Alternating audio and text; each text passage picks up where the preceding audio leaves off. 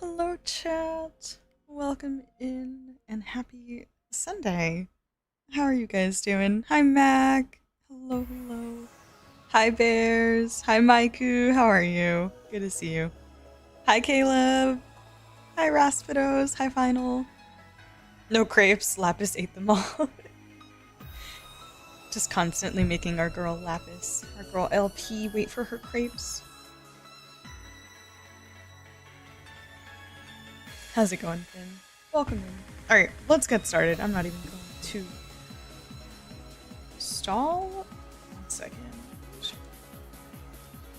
Again, I think today will probably be another shorter one, just with kind of the cadence that we've had in this post-game stuff. It's still a bit difficult to gauge, but yeah, I don't mind doing these like shorter little segments.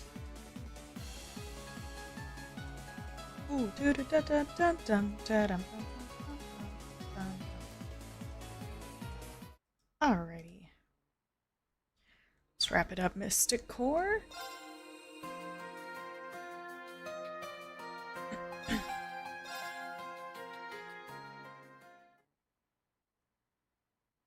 Just reset the corridor for more crepes. Today's been a chill day. Had a nap after work. A nap sounds lovely. I have no idea why, but I stayed up very late last night doom scrolling. And I get mad at myself when I do that, because if I'm gonna stay up late doom scrolling, I might as well have just played games or done something a little bit more productive. But sometimes you it's rare that I doom scroll, because I don't spend a lot of time, like, maybe on YouTube every now and then it happens, but like doom scrolling on TikTok for hours at a time is not something that happens to me very often. I did do that. I did do that. Like miscellaneous stuff, and it's fine. But like I could have watched a movie, I could have watched some anime episodes, I could have played a game, you know, like all those things that could have lended to progress doing something. And instead I was just scrolling on my phone until I think it was almost like 5:30, 6 in the morning. So bad. So bad. Okay, I was going to see if I could grind a little bit for a couple characters that I wanted to level up, but I didn't get a chance to. I do have a Daydream, though. I didn't realize I still had more. Yeah, I do have another one. Let's go see. No, thankfully not really real world stuff. I scroll past that stuff very quickly. Oh my god, I'm sorry. Yes, I did the ZEROTH stratum. Like I did the midpoint, depths, and midpoint was a Valimar battle. And I have not done the depths boss. Hi Moon, thank you. How are you doing? I hope you're doing well too. It's good to see you. Zoom scrolling when you enter the zoom zone. Yeah, it is really easy to lose track of time when doom scrolling, for sure. I do that with Twitter and Instagram. Yeah, luckily I don't have, I mean I have an Instagram, but I don't use it anymore, so I don't even log into that. And then Twitter, I only really use it for art and like keeping track of like artists that I enjoy and stuff like that. So I'll log into Twitter, maybe scroll for like a few minutes and then put it down. But yeah, TikTok is the bad one. And YouTube. I could easily get sucked into watching just miscellaneous stuff on YouTube for hours. Crazy we can just wipe out a Divine Knight on foot these days. Yup. No. No soldats needed. No soldats needed. That was wild. It was a difficult one and he kicked my butt a little bit, but I got through it on the first try.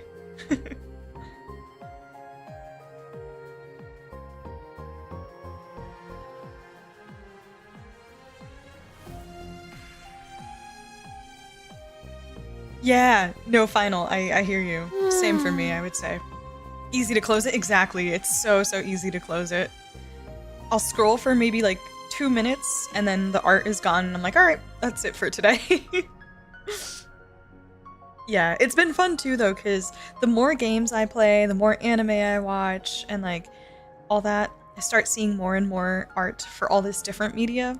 So the selection is larger nowadays with art. It used to be like only Genshin art for me. So it's been fun. I get Trails art, which unfortunately occasionally spoils stuff for me, but that's besides the point. Super sore muscles from yesterday, but other than that, all good. Ooh, what were you up to? I hope you're feeling okay though. Alright, let's see. Sealing stones unsealable. Do this. Whoops.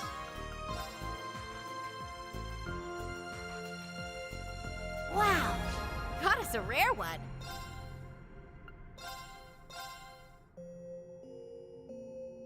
Alright, I probably can do these off stream, because these are not a rare one. exciting per se, but...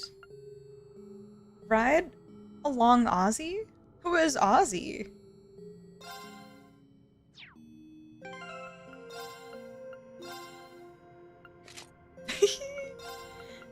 What the heck is Ozzy? Oh! No!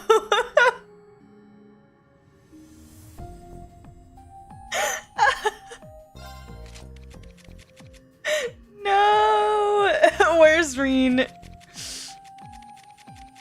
Reen! That's Crow.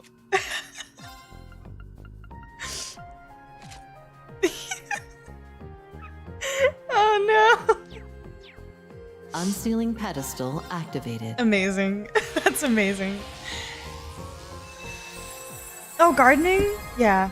Bit of a bigger project. Oh, still. Some family time. Yeah, I just gotta be mindful of what you click like on. Took me a couple days to get trails into my timeline. Yeah. Mini Osborne. He actually looks really cute in doll form. Wow! Got us a rare one!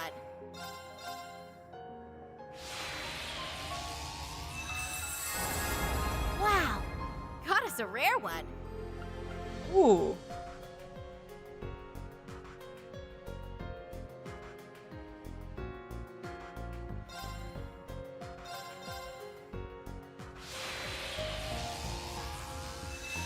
You guys don't wear your trauma on your sleeve? Wow! Got us a rare one! Oh, Reen's black shirt. Dire gladiator belt. Hello. Ooh, Wazzy, that's for you, I think.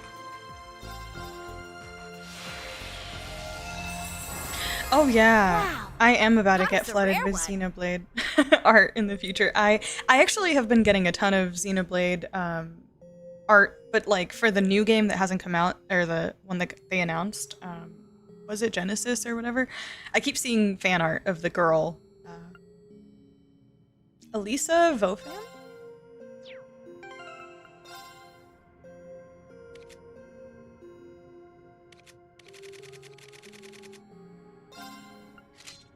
Whoa! Scandalous! Ooh, okay. Alright. Okay, girl. Okay, I don't know how the physics on this dress work exactly for the boobage area, but you know what? We're not gonna question it. Slay. Slay with the platinum hair. Oh, that looks so good, actually. Unsealing pedestal activated. Yeah, I look forward to the Xenoblade art eventually. Wow! Got us a rare one! I haven't started getting any Kingdom Hearts yet, although I've only touched the game like a little bit here and there.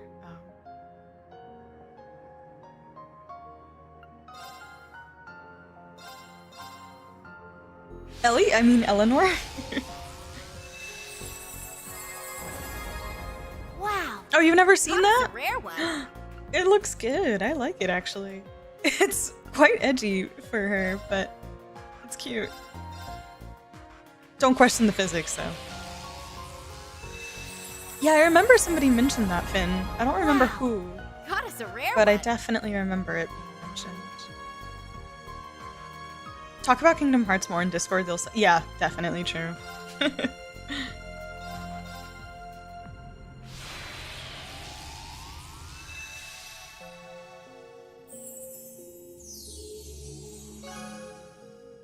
Miranair.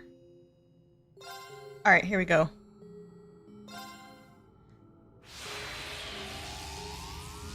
What could the next daydream possibly be? Through memories aglow? Reen and Osborne. Ooh. I thought every millennial has played Kingdom Hearts. Yeah, no, I never did. I never did.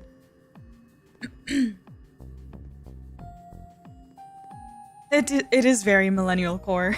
You're right, though. That's so true. But yeah, I never did play any Kingdom Hearts or Final Fantasy, so I think probably a lot of it felt like it was kind of marketed towards like very Disney and also very Final Fantasy, and I hadn't played any Final Fantasy, so the games didn't really call to me as someone who was more into like Cartoon Network, more so than like the standard Disney characters like Mickey, Minnie, and all that stuff.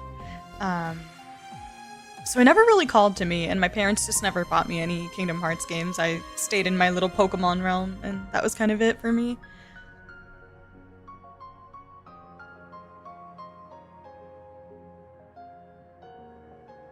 The trivia one? Yeah, Crimson. I love the trivia one, it's fun. Also played Kingdom Hearts late, played it shortly before 3 released back then. Oh, gotcha. Okay. Yeah.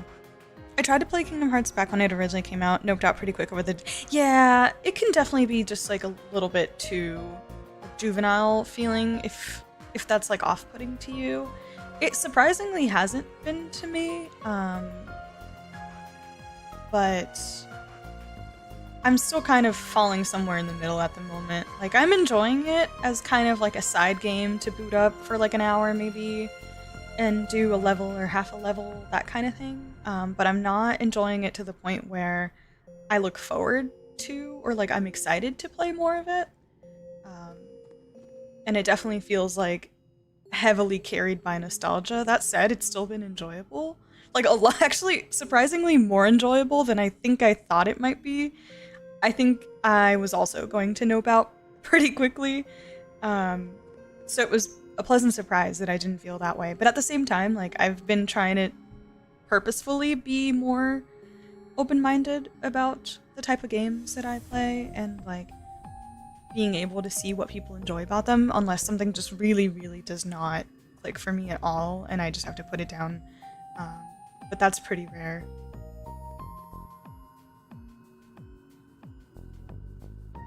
Funny you got this daydream after. I know, I literally just put Reen and Ozzy together. Look at him. Look at him. His big ass head.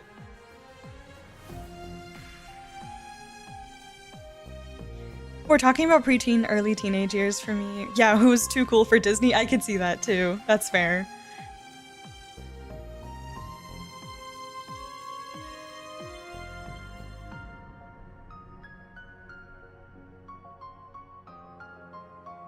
I guess I was just spoiled. I grew up with classic Disney, Renaissance Disney, Cartoon Network. Yeah, I grew up with all of those too, but I kind of phased out of the Disney, like the more juvenile leaning Disney stuff pretty quickly and was more into like the anime leaning things on Cartoon Network. There was a lot of shows on like the kids Nickelodeon and the live action Disney stuff that I enjoyed more than the animated Mickey type stuff. So yeah, I don't know. Grew up in N64 kid, but when I got a PS2, I went back and played all the PS1 RPGs. That's awesome, yeah. Pretty normal with Kingdom Hearts 1. Yeah. It's a game with whole ass mechanics, which is fun. Yeah, mechanics indeed. I was into Kingdom Hearts through the first two, but I fell off before 3. Unfortunately, they made the handheld's critical story plot, and I didn't have a handheld. Ah, yeah, that's so unfortunate. All the split between different consoles and everything, and then not making stuff readily available to people is definitely one way to kick people off of your fan base. Or like, you know, being super dedicated, because not everyone can keep up with that. Cartoon Network, Toonami, my beloved. Yes, me too. Like, literally my earliest memories of anime are both Sailor Moon and Naruto. And I remember, was it like Zach Bell or Zatch Bell? There was a couple of other like miscellaneous Cartoon Network shows that I would watch. I don't know if all of them were necessarily anime, but they definitely leaned into that like side of Cartoon Network more than some of the standard shows that were on at like, you know, 3 p.m. to 8 p.m.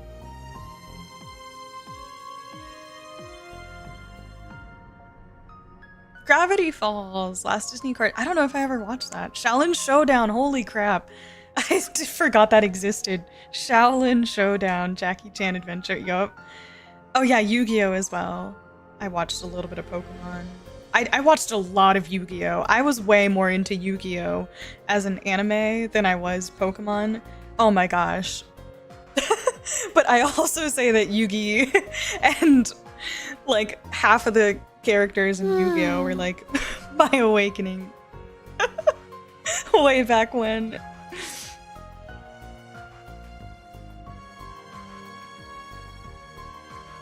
Slab of Reminiscence activated. Through memories aglow.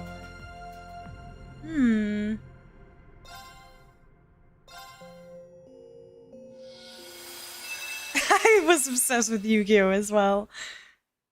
I've gotten back to rewatch some of it a couple times in the past. I'm not gonna lie. I don't know why. Something about Yu-Gi-Oh! Is so rewatchable to me. I love it. Guilty pleasure. Yu-Gi-Oh! Goes hard. I think I just love all the like Egyptian theming and stuff too. I was always really fascinated by that. So cool. Oh, Billy and Mandy. That was not one of my favorites, but I did enjoy it. Ash never catches anything and lets half of what he does like what he does go. Oh, Ash. Alright, let's lock in. 3 months after the Battle of Jormungand's end, Major Revolt had sent me a confidential letter. I had no reason to decline the request within, and so I paid a visit to Valflame Palace. Could you give us some privacy? Certainly, Your Majesty. Oh, I thought we were visiting Claire. I was like, yay. So this is it. This was my dad's study.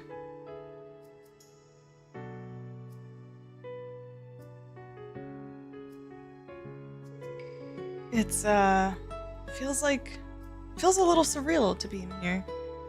I understand why you would feel that way. I had come to sort out his belongings after the war's end, but to my surprise, there was nothing left to sort. He never was one for displaying sentimental goods and the like, but I can only assume he disposed of what little he had beforehand. I could see that for him, yes. But if there's nothing here, what is it you said you wanted to give me in the letter? Ah, it'd be something I found in the ashes of his fireplace. This is...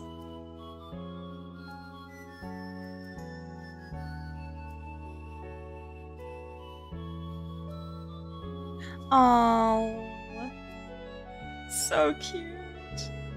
Judging by its state, I should think it came from his diary. Nothing else remains of the diary itself, unfortunately, but I thought you should still have this. Please, take it. Thank you, Your Majesty. This is more than enough for me. Knowing you treasured this photograph till his last days means more than words can say. I'm grateful you thought of me when you found it. Then all is well. He's a lucky man to have you as his son. It was regrettably difficult for me to mourn him in public with his role in this war. But I heard you were able to carve his name into the grave he'd made for your mother at your old home. Oh!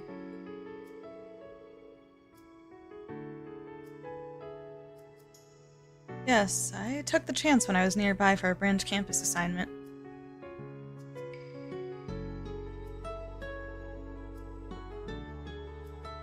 It's a quiet area of the suburbs, so I'd like it if he and my mother could rest in peace there.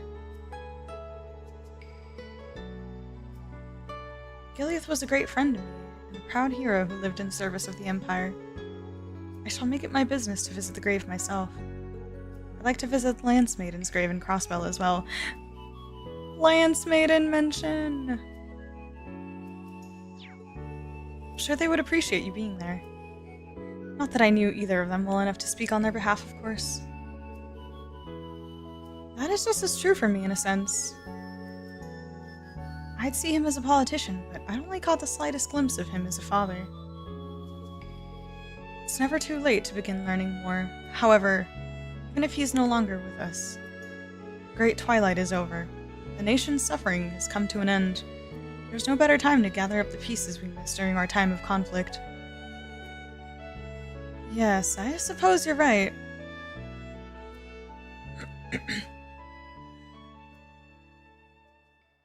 Wait, spoilers in chat? Oh, did someone post a spoiler? Hold on. I missed it. That's good. Okay, cool. Thank you for the heads up.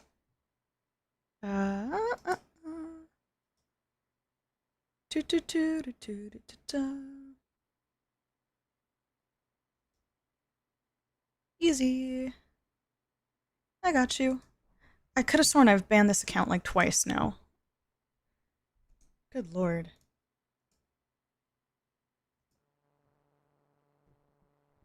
Gotta pay respects to Reen's pseudo-stepmom. I know.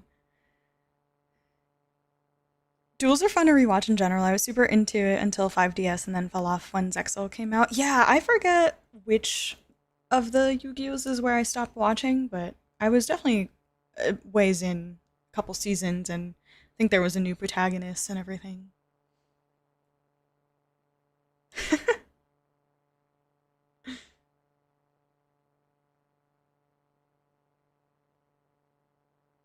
Hi, Ellen Gale. How are you? How's your PTO? Someone pinch me, I'm dreaming. I tune into a stream and Emperor Eugent III himself is on the screen with actual lines of dialogue. You mean he's not a cardboard standee? He speaks. He's real. Thank you for the heads up, guys. I appreciate it. Daydream. Through memories aglow. Oh, this one is so pretty with the, like, sunset color.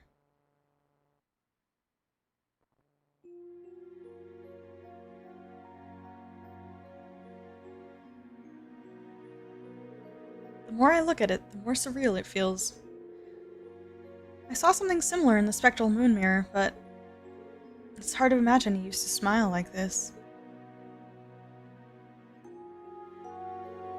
Guess that goes to show how little I really knew about him. Hopefully I can find more little things like this and take good care of them.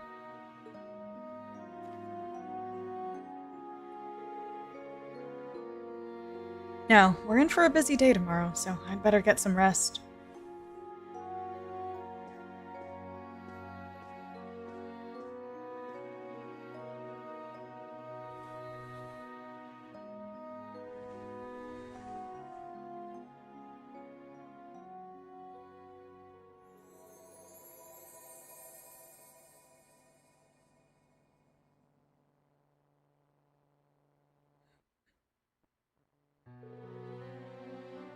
I have accepted the Ebon Knight, but it is not by its will that I have chosen to bring destruction to the Empire.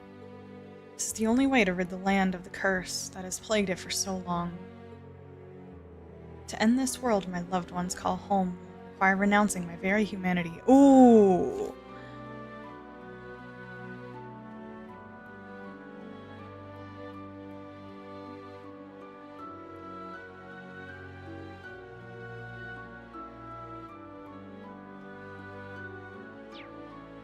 Ooh!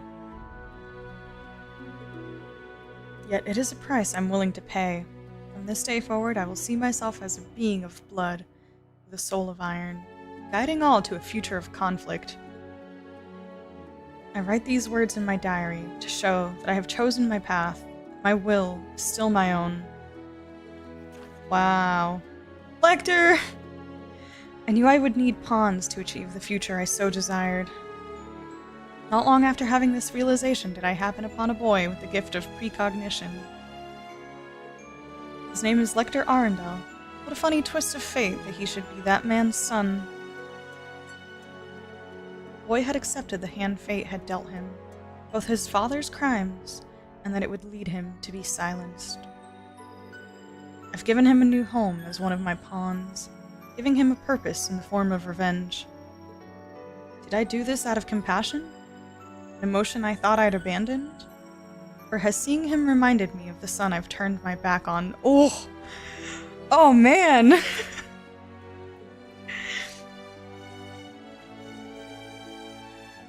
His father's crimes came to be the whispers of the Ebon Night. There's no reason for the child left behind to carry the weight of such an incredible sin. Oh. I know not whether his foresight has allowed him to see the ruin I am to bring about. But regardless, he has accepted my offer with great interest.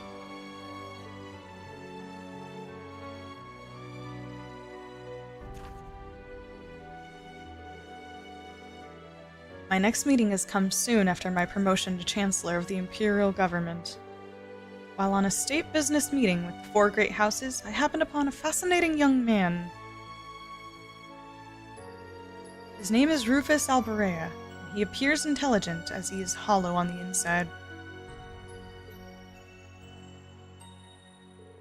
He thinks of me as his true father, and he believes that besting me will give meaning to his existence. It feels almost cruel to find myself being called someone's father again. But meeting someone who seeks to do more than I ever could has been a fine boon indeed. May he show humanity's potential. May he prove we are not powerless in the face of the curse, nor are we simple pieces on a game board.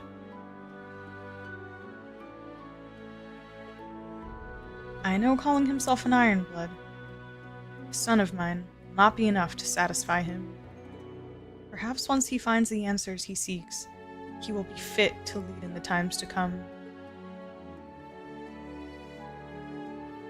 Oh my god, this goes so hard. What the heck?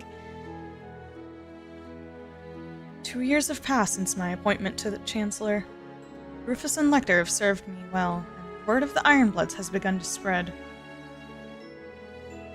What has dampened this just so is the passing of an old friend from Thor's. The circumstances surrounding his death are highly suspicious, enough for me to suspect that the Ebon Knight was to blame. It was when I went to handle the matter personally that I happened to meet his daughter, Claire Revout. In a clear manifestation of the Ebon Knight's dreaded hand toying with Erebonian lives, tragedy had awakened a peculiar gift in her, a kind of enhanced cognition. I chose to leave the matter of her father's death in her hands, and though it pained her greatly to do so, she has demonstrated the resolve to stand against destiny. Thinking this meeting to also be fate, I have invited her to join the Ironbloods as well. What she will discover on this road to ruin, I do not know, but on behalf of my friend, I intend to bear witness as she finds it.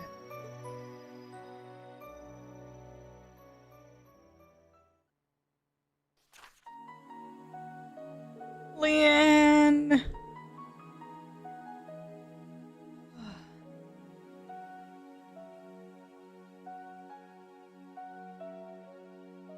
I visited Jirai, and after negotiating with its mayor, it was agreed that it would be taken as a province of Erebonia's.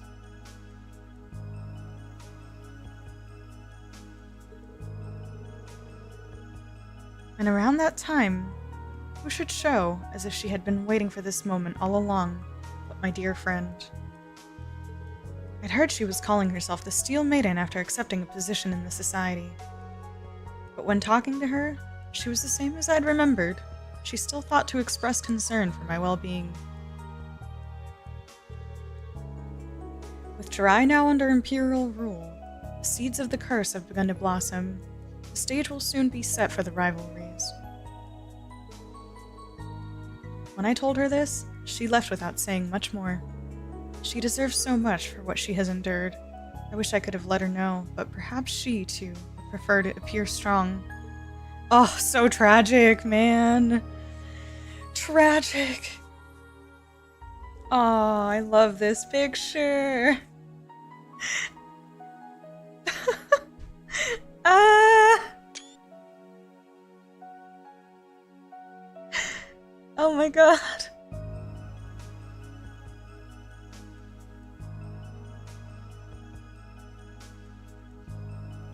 Also, I'm glad your PTO was great, Ellen Gale, but I feel you. It's nice to come back home and get to relax and chill again. Yeah, all these flashback pictures are so great. A fourth member has joined the Iron Bloods. Her name is Milliam Orion, a new model homunculus with a nearly last in her line serial number, OZ73. As pure and innocent a being I have ever seen, she was quick to gain a sense of self, developing in the blink of an eye. Oh my god! This is such a cute picture! I love how, just because the grayscale and everything, Lecter just kind of looks like Reen here. Ugh.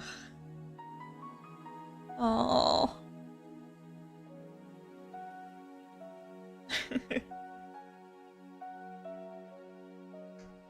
Milliam has been able to give the other Iron Bloods what I cannot. Oh my gosh, so cute.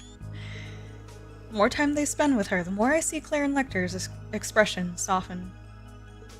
I can only hope that through her, they have regained a small portion of what the Ebon Knight took away. What a sinful manner of forging a sword. What a fitting manner with the end it is destined to bring. I have long accepted that I will bear any sin for my goal, knowing full well my fate will be to accompany Ishmelga to Gehenna's depths.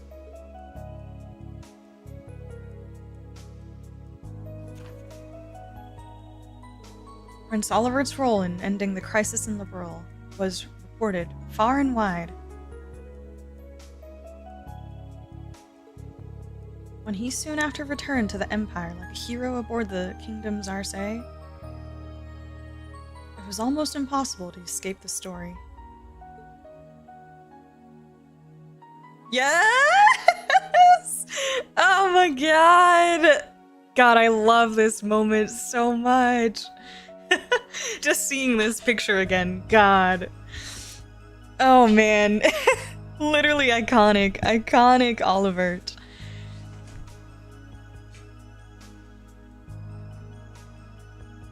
I visited Liberal to offer my own greeting before his departure. But by doing so, he reminded me once more that he is a man of endless surprises.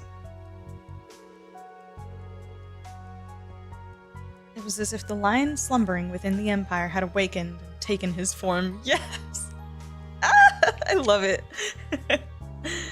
As I executed my plan to fill the world with conflict, he seeks to find a third way.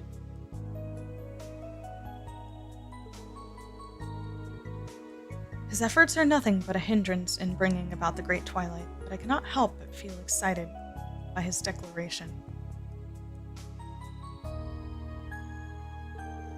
If he's going to challenge me, then he had best put up a worthy fight. The conflict he seeks to stop will be great enough to engulf even Crossbow. I look forward to seeing how he intends to counter it. Ugh, I love this picture. Always happy to see it. Any callback to this moment.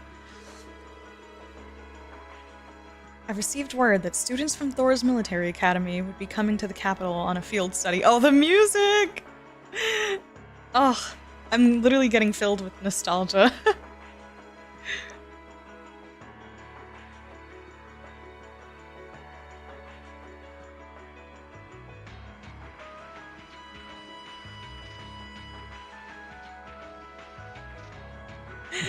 scene in his uniform. He looks so young. And among their class, 7 was a familiar face. I'd been given updates on his growth from Teo and Claire, but it was the first time I had seen him as a young man. I could see right away that he had become just like his mother, a kind soul who valued the well-being of others over himself.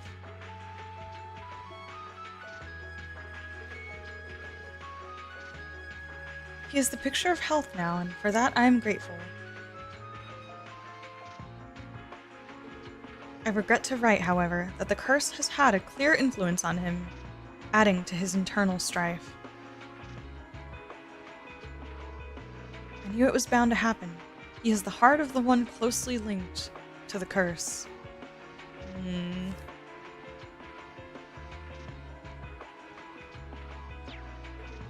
I dare not think of Kasha's face as she watches us from heaven, or the pain she must feel seeing the cruel fate I have thrust upon our child.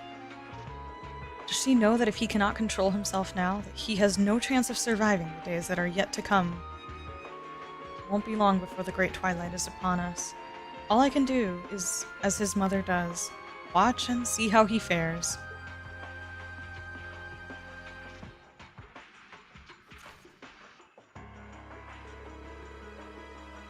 Crow! October 30th, the newly independent Crossbell destroyed our Gorelia fortress. As foretold in the Black Records, this led to Erebonia declaring war on Crossbell. There was one development, however, that it did not foresee. Crow Armbrust, the grandson of Jirai's mayor. Dude, I love this fucking picture. I know, OGC. Oh man. Also, Nicholas, yes, Milliam is playable. Osborne is not.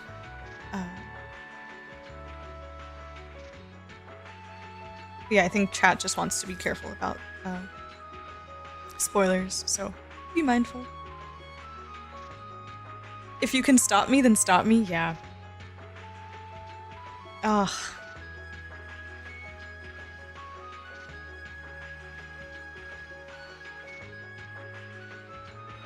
I love this picture so much. He was but an ordinary boy on the surface, belying the searing behemoths beneath his skin that gave him the strength to match even me. Though everything has been proceeding as planned, it's allowed me to see the heights of humanity's potential for the first time in a long time. The crow aura farming pic, yup.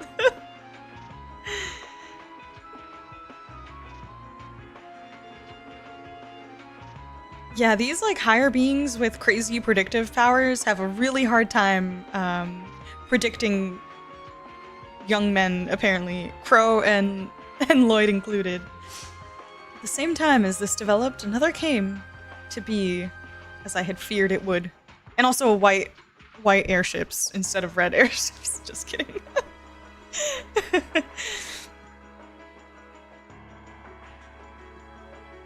Elysium versus Black Records in a choke-off.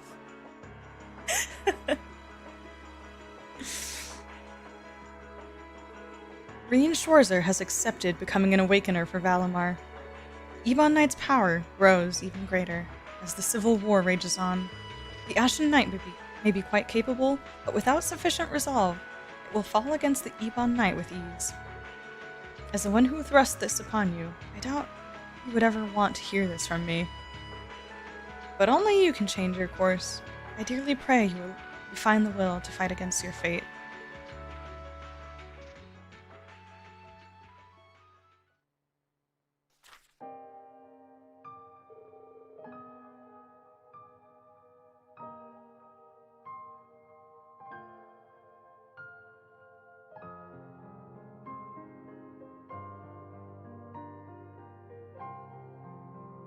July 18th.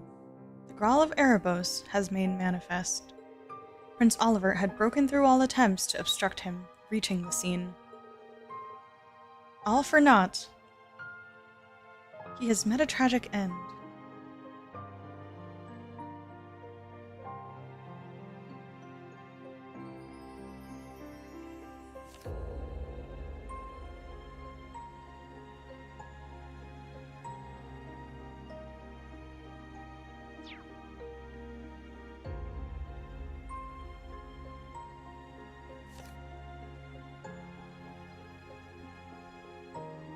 All for naught, he has met a tragic end.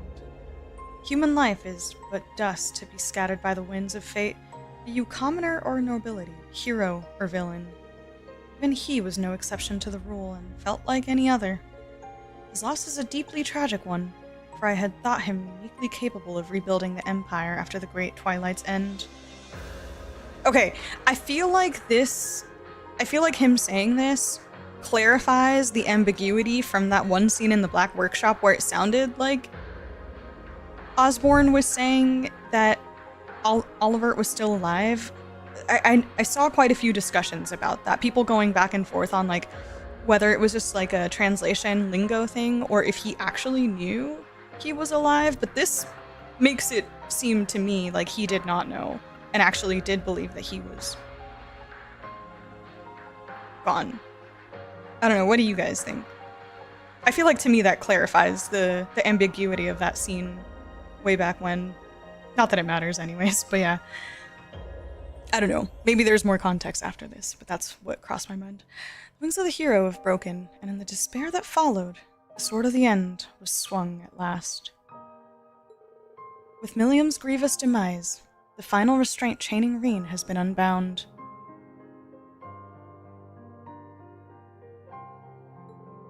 He has been consumed by the curse, becoming the sacrifice decreed by fate so long ago. I nearly thought he would succeed in suppressing its hold on him, with how long he fended it off. It may be for the best that he will live through this miserable period as a mindless ogre. Ugh. By the time he returns to his senses, the Ebon Knight and I will no longer be of this world. I would ask that he be able to rest until the rivalries have reached their climax.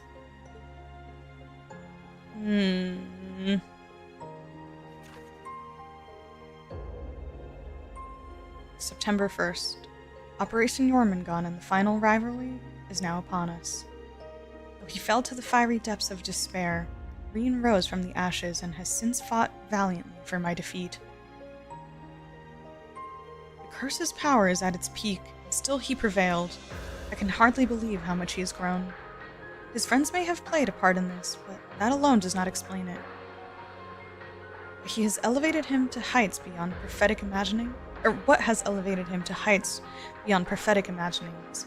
I wish I knew, as much as I wish I could have learned it by watching over him as a father.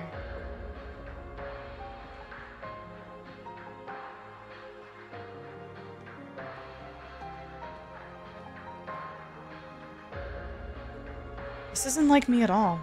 I shouldn't be losing myself at such a critical point. Should he somehow defeat me, my son will be forced to bear the full weight of the curse's power.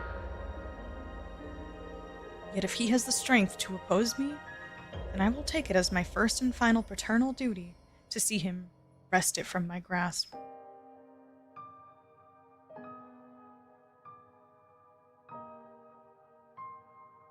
Man, this is weighty. I'm loving this. To hope for miracles in this world is a fool's errand. Still, Goddess, are you so merciful as to lend your ears to one such as me?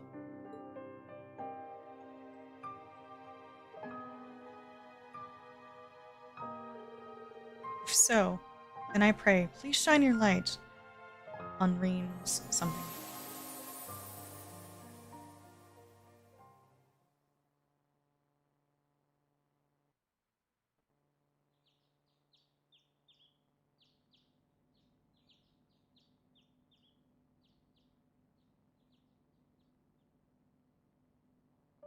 Huh? Aww. Please shine your light on Reen's future forevermore. Huh? Aww, Reen. That felt too real to be a dream.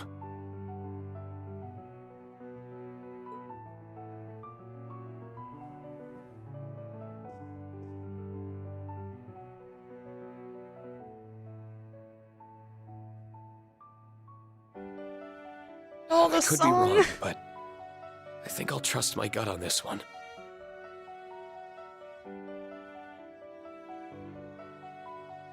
He was always prioritizing the happiness of others, while shouldering burdens one should never have to bear alone. Like father, like son, huh? I wish I could have done more for him. Oh, this song is so beautiful. Wow. Great song choice for this.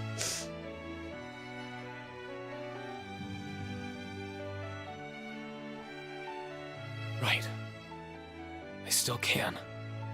My father gave me life, and my friends gave me a reason to live that life.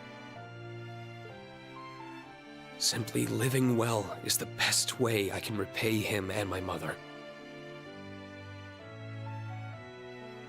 That doesn't absolve the bad, but...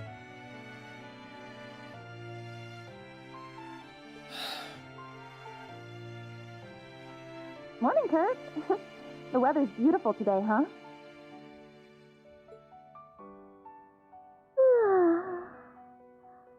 I'm so bad at waking up early. Good morning, Yuna. Altina. And what a coincidence. Muse and Ash are coming out at the same time.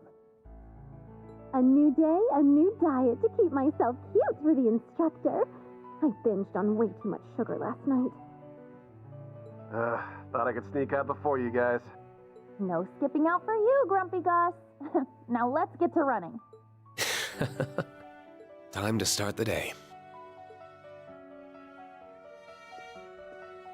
Chat, I'm not crying. I'm not crying. Nope. Me never.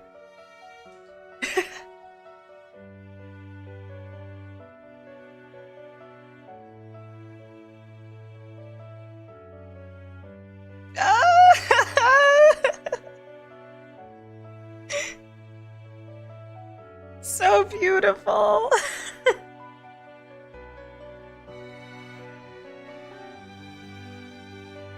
That's it. No. Oh, that was so good. Short and sweet, to the point, and a lot of really great context from the Osborne side. Stunning. Nope, still not crying. Nope. Nope, not me. Let me run to grab my tissues really quick. Oh, so beautiful. I love that. Ugh. That was so beautiful. Yeah, that was cool. We got some clarification from like the Osborne side of stuff. And yeah, I know a couple of you said that yeah, it helped clarify for you guys about the whether Osborne knew or not. But yeah, not sure if the writers knew at that point, right? Perhaps. But yeah, at least that was always like something that after someone pointed it out, it was always on my mind, because I didn't really like catch it or interpret it that way, but then when they pointed it out, I was like, oh, interesting. But I think I was still in the camp of he didn't know. At least that was what my gut was telling me, but it was cool to get this clarification. Time to start the day, indeed. I know, a memory of a happier time for both Rena and Osborne. I know, Crimson. Also, Rena Lisa, hello. Welcome. Seems to be a fan favorite. Yeah, that was lovely. I loved it. I'm glad that Rena's finally at a place where he can feel okay about himself. Yeah, I think they've done a really good job with like kind of putting a bow on it a little bit with some of these last moments for Reen and Reverie. Especially that moment where he chooses to stay behind and let Lloyd go to get Rufus back. Little things like that. But yeah, even with this daydream and some other moments as well. I'm not crying, you're crying. Yeah, I think that's why it's so powerful, because I feel like with Osborne, we've had all the pieces and we have enough to draw all the conclusions, all the assumptions, all the like understanding of his morals, his intentions, his motives, his choices, and his feelings along the way as well. But getting to fully experience, kind of from start to finish, from his point of view is so unique. And I think it just, because it was so concise, again, this is a perfect moment of, this was so well done because they didn't draw it out. It didn't need to be super long. Like, they got to the point very quickly, and it was really, really well done. We got all the way from the start of Ebon Knight to Lecter to Rufus, Claire, Milliam, and then to Reen and the rivalries. Like, the entire story just wrapped up from his point of view. Yeah, that was just tea. It was great. Loved it. No worries, Moon. Thanks for being here. Catch you next time. Have a great week. Okay. This is why a moment like Reen saying, "Why are you live in CS2 compared to Osborne and Kasha wanting their son to live?" hurts so much more. Yeah. Just in general. The whole Osborne and Reen journey has been such a roller coaster. Gosh. Hi, Keppa. Yes, we just finished it. We just finished it. It was great. I loved it.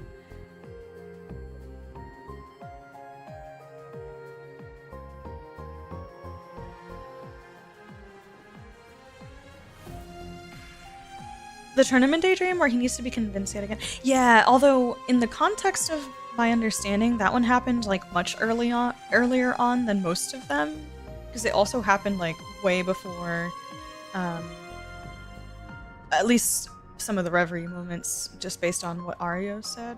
But I hear you though. Yeah. Yeah, there's definitely some inconsistencies here and there, but I'm willing to overlook them for the good moments. Yeah, he appears intelligent as he is hollow on the inside. I know. Yup. Keppa. Yup. Oh, that was so good. I wasn't expecting that. What a great... another late game daydream. Yeah, these late game ones have been top notch. I'm so thrilled. So good. Okay, I think that was it, right? Did I finish all my gacha Unsealing pulls? pedestal activated. Okay, so I think this is so awkward, chat. That was really short. I was expecting my next daydream to be longer, so we finished that very, very quickly. I guess it's time for the depths. Actually, let me change my team, I suppose. I didn't get a chance to level up some characters that I really wanted to level up, but such is life.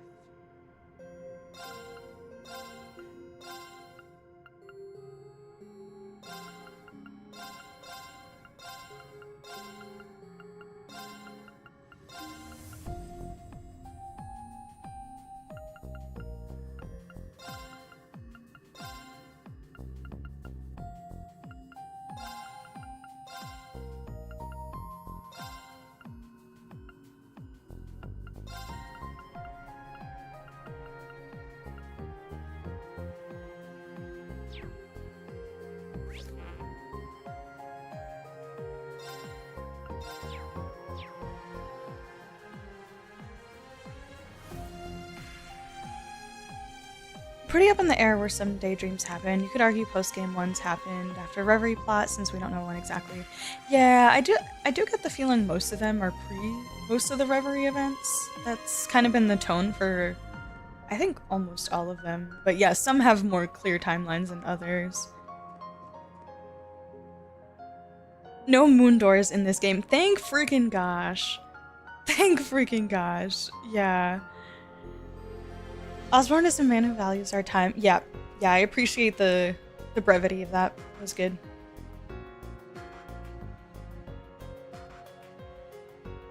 I don't think I have Elisa's red hair. She has a red hair variant?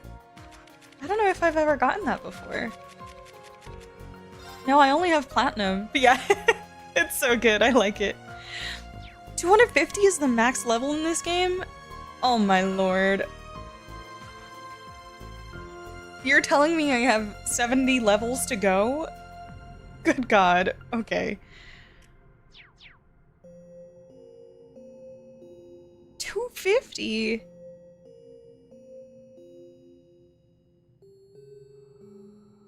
A lot of them did reference the wedding. Yeah. Yeah. But I kind of just assumed all of that is taking place between the wedding, or mostly like after CS4 between the wedding and Reverie. But yeah, there was a couple things that obviously happened right before the wedding, like the Blue Blanc stuff.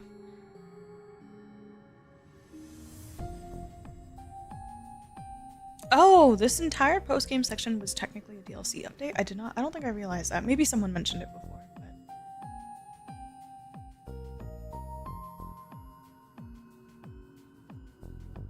I remember when Nikobe started third, the first 2 uploads were 2 hours because he got stuck in cutscenes. Oh my god, yes, super. I have not watched his third playthrough, but I can imagine because, yeah, between the like Tita, Agate, Erica one, maybe even the Chloe Lecter one, yeah, there was a couple that had just like obscenely long cutscenes, and you can't save in the middle of the daydream, so you have to follow through. Annoying. Annoying. Luckily, I was playing on my Steam Deck, so I could just pause it and come back to it later without saving. But yeah, definitely painful. I appreciate the idea after the war. Canonically, the whole team let themselves go and started to dye their hair, dress in ridiculous outfits. Oh yeah, gotta live it up, Ellen Gale. Gotta live it up. How far are you now? Pretty far, I would say. I don't know how much we get in the ZEROTH stratum and everything, but I am in the depths, so... We're almost done, I think. This looks insane. We got blue pleroma grass waiting for us. I do love how you get these random references to the daydreams in the main plot. Yeah, like the tournament mention. Yep, agreed. Really fun to catch on to them once you've already seen them. Yes, I would imagine that replaying this or rewatching this, I would catch on to way more. The tournament one clicked because I had that in my mind, that I was really confused what Arios was talking about. But I don't know if there's been other references and I probably completely missed them, but yeah. Also, Zeiku, hello, welcome in. How are you?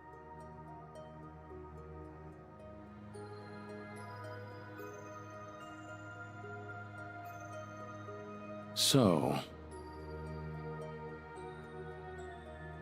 Never a good sign. Nope.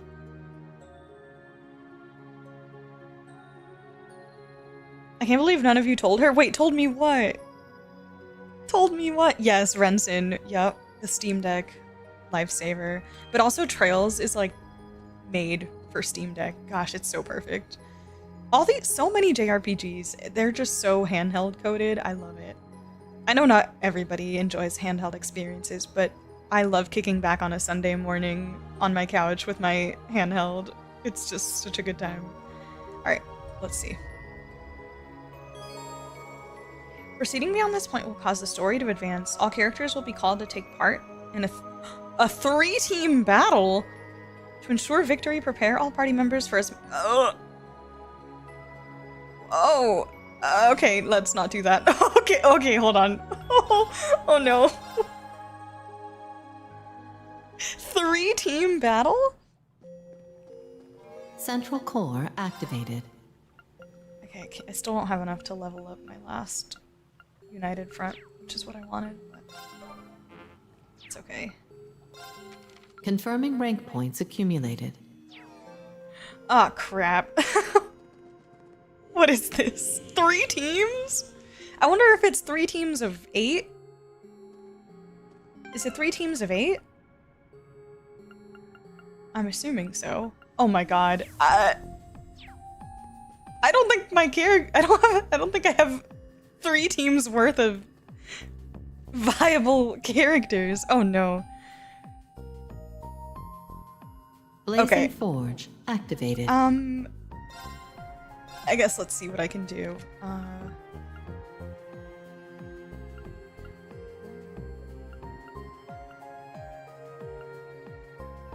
Oh my gosh. Okay. Whoa! How do I get Aberrant Orb? Is that part of the rewards on the thing? McBurn only. Strength, defense, ATS 200, speed 30, CP gained 100, auto CP up plus 10 per turn. What the actual hell?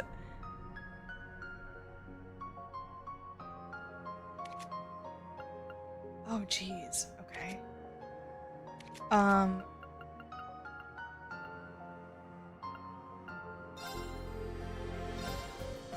Alright, well, Reen always gets his weapon.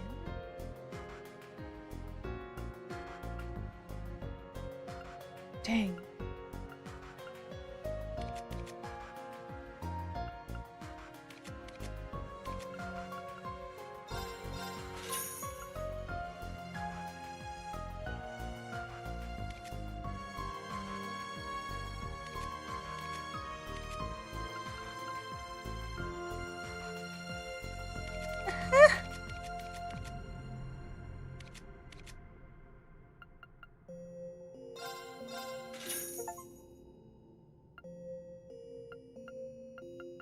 Do these also take...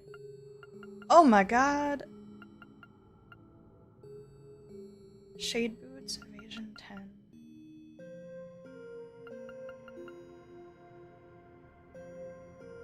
I have so much new material, oh god.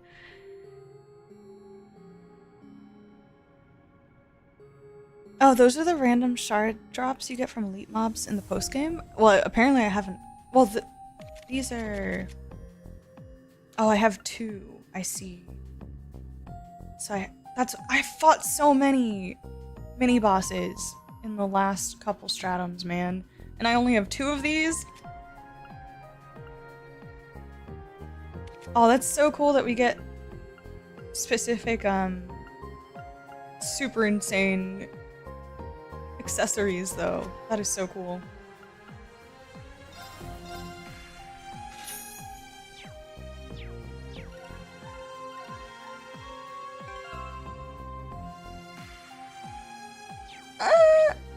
Okay, didn't I get a piece that I wanted to put on Mozzie earlier? I think I did.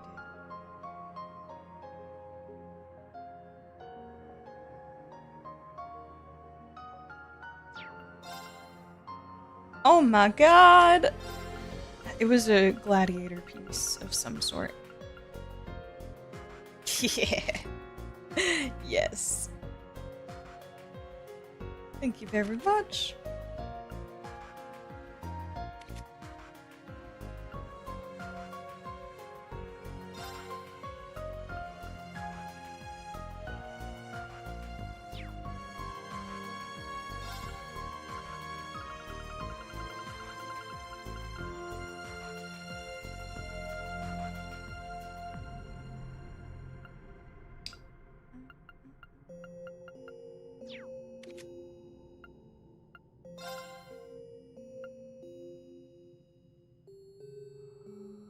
Some CP.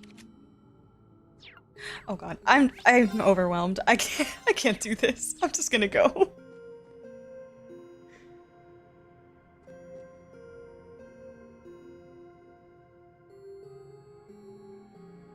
Yeah, the fact that they made one for everyone, it's so freaking cool though.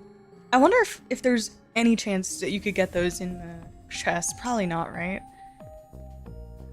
Got loads of people off back on release, but for fiends like us, I was prepped and ready. I mean, I have like... I guess I don't know what the boss level is or anything, but I have definitely more than 8 characters. I just don't know if it's gonna be 3 parties of 8, then I might be a little bit concerned, but we'll see.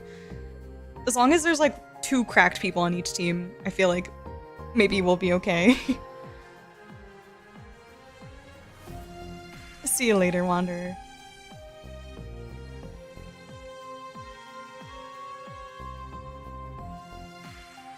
More than you know what to do with, absolutely.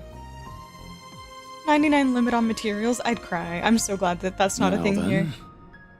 They don't drop from the floor guardians, only the regular elite mobs. And they aren't guaranteed, you might get a silver sphere instead. If you get shards though, it'll be for a frontline character. Wait, so only the regular elite mobs? So not the floor guardians? Okay, understood. Yeah. Yeah, the one, like the mini bosses on each of the regular floors. You mean?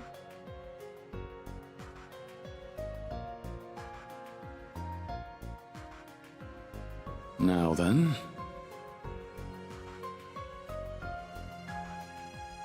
I do have droplets. I'll see if I can do some of this without.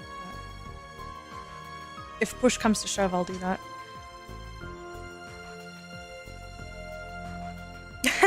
Chat! You can always turn down the difficulty. Do you even know me? I'm so stubborn. I appreciate that though. I will consider it.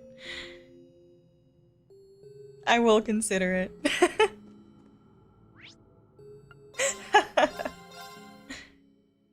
I will judge myself for not believing in Mon hard enough.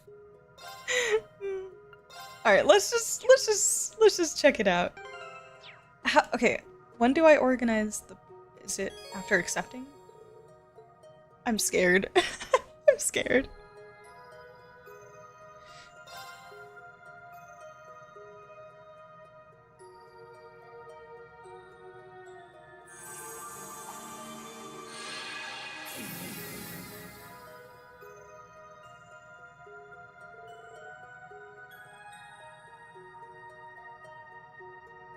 I'm amazed you came all this way. It would have been in your best interest to leave me be. And we'll have to agree to disagree. We're glad we could finally reach you. Do you want us to keep referring to you as the first OZ, or would you prefer to go by another name? I have no name. I'm not Kia, nor am I an Orion.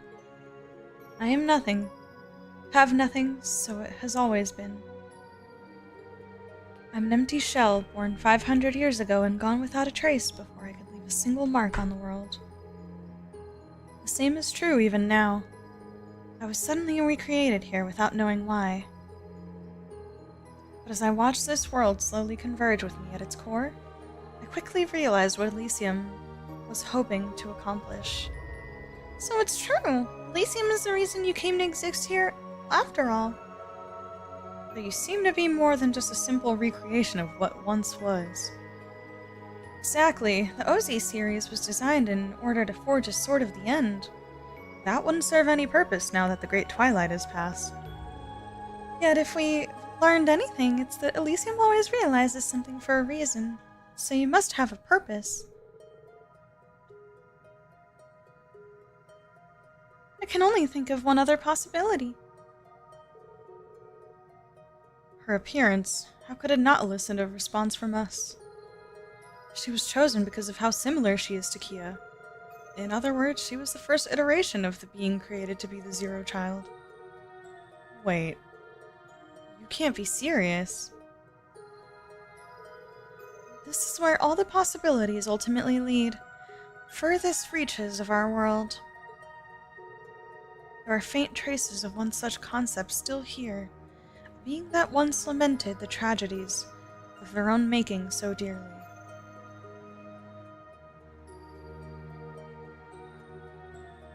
Oh my god, wait. They dissolve their own causality, vanishing from this world. Is this what I think it is? A fragment of fate so small that no one should be able to even detect it. A fragment of fate? A being that dissolved their causality? Oh my god, it is! It is! When Elysium was corrupted, it achieved the impossible by calculating that being's existence and realizing them. It hoped in doing so that it would recreate or create a new world with Crossbell at its center, while eliminating all obstacles in its way. Thought so. It all makes sense now. To think this ties as far back to the ancient Sumerian civilization. So this still connects to everything the SSS went through 3 years ago, huh? It seems that way. You gotta be real twisted to use a creature like that as your last card. Worse, it's used all the chaos that's in Crossbell to grow even stronger than the original. Right here with you at the center. Now we know the root cause behind what's been happening in the Reverie corridor. You've probably been trying really hard all this time to keep the problem at bay, haven't you? By using yourself as a key to keep it locked away. I understand now. Indeed, the pieces have fallen into place. And now that we know just what we're up against, there's not a moment to waste. As I have told you, your efforts are futile. Balance shall be maintained here so long as I am here to will it. She will never wake up. She will never be able to cause harm to Zumeria. I'll make certain of that.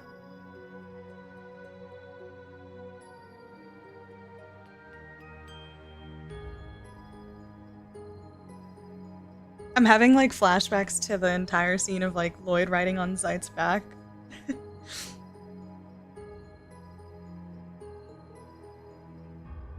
But where does that leave you? Really up for holding off something that almighty for all eternity? There's nothing more for you here. You must leave and return to your own world. For you, this space is not but a fleeting dream, an illusion. That is how it should be, just as how I should meet a similar end as she did. I am destined to wait here in silence and alone till the end of my days. A dream or illusion?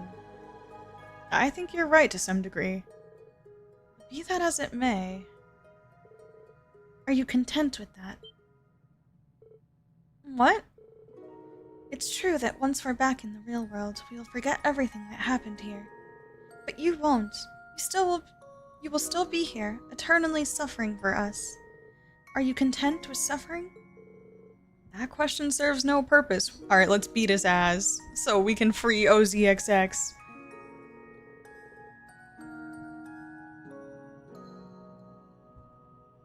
None of this should be happening at all. I shouldn't even be in existence. What reason would you ask that of an illusion? Whether you perceive yourself as real or an illusion doesn't matter. I want to know how you feel.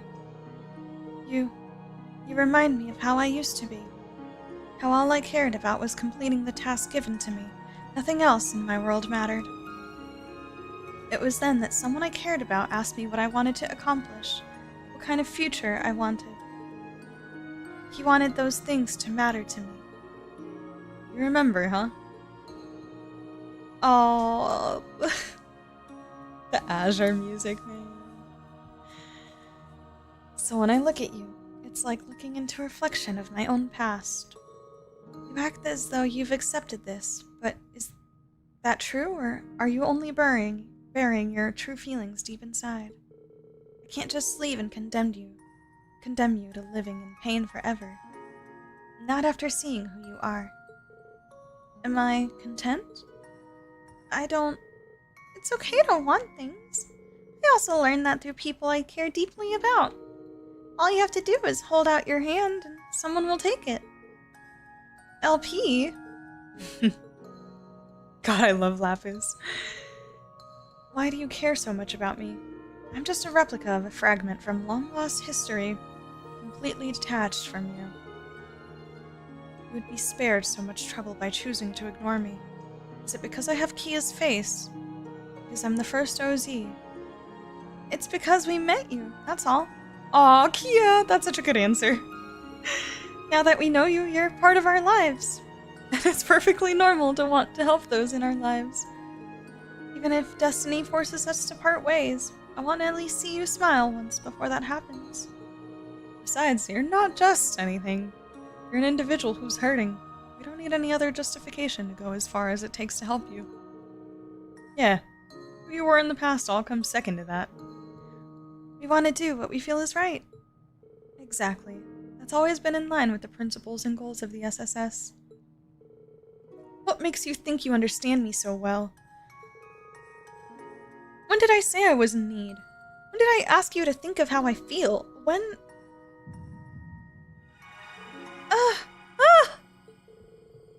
What is this mana? It's resonating with the Pleuromagrass. Our mental state is causing something to awaken. No, I can't let myself think like this. Deja vu. She's gonna wake up. Oh boy. A 3-team fight against Demiorgos? Oh lord. You've been trying to lock away your sense of self this whole time, haven't you? But you don't need to do that anymore. You've suffered long enough. Leave the rest to us. You don't need to shoulder the burden alone anymore. We're here to carry all we can add, and more. Don't worry, whatever comes of it, we can handle it. Damage wrought by Elysium was always ours to heal. Speak from your heart, reflection of the Zero Child. Tell us what you truly want. Aw.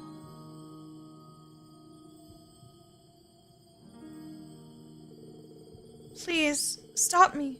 No, stop her. Set her free. Let her finally be at rest.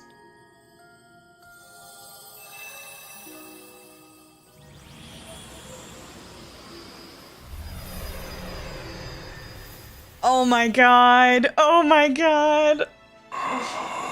Oh my god, you guys.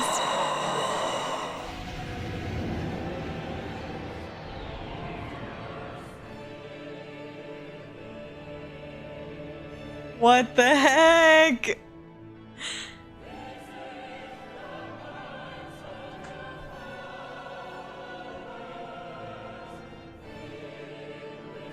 The music! I know! Oh man.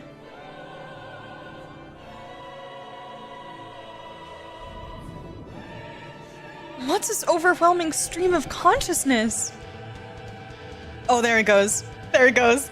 Dun dun dun dun. It's as though it's conveying its very thoughts through pure mana. But this is... Oh my god.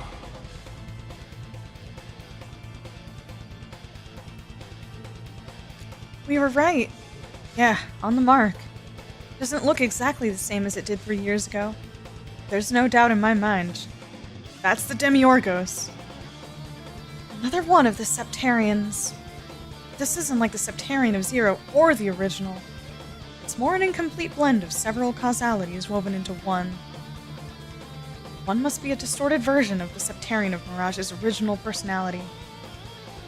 However incomplete it is, it still houses the power of one of the goddess's gifts. This isn't gonna be easy. And yet, we'll still come out victorious. It could easily go out of control at any moment. Watch yourselves. Thank you, Celine. Genesial Demiorgos. Anomalies detected. Oh dear God. Identify yourselves. It's time to make a little girl's wish come true. And we won't fail. I'll put all I've become as the final OSC on the line for this. We will set her free. We have to. This is it. There's no stopping now, so you better be ready. I am. Go on. I believe in you. Fight with everything you got, so we can all make it through this. Hostile intent detected. Oh my god. Those who oppose extinction must be eradicated. Activating defense mechanisms. Commencing eradication.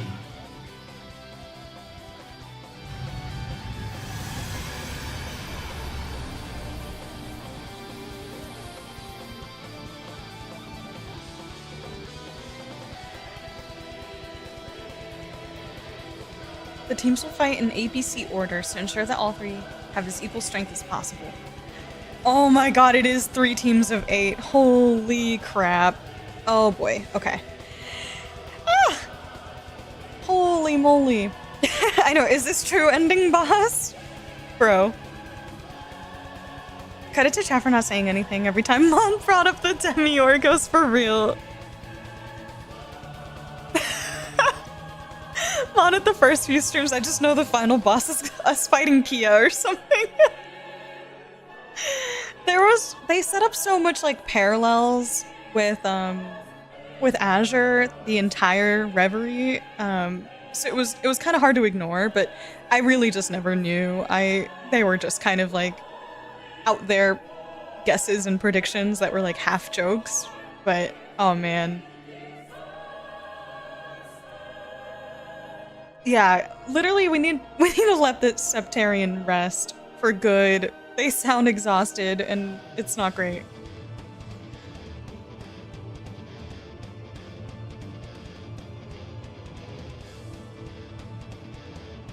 Okay. Let's see what we can do here.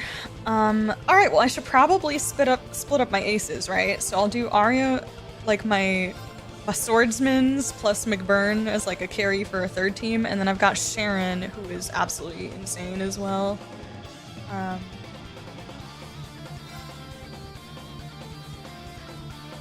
Alright, let me sub in all the characters that are actually leveled in as like a start.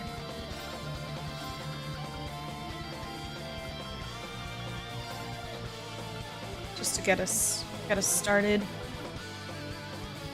Is there anybody else?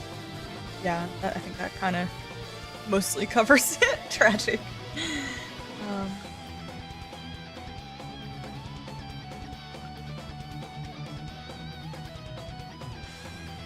Alright, well, I'll make do somehow. Not you, Lapis. Sorry, girl. Ash, I like using you, but I did neglect you. The fact that I pulled Angie so she's 150, which is higher than half my characters, is kind of annoying.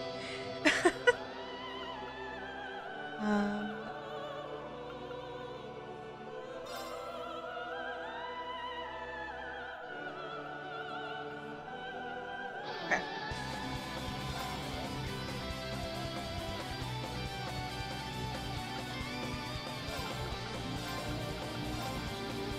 I'm just gonna set out like my super insane characters.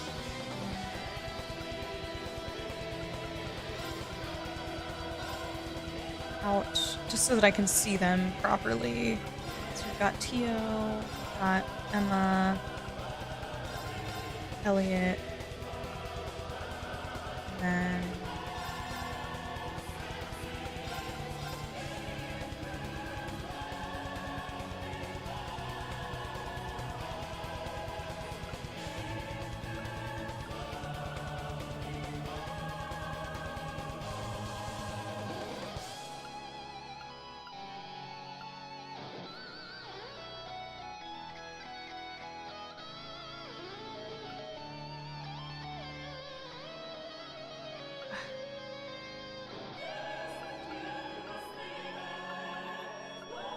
trying to think.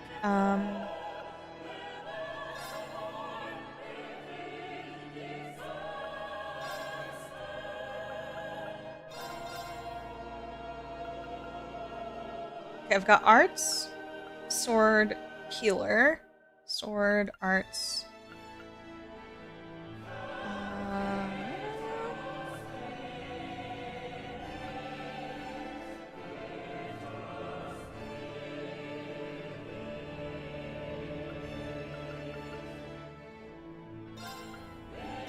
Just in case. I can have Ellie on the back line to pop like an ultimate from the backside if I can. Got Elliot, Emma,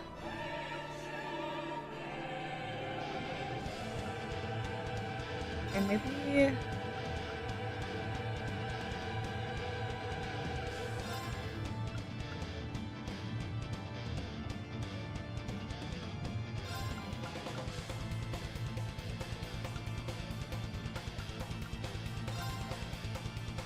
oh, Nadia. My Nadia's leveled. I'm so sorry, Estelle. I'm sorry. I tried to level you before today, but I ran out of time. I'm sorry. I'm so sorry.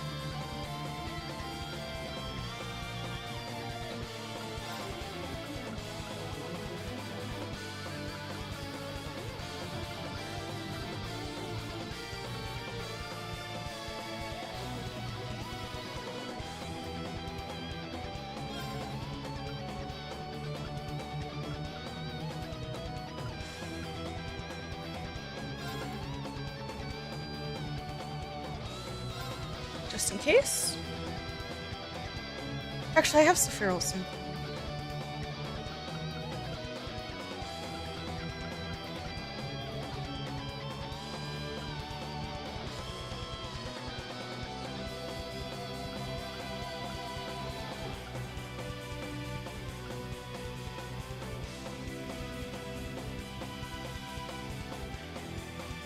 That's not bad. Oh, dude, I don't know. Let me keep this.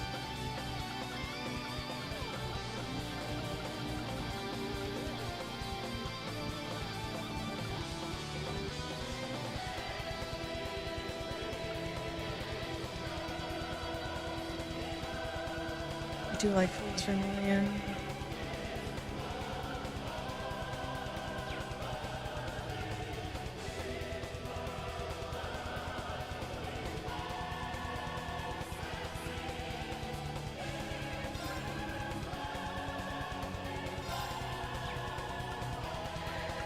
Okay, let's see. Is there anyone else?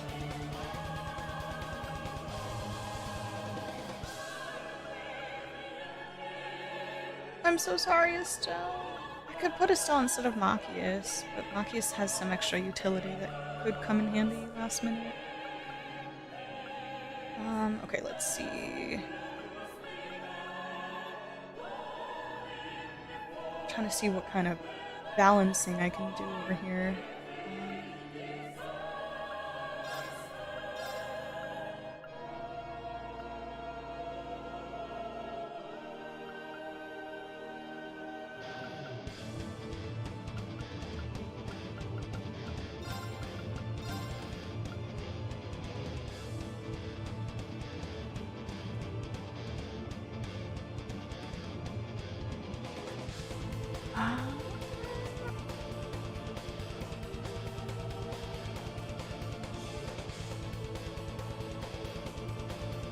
Da-da-da.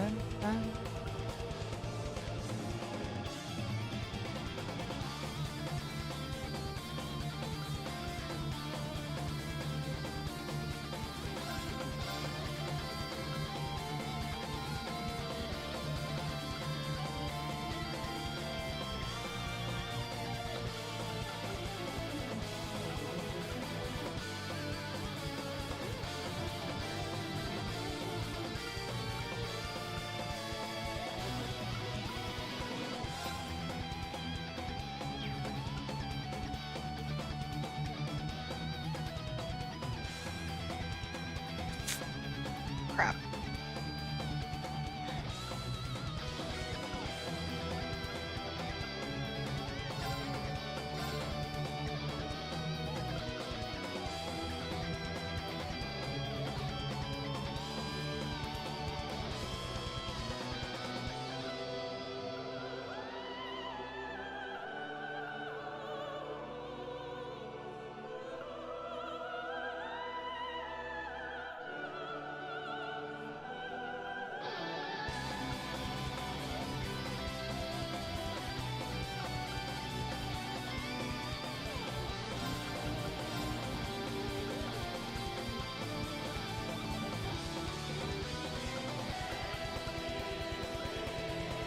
Sorry, guys.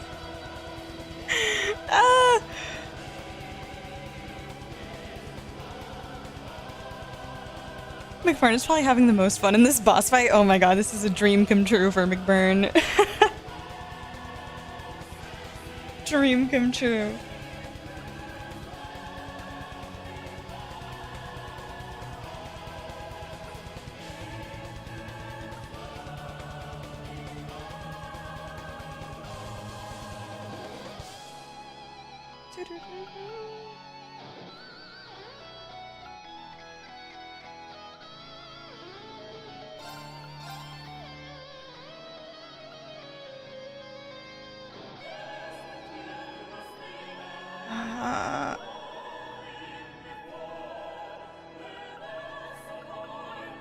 Is there anyone who's...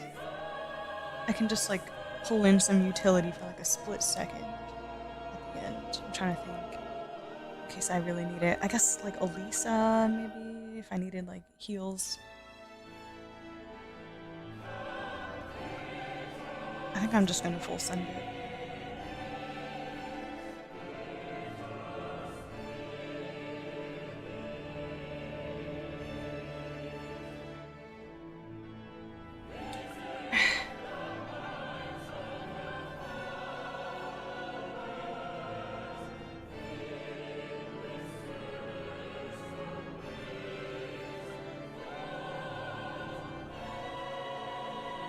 I think I may get back to the Trails loophole after this stream. Got a nice break after finishing BB1.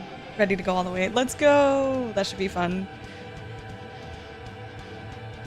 My A-team had all my mix. McBurn, Estelle, Joshua, Lloyd, Reen, Rufus, Ren, and Olivier. Love it. Love it. Okay, I think I might just send this. I can always just feel it out and then move things around if I really need to. Debating if I move Ren to a different, to switch Ren and Wazi, or switch Ren and Pro.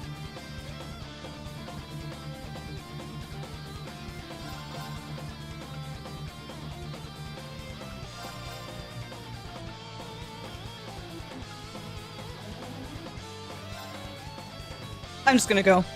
Screw it. Oh my god. Insolent vermin. May the fires of causality reduce you to ash. Oh man.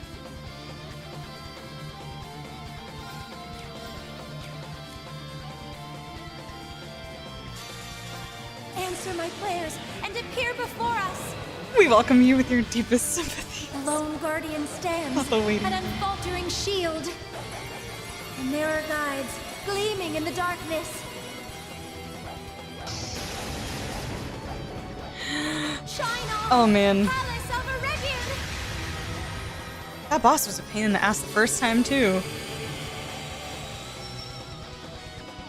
Forward. Okay, what to do, what to do.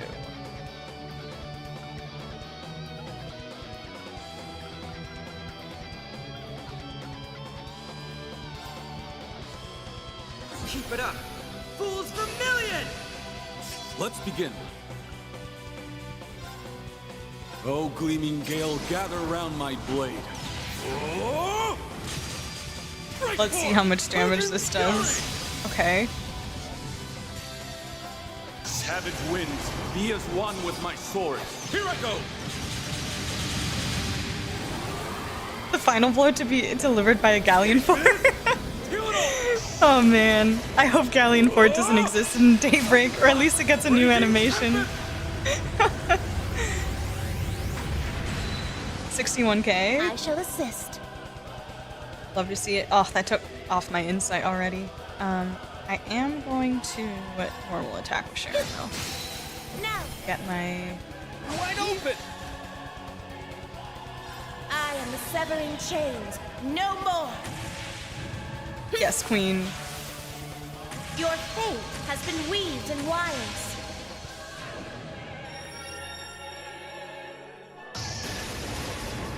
Fall into death's embrace. Oh, the music is so great though. He has nothing. Gotcha! Nice. Time to show off. Let's go, Arias, with the evade. Okay, I do have...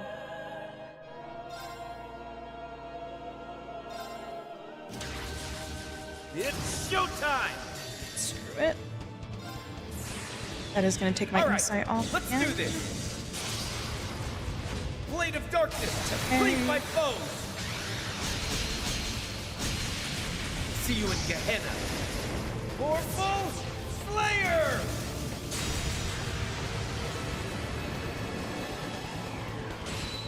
Nice, Crow! Holy. Cease. Gotcha!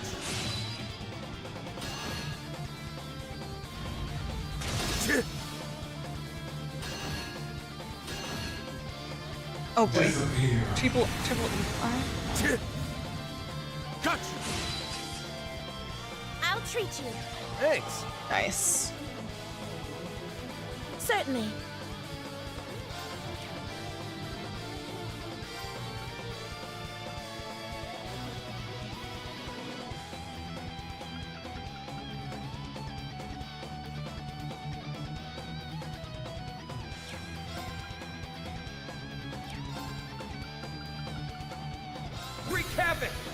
Chaos Storm!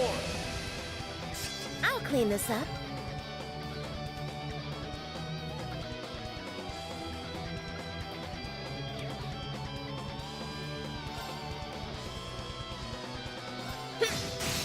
A chance! Wide open! Forward.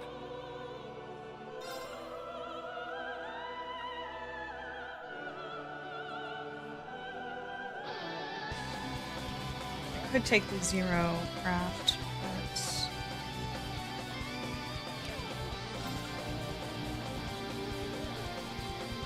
what? Screw it. Wind, raise me forward. Savage winds, be as one with my sword. Here I go! I don't know what your plan is, but there's a bit more content after this boss. You can easily finish everything off this stream if you want to, or you're not sure later. Oh, after this? Yeah, let me feel it out. We'll see. Because if there is stuff after this and it feels like I could just keep going, then I'm happy to do that. I'll clean this up. Yeah, we'll feel it out. Thank you for the heads up.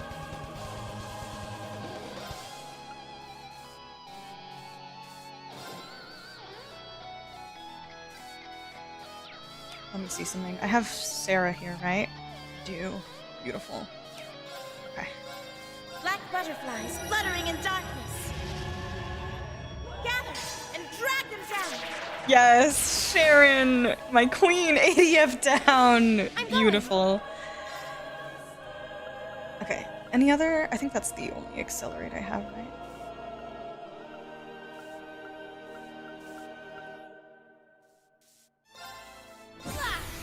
Searing bolt! All right.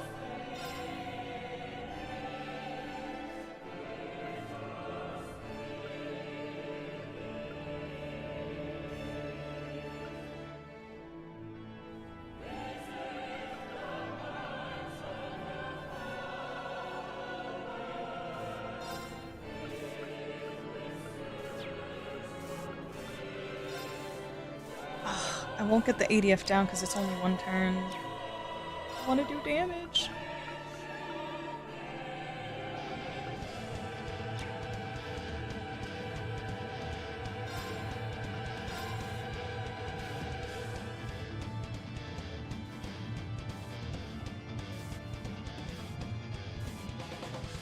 Arcus activate. Forward.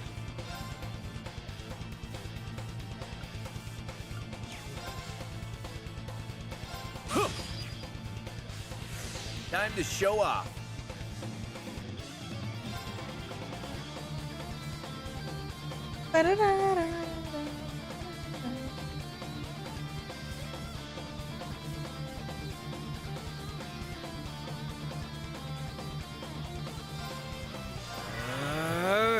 I shall assist.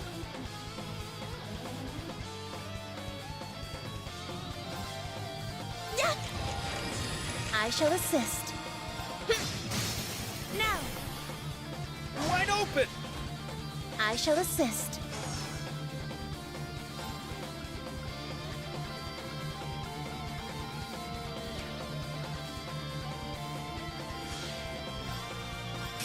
All for one. Everyone, your assistance. Let's begin. Whew. Stunning. Let me just bring Crow up in case he dies. All right, let's do this. Blade of darkness, cleave my foes. See you in Gehenna. See you in Gehenna. Damn right. Oh, we got a seal and a burn on there too. I didn't even notice. Hell yeah.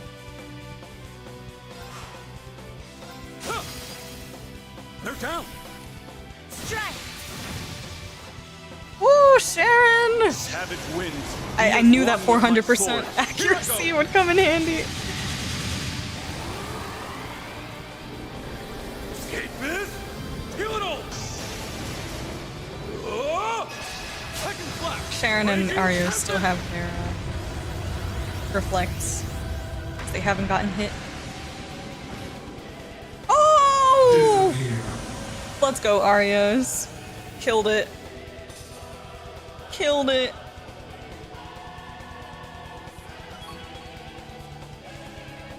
Guys, we didn't lose anybody. We almost lost Crow. Almost. But we did not.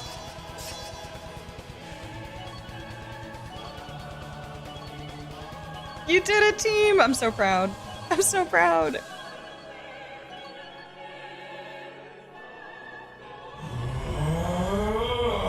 Alright, Rain. Who's gonna fumble here?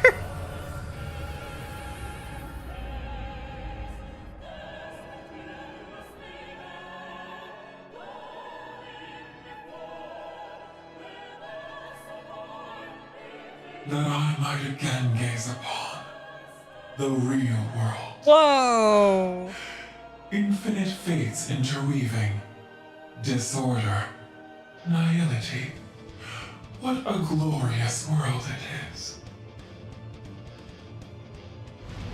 Damn. Look at the like body and chest and everything. Crazy. All who stand Whoa. before me, raise your voices. Rejoice. I shall drown you in a most beautiful wellspring of despair. Oh my god. Oh hell. Okay. Enlightened spirit unification! Hey Zax, welcome in.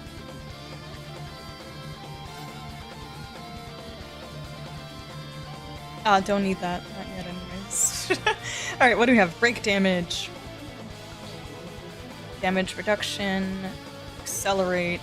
CP. Damage reduction. Noble Arc. Damage reduction. EP cost 0. Delay.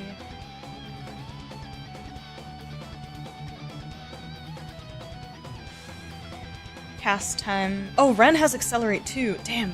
I forgot. I don't think I have any Accelerates on my other team then.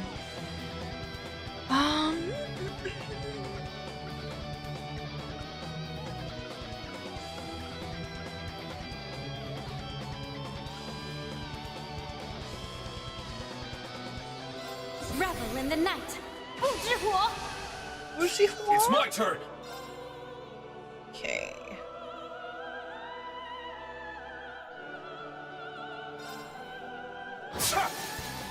It's down. Mine. I shall go. Eternally flowing. The only boss I couldn't kill? Oh my god, don't scare me. Is phase 3 gonna be impossible? All my main characters in Team C, because you know how I felt like a cinnamon moment? Yeah. Totally fair. Get him, Reen! I shall go.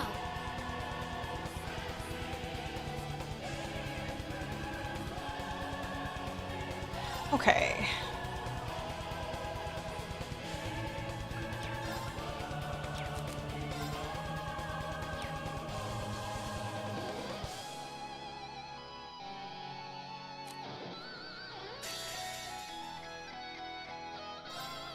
Time to entertain my guests. Round and round.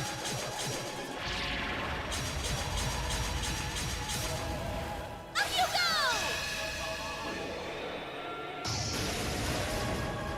Time for the main event.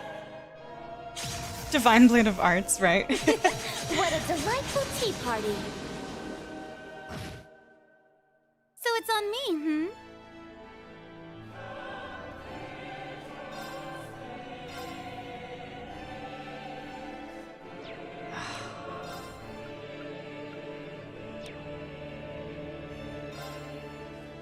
Could start getting more CP for Rain.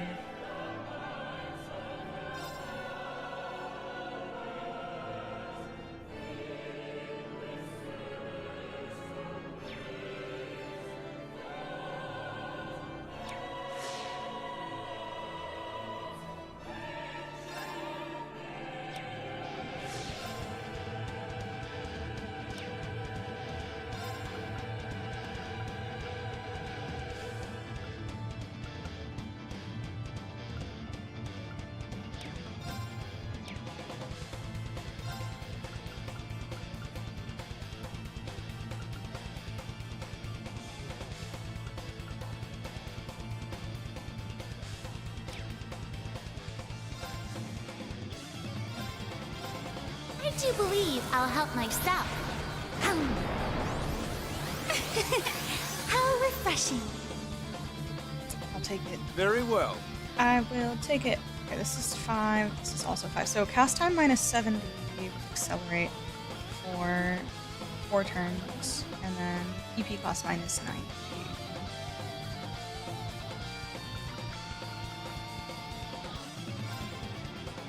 Gleam! Calamity Spear! It's my turn. Divine Shield, protect us! It's my turn.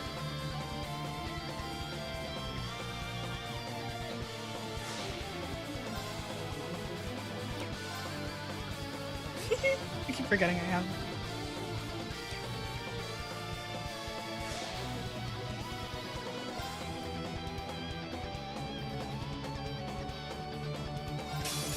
For one, and one for all! Let's go, everyone!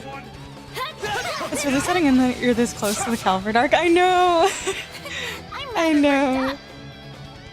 I feel like it's why I've been unintentionally procrastinating this ending, if I'm being honest. Okay.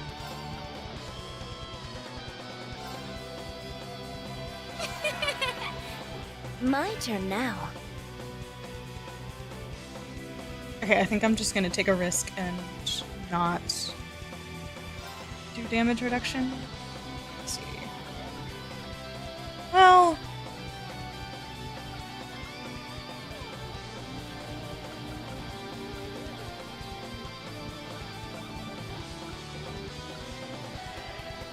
You know what? Keep strong! Toughness shield! Very well.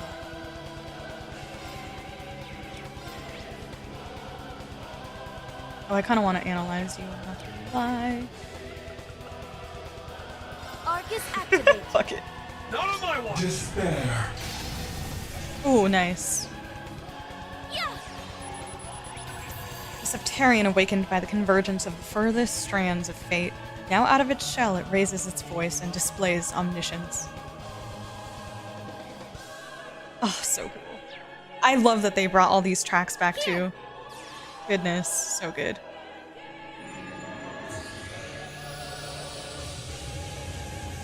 Saying goodbye is really hard. That's why I'm glad Reverie. Yeah. It was a really nice, like, send off to everything that's come before it. Nice rose. We'll take it. Very well. Arcus activate. Let's go!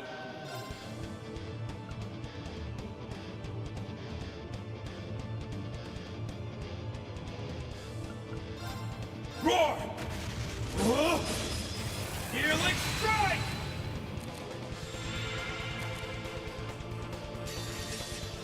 Eternally flowing. Form is emptiness. With Osborne on his arm. Emptiness is form. First! Second! Great ending book for both the Airborne and Crossbell arc. Agreed. Yeah, this is wonderful. Yeah. This was a fantastic send-off game. I like the concept of Sky Third and Reverie. I really do. I think they're such wonderful, Sing my praises. like, transitional phases, and I'm a big fan, no doubt.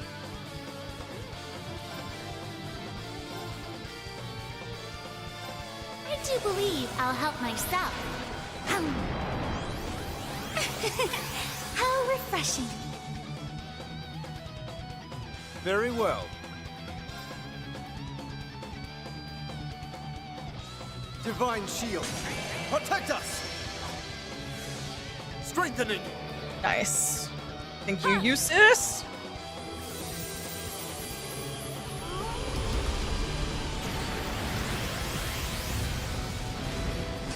Nice. Despair. My Queen's too turn far now. to counter. That's okay though. Arcus activate. It's my turn.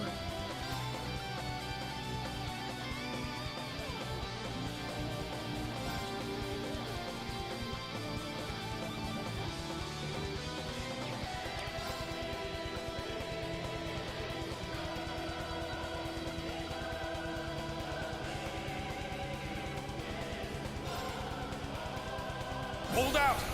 Black Tortoise! Very well.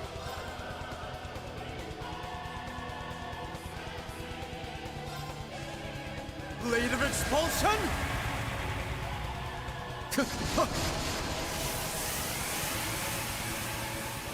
Help them all! Now! Nice, got the crit. Sing my praises. What? Oh, the pushback. Damn.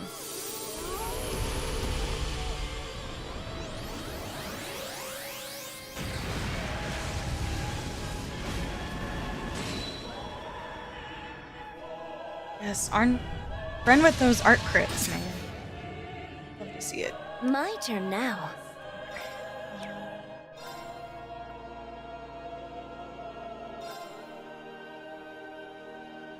Arcus activate. Despair. No! Oh, wait, Rose too? Was that a death blow? Or was it just a lot of damage?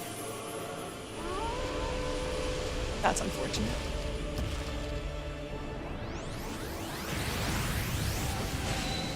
I'm up. Alright. What do we have here?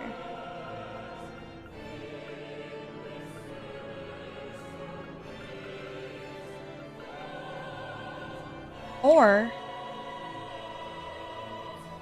I always forget if Ellie has a full revive or not. They could try that too.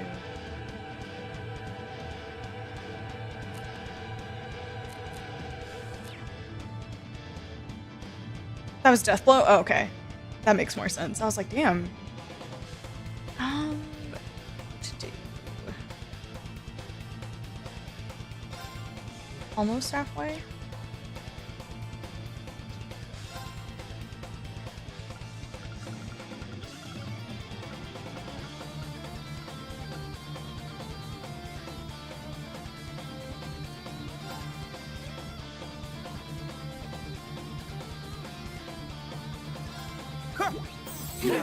They have my thanks. Despair. No death blow. No, fuck. Wait. No, not the same two. That's so tragic. I tried.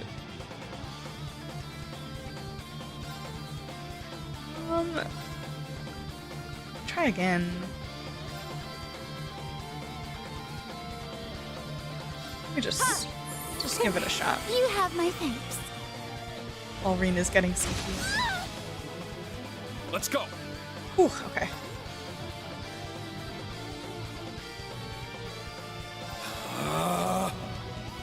Enlightened spirit unification! It's my turn.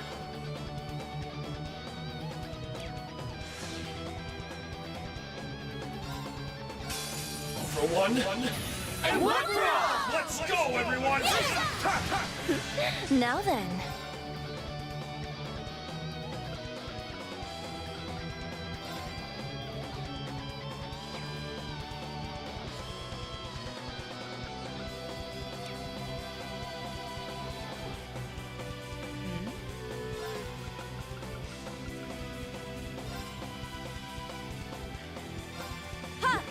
You have my thanks. I'm rather worked up.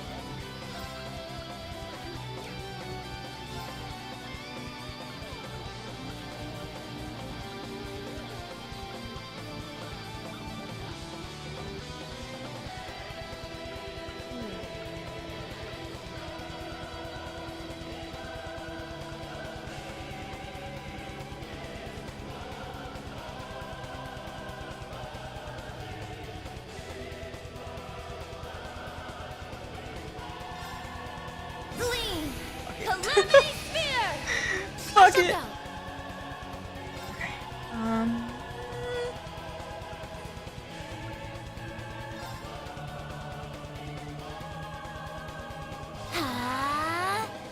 up.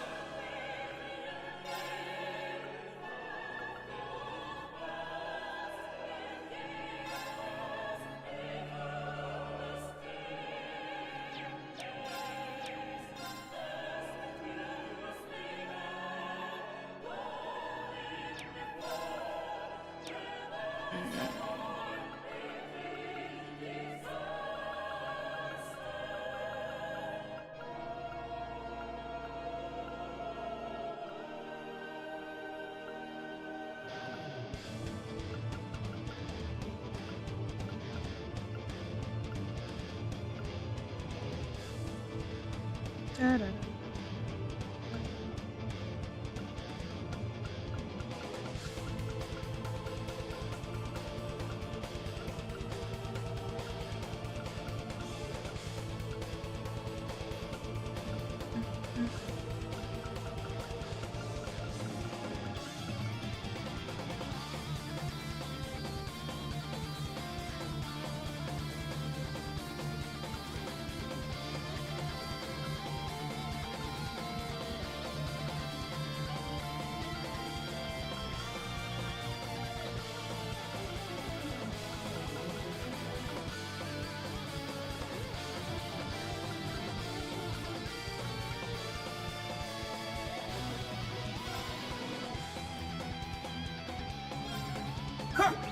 You have my thanks.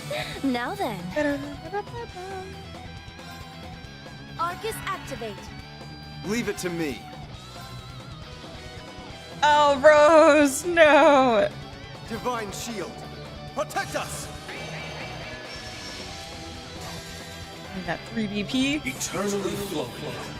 Forms emptiness. Deathblow is really difficult for me, just barely got by my playthrough. Yeah, that's super annoying. Six. Third. Fourth. Fifth. Sixth. Seventh. Flashbacks to the Ren fight in second chapter. 8 leaves. Breaking dawn. Despair. Oh, of course. My age is Should have seen that coming. Strengthening. Annoying.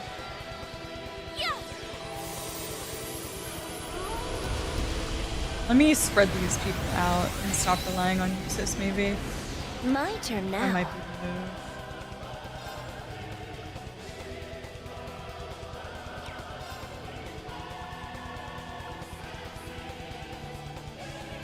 Keep strong. Toughness shield. Very well.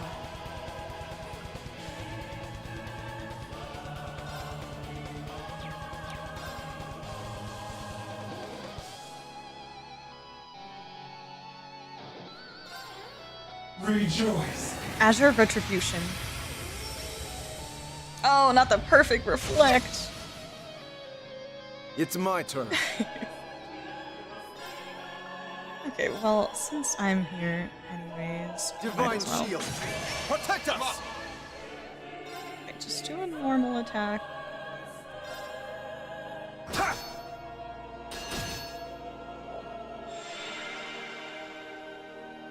Very well.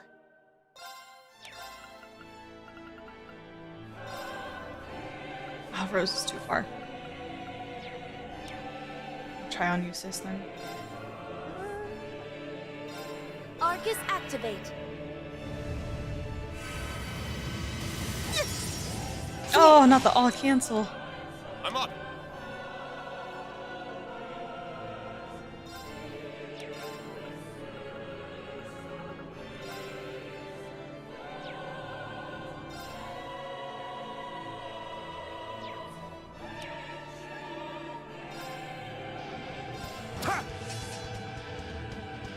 Despair.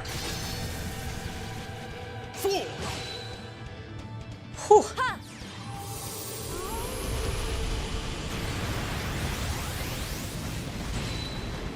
It's my turn. Oh gosh. What to do? What? Have.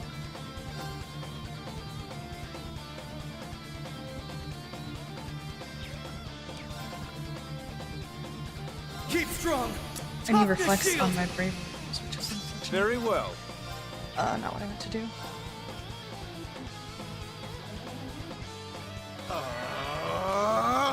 Yeah.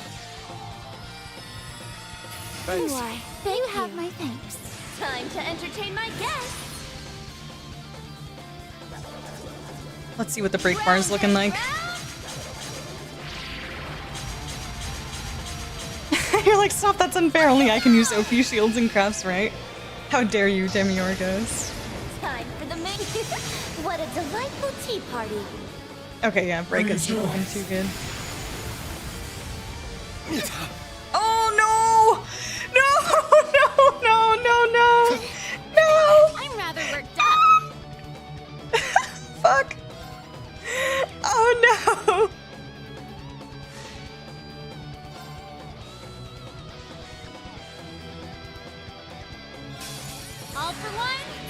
And one for all! Pick up the pace! Despair. Survive, Reen, I beg. Okay, run this down. That's okay. Hit me. That's okay, that's okay. Enlightened spirit unification! I'm up.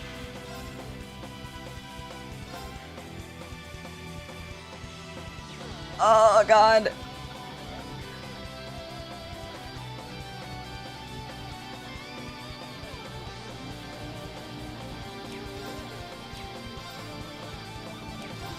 Break them! Raging hammer! Let's go.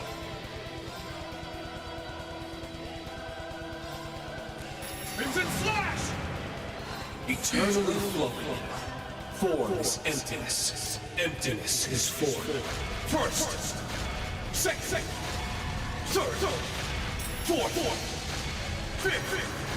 Sixth. Seventh. 8 leaves. Breaking guard! Not on my way! Rejoice. No death blow on Reen, no death blow on Reen. Despair. Oh, fuck.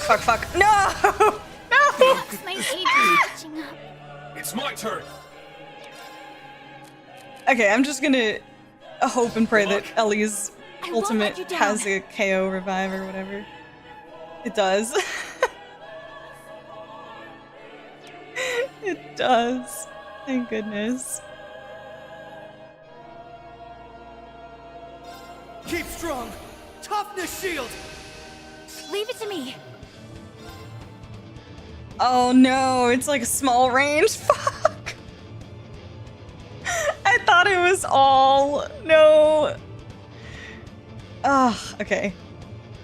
Yeah, Ellie did not redeem herself. She did not. She did not redeem herself. Let us begin. She tried though. The holy rite of it shine upon us for Aura Reign! Why, thank you. Despair. Missed on Ren. Ren's alive. No, she's not. No, she is. Is she gonna survive? Oh no! Oh no! Rejoice. Rejoice. No, Ren! My praises. Oh, that speed is so bad. No way. Despair. Okay, that's fine. Hit me. No biggie. Leave it to me! take care. Leave it to me! Rena's alive on the second half. Maybe we can salvage this. 10 times recovery time? What is this bullcrap? Oh my gosh. Okay, let's grab some...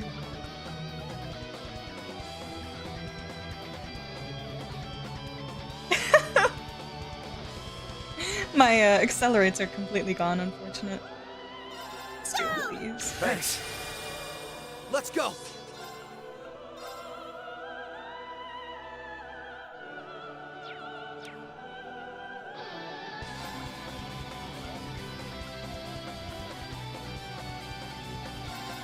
Some time here. Let's go! Nice. Okay. Arcus, activate! Moving out!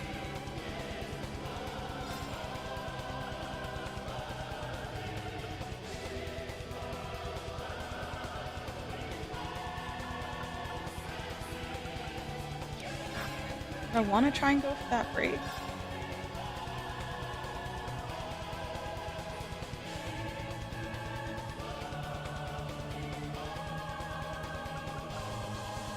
Fiercest fire!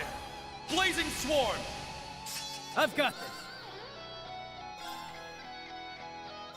You're finished! Yeah! Oh, the guard! Frick. Sorry, Joshua. I'm Try up. though.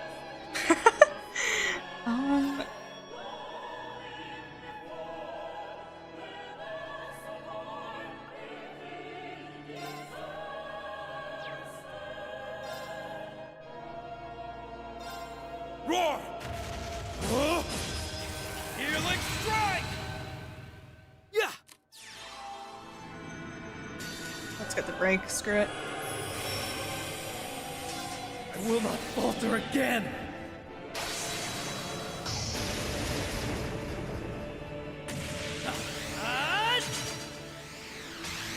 Ready!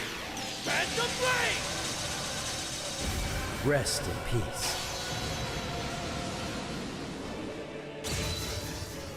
Stunning! It's my turn. And damn. Tragic.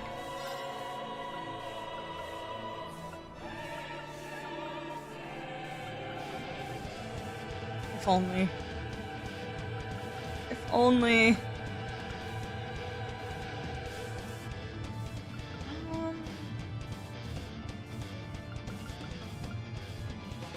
Fierce as fire! Blazing swarm! It's my turn.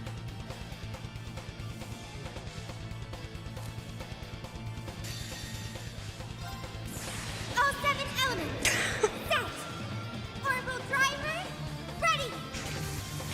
Even with max BP, you still use Burning Heart. It just becomes muscle memory. Yeah. Tis a good one. Easy. Honestly, those the like self-buff ones are just so perfect for the disorders. It's so nice. So nice. Oh my god, I forgot I had this on Reen. I could have done that earlier. Oh crap. It's okay.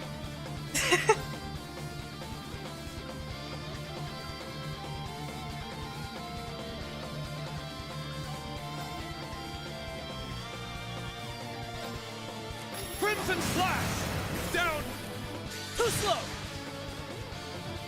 Eternally flowing. Form is emptiness. Okay. Emptiness is form. Screw it. First! Second! Toa has a gun if she's not afraid to use it. Fourth! Damn right. Guys, Toa made it onto my final teams. She did. 8 leaves! She totally did. That was underwhelming. It's over! We didn't have any strength up though, but oh well.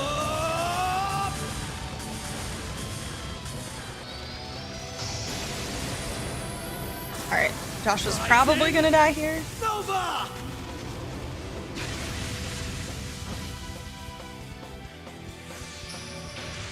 Ready to go. Oh, he did not. Oh, he has stealth. He has stealth. Hold out! Black Tortoise! I've got this. An opening! Got her! I see you! Nice. Sing my praises. I see you! Okay, Joshua. I've got this. Go stealth mode again, homie. You're finished! Yeah! Rejoice. I'm up! Ah! Okay,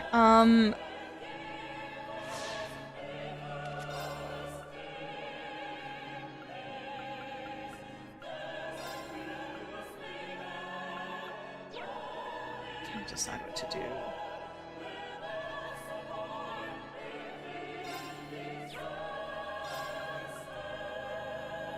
Arcus active! Yeah! Ready to go. All for one, And one for all! We'll get through this. I'm gonna try and get Spirit Unification, I think. At least I would really like that. Oh my god, Lloyd.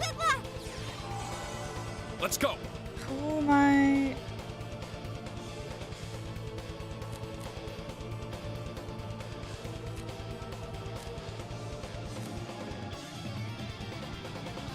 Da-da-da-da.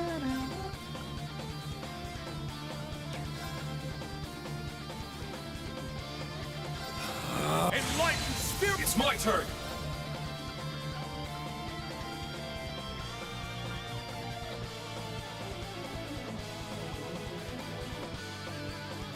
Revel in the night.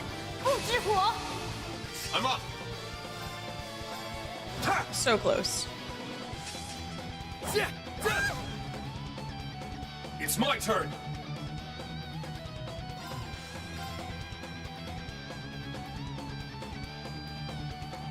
Okay, she is. Okay, let's do it. Flash!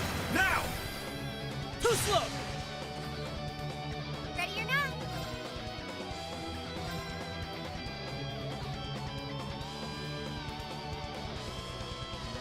Got you on my radar! Analysis complete! Eternally flowing. Form is emptiness. Emptiness is form. First! Joshua pulling his weight after 30 years.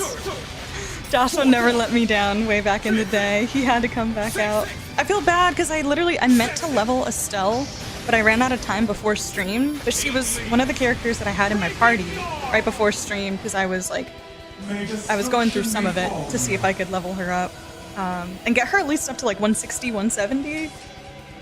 Yeah, let's go. That took me so long.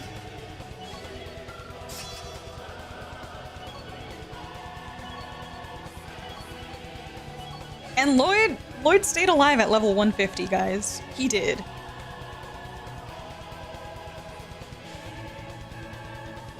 Why do you not wish? Why choose freedom?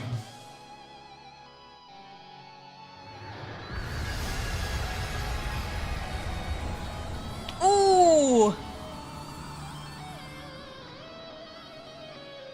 Wish not for the bliss of eradication, and eradication shall be forced upon you. Oh my god. Activating eradication protocols. Oh my goodness. Be gone from existence. Dude, we got a gold-purple version. Phase 3. Increasing output. Oh no! More power required. May I see to the destruction and rebirth of all humans of the post-Zemurian age. Oh jeez. Sing my praises. May destruction befall you. I'll take care of it. Oh god, okay.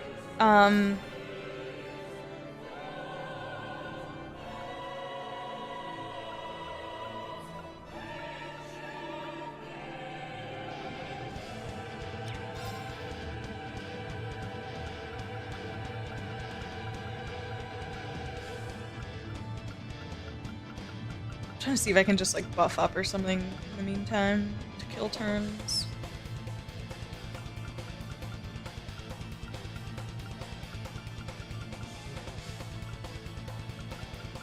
Any that are all?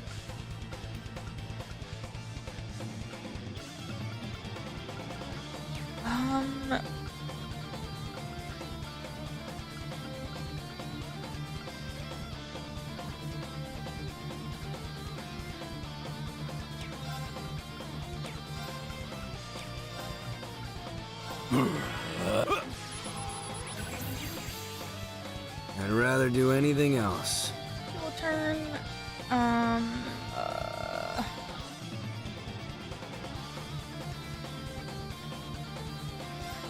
Not gonna let me down, are ya? More. No, your orders get blocked. When the disorders are available, you have to wait them out. You can't use your own brave orders. So that's like one of the disorder effects is the inability to use an order. Which I think is really cool.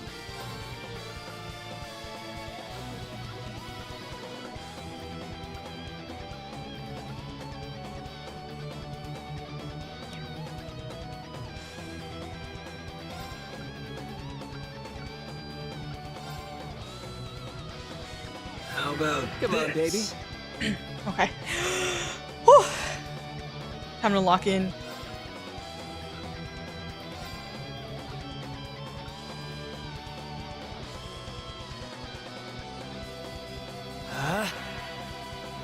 It's all me.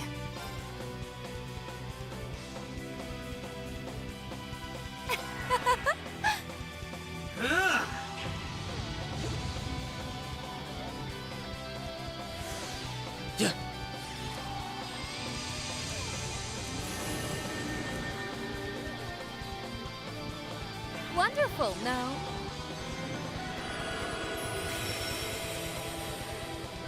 Perk up! Nice. Thank you. Rejoice. Oh, nice. Missed on 3 of them. Oh, no. Oh, he took my CP! Despair. On McBurn. Okay, you know what? Yeah, fuck you. Sapphire seal of mine shining from the abyss. Bolster this arm with the strength Oh, of a I should have used McBurn's S-Craft.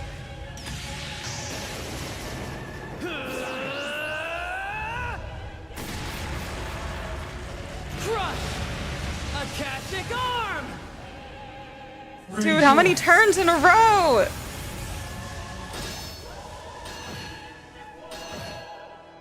Despair. Who just died? Oh my god, I knew it. I knew Rufus was gonna be my weak link in here. Mind if I turn up the heat? I was hoping to get an order in to do more damage with McBurn, if I had like a damage percent up or something, but no such luck. What the fuck? How many turns? I need delay now.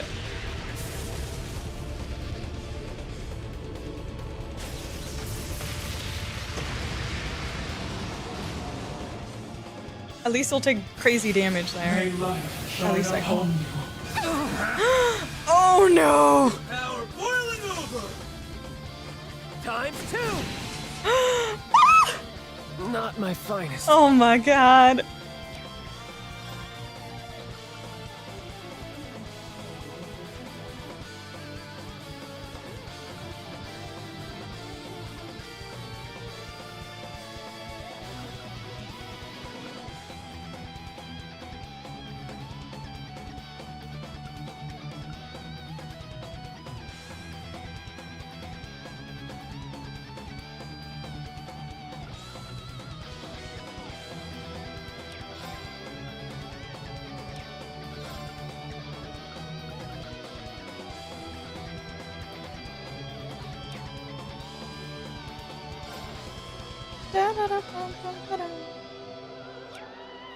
Okay, well, Wazzy is gonna go almost immediately, so I guess it's okay. Arcus active. Thanks, I guess. Thank you. Give me more of this. Okay, what do we do? 50% evasion, restores 15% HP, CP 15.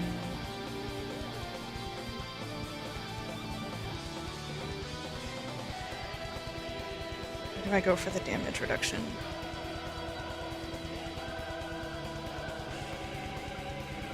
I think I do damage reduction.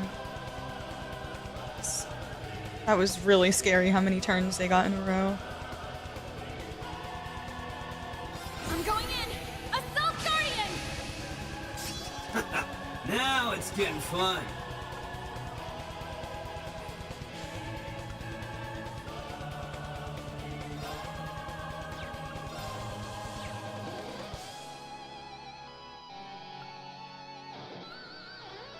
Oh, it's called Scorch. I probably should have realized that.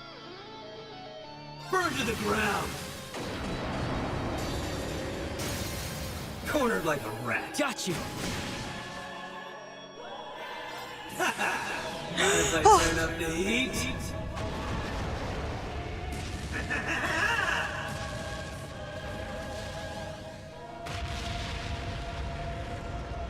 This one's a scorcher!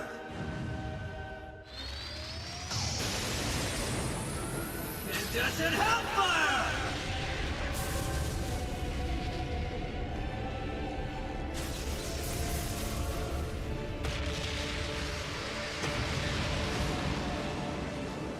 Rejoice.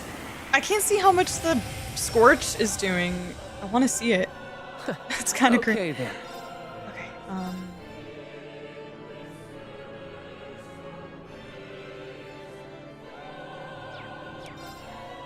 damn. Million? 1.5 million? Oh my god, I barely scratched the surface!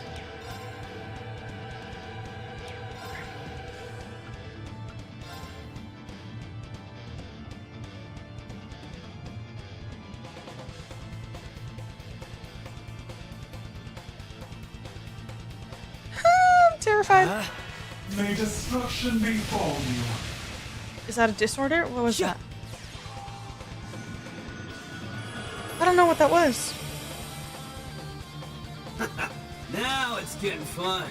Yes, Wazzy.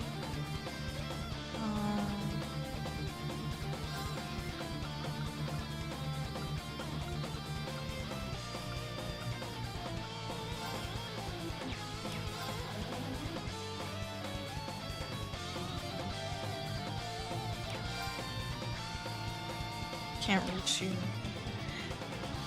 Should I split them up? I probably should, right?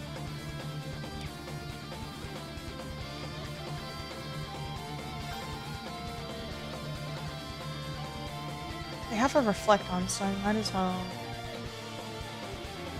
I should try and get that out. I just don't want to. Well.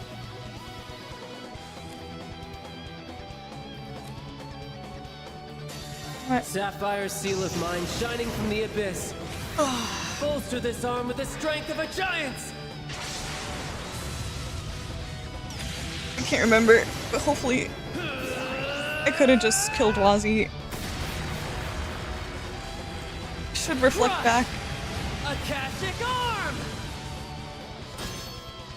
Oh, fuck! I thought it would reflect back because he had a magic shield. Damn it. Okay, let me heal Wazzy. That way I can waste a turn with burn. But actually, here's what I'll do. I'll use one of the ones that give CP. 3000 HP, CP 15. That gives just CP.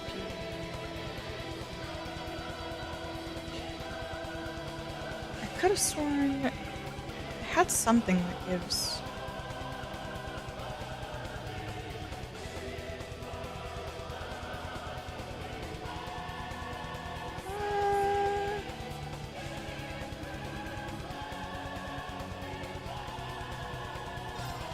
This gives you a little bit of CP. Take that.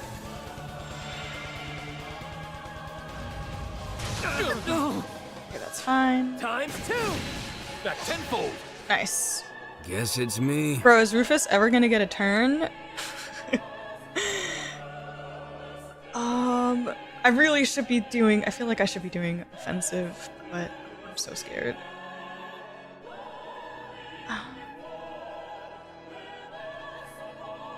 I'm going in! Assault Guardian! Yeah.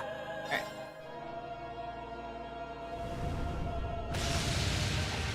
I missed.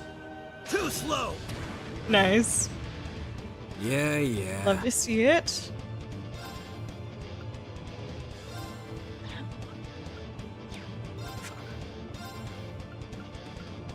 Here I go. Whew. Sing my praises.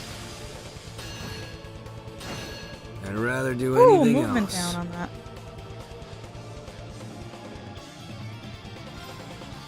Da-da-da-da.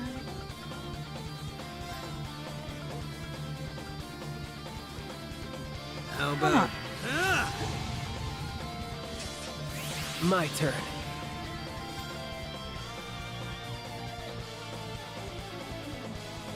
Oh no.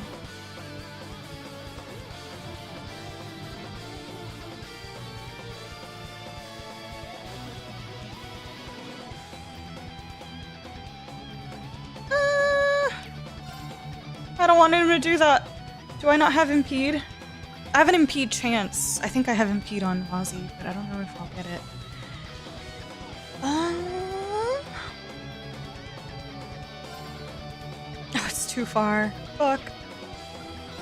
Is it too far? Oh my god.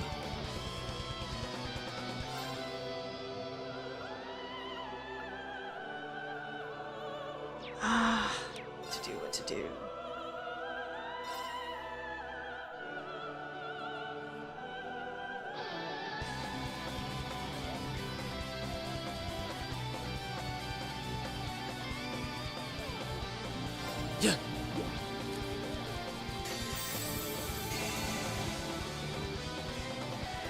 Sapphire seal of mine shining from the abyss. I need McBurn to Bolster scorch, this arm with the man. strength of a He's gotta giant. scorch this bad boy.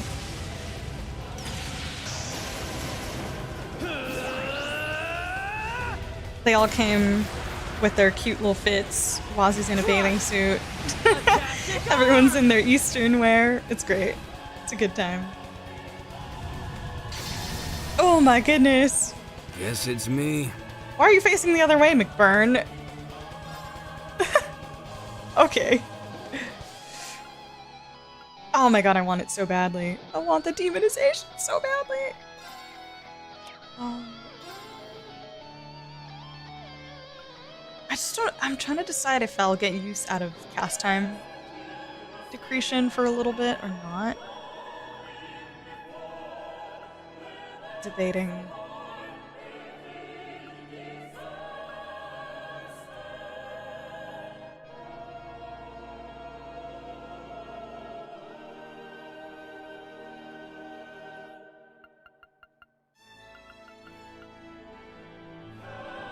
Resonate! Sephiral Symphony! I'd rather do anything else.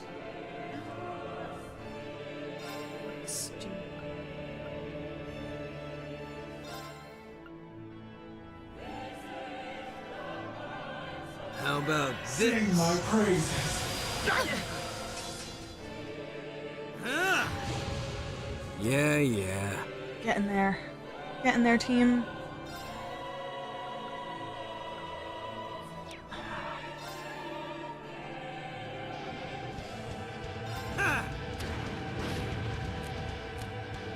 Just don't die. Just don't die. Too slow. Sing my praises. Oh, the disorder. Again. Rejoice. Oh god. Yeah. Perfect reflect. Okay. That. Thank you for your service. May destruction befall you. Okay then. Yeah, really wish I had that accelerate, but that was just poor planning. I didn't even think about it. About the fact that I had Ellie and Ren on the same team.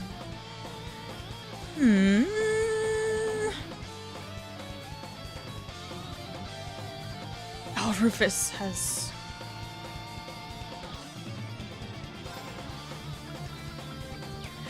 Oh, I don't want that. That's gonna hurt really bad.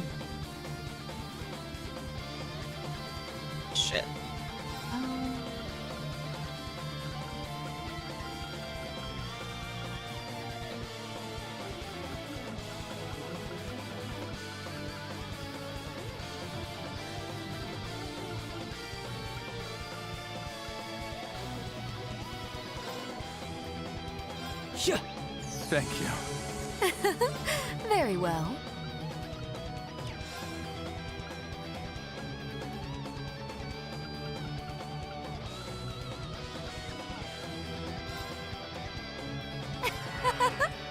Rejoice. No, Ozzy. That's it for me. Seems I've let my guard down. Oh no. I got something special for you right here. Oh, I fucked that up so badly. No. I fucked it up. Vita, you bitch. This one's a scorcher.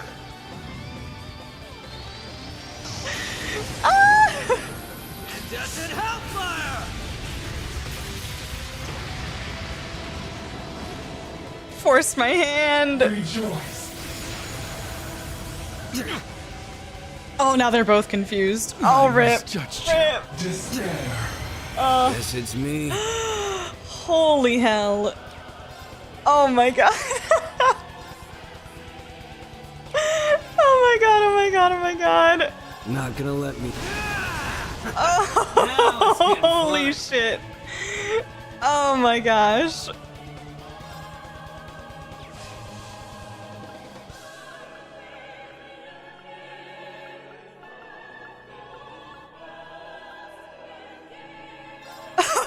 Oh my goodness. Ah!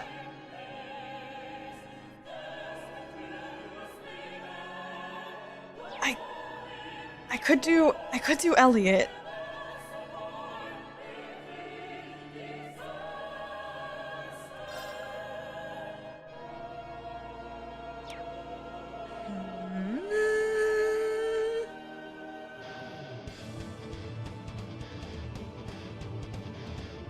What to do.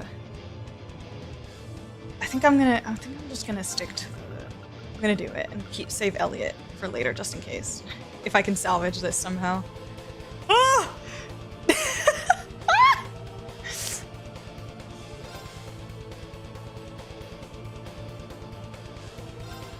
Oh my god, I forgot the freaking damage reduction. Oh my god, I'm so stupid. Whatever. Panic. Panic. Panic.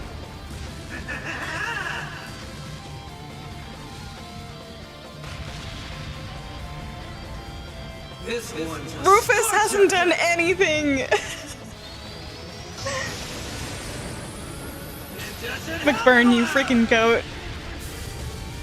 Oh, I can't believe I forgot the Brave Order. That was stupid. I tried though.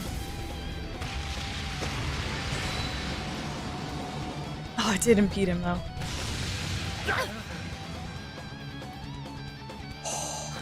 Okay then.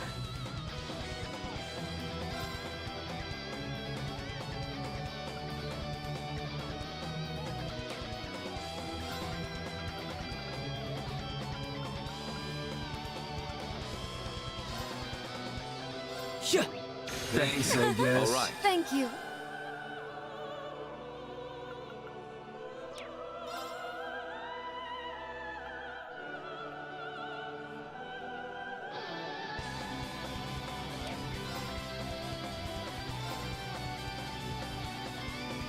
Go over there. Ah! Panic! Panic!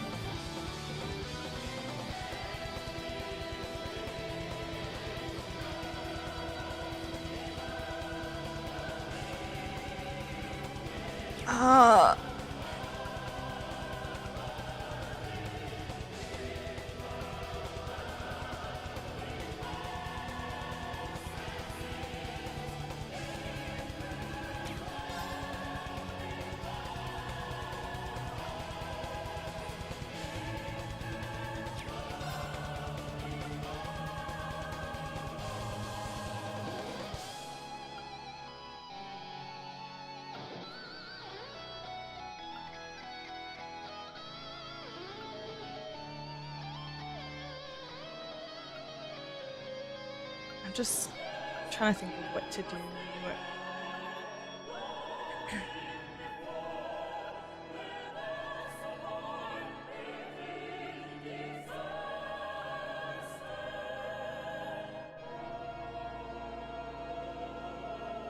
So I pray.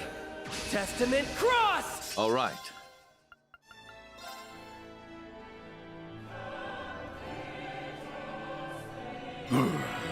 I will go.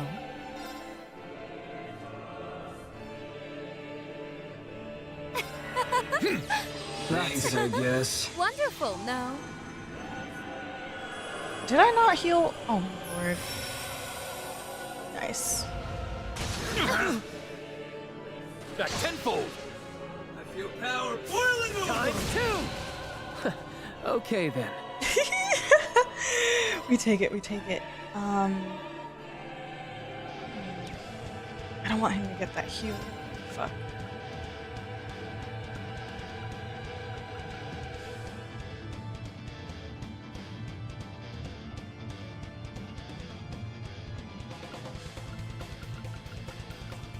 Damn, that sucks.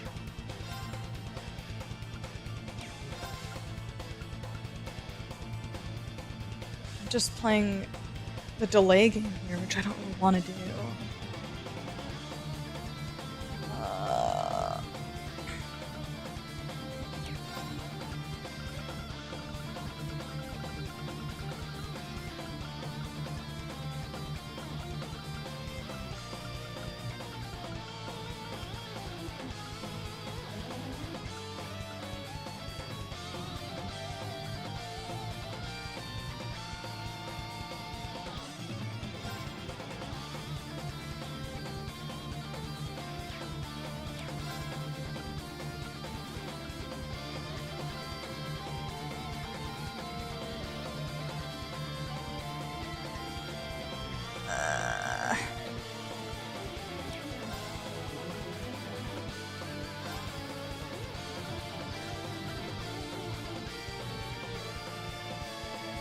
Arcus activate. Sing my praises. Oh, that was lucky. That was just straight up luck. Give me more of this. Luck, I tell you.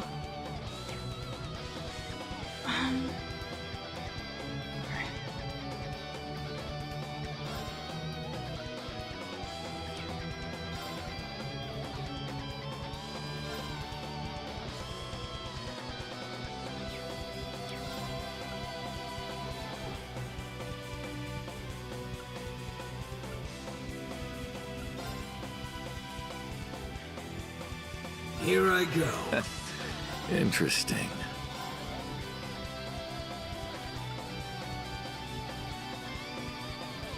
It's all me.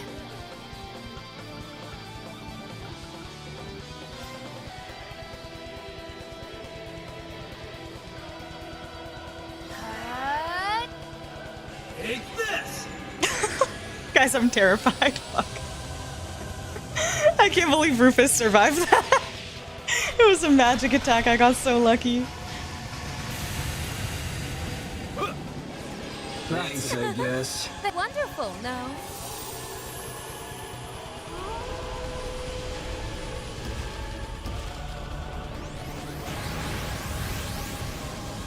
Perk up.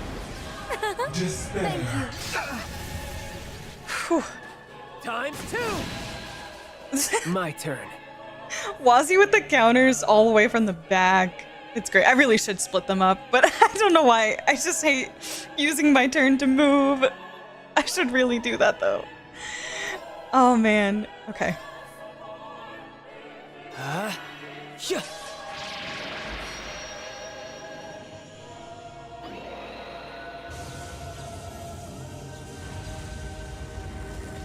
Yeah, Enigma. I think I have a couple of the specific character association ones. Like the SSS have a couple, Ouroboros has some. There's some stuff. More. Give me more of this. Whew. How much do I have on my demon time?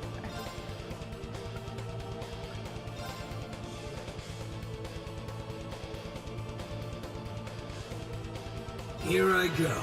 Take this. Oh my god, I actually got a bunch of back-to-back turns. It's crazy.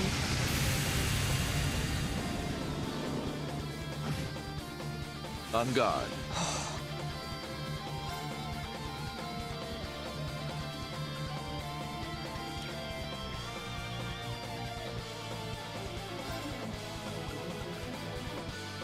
Rufus just chilling here as healer, I guess.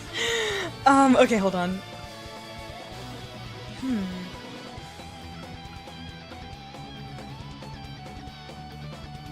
To do what to do.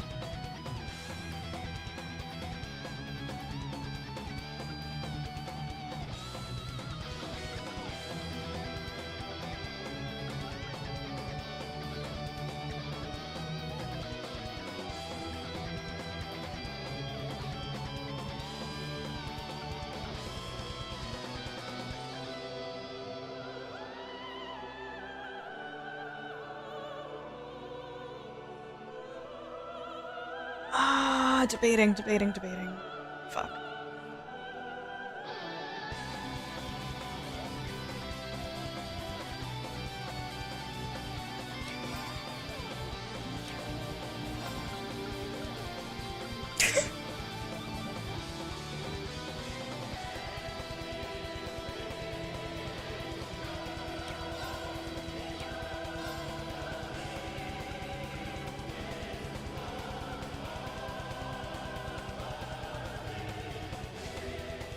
Let it resound! Dark Requiem! All right. Oh my god, I did it again. I'm so sorry, Rufus. Very well. I didn't mean to do that.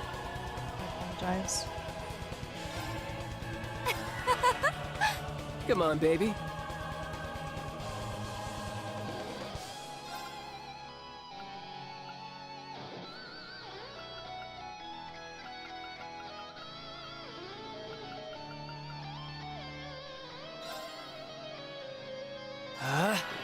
More. Give me more of this. This is my last turn, right? It is. Shit. I might just have to use it up then.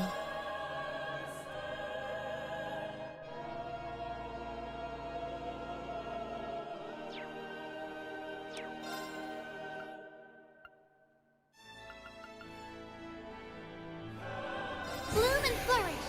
Dancing petals. Oh, let's fucking go. Mind if I turn up the heat?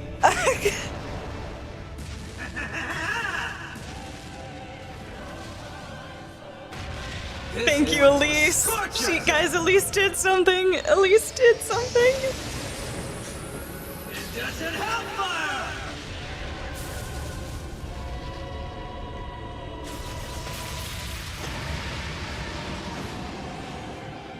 Why? Oh no, oh no. Why Second phase, did oh you no. awaken me?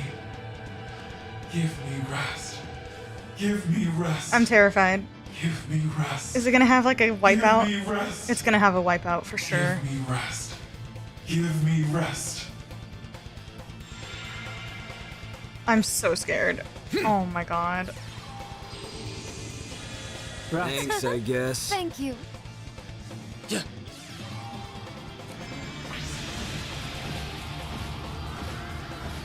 Just gotta take advantage of this one.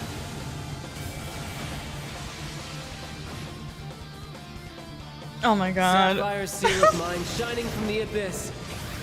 Bolster this arm with a strike. Level of a giant. 109 Elise.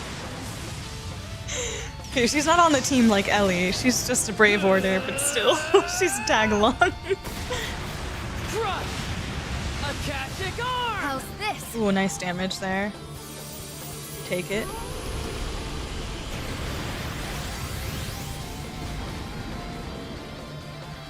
Rejoice. Oh my god. May destruction befall you. On guard.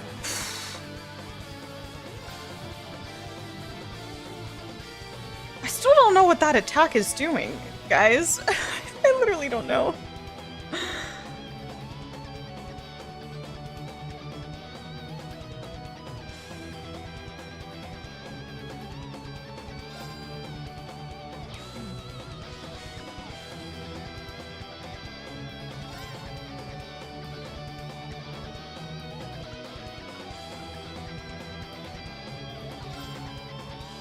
Won't let this chance slip. I will go.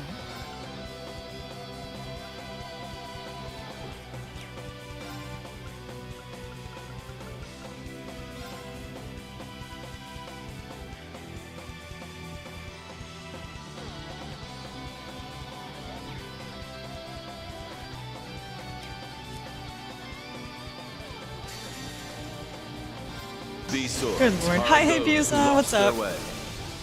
Literally chaos. It's insane. Maybe the third one? I don't know. I've lost track. So many phases. You're in need of polish. Forces the party to the back? Oh, okay. It's just the pushback. Got it. Oh my god! I misjudged you. I will go. I forgot! I forgot!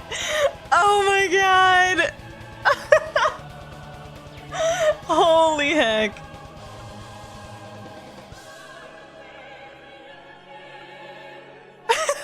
I'm going in. Rufus! I'm so sorry!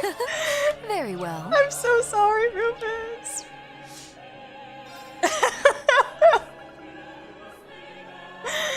Oh man.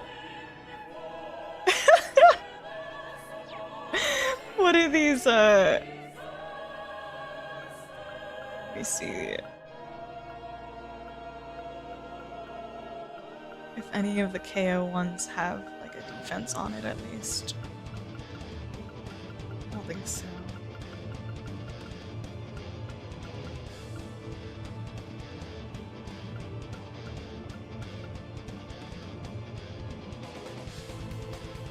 Oh, that's what I was looking for earlier. Okay. Well.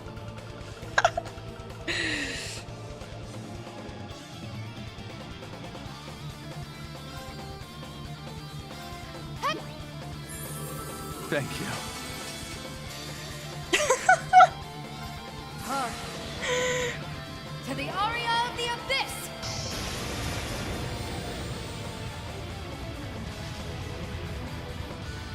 Humankind are evildoers, shackled by emotion. Fury, misery, behold, for it longs to be forever at your side. Despair. No! Judged you. Seriously? Okay, then. Oh no. Damn. Arcus activate. Thanks, I guess. Thank you. Sapphire seal of mine shining from the abyss Oh, God. to disarm with the strength of a giant. It's a miracle they didn't all die at the same time. Arm. Oh, I should have used that S-craft. May Fucking light heck. shine upon you. Oh no! Misjudged you. Seems I've let my guard down. I'll see to this. No! Oh, we're so screwed. Oh, we're so screwed. No! Oh, rip. Alright, well, fuck. It's my That's it. That's the run, you guys. No!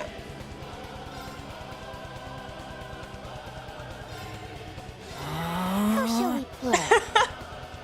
Arcus activate. Leave it to me.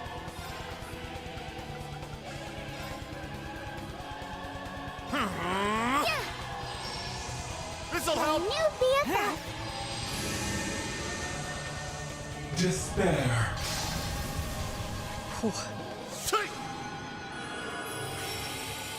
It's my turn. Oh my goodness. I don't even know if I have stuff on Aurelia, like good stuff on her right now. She was still level like 130. Turn to dust. Prismatic flame. Oh god, Sing no my damage. praises. Too slow. How shall we play? Oh, that delay was quite nice though.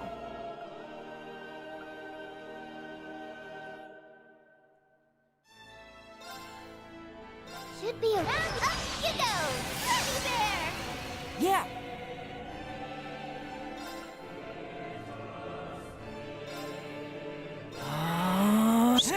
I'm just gonna play it safe. Leave it to me. Time barrier break. Yeah. Okay.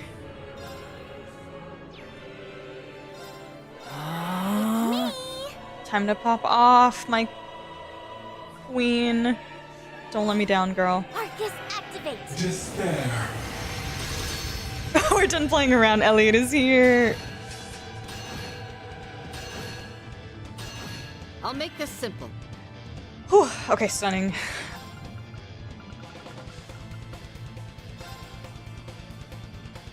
How's this? I appreciate it. Thank you.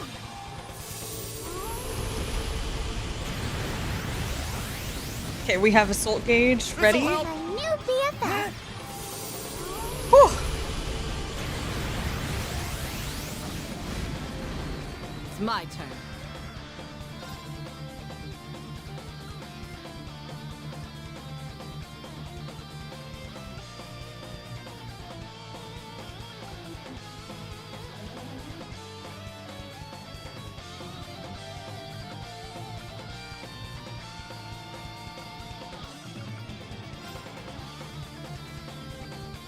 I'm going in.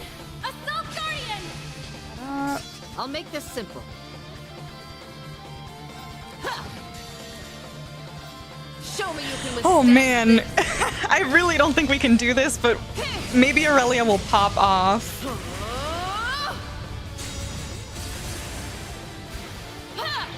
You're at count. At level 130.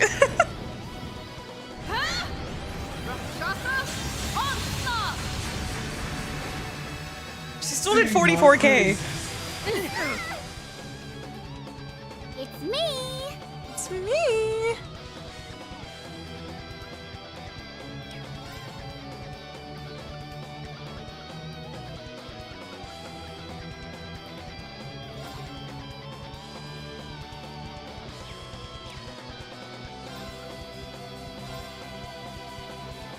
Ah, too far away for Freddy there.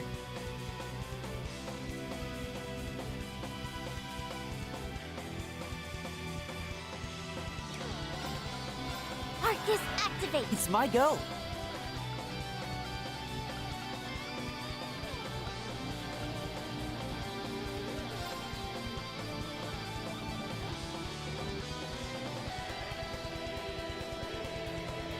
Analyzing enemy unit. I got it. Sing my praises. Disorder? Rejoice. Oh fuck. Oh no.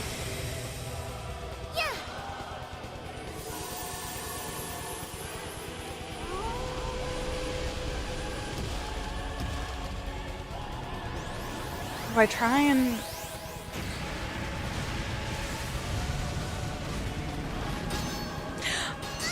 Oh, Nadia, I'm so sorry. Oh. May light shine upon you. Are you okay? My thanks. Foolish. This isn't good.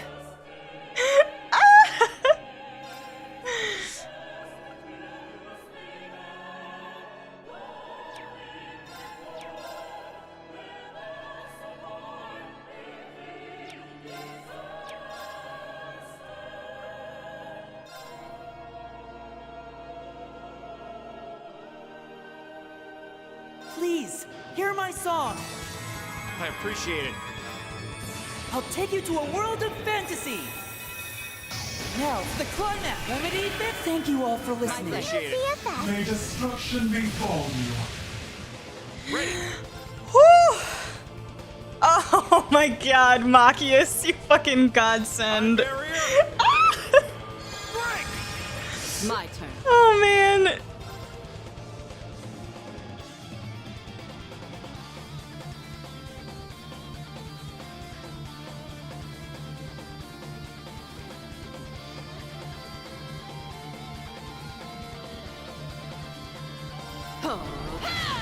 Now.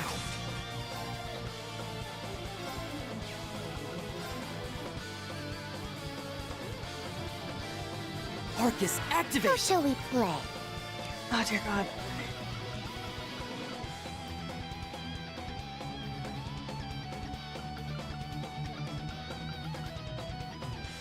Bloom and flourish. Dancing petals. How shall we play?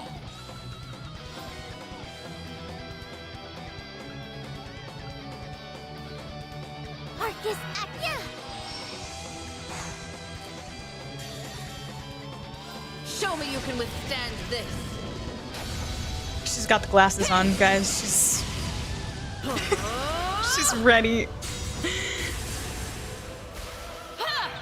Your end come.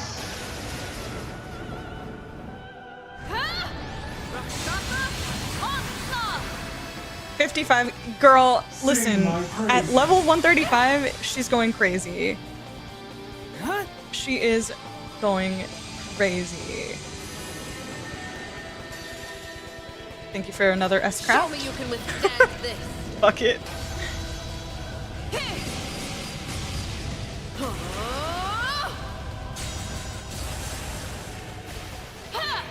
You farmed the OP character specific accessory for all 24 members going into— What?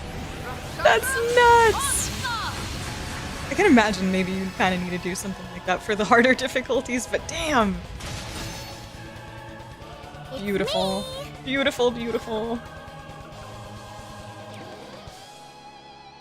Okay. We gotta heal up, miss.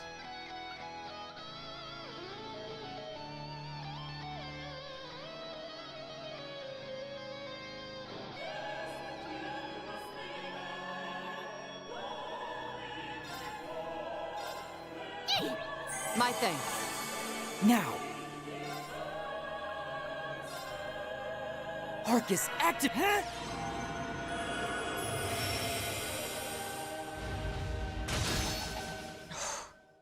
Despair. Oh no, not Machias! No! How can this be? No!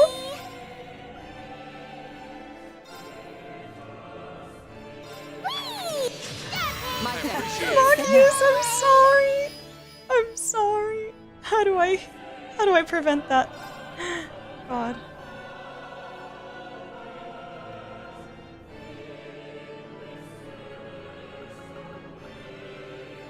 Okay. Let's see.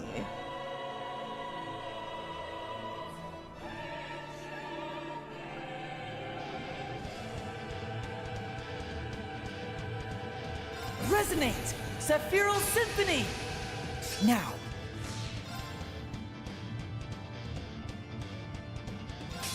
All for one. And one for all! Everyone ready? There!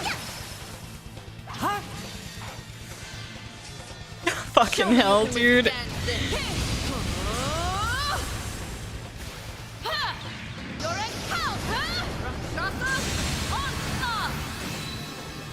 Sing my praises.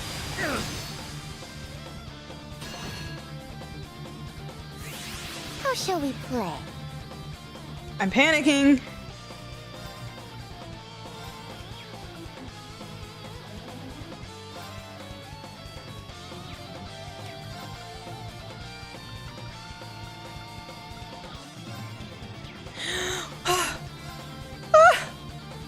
What to do? Oh my god.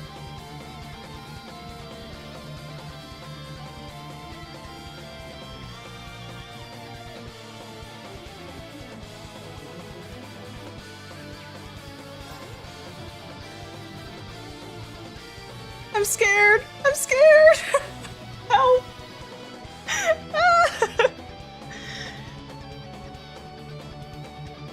Oh man. Okay.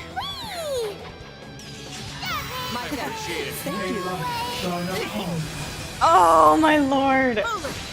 Killing me. Forgive you. Nurse not yet here. Are you okay? My thanks.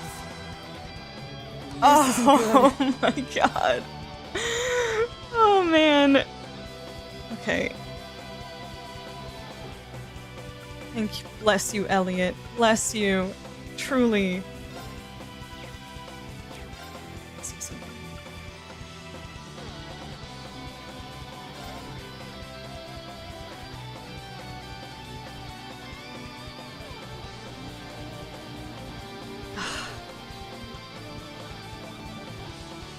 He's doing more physical attacks, but I don't have.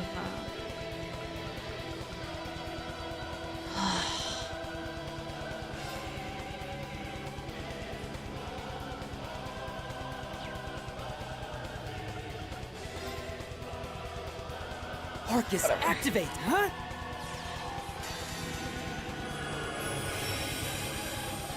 I'll take you to a world of fantasy! Now for the climax!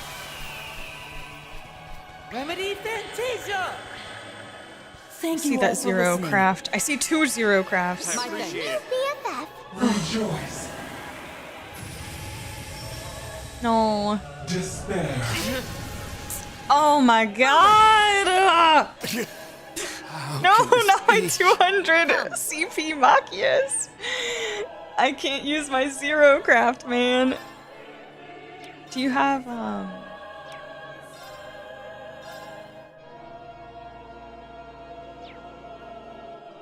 sucks.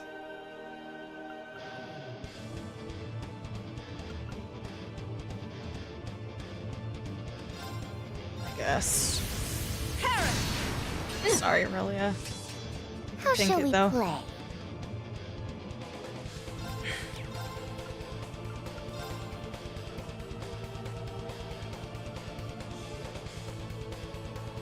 Probably not even worth it, but at least I can heal a little bit. Whee! Mine! Mine! Thank you. Show me you can withstand this. Hi, Morpheus. Oh, everything is going swell. Swell. I know the green-haired boys do get the aggro.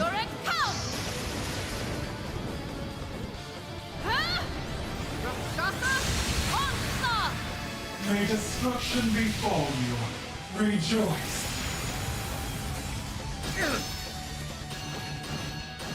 Nurse not yet here. I just realized Aurelia got 200 again. She had the zero Show me you crafts. can Let me withstand just do it. Thank you, my queen. Yeah, the fact that they brought a ton of the tracks back during Reverie from Crossbell is amazing.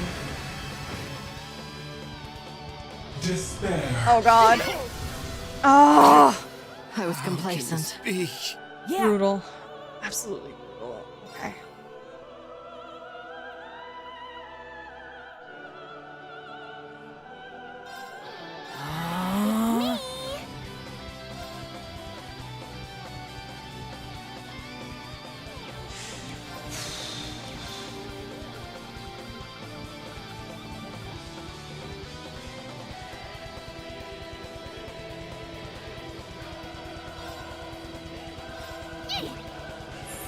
My thanks.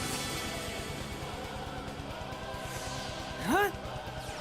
Fuck it. Aurelia going crazy. If Aurelia S-crafts anymore, she might break the divine laws. She's going nuts. I'm just shocked she's alive. You're at count.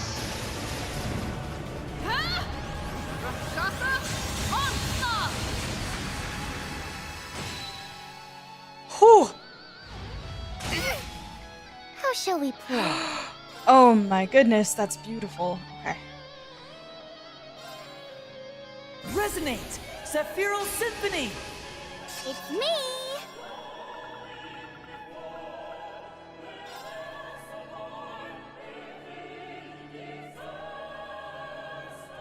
And then just pray it doesn't do that attack. I appreciate it. Fuck it. This is Screw you. You failed your inspection. Yeah, you failed your inspection, Demiurgos. Round 2. Failed. This Failed. Is the end. Justice Bullet.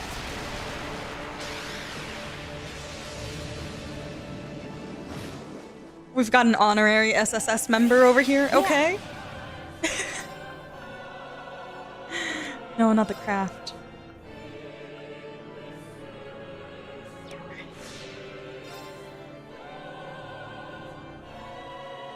Fuck it. All for one, And one for all! we can push on through. May light shine upon you. I can't. I can't. I won't forgive you. It's I not appreciate yet it. here. Are you okay? My thanks. I cut it up to here. Okay. I should have just let that eat my HP. Okay, so that's what that craft does. It's the 1 HP one.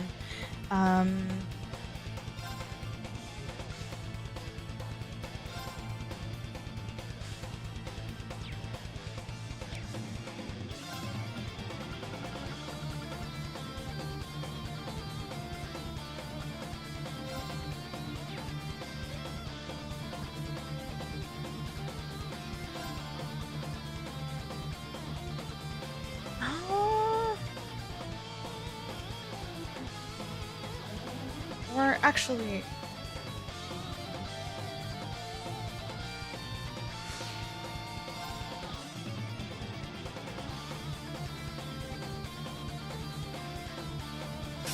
All for one, and one for all! Give it up for the whole gang! There. Yeah. I'm sorry, Bess. I'll take you to a world of fantasy. Now, the climax. 8 incense for Daybreak, carrying them over in my save file. Thank you Easy. all for listening. I My appreciate it. BFF. Show me you can withstand this.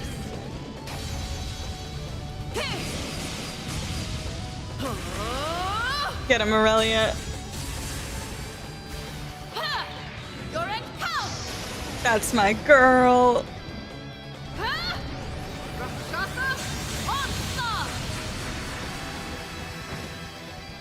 Nice. Fear not.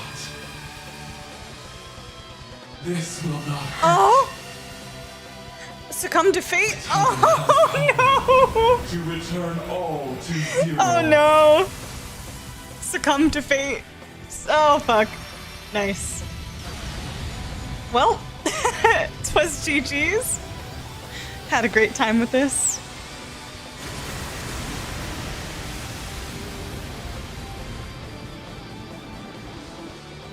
'Twas a good time. R.I.P. Fuck. I'm gonna go cry now. I was so close. I was so close, chat. I was so close. Why'd you have to do me like that? Aurelia was popping off, man. She was having a great time.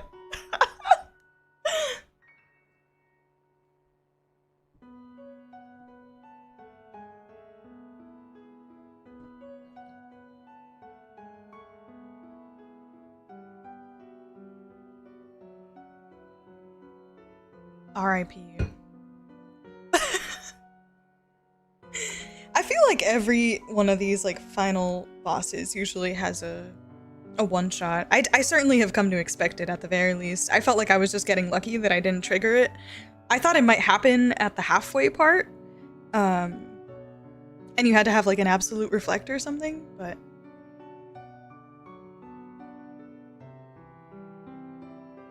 got wiped much earlier during this last stage. Yeah, that was brutal, but it's definitely doable. I don't feel like I was that far off from getting it.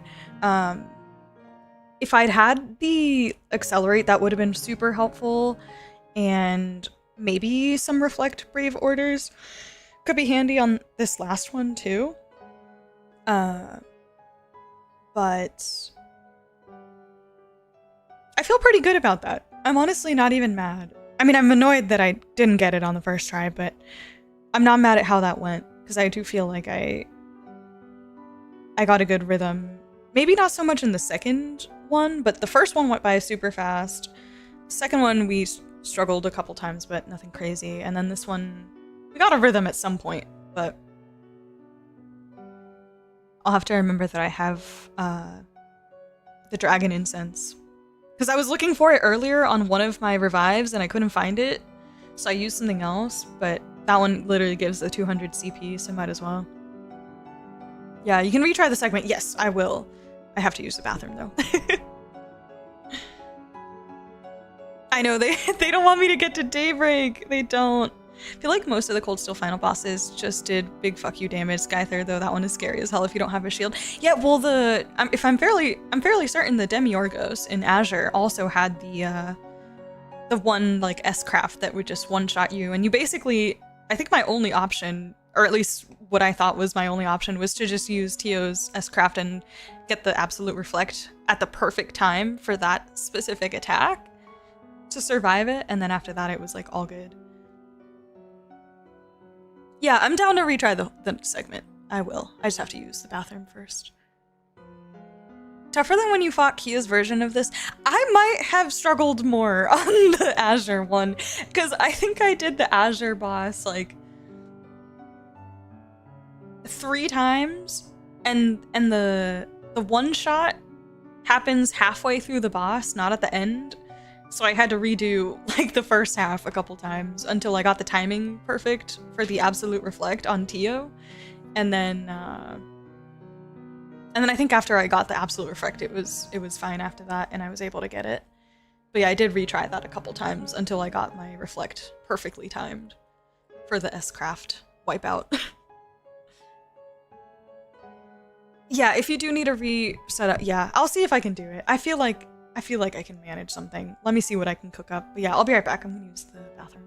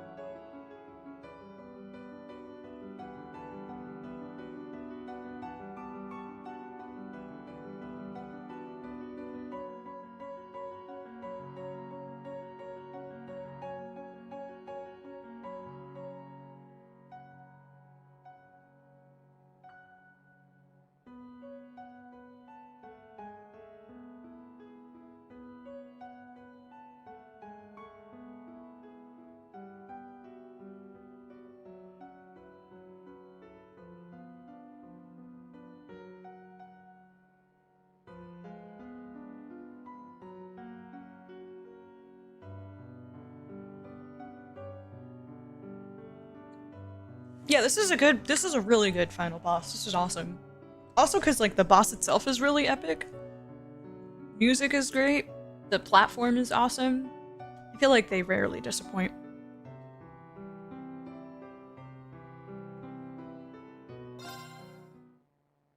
Increasing output. More power required.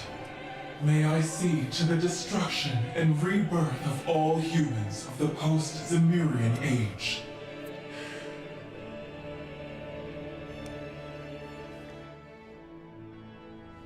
Yeah, see, that's not fun for me though. Like, I don't mind using like the utility that I have available to me, but yeah, cheesing something away with like a Lloyd and a Yuna together, that's just not fun for me. So I'd rather have to work for it a little bit more. Unless I just was like really trying to get through it and move on. But this is fun, so I don't mind like spending extra time strategizing and whatnot. But that's just for me.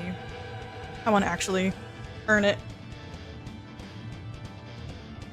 Struggle a little bit. Oh yeah, don't forget to blink, yeah. Correct. Yeah, thank God. No, you get to redo the ABC, whichever one you die on. Not gonna let me. More. Give me more of this. What I am gonna do is I'm gonna swap some characters. I think I'm gonna switch in either Elliot or Nadia onto this team so that I have some ailment cure just in case. Okay.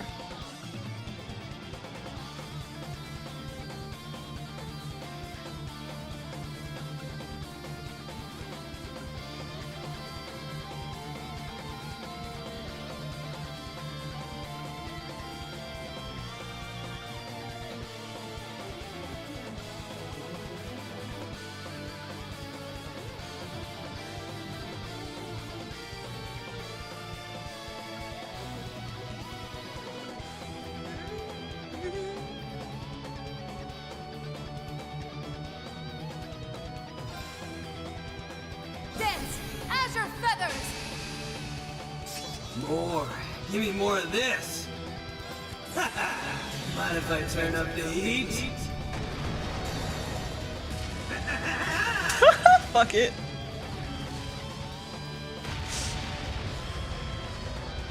This one's a scorcher. Of course I have Wazzy in his swimsuit.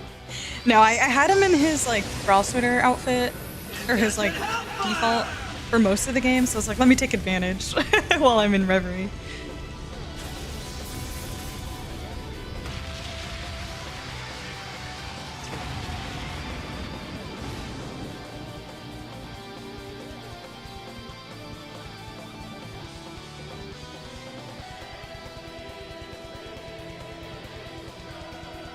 Saying that it's not earning it. It's not earning it for me because like, yeah, like finding an overly cheesy strat for me is not earning it, but I don't mean that for everybody else. Like, you can decide how you want to challenge yourself when you play these games. I'm not saying that that applies to anybody other than myself.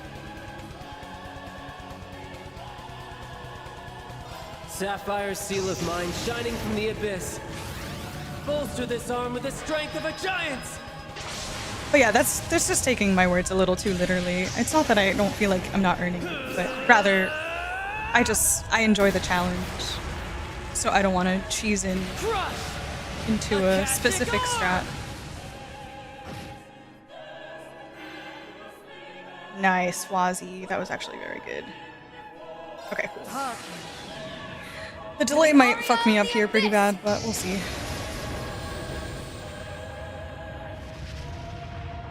Humankind are evil fury. Behold, for it longs to be forever at your side. These swords are of those who lost their way. On guard! Yeah, I got you. Yeah, at the end of the day, I feel like, yeah, it's really just personal preference, like how you want to challenge yourself. It's the same reason we can all pick what mode we want to play on and everything, so. I definitely don't judge anyone else for how they decide to play. Sing my praises. No, chat is not being spicy. No, we're good. All is good. No spice. Back tenfold. Oh, okay. Despair. Oh my god. I misjudged you. Now it's getting fun.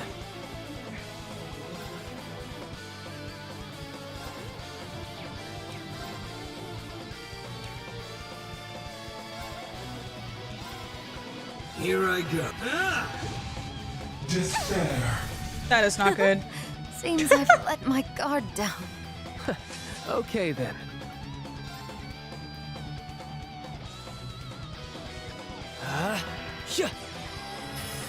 Thanks, I guess. I think I can kill the last disorder. Yeah. Sapphire's seal of mine shining from the abyss. Solo swing on Bolster this arm with the Abyss. strength of a giant. I feel bad. I didn't really end up using Swin that much. I do like him though, and I thought his stuff was cool. But I was just so like hyper fixated on all my like returning characters that I love so much. Despair. The Spice is the boss. Despair. No, no, no! I misjudged you. Stop If I it! turn up the heat. Yeah, the delay is killing me here. I might have to redo that.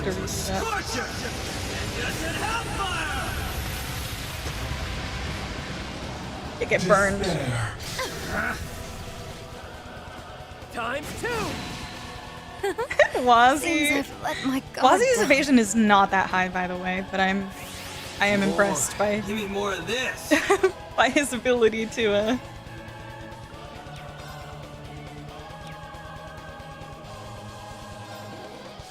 Okay, what is the should I go for it?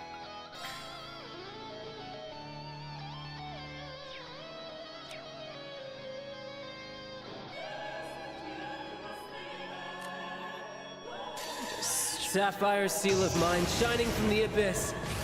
Oh fuck. Bolster this arm with the strength of a giant.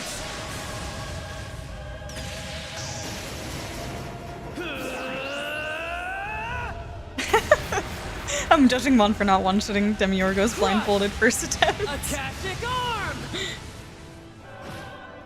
Yeah. That's it for me. Thank you, Wazzy, for your service. Sorry, McBurn, I'm gonna have to waste one of your turns, but or your demonic, whatever it's called.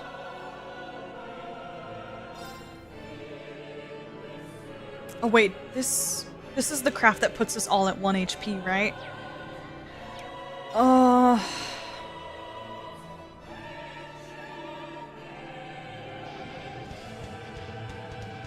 And then just hope that I don't know.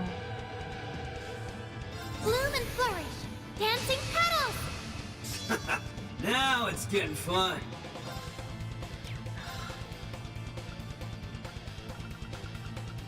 Okay, so then I think it's this one. I get confused, but if it's just gonna put me at 1 HP, I might as well just use the spirit sense. Thank you. Thank you. Let's find out. May light shine upon you. Yeah. Back tenfold. I feel power boiling over. Oh my gosh. Yes. More. Give me more Yes, of this. McBurn. Stunning. Mind if I turn up the heat?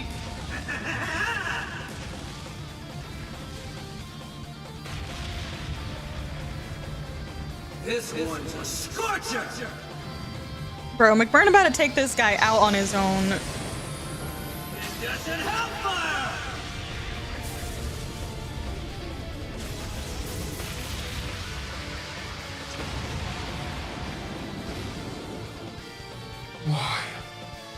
Why did you awaken me? Give me rest. Give me rest. Give me rest. Give me rest. Give me rest. Give me rest. What a drag. All right.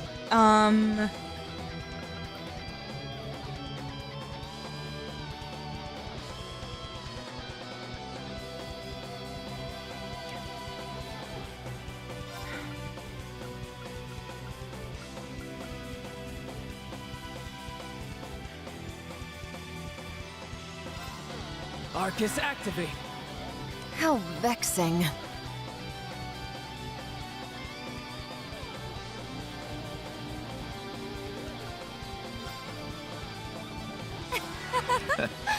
Interesting.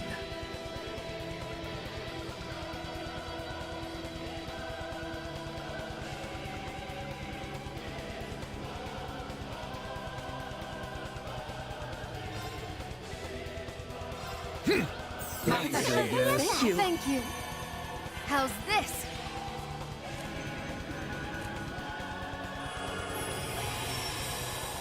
Perk up. Thank you. I gave my Wazzy like the aura farm comeback master quartz that deals more magic damage the lower. Oh, that's so smart. Yeah, I don't like switch my builds too much like based on occasion, but if I was playing on a harder difficulty, that seems like a really good idea. Like stacking a bunch of characters with the low HP stuff. I feel like that would work surprisingly nicely. Especially for moments like this, that'd be pretty hype. That's awesome though, because that scarf would do so much damage. I bet. That's hype. That is really hype. Mind if I turn up the heat? Let's go, McBurn!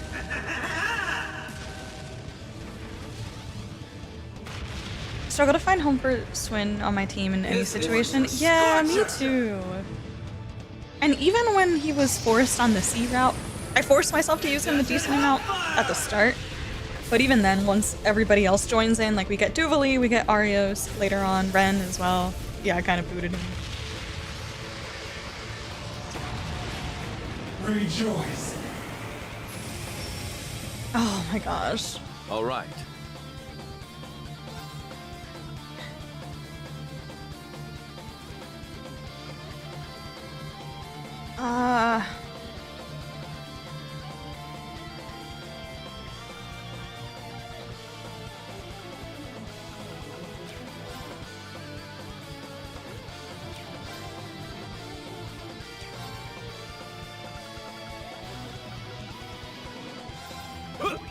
Thanks, I May guess. destruction befall you. My turn.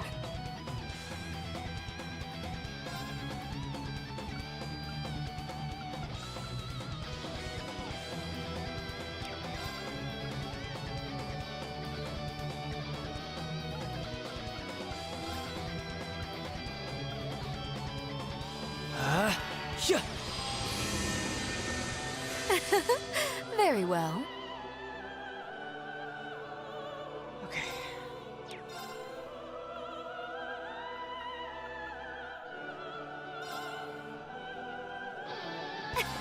On guard.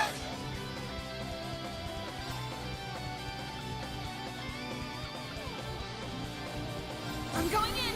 Assault Guardian! On guard.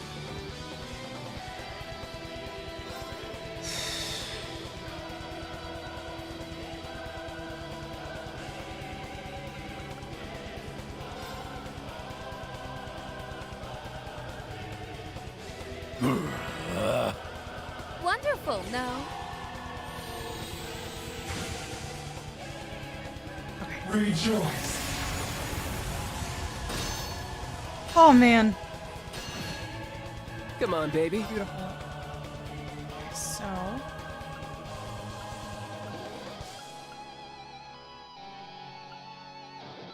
Trying to see if I can squeeze anything in. I can squeeze a golden sphere.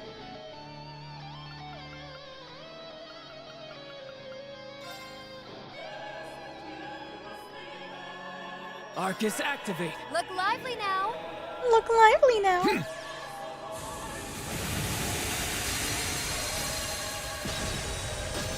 Oh, frick! I forgot. That's why it was a low level art. Okay, we're cool now. Now I can pop off with Wazzy. Sapphire's seal of mine shining from the abyss. Bolster this arm with the strength of a giant!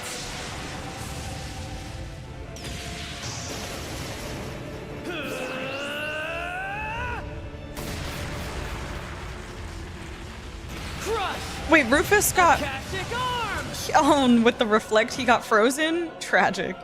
Despair. Oh, crit! It's all me. Crit on the reflect! Amazing. Now it's getting fun.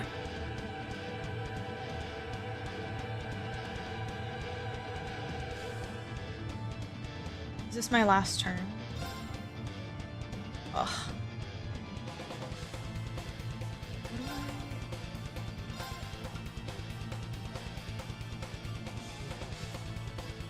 How about this? Wonderful, no? Oh, fuck. I screwed that up. Whoops. Rufus is frozen. Oh, wait. Yeah, he's still frozen. Damn. Oh, he got the heal too. Rejoice. Tragic.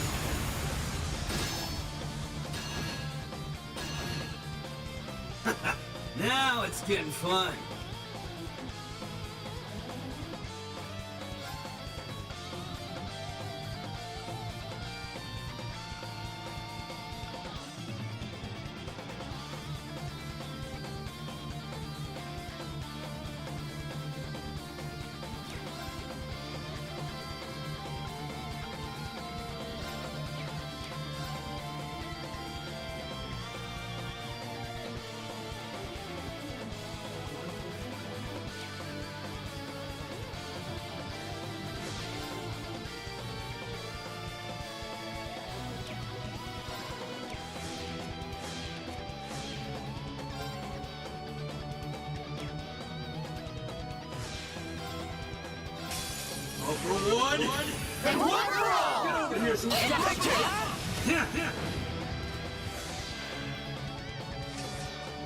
It's all me.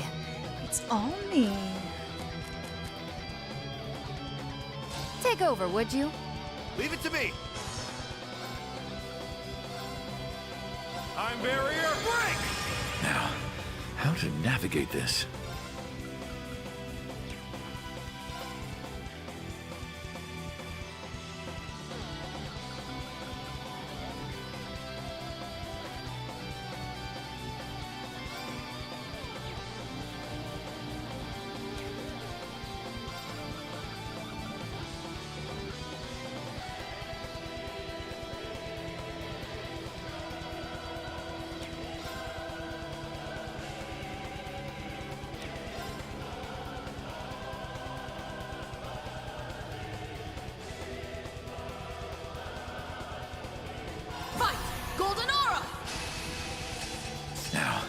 How to navigate this?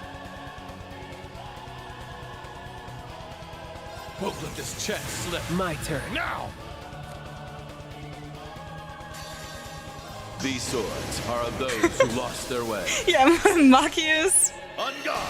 Little Machius. Cheeky accelerate. You're in need of polish. Help down! Root gangrene! Elliot shredding the guitar in the background. Okay then. Okay, let's do.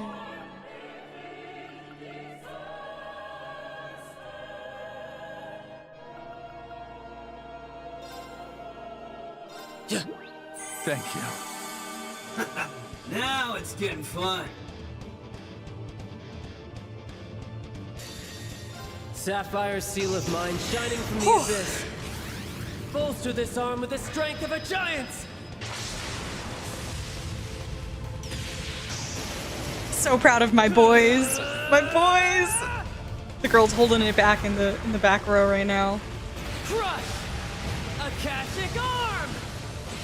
102 critical! Beautiful. Now it's getting fun. Sure is, McBurn. Sure is. Okay. Maybe...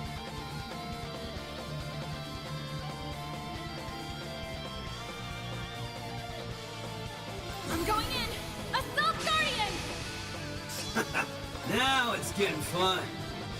I can't see how many turns he has left on his thing, so I'm just gonna do it. Come on, we're getting there. We're getting there. This one's a scorcher.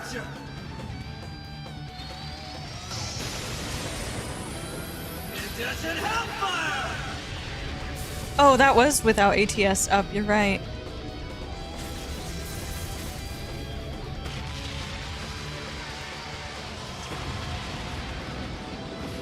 Oh, Machius and Ellie on a team with Vita. No, not Machius. Shine upon Oh no, oh no, no. despair. I misjudged you. That's it for me. More. Makis is alive? Oh, but he's confused. He might screw this up for me.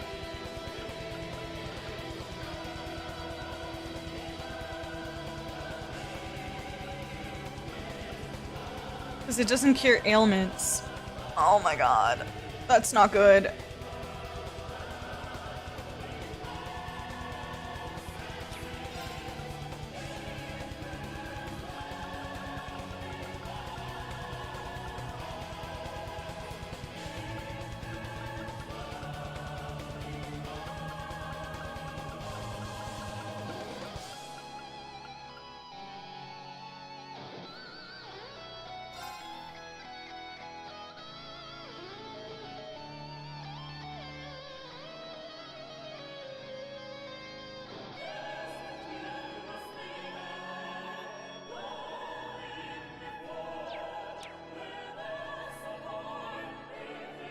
Do I sacrifice the turn? I think I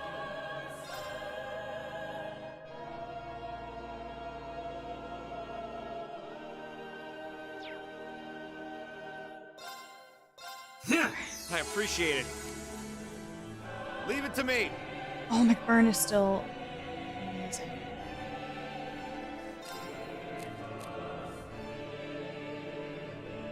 Switch with me. I'll do my best.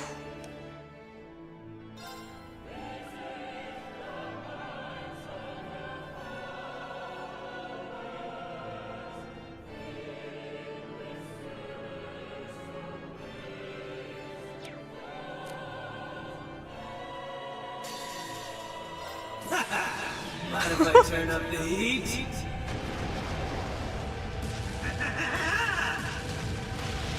This one's a scorcher! Dude, that Scorch does so much damage, man. Absolutely insane. Okay, got Scorch on.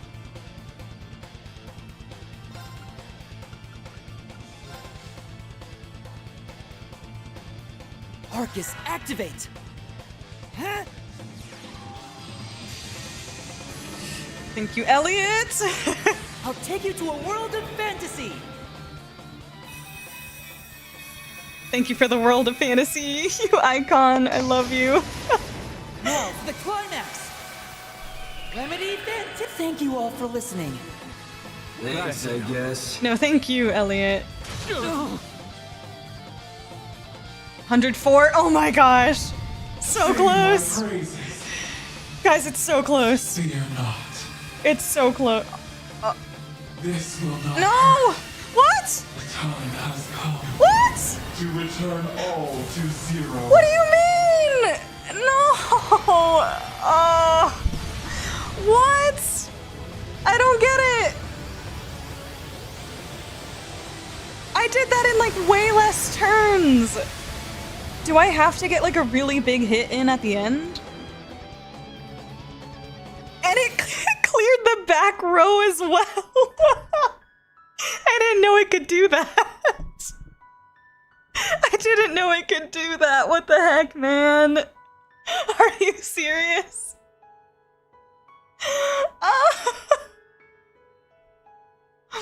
Wow. Oh, was it the zero art? Is that what happened? Because I think that was a craft. Or maybe it was... Oh my... I'm so upset. It wiped out the bench. I didn't know that was possible. Increasing Are you kidding me? More power required. I'm so upset. I'm so upset. I had that. I fucking had that. Oh. Sing my praise. I had that. I freaking had it. May destruction befall you. I'm so mad. Ah.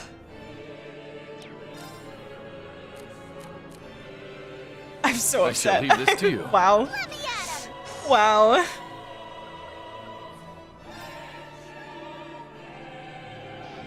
Should be around. Up you go, Gummy Bear. More. Give me more of this. Wait, I started in my demon form?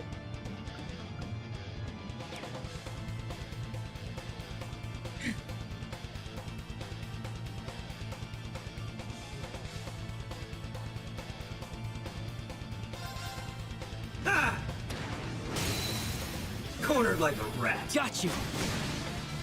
Ooh, delay. Come on, baby. Nice. Not that it did anything. That's okay. I will take a shining there. It's all me.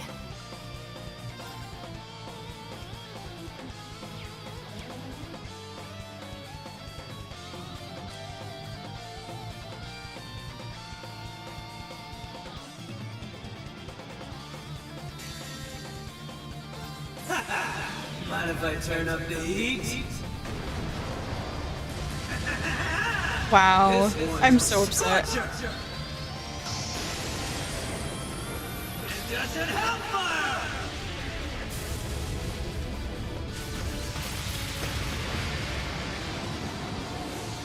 It's all me. I can... Welcome to my Tipsy Talk. There's my fiesta. You Nadia?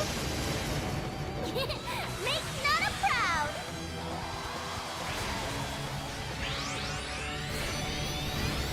Just how did I know? I will go.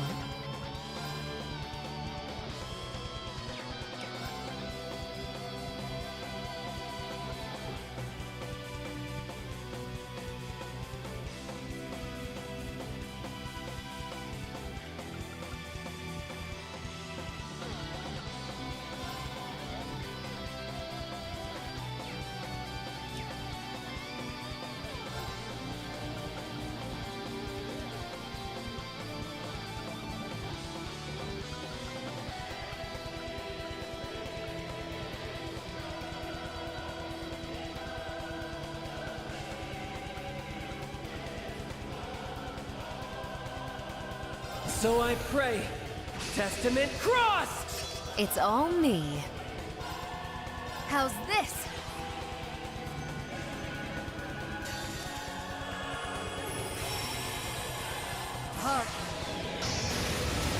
Really need to not be heavily delayed, which is why speed decision is important. Yeah. Yeah, I haven't min-maxed my builds at all. In fact, most people have default stuff at the time. Anyways. Behold, for it longs to be forever at your side. Yeah.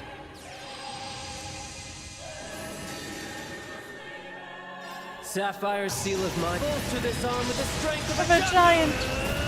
Crush! A tactic arm! Rejoice. Nice. Despair. Oh! Rejoice.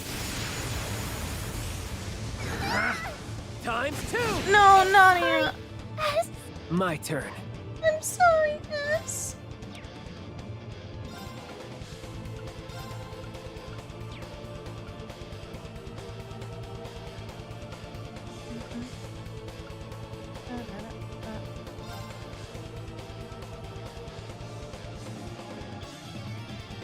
Oh shit, McBurn is confused. No, I don't want that.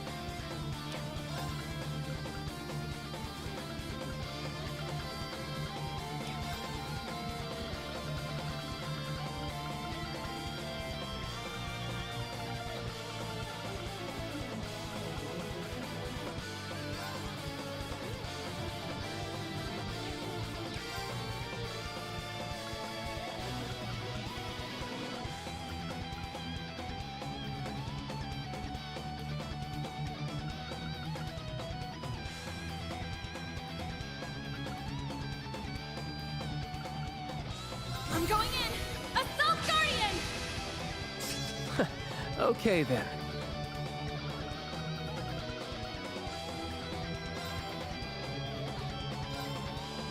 Yeah. Thanks, I guess. Mind if I turn up the heat? Jeez. Got a ton of mileage out of minimum speed in this fight. Conversely, really? This one's a scorcher!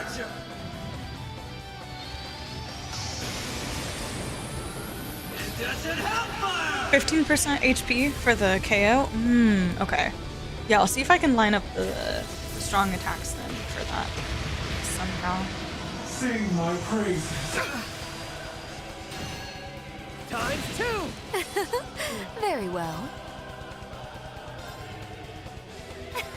My turn.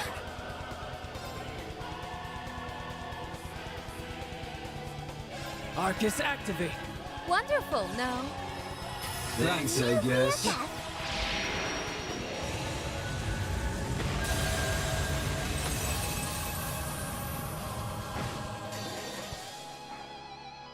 Sapphire Seal. Bolster this arm with the strength of a giant. Quasi's not. Let me. Hold on, knock on wood before I speak too soon. He hasn't died on me too quickly yet. I'm happy. He's actually getting turns in. ×2! Back at you! Oh, nice. Nurse Nadia's here. Love Thank it. you. Sing my praises. I will go. Whew.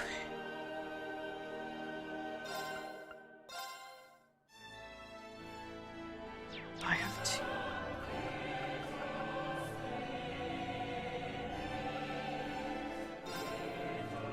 Resonate! Sephiral Symphony! It's all me.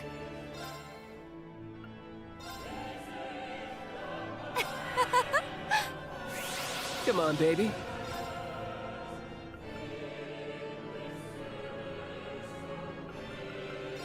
Arcus activate. May light shine upon you. ×2! Nurse Nadia's here. Thank you. Oh, McBurn almost has the 200. Beautiful.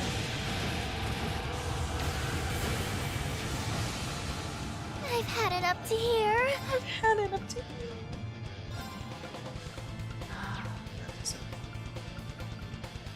Wait.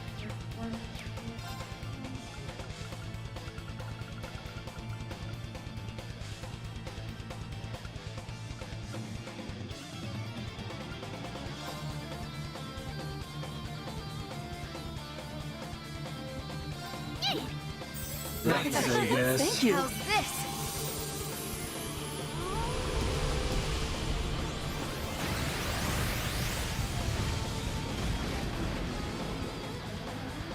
Love to see it. Rejoice.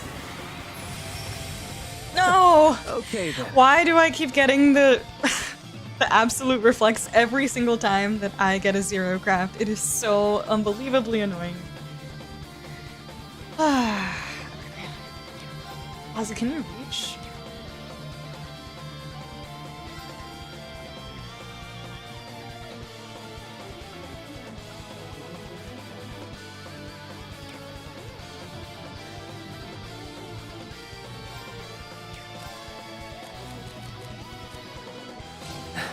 All you now. Leave it to me.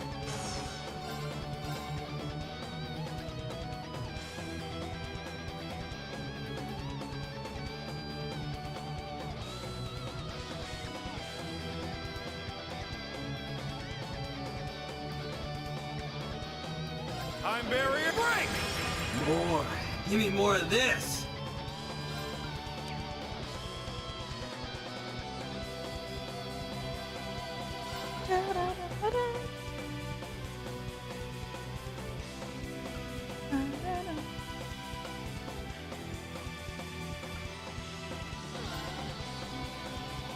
Too far. Oh, he still has. What do you mean that doesn't reach, McBurn?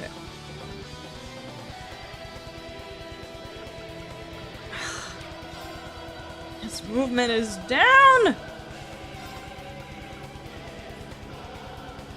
Crap. Well. Oh, man.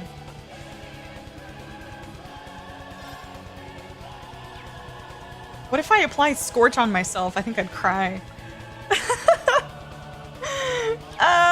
Damn it.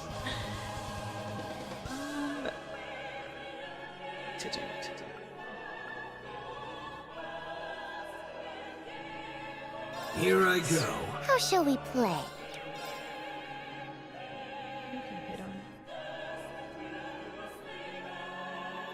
Oh, you know what? Perfect. Thank you for taking the L, Nadia. This one's a scorcher! And doesn't have fire! May destruction befall you. Oh no. Rejoice. No!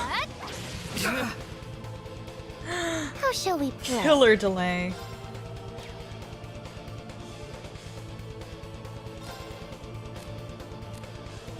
Let me out! I'll do my best. Oh, it doesn't. So close yet so far.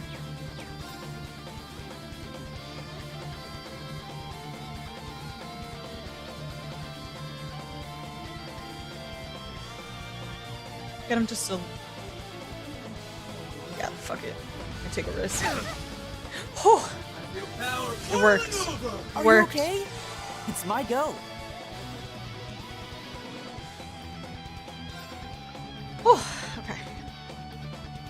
Please, hear my song. Thanks, I guess. Thank you. Time barrier, break! It's all me.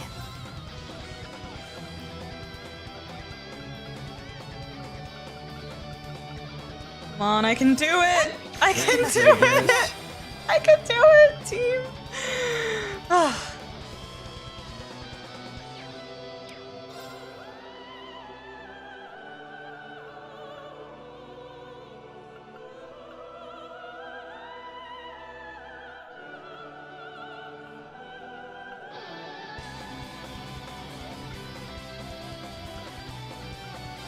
I'm going in!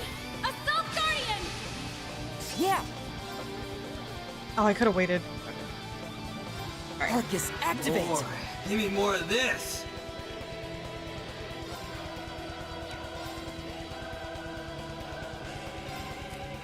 Yeah.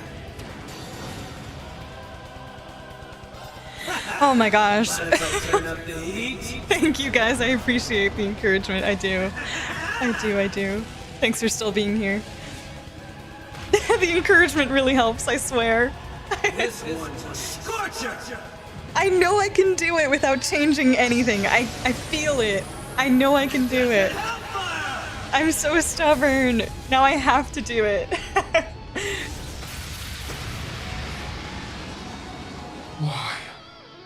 Why did you awaken me? Give me rest. Give me rest. I'm trying to give you rest, but you won't let me. Give me rest. Give me rest. Give me rest.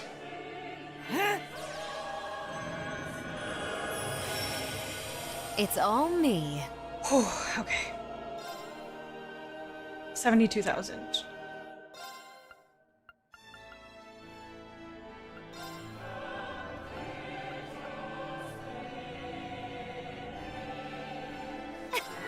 Sing my praises. Nice. Wonderful, no? Got a little speed down It's my there. go.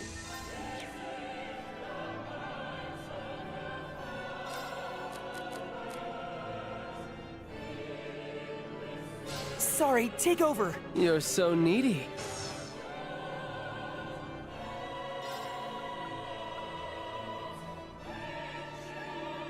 I'm going in! Refresh Assault that. Guardian!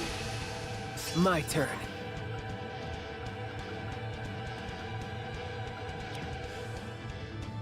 You know what? Let me.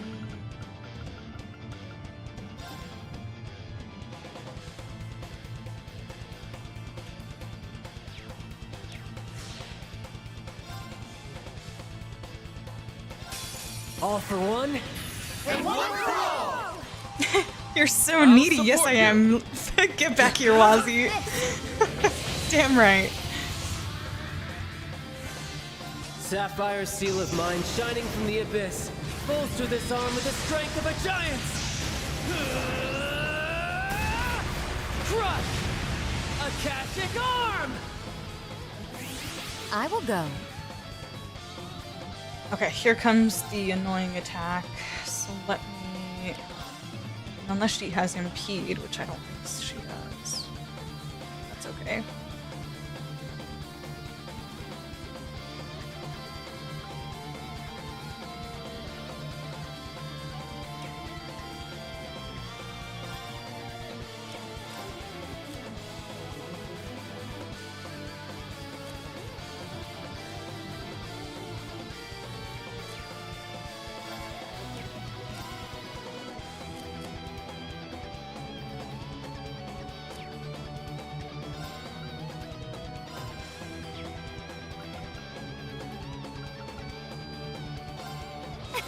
Set it up. May light shine upon you.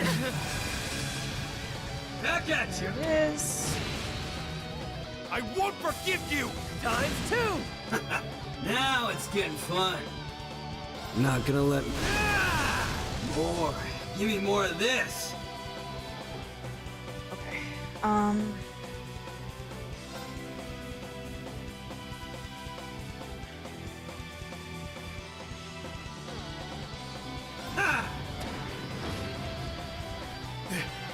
This is bad.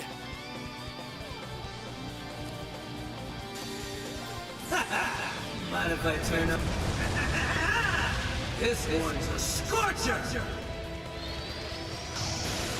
Careful, Mon, you can impede and get double or triple turn. Yeah, that's a good point. That is a very good point. I hate when that happens.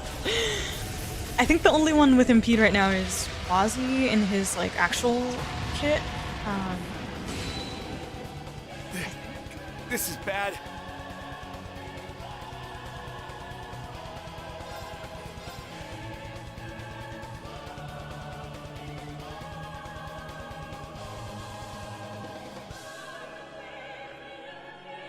Damn it, McBurn.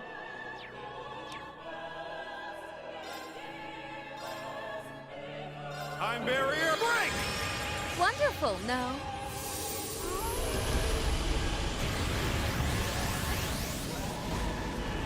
Not my finest. I wonder if Vita would get her turn almost immediately.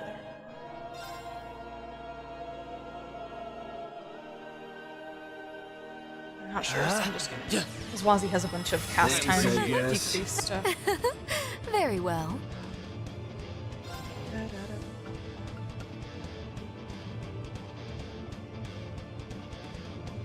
I'm going in! Assault Guardian! No, not the zero art. Absolutely not. Blades? Just in case. Dance for me! Dude, McBurn is a legend. There! He's a legend. Got the crit, Vita. Good job. Hard. To the Aria Trying to get of the 200 Abyss. with Wazzy again. Humankind are evil fury. Behold, for it longs to be forever at your side. Back at you! Beautiful. Come on, baby. Whew, okay.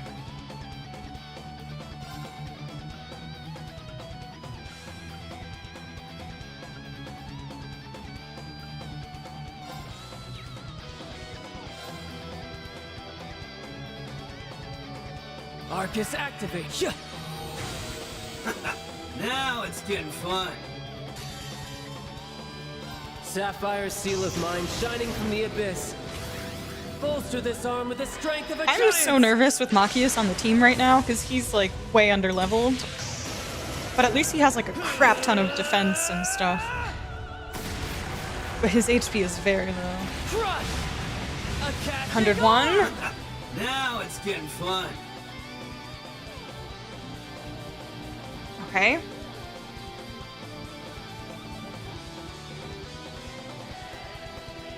I think I have to refresh this. I'm going in! Assault Guardian! So I'm going to normal. More. Give me more. Yeah. Got him down. Take this! Fear not. No! Oh! Oh No! This is it! You failed your round 2! This is the end! Justice! Bullet! Sing my praises. Panic! This will not hurt. Help! Give me more of this.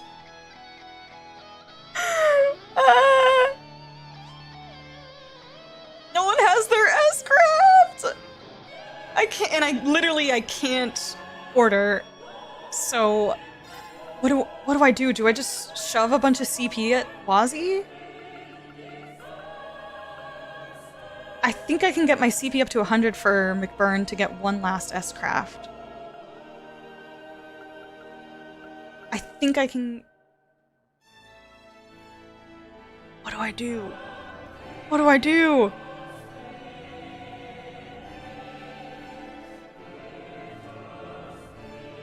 I need CP. I could do CP on Wazi, get a Wazi S-craft. I don't think that's enough damage though, you guys.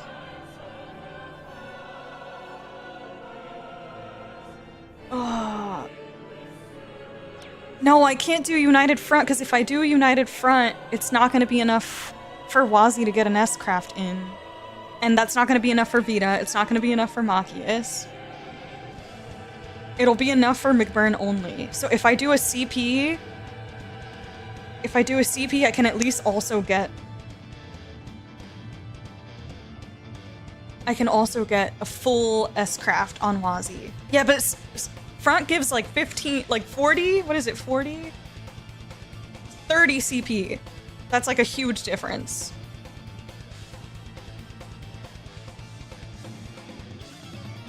Guys, I can't Brave Order. I can't Brave Order. I'm panicking. Oh my god. I can't. Aurelia does have her S-craft, but I don't think it's enough. She doesn't have stats up. I think my best, if I want to at least try and see if maybe it dies to Scorch, is McBurn plus Wazi. Alright. Oh my god. I think that's my best bet.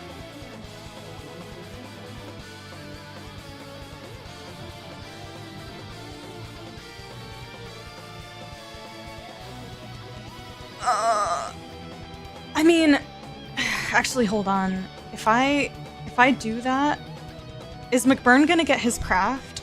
I don't know the math. I'm not sure on the math if McBurn is gonna get enough CP or not. He might be just short, and that scares me. Guys, he might be just short. Oh my god. This is horrible.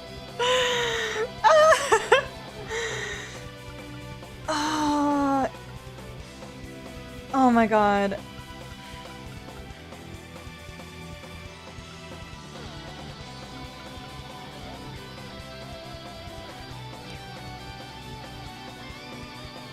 Yeah, no, I know McBurn will get it if I front.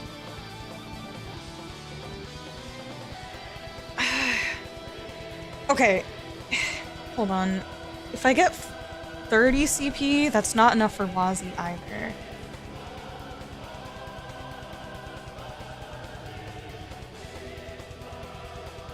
Oh my gosh.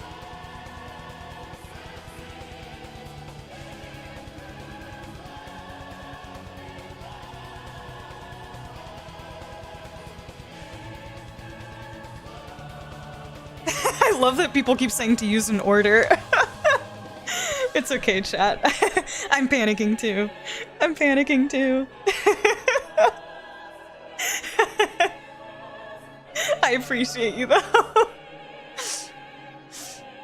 Oracle on backseating, by the way, because I'm literally panicking and I don't actually mind you guys helping me like sort my thoughts. As long as you're not the ones like telling me to do something, like, no, Mon, do this. But rather presenting the options, I don't mind it. I want to see if I can get it, but I'm panicking. Oh man. I think I think I might actually go front and hope that by some miracle maybe Wazi ends up getting a 100 on his.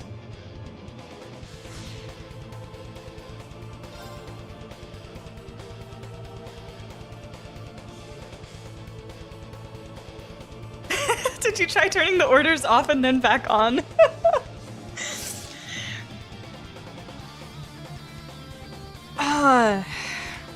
Because I have options. I can Dragon Incense Wazi, I can Dragon Incense McBurn, I can United Front and hope that I can get both. Wazi has ATS up, McBurn has Strength and ATS up. But then I can get the full, you know what? Whatever. Okay. There's a small chance that Wazi might get it. There's a small chance. I think Wazi might get it, guys. He did. The headband with the auto CP. Alright, all I can do is pray. All I can do is pray! Mind if I turn up the heat? Oh, help!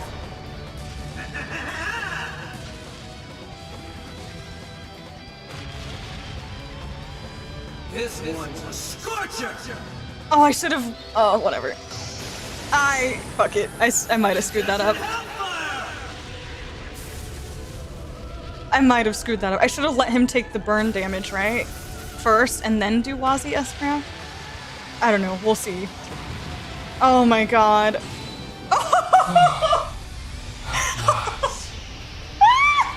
I am now free from this twisted causality.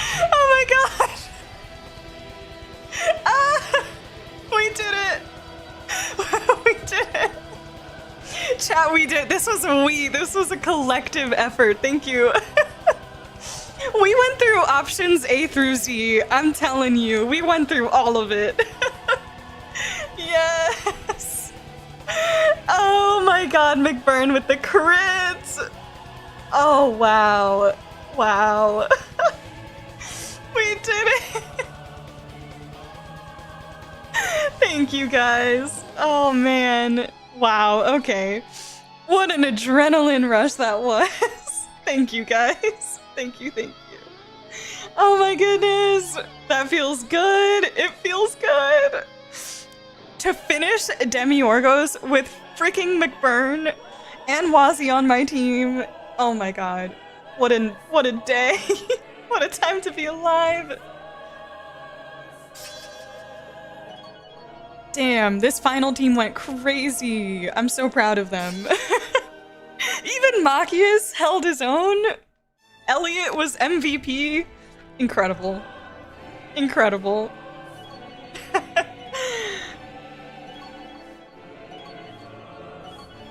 I swear to god, if there's another phase, we have to fight somehow Dead Lloyd from his other timeline.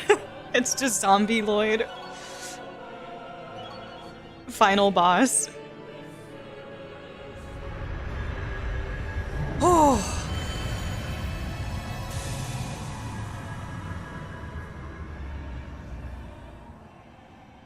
Your efforts from the other side of the distant void made this so. Thank you for granting my wish. Now I may finally be at rest.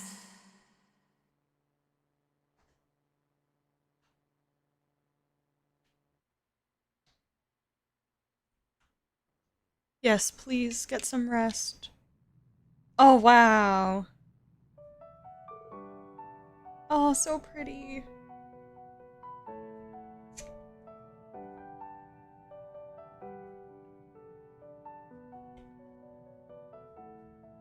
Oh, the music is so low. I hope you guys can hear it at least a little bit. The piano. Oh, this is so nice. We did it. It wasn't easy, but yeah. Though I'm not so sure we would have been so lucky had it been at its full power. I think drawing out her true feelings what was helped us win. I believe that as well.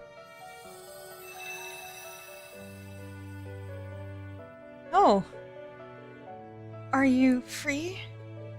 I am. The connection between us has been completely severed. So it would seem. I'm in awe of what you have just achieved. Who are you people? We're nothing special, really. We're just people fighting for what we believe in. I wasn't feeling so hot about our chances for a second, to be honest.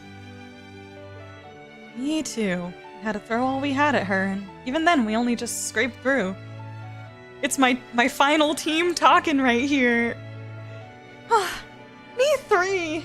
I think I'll just clock out right here if you don't mind. I do mind. What a pitiful sight. You ought to try and follow my example. Not everyone was born with a body incapable of feeling fatigue. I wish I knew what it was like.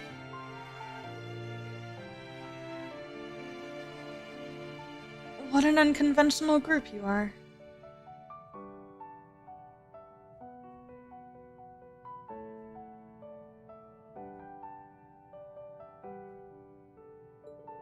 I'm so glad I chose to believe in you.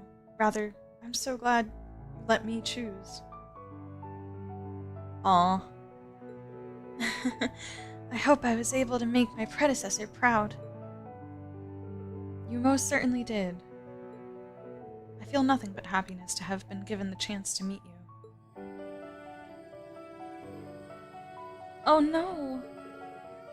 Are we out of time? I am a shadow of what was. Now that my thread to this world has unraveled, I must return to where I am.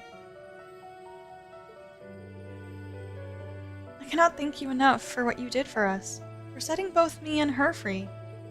This is so strange. I never thought leaving this place would make me feel sad, but it does. Aw, gonna miss us?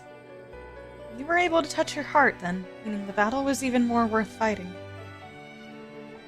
Now the Septarian that weaves destiny itself will forever be out of all's reach. It sure better be! Humanity may now begin to carve its own path through the great unknown. Even if you won't remember that once you leave this place. I don't know, man. Schmalgarine seems to think we ain't done with catastrophic. I don't know. That could just be humanity's undoing, just being us, and not anything to do with fate and causality. But goddamn, we know that that is on the horizon in 3 years' time, or who knows how long in the future.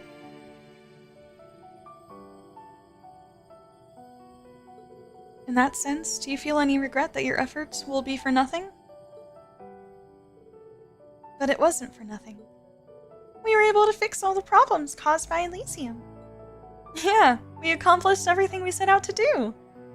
And there's no such thing as existence without purpose. All we did here, you being alive, all held meaning. And meeting you made me so happy that I hope we can maybe meet again one day. Aw, Q's so sweet. I would like that very much. I chose a new purpose for myself the day Elysium was deleted and my life was spared. Whatever comes, I have no regrets with my decision. My purpose is to keep following the light, however dim it may appear to be at times. Lloyd!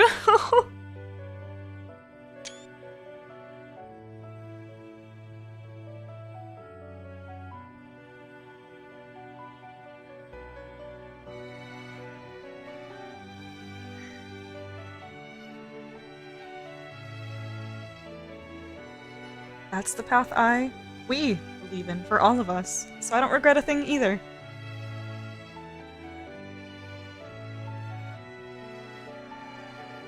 And none for me.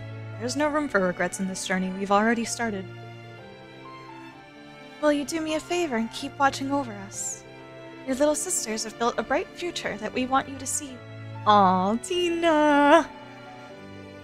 I will. I'll be watching you from the land of dreams. As you share with me your world of endless possibilities. Aw, Lloyd made me cry. She's gone. Even her smile was like Kito's. It really was. glad we got to see it before she went away. The pressure sure is on now, though, huh?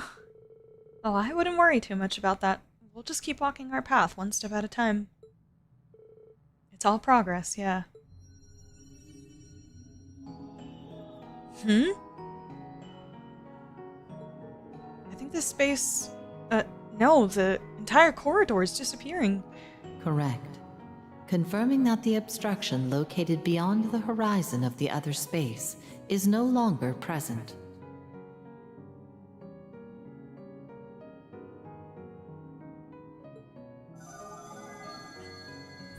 Welcome back, Azoth. The Black Mirror has now claimed full administrative command over processes concerning the Reverie corridor.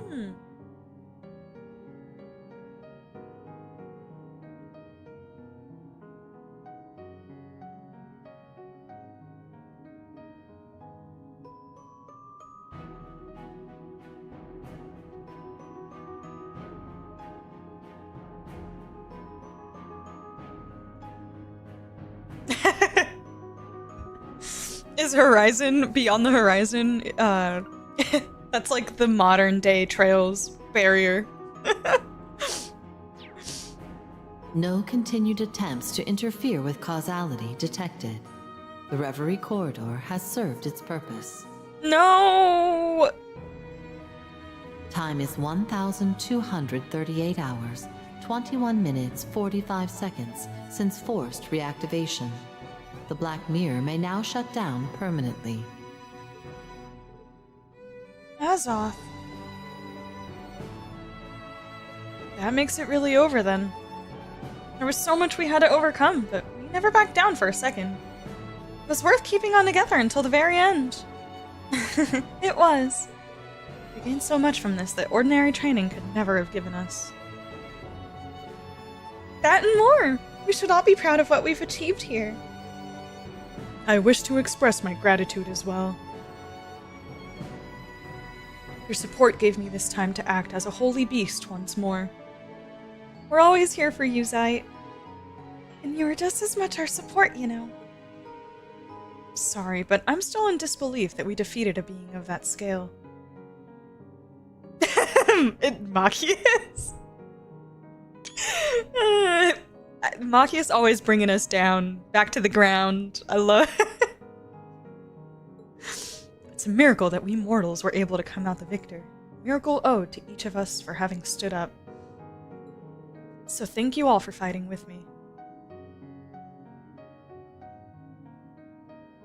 Gosh, this is so beautiful with the sky in the background. Like the blue, hazy, cloudy. Ah, so stunning.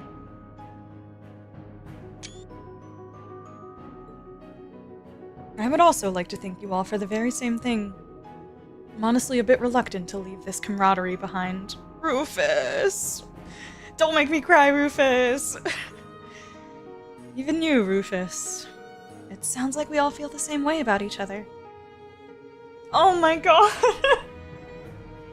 Look at this! Look at this huge squad! OMG!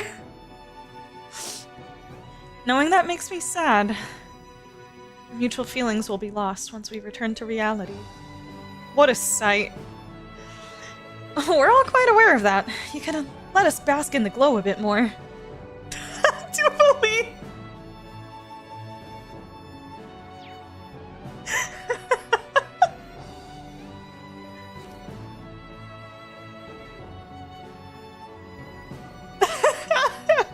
Oh, Doobs.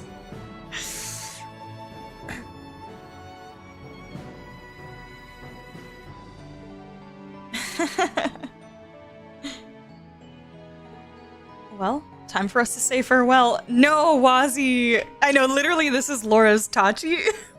Exactly. No, Wazi, it's not time for us to say farewell, not again. No, I can't do it. No. Well, time for us to say farewell. Yes, there's no more delaying the lives we have to return to. For all the many trials we endured, I had such a great fun with all of you. Just remember, even if our memories fade, the effect of our actions won't.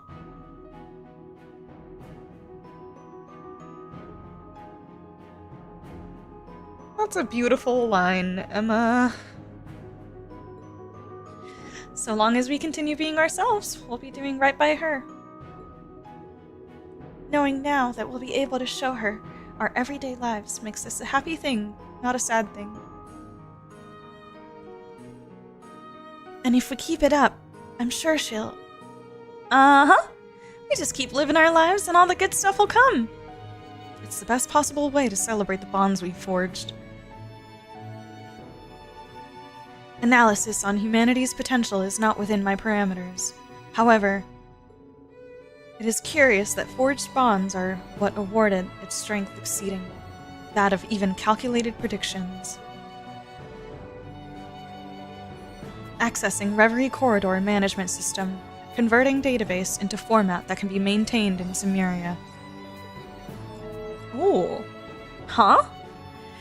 A database that can be maintained in Zemuria? That sounds dangerous to me, but alright. Where's the Calvard hacker about to somehow access Azoth to? Huh? What are you saying? Experiences within the Reverie Corridor cannot be perceived outside of it in an identical manner. It is most possible to store them within you in the form of a dream. Oh, I believe there would be value in doing so. Oh, that's... wow, okay. A dream? You can do that? Wait, but wouldn't that mean... Do you mean we'll remember what happened here? Oh wow, no idea how that works, but I'll take it. It's much better than forgetting it completely. Much better. I didn't want to say it, but I was with Laura when she said it made her sad. Huh. Fascinating. Had to throw that one out at the last minute to give a real fairy tale ending feel to this, huh? I'm guessing if it'll be like a dream, the details will be a little fuzzy on us. Perhaps, but it's a lovely compromise to ensure the experience stays in our hearts. Hard to top that for a parting gift.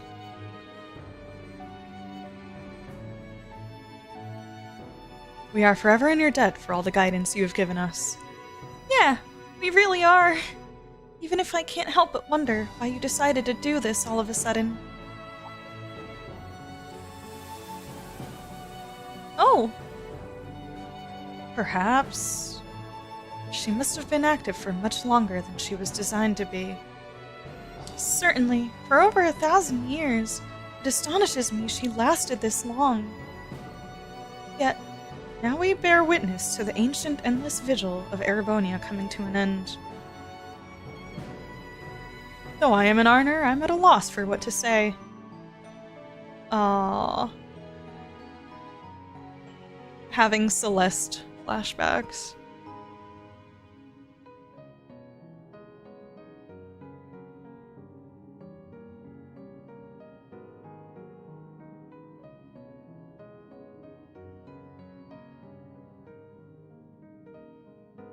May you find peace with the end of your long, long journey.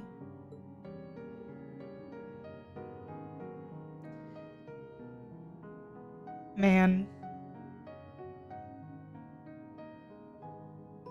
These always hit heavy, and it's also why, like, Leanne also hits so hard when you think about people like Rose, who've had to endure so much for so long. Modifications to causality have been repaired, where possible. The contract with the first Arner has been fulfilled.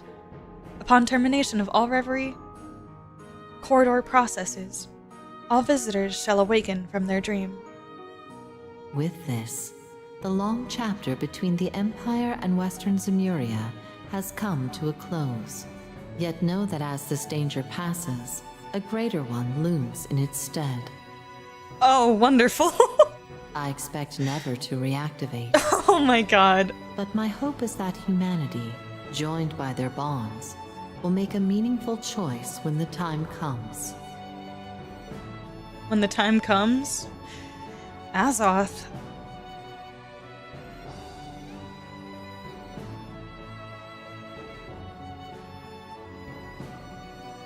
Cute. Aww.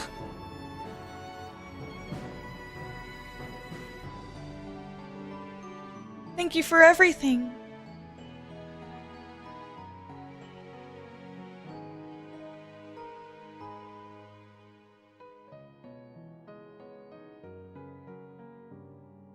Oh my god!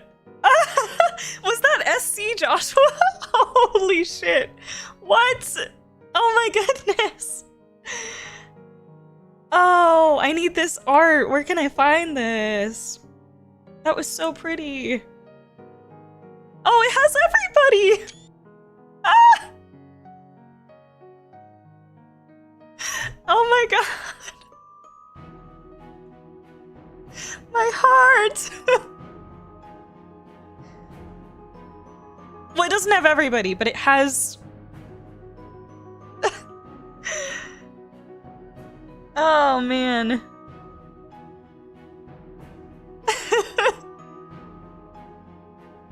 I love this art! And the one before that, too. Trails into Reverie until the very end. See you again in S1208. Oh my god. Oh, I love this! Look at Altina and Milliam! And Rufus's potato sack carrying Lapis.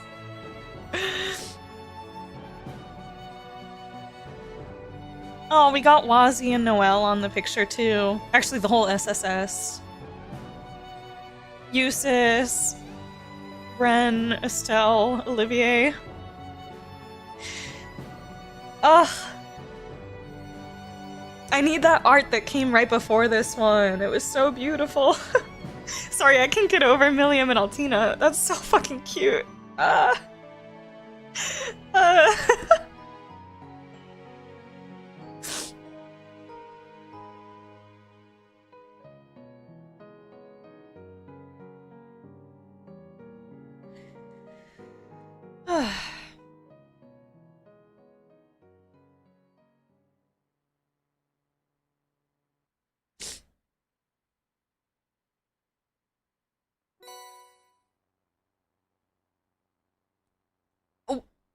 Another white sealing stone? This concludes the main story of Trails into Reverie, but you can continue to explore the Reverie corridor. There's still plenty to enjoy, including the special sealing stone you just obtained. That's a daydream. It's like the white was the one with Roy and the Grandmaster. You will also be able to re-challenge the Demiurgos in the Zeroth Stratum. Oh, hype. Oh my god! Oh, I'm a mess again! So many tears!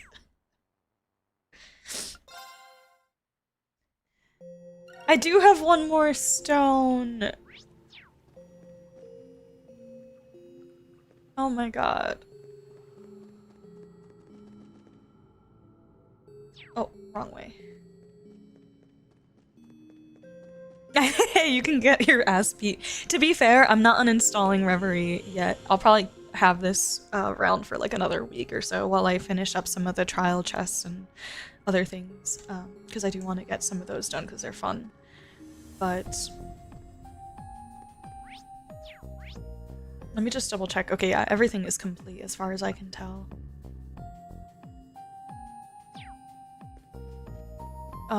So many tears, man. Sealing stones unsealable. Oh, you sent the picture? Thank you, Bears. Thank you. I could get used to shit like this. Now I get a Grail locket? Are you kidding me? Damn. Could have been nice. Could have been nice.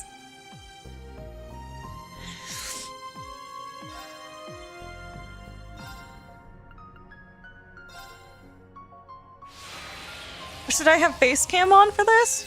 I can turn my camera on. I could get used to shit like this. I know, literally now, the best Grail locket after I beat Demiurgos. It literally has prevent ailments and stat down. Like, are you kidding me? That's so messed up. Oh my gosh. Oh. Alright, what is it? Unsealing pedestal activated.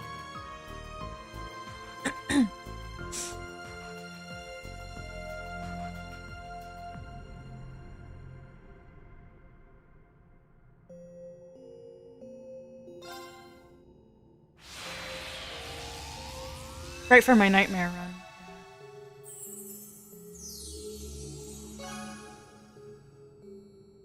Oh my god. Beyond the Reverie is now available. It's the threads that the Grandmaster is holding in the picture. I think it'd be cool to see a reaction, but if you don't want to, like, you know what? I got you. It's the least I can do. For shifting my entire stream schedule the last, like, couple days. Or, like, week, basically. Give me a sec. I just hit my monitor and it tilted. One sec.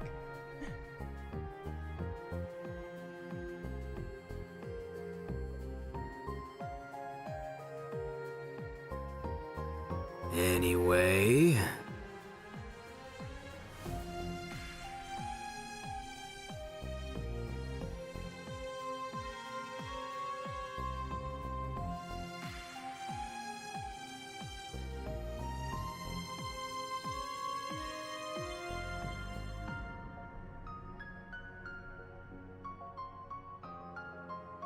Bored.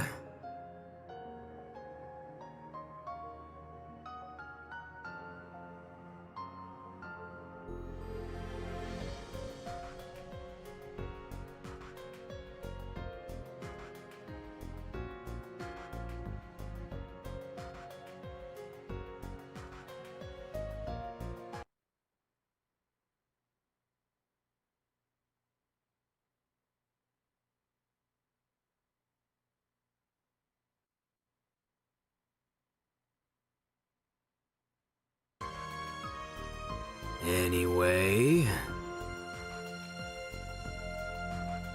Alright. I'm back. Hopefully McBurn wasn't as annoying as me. Just kidding. What does McBurn say? I wasn't paying attention. A little bit longer than usual, so we can properly wrap things up. Yeah, might as well. If this is actually the end, I hope you guys aren't bamboozling me, but I guess we'll find out. Bored. But yeah, I'm down to wrap this up. I was not in a rush today, so I guess that worked out nicely. Okay. Oh, sorry. One sec. I don't think my lights are on, so you can't even see me. Another second. Okay.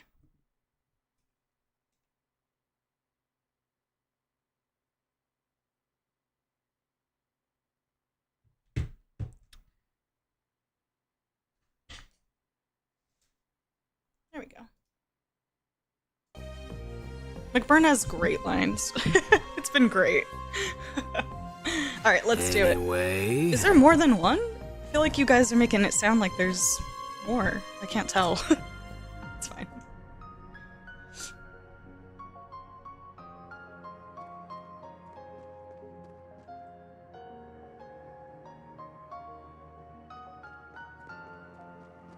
Slab of Reminiscence activated. Yeah, these two are marked differently because I guess they're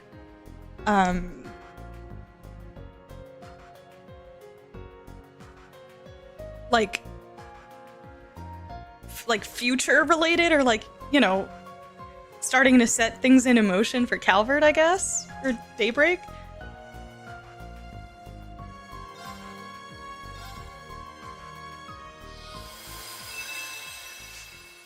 It's gonna be cinema? Alright. These are but minute fragments of memories drifting in an endless ocean. Memories of what will be In the near future. Memories of what will be in the near future. Could they be shadows of the tangled threads woven by Elysium? Or perhaps faded illusions that slipped through the cracks of time and space?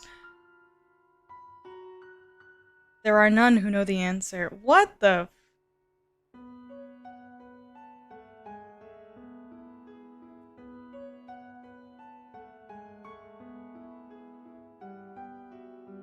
Another hot springs paradise? An unconventional student?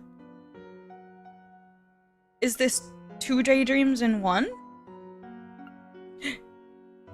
Calvard Hot Springs?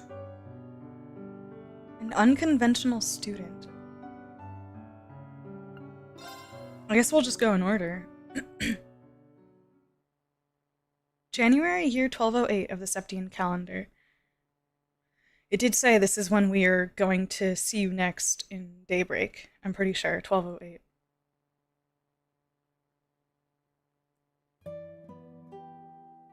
Between 2 great mountains at the tip of a Calvardian basin sits Long Lai.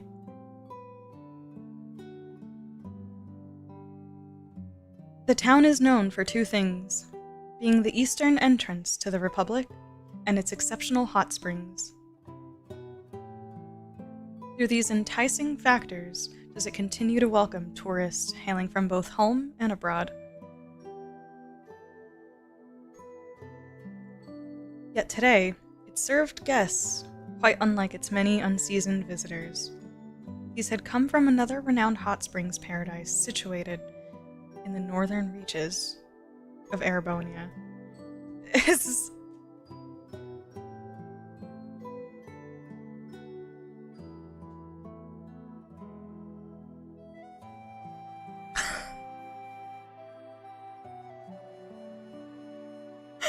Oh my god!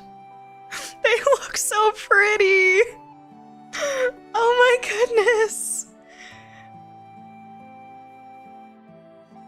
Oh! Look at Elisa's hair! Oh my gosh. The depth of flavor in the food here is just exquisite. Agreed. Phoenix Wing's food is certainly nothing to sneeze at, but I have my doubts the chef could replicate dishes this unique in taste. The Binshan Inn's reputation continues to precede itself. Baron Teo and Lady Lucia Schwarzer were sampling the inn's culinary delights, spirits high and stomachs filling fast. Their daughter Elise sat next to them, her spirit a bit lower by comparison, as her brows furrowed with concern. Concern about what? I'm sure its luxuries come with just an equally luxurious price tag, and there's 4 of us, so even 2 nights must have cost a small fortune. Upon realizing what she said, she shook her head. I didn't mean to damper the mood. I know we have the money, but all my budgeting as student council president has made a terrible habit of me seeing the numbers and everything. Her older brother Reen couldn't help but let out a chuckle. Then the budget buster and you will like how much we saved, because we're not here as paying customers. We were invited by the owners personally. They said they wanted to get to know us since we run similar establishments, so here we are. And we'll be inviting them to Ymir sooner than later, of course. Right, Dad? Oh, absolutely. And add this to the list of boons coming from our countries finally coming to terms with one another. The Republic is reveling in unheard of levels of prosperity, and the relations between our people are more active and festive than ever. I, for one, welcome any opportunity to further foster friendship.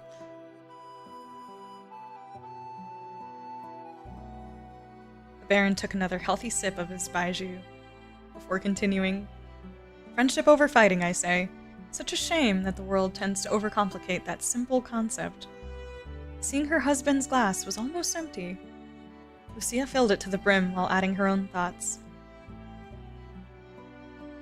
That's all the more reason why we need to make the most of this invitation and enjoy ourselves to the fullest. Her children nodded in agreement. And even that aside, there's no reason to spoil a family vacation when we so rarely have time to take them. Oh, I read about some unusual sweet dishes worth trying here. Would you like to share some with me, Reen? In a bit. I'm thinking of taking another soak in the hot springs, so I might be in the mood for something sweet after. Food here is delicious, but as far as I'm concerned, the hot springs are the real star of the show. Our hot springs fiend! It sounds like a trap. The war reparations, yup. Yup. Prospering with the reparations. Oh my gosh.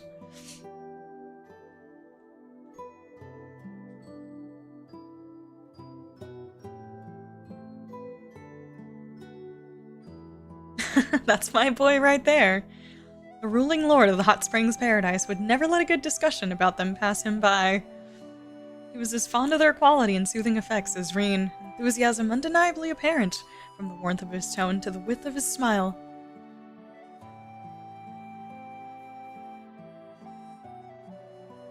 Their medicinal springs happen to be a favorite of mine.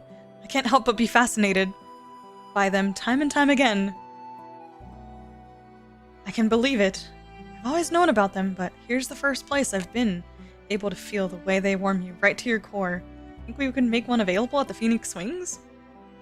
It'd be worth a try, but that comes with its own obstacles. For as many problems as Teo expressed in practical terms, Reen held just as many proposed solutions. Aww, Reen! The conversation grew more involved by the minute, leaving the ladies of the house to pleasantly bask in their glow and continue enjoying the meal before them. All four felt the same, that it had been too long since they could enjoy each other's company, but the wait had been well worth it. Well worth it. This is so wholesome. That night, after indulging in his post-dinner soak in the springs and telling his family he was going for a walk, Reen departed the inn. Alright, let's do this. He took in a deep breath. The crisp night air of Long Lai filled his lungs. The hot springs were an excellent bonus to his trip, to be sure, but it was not the real reason he agreed to visit.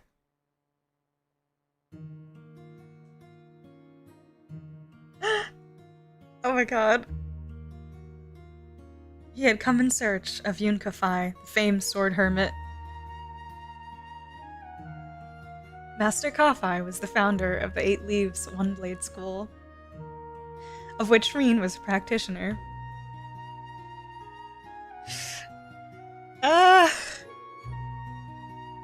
And though now over 70 years old, he was still regarded as one of the strongest combatants on the continent.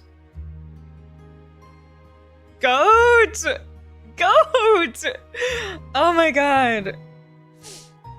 They had not met since before Reen's enrollment at Thor's. Many a letter was exchanged during the 4 years that followed, but even they had stopped after Reen earned the right to call himself a Divine Blade over a year ago.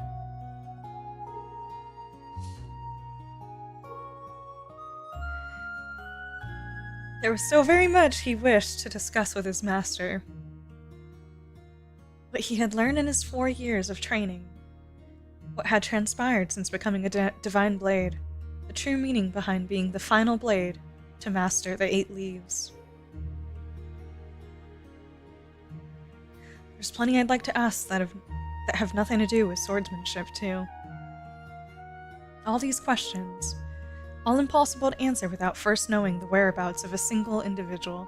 Even a senior practitioner like Cassius Bright claimed ignorance, having received not a single update from their old master. He'd always been an elusive but traceable sort, but wherever he was now, he was next to impossible to track. Stealth mode activated! That was until word of a Blade Master being sighted in Long Lai reached Reen's ears. The man held a fondness for the town's specialties, those being the hot springs and its fragrant tea leaves, making the sighting worthy of particular note. He also knew from the letters before they stopped that he intended to journey eastward, making Long Lai one of the more plausible stopping points. Okay, I'm not gonna lie, I immediately thought that they were reuniting with Ka-Fai when they showed the picture first with Reen and Elise and the family. I was like, they're here visiting him! But I didn't realize he was still MIA and Reen is looking for him.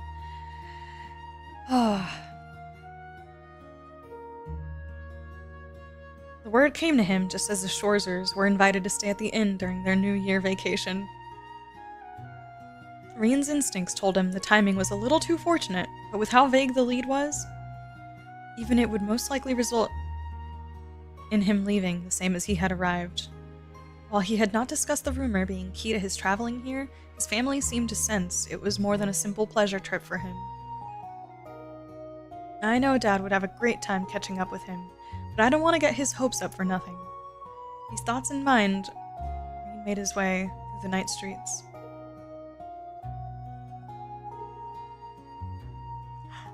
Oh my gosh!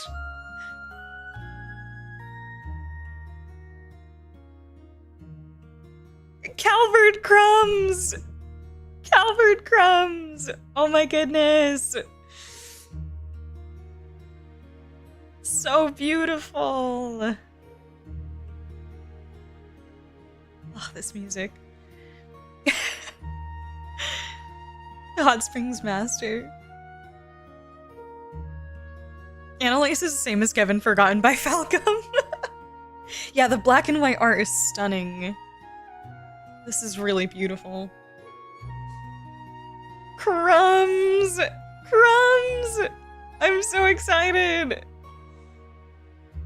Longlei's architecture was distinctly Eastern, making it a uniquely intriguing sight among most of Calvert's towns and cities. This was not to say it was similar to Crossbell's East Street.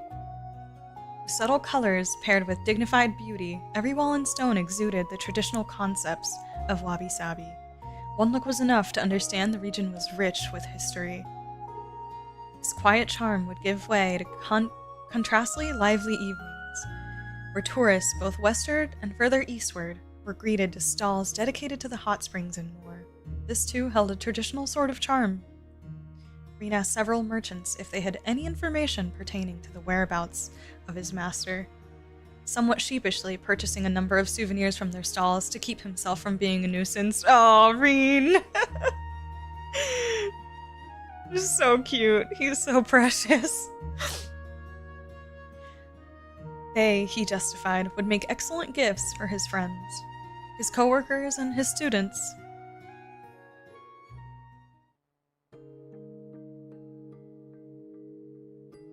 Casual Reen! Oh, that's like a long-ass winter coat, like trench coat type vibe. I like it. Oh my god, I love these pictures! The black and white is so beautiful.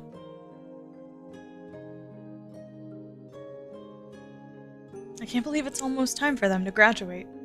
Oh, damn. I might be more emotional about theirs than I was for mine. For the first time, Reen would get to experience what it was like for the young birds he had taken under his wing for 2 years to finally leave the nest. Their first year had been eventful, to say the least. What had started as a problem class full of disagreements and mounting tensions had slowly grown into one of compassion and understanding for one another. It was with each new discovery about themselves and every new ordeal the world sought to impose upon them that they grew not only as individuals, but as a team. He hoped this period would remain as much a meaningful part of their lives as it would always be for him. Months before the Retributive Tower's appearance held many a trial, making the 10 months that followed in its shadow pass all too quickly. In that time, Reen's students continued to mature, building on everything they accomplished in their first year to prepare for and settle into their desired future. Indeed, whether it was by overcoming their demons or by learning to work with them in a healthier fashion, their paths up until now had been well worn, and while they may have had to rest from time to time, he was proud to be a part of why their steps continue to face forward. Love Instructor Reen! Dude.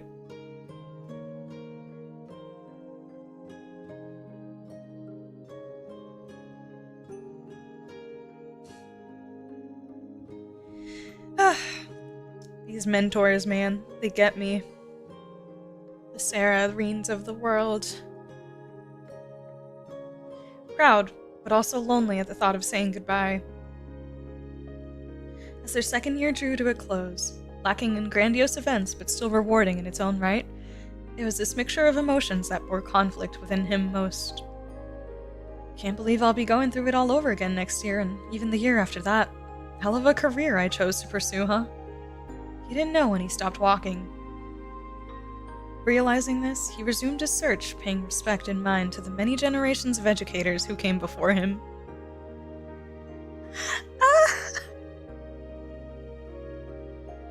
No matter where he looked, he could not find Master Kafai and Longlai. It was, however, still too early to say whether the trip had been in vain, as he had at least caught an unverified report of the Blade Master being seen in the mountains to the south. Wandering such terrain at night wasn't going to be ideal, but Rean was already firm on spending the next day with his family. Tonight it would have to be. Making a brief stop to the inn to tuck his souvenirs somewhere secure, he then departed for his new destination.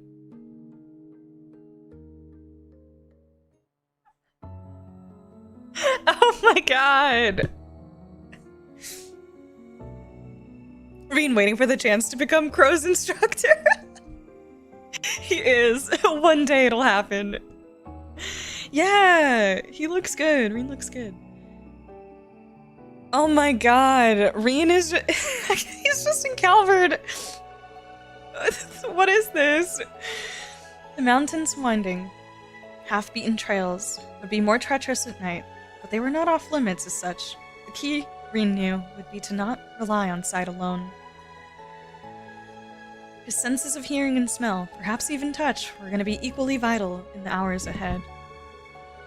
Calling upon his experience and intellect to heighten all 5 senses, he took in his surroundings in full. This really takes me back to training in the mountains. Yeah, it is a light novel. I love this. This is my Trails manga. It does keep going.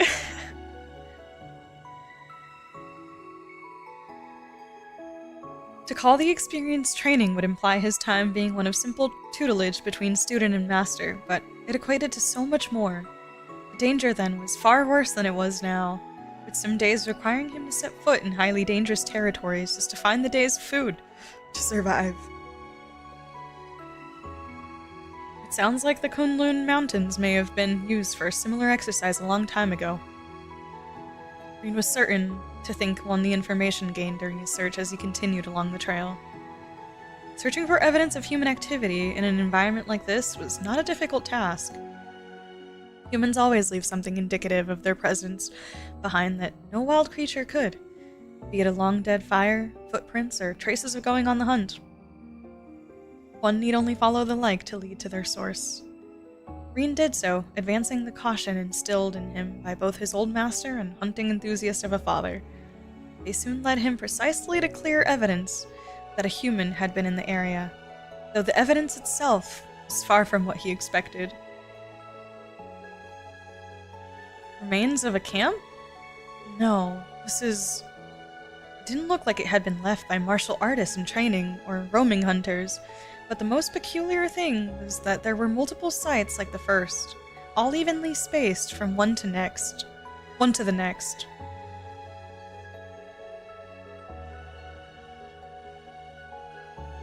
It was as though something was being measured. Maybe this is from a group of scholars doing field research, but it seems too large in scale for that. There was nothing more to be found here. Rean advanced. Soon after, he found another unusual mound of evidence.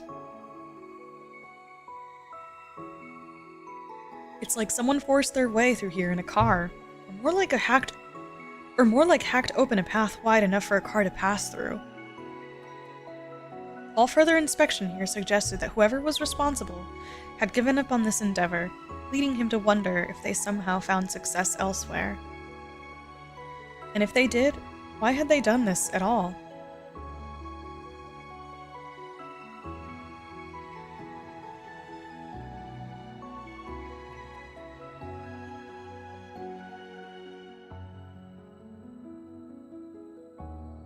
Question pestered him.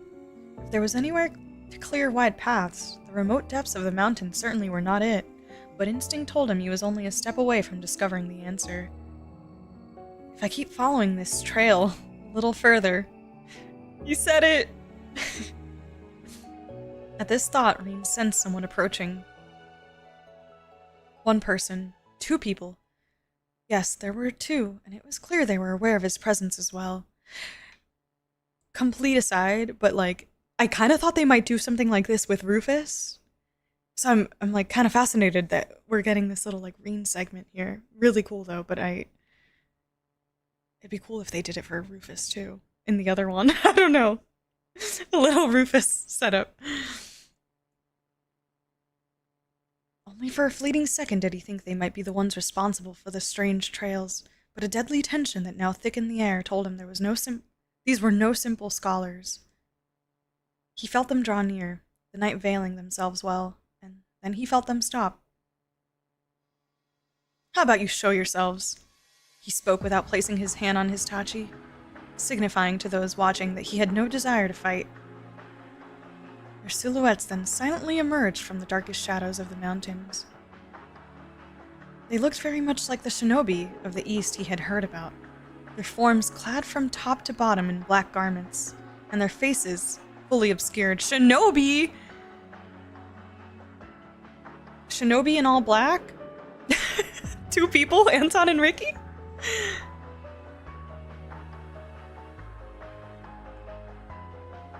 Oh shit! Oh, this is so... Oh my god, this is beautiful! This art is incredible! I see your insight poses a threat after all, Divine Blade of the Empire.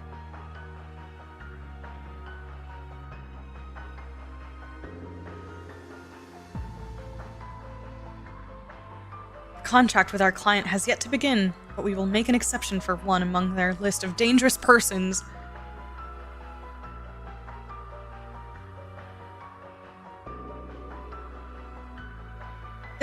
Is it a contract with Roy?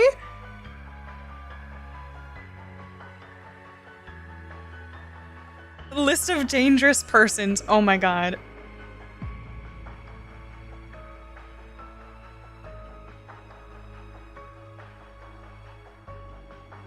Silhouettes then charged. They caught him completely off guard, drawing short, straight blades to attack him as they narrowed in. Green's eyes widened in surprise, but nearly in the same moment he was in fighting stance, hand over his still sheathed tachi. Fifth form, Morning Moon! He perceived the direction of his foes' attacks to evade them, then mounted a counterattack of his own. Phantom Shinobi C. He does look so badass. He's always badass. This is great. He looks so good. All it took was that instant to repel their assault and leave them vulnerable. Ordinarily, this would be the time to take the offensive, but all Rean could do was stare at the two with disbelief. List of dangerous persons. Huh. Thought entered my mind as I saw you move, but now that we've crossed blades... He paused, the disbelief in his eyes giving way to a more intent gaze. Are you? Practitioners of the Eight Leaves School? Another pause, this time from the silhouettes before answering as though they were well aware the question was coming.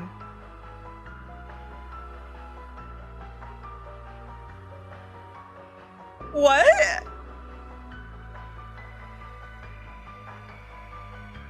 Annalise, is that you? No, though we do possess ties to the school. We are of the Ikaruga, practitioners of the Black God One Blade School. The Black God One Blade School? The what? Rean was left stunned. The two I hope I'm saying that okay. Ikaruga held their blades horizontally, ready to thrust them forward at any moment. It was as though they wanted to make clear that while they had been caught off guard once, he would not be so fortunate twice. Rean responded by assuming the middle stance with his tachi. But just as the sides were only a beat away from engaging in battle... Keelik! No, I don't know. Risha? Bro, I don't know. I don't know. What was that? What could only be described as a black cyclone roared from the darkness at such speed that it seemed certain to slice anything it touched. Ikaruga? Is that it? Ikaruga? What is that? What was that?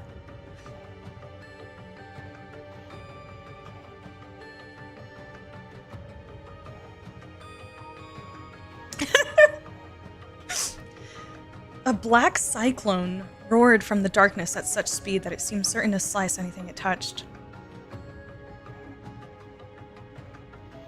Its appearance caught Rean by surprise, more than the initial attacks by the silhouettes. He had not suspected an attack from that angle, that distance, or even that moment.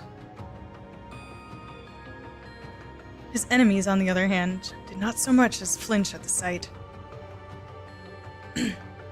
The approaching blade over an arge and a half in length was headed directly for Rean's back. He couldn't possibly dodge it now. Who the heck is throwing this at Rean? Perhaps he should have noticed. Perhaps it was impossible to notice. Whatever the answer, the divine blade of the Empire would soon fall. The silhouettes waited in for his final moments to be convinced of no other fate in his future. When Rean spun his body in a full circle, applying the intensity built into his tachi from the motion to swing, the blow made was weighted yet precise, shifting the incoming blade to a new direction without mitigating its near overpowering force. This technique was an application of the first form, Helix.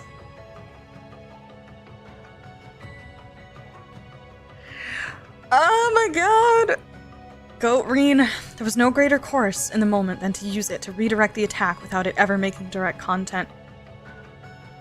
The spinning blade was now significantly off its intended course, but Rean slashed at it again, birthing a shockwave that further shifted its path. Oh my god! The blade went flying hairs to the right of the direction it had come from. A hand was there to deftly catch it midair. They caught it?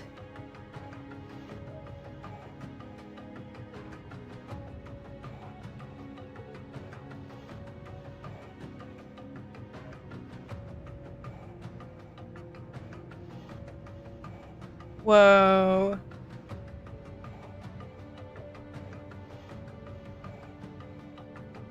You may have only recently taken the title, but you were worthy of being called a divine blade all the same. You used the unclouded eye well.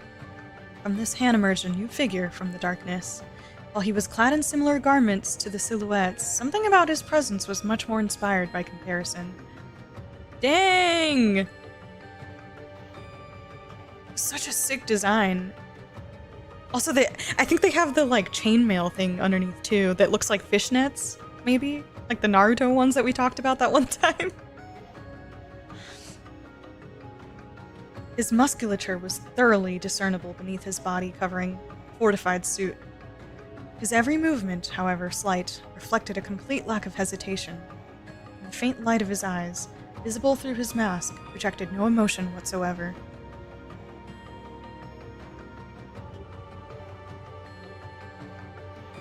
I can't stop looking at him. It just looks so cool. I am having like C and C.2.0 like mask flashbacks, but the shinobi look with the... Yeah, this is really cool. I dig this. Looks so cool. The man possessed the aura of a true warrior, one projected only by those who have fought more battles than was possible to count.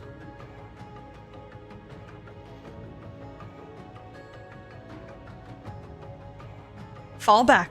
He's too formidable a foe for you to handle. The silhouette slid into the darkness in an instant. Only the new arrival was left to face Rean. I need to know. Who are you? Why did you attack me? Our contract forbids the disclosure of such information. You will leave this place now, fledgling Divine Blade. The tone was not one of advice nor one of an order. It was as if the man were stating a fact, his calmness veiling an undertone of malice that told Rean what would happen if he did not do as was told. Did they kidnap Kafai then? Or Master Kafai?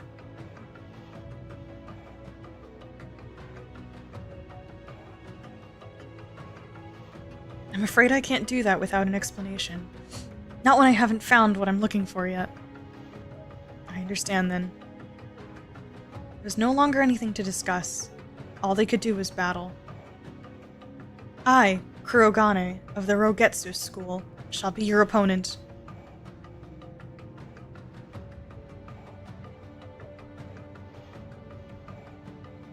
What the fuck? Kurogane stood at attention. The larger blade he had thrown before now pointed.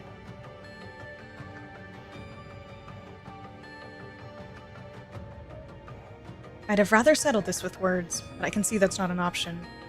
Reen sighed, taking his own stance in turn. Then, Reen Schwarzer, master of the 8 Leaves One Blade School's 7th form, shall be yours. The divine blade moved instantly. The bizarre weapon Kurogane wielded was less akin to a sword and more 4 equally sized blades arranged in the shape of a cross, their bases connecting to a single point. That he could direct this large, weighted shuriken as though it was a simple child's toy spoke volumes about how strong he was. Still, even if it was not infallible, for it was not one to be ideally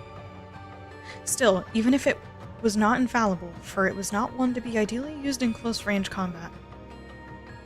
Kurogane appeared to have no other key weapons on hand either, meaning that if Reen could force him to fight, where he would be at his most disadvantageous, he would very likely come out of this the victor. This was what he had in mind when choosing to act first. Second form, Gale! He closed the gap between them, drew his blade, and made a wide swing toward his opponent in the blink of an eye. Kurogane blocked the blow with ease.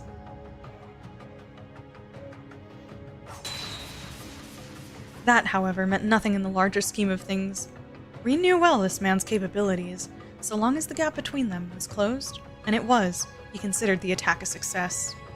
But just as he thought he would be able to push onward and overpower his foe by mounting a newly fierce assault, Kurogane had split his cross-shaped shuriken in half. The ease at which he did it made it clear that this was intended by design. Yo! So fucking cool! That is awesome! That is awesome! What? Oh man. He can dual-wield double sabers? There was no hiding his shock. In the West, double sabers were seen as relics from the Dark Ages that were difficult to utilize. Crow was the only person Reen knew who was competent with one, and only one. The skill it would take to use two was almost too difficult to fathom. His surprise created an opening that Kurogane was not going to let pass unexploited. Possessing twin two-ended blades allowed the shinobi to perform considerably more strikes than Reen, giving him no chance to push back. Oh my gosh! Steel sparked as their weapons clashed. Kurogane was dominant for some time. He could do nothing to bolster his advantage. With strike and spark after strike and spark, the advantage was moving back to Reen. This was in part due to him being used to fighting this weapon that defied rationale, but it was also because he had given the time to find what he was looking for, the perfect range in which to attack. Double sabers were forged with a shorter reach than they appeared to have, something inevitable due to their handle being in the middle. I love this kind of insight. It actually reminds me of when I was reading 3 and 9, and one of the reasons I loved it so much was like the detail that they actually added into like Nadia being able to assess the enemies and Swin being able to find the spots to mark so that he could like do his multiple attacks. I love it. I love these details. It is so cool. I love this.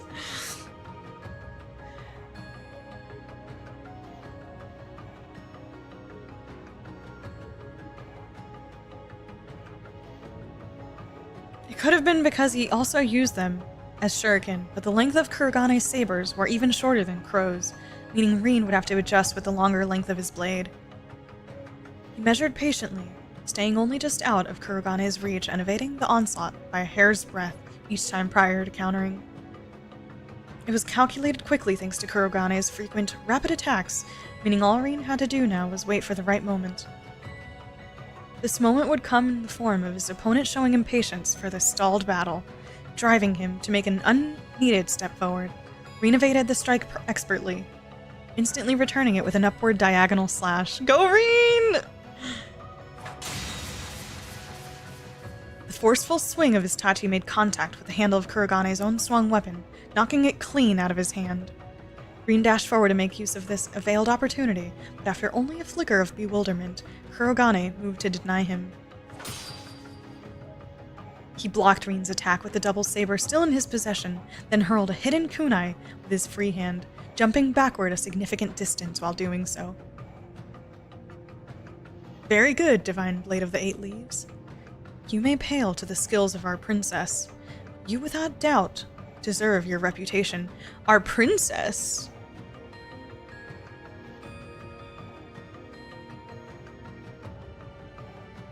Yeah, painting the picture, yep. The title of Mon's first Daybreak stream, I have a problem.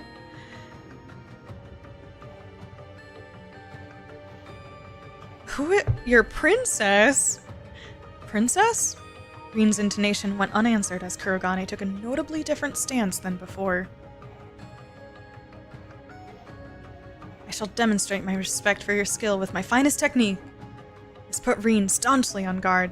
Senses heightened, he focused every nerve in his body, fixing his eyes on whatever was to come of Kurogane, who was now gone. Nothing remained where Rin's opponent had just stood. He hadn't taken his eyes off him, never eased himself for a moment, yet Kurogane was nowhere to be seen. How? Had he moved that quickly? Was it some kind of spatial translocation? There were no signs to indicate either one. Was it that he never moved at all, and was still there, sight unseen? No, that wasn't it either. The double saber Rin had repelled to the ground was also gone. I can still sense him, so he hasn't gone far. Rin suppressed the panic welling up within, honing his senses a second time. That was when another black cyclone swirled toward him from the shadows. He half expected something of this nature, so with little deviation, he was able to deflect it as he did the first time. The attack indicated that Kurogane had reassembled his shuriken after recovering its lost half, so he could throw it again. It also indicated, together with the slight changes in his surroundings, where he was now positioned.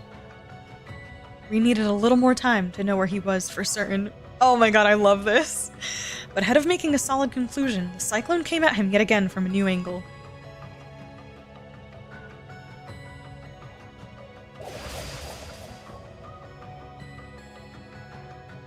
That was fast! Though he blocked this attack as well as the last, before he could fully correct his posture, the next cyclone approached. The gap between was getting shorter and shorter.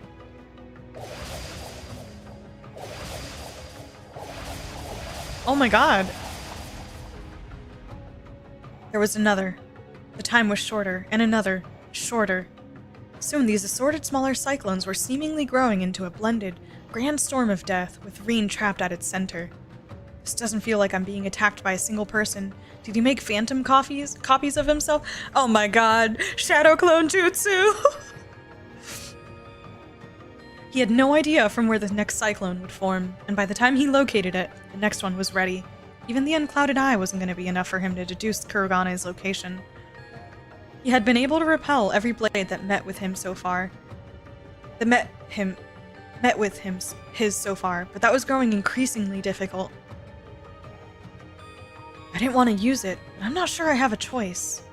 Well aware that doing so would place him in danger, Rin took his mind off the battle.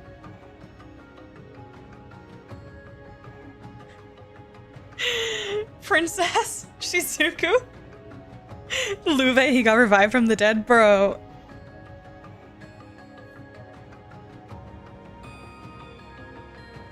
I need one of these masked people to be a surprised woman one time. I do.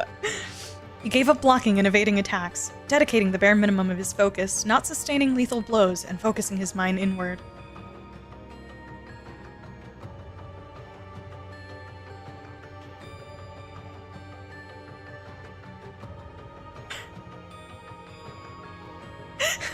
Chat. He focused on the power that he had long cultivated inside of him, the power he had feared, loathed, and rejected, the power he now relied on, desired, and nearly surrendered himself to. Be careful what you wish for, Mont. Yeah, we did get Risha, but we knew her identity pretty quickly. True. The power he now relied on, desired, and nearly surrendered himself to.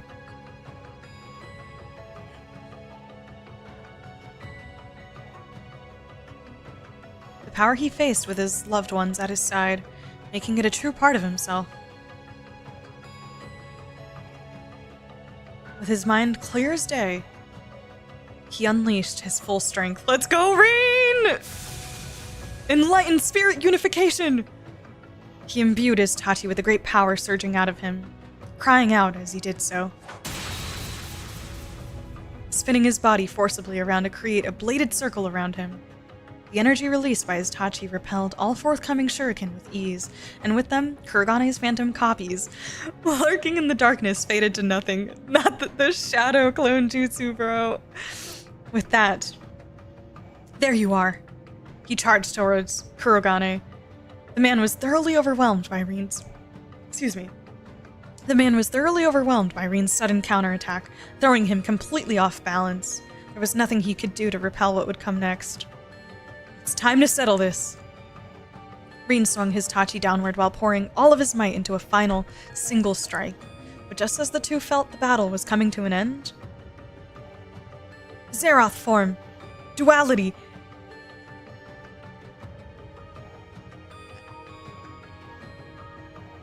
Zeroth form? Duality? Accompanied with a voice as beautiful as a bell was a slash, tearing through the sky. Its color so black it threatened to eclipse the moon. What? It effortlessly stopped Reen's weapon from reaching its target. But that wasn't all. What? With a high-pitched metallic sound, Reen's beloved Tachi was sundered cleanly in two. What the fuck? What the hell is happening? Not his Tachi. I think Laura would pass out. Princess? Oh, it is the princess. Who are you? Kurogane was also taken aback by this new arrival. Oh, she showed up. The princess showed up. Who's the princess? I heard what was happening from both our scouts. You could have invited me to join the fun instead of keeping it all to yourself.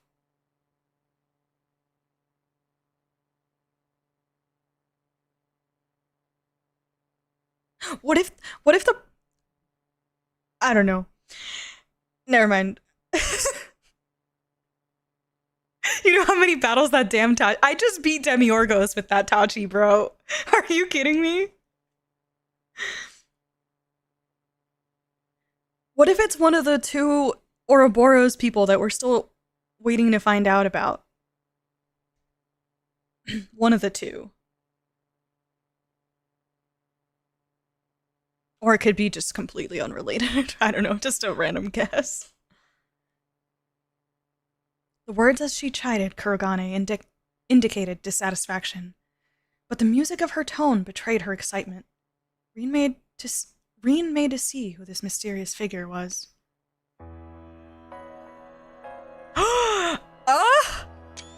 Ooh, this character design. That's the princess? Hello. Oh my god, she's beautiful. I love this character design. Oh my goodness. Annalaise, not the princess, she's the queen. Annalaise's sister. Yeah, I was thinking, it was like, we had Oathbreaker and Golden Butterfly, I think are the still, like, Ouroboros mentions that we've yet to meet. I think. I don't know, maybe we have and I don't know it. Wow. Oh my gosh, she is beautiful. I love the drip. The drip, the hair looks good. I'm assuming this is maybe like white hair, silver hair. Could be blonde.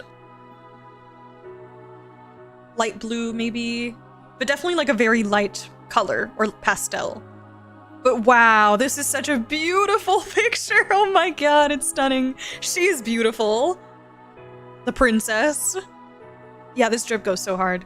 Beautiful, beautiful. I love this. Stunning. Who's this baddie? Oh my gosh. Who are you? And the sight of her alone took his breath away. Same, Reen. Same. Aura farming with the freaking moon in the back? Are you kidding me? Altino's true form. Yeah, the sword is stunning. Look at the, like, engraving on it. That's beautiful. So beautiful. Yeah, this is a baddie. This is a baddie. Who is this? I know, Reen, relatable. The sight of her alone took his breath away. She was young, wearing a fortified suit that looked to be a marriage of classical and modern Eastern styles, with long, silver hair that almost appeared to glow in the pale moonlight. Silver hair! Yeah, because it does look Eastern, but it also does have a very like modern aesthetic, and that's why it looks so cool. Love this. Love this. It just looks kind of like Eastern and traditional meets streetwear. I'm in love. This is beautiful. This is such a beautiful outfit. Wow.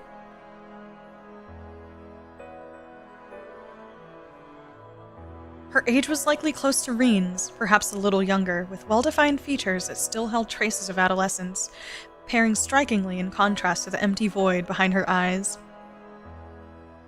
There was the air of a young noblewoman who had been sheltered from impurities all her life, and the stench of a baleful warrior who had bathed in the blood of countless lives.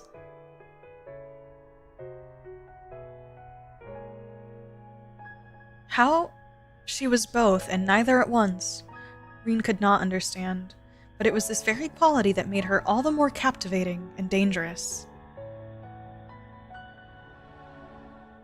In the woman's left hand was a large, black-engraved blade that threatened to freeze him for daring a glance at it.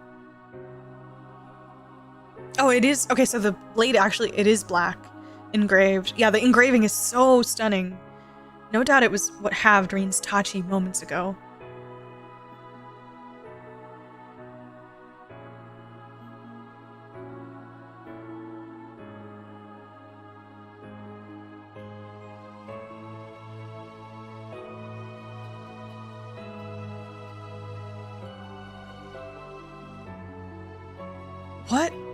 What did... Reen fumbled for the words as he clutched the useless handle tightly in his hand. The fair-haired woman only smiled as she looked down upon it.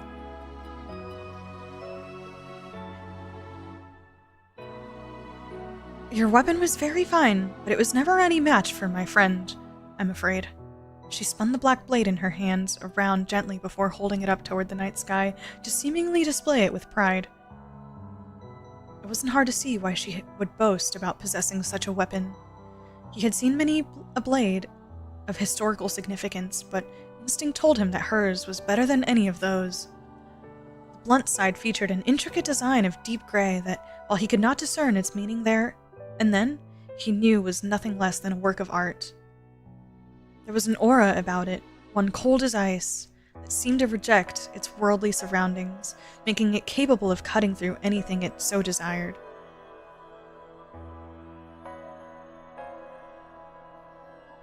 It came in company with a beautiful hilt of deep red that contrasted its body without feeling out of place. Ooh, the hilt is red! The hilt is red! That is sick. Oh, man.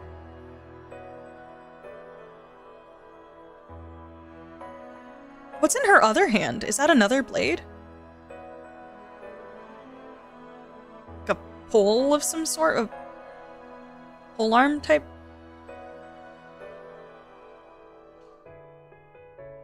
Did you kidnap young Master Kafai? This juxtaposition was, in a sense, much a reflection of its wielder, with their two opposing natures being distinctive, yet also as one. Reen thought as he observed. Her blade was clearly something special, but that alone did not explain the strength behind her attack. He had never heard of the technique she used, but it was certainly connected to the 8 leaves in some way, and the skill she showed in executing it made her equal to a divine blade. Oh my god.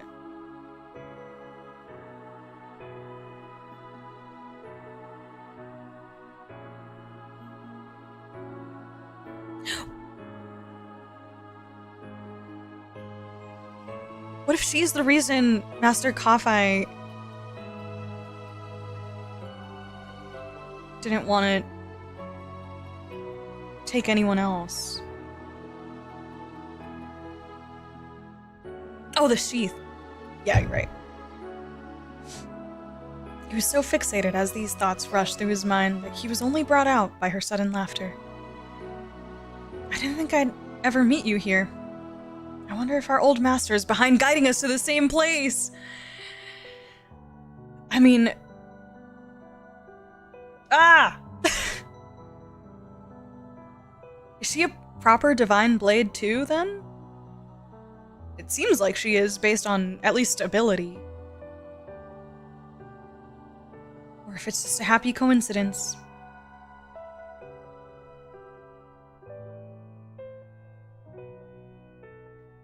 Huh. Was she searching for him too then, and that's how she ended up there? I guess that... Wait. The manner in which she spoke and her familiarity with Reen gave him a theory. That technique you just used was really something. Consider me intrigued. It's put you a league above more interesting than our senior practitioners. So he was right. Are you? But before he could hear what he already knew, she turned away, refusing to let him finish the question. He isn't here, so why don't you run on back to your family? Go and make the most of your vacation. Damn, she knows that too? Just don't let your skill with a blade slip. The world will need it again one day. What the fuck? She spoke with a certain satisfaction as she pointed down to the other half of its broken blade. And then she leaped high, seemingly disappearing on the other side of the moon.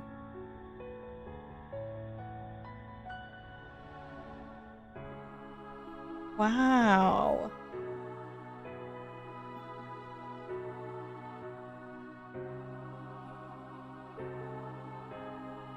She said, keep practicing. Don't get stuck in your instructor limbo, because you're gonna come back later, and we need your abilities. Dang, what the heck?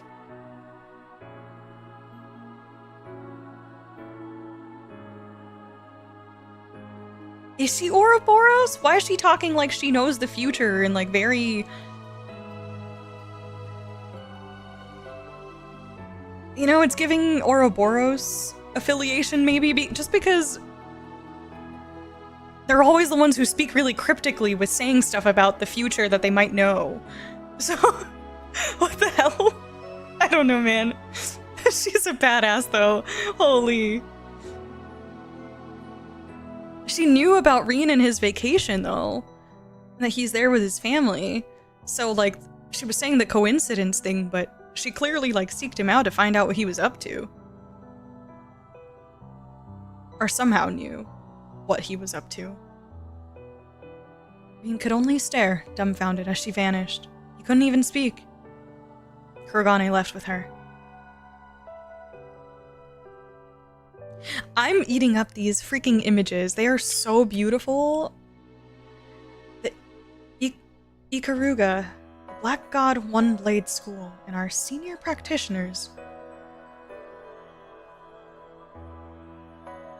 Black God One Blade School.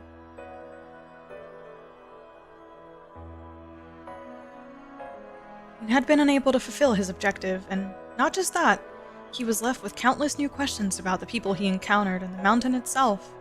He felt there was meaning behind being guided to this specific place, but how important it was or what it entailed, he did not know.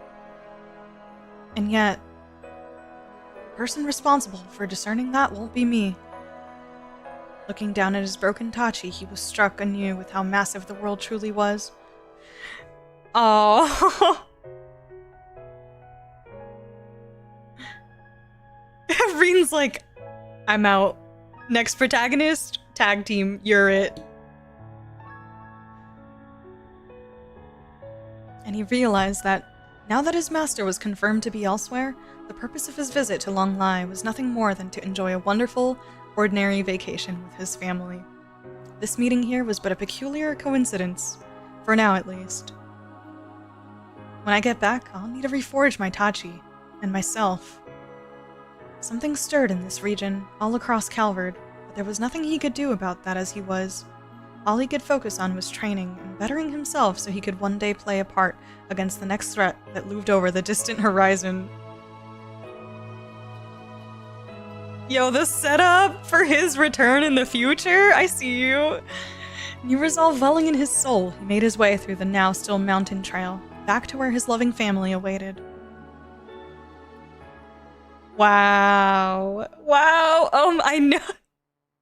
What the heck, you guys? That was awesome. That was absolutely incredible. Another Hot Springs Paradise, the end. Wow. Wow. Oh, thread number 1. Oh my goodness. That was so great. That was really, really fantastic. Absolutely love that. Yeah, that was so peak. I mean, the images, the style, like introducing. We didn't get a name, right?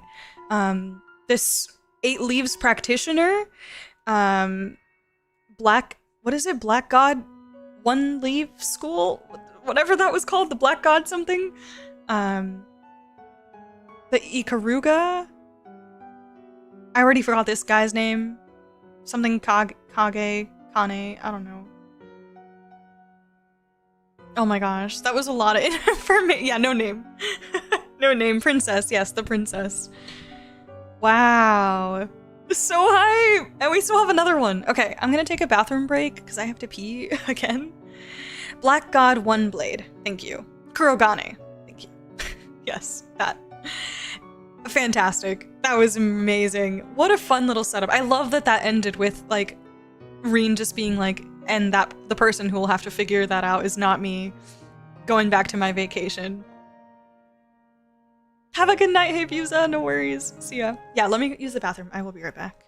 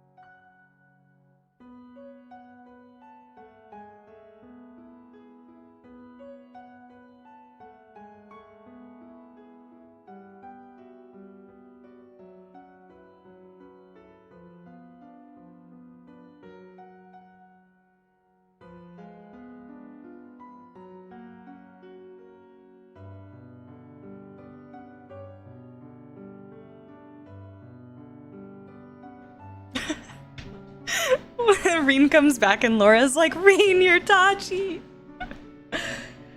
Oh, well, now I'm wondering if the second one is going to be like Lloyd? Or maybe C? I don't know, just because of the thread thing, but let's find out. An unconventional student.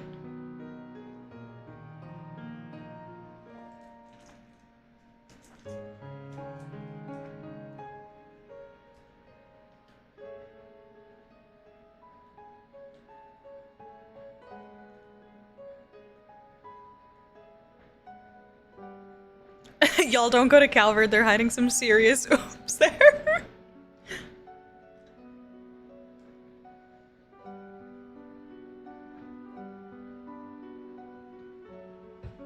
Alright, let's do it.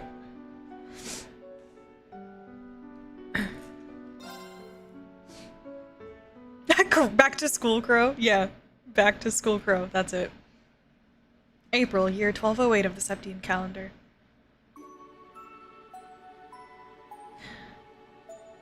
Aramis Academy is a famous educational institution in the Calvardian capital of Edith. Oh no, no, not another school arc. The name derives from an artist central to Calvard's democratic revolution 100 years ago. This was also reflected in its goal of nurturing new talent and helping to forge a brighter future for a new republic.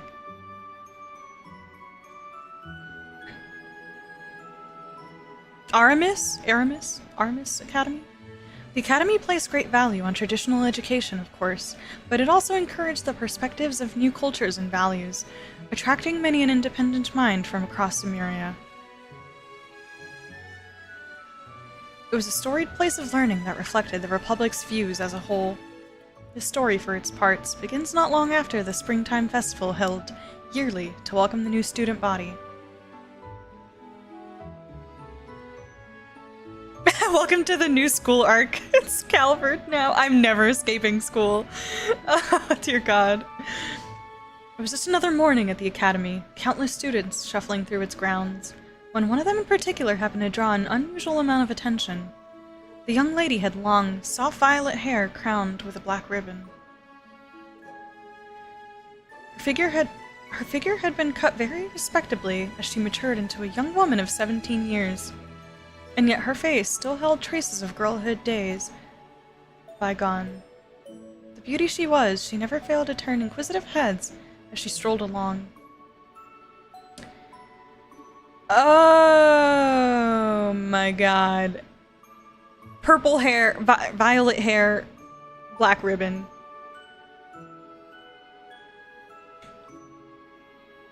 Wait!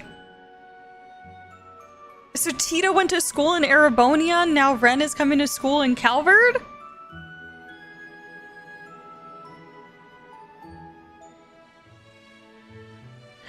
I did not put Ren in my possible Calvard returnees. That's fascinating. What? Interesting.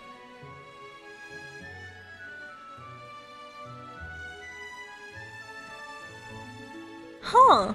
I know, she looks so good! Also, this uniform is cute, actually. I love the bow. So cute. Yeah, she looks really good. And, like, she's like a woman. I think they said she was 17 now? Holy. She is a woman. That's crazy.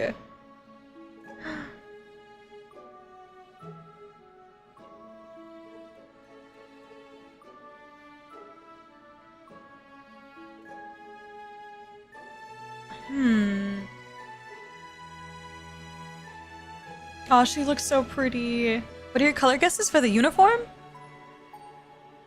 Huh. Well, that's a good question, because the skirt is really dark, so I'm assuming the skirt is like black, but the jacket is a little bit lighter colored, so maybe it's not white though, because her shirt is clearly white, so it has to be a lighter color of something.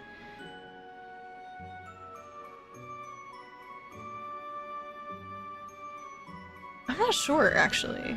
But school colors are always, like, navy and, like, deep red and dark green and maybe black. I don't know. Angel of Slaughter has grown up to become a pretty lady, I know. She looks so cute, though.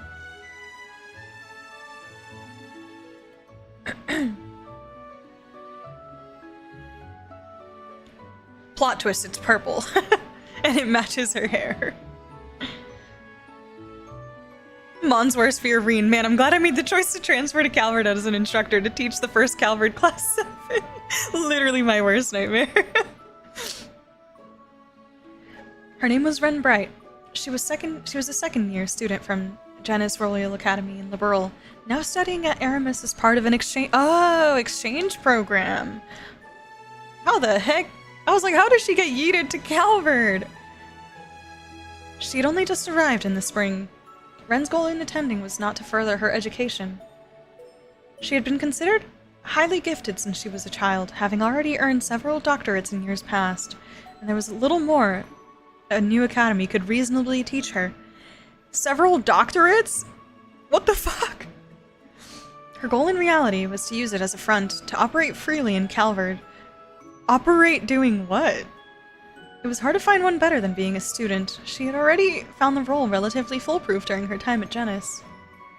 Even if there were limits to how much a student could get away with, society as a whole was soft on school children. Diabolical. To move freely would also require drawing as little attention as possible. Ren, what are you up to? She aimed to conduct herself modestly, as any elegant young lady who wished to remain unseen should during her time at Aramis. There was just one very big problem with this plan. Good morning, Miss Bright. Isn't she gorgeous? Look, I see her. Well, with the bright purple hair, there's no hiding. She's just always gonna stand out. She's so beautiful, and everyone says she's just as smart too. All she had to do was walk down the hall to be showered with greetings and whispers of envy and admiration. Her looks alone were already enough to make her the talk of the school, but after one of the teachers let slip that she received a perfect score on her entrance exam, there was suddenly not a single person who didn't know her name. Oh, damn. The other students cared not how much she wanted to avoid drawing attention. Words. The other students cared not how much she wanted to avoid drawing attention. She was getting it whether she liked it or not. Naturally, not everyone was pleased with the booming popularity this new transfer student had attained in less than a month. While most were busy fawning over Ren's arrival that morning, another group watched the charade unfold from the shadows, echoing audible tuts of displeasure. Ooh, the jealousy! Ren had yet to be enrolled in any clubs, so as soon as the day's lessons had come to an end, she packed her belongings and stood to leave. A word, if I may, Miss Bright?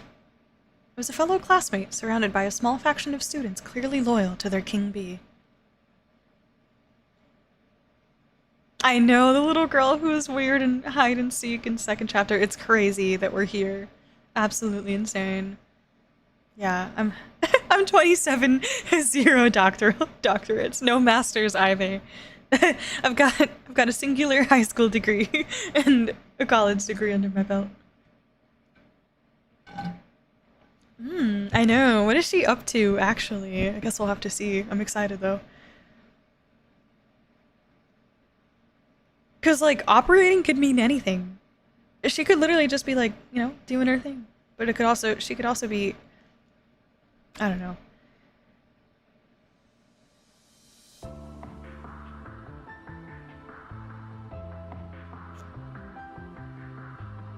Certainly.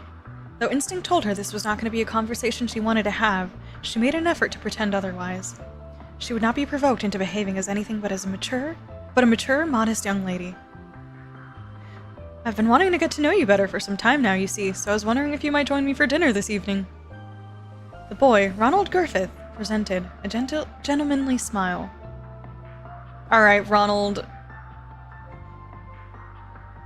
Back off. Ren was very much used to being asked out like this, and never once did she accept. She always made up some excuse to turn them down. Today would be no different. I'm ever so sorry, but I'm afraid I have something urgent to take care of after school today. Some other time, perhaps. This was usually enough to get them to give up, but Ronald was a persistent one. Well, that won't do. I have something very important to discuss with you, and I've already booked us a table at a very fine restaurant so we could discuss in detail. Is there really no way your business can wait? There was something ominous about his smile. Ren couldn't help but be curious what he was thinking. I'm afraid it can't. I'm so sorry after you've gone out of your way to prepare ahead of time. Still, I could spare a little time now, so I'd be happy to talk here if that's alright. So not tonight, then. Pity. Ronald's tone read one less of genuine sadness and more irritation that things were not going according to plan. Well aware that he let slip his true feelings on the matter, he quickly composed himself and smiled. Yeah, you shithead. Calvard victim number 1.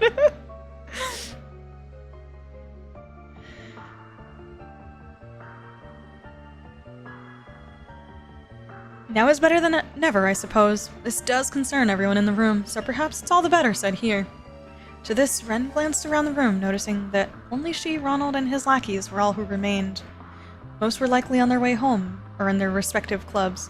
While some would have ordinarily been in the classroom at this hour, she was certain none wanted anything to do with Ronald and his group. He took a step toward her, then began to speak. I'm well aware, Miss Bright, that you have come all the way from distant Liberal to be here. It's not unusual for students to transfer from afar for family reasons. But I hear, in your case, you came to Calvard just to learn in these hallowed halls. I cannot help but deeply admire your spirit and thirst for knowledge. Pure theatrics, this one. At the same time, I worry about you. Brilliant you may be, but living alone in a far-off land must be a terribly lonely and challenging affair. We all need someone to depend on in our lives. That would be especially so in your situation. So if you don't mind me saying so, Miss Bright, I believe you're in need of someone to look after you, to protect you. Ugh. Oh boy, Ronald, you have no idea. At last he shut up, giving Ren a chance to respond. She scrutinized him closely. In short, you'd like for me to join your circle of friends, correct? Ronald's smarmy smile broadened. His father was a senator in the Republic's parliament, meaning he held a significant amount of political power. A senator. I know. Like smug-ass, Cold Steel 1 Patrick type.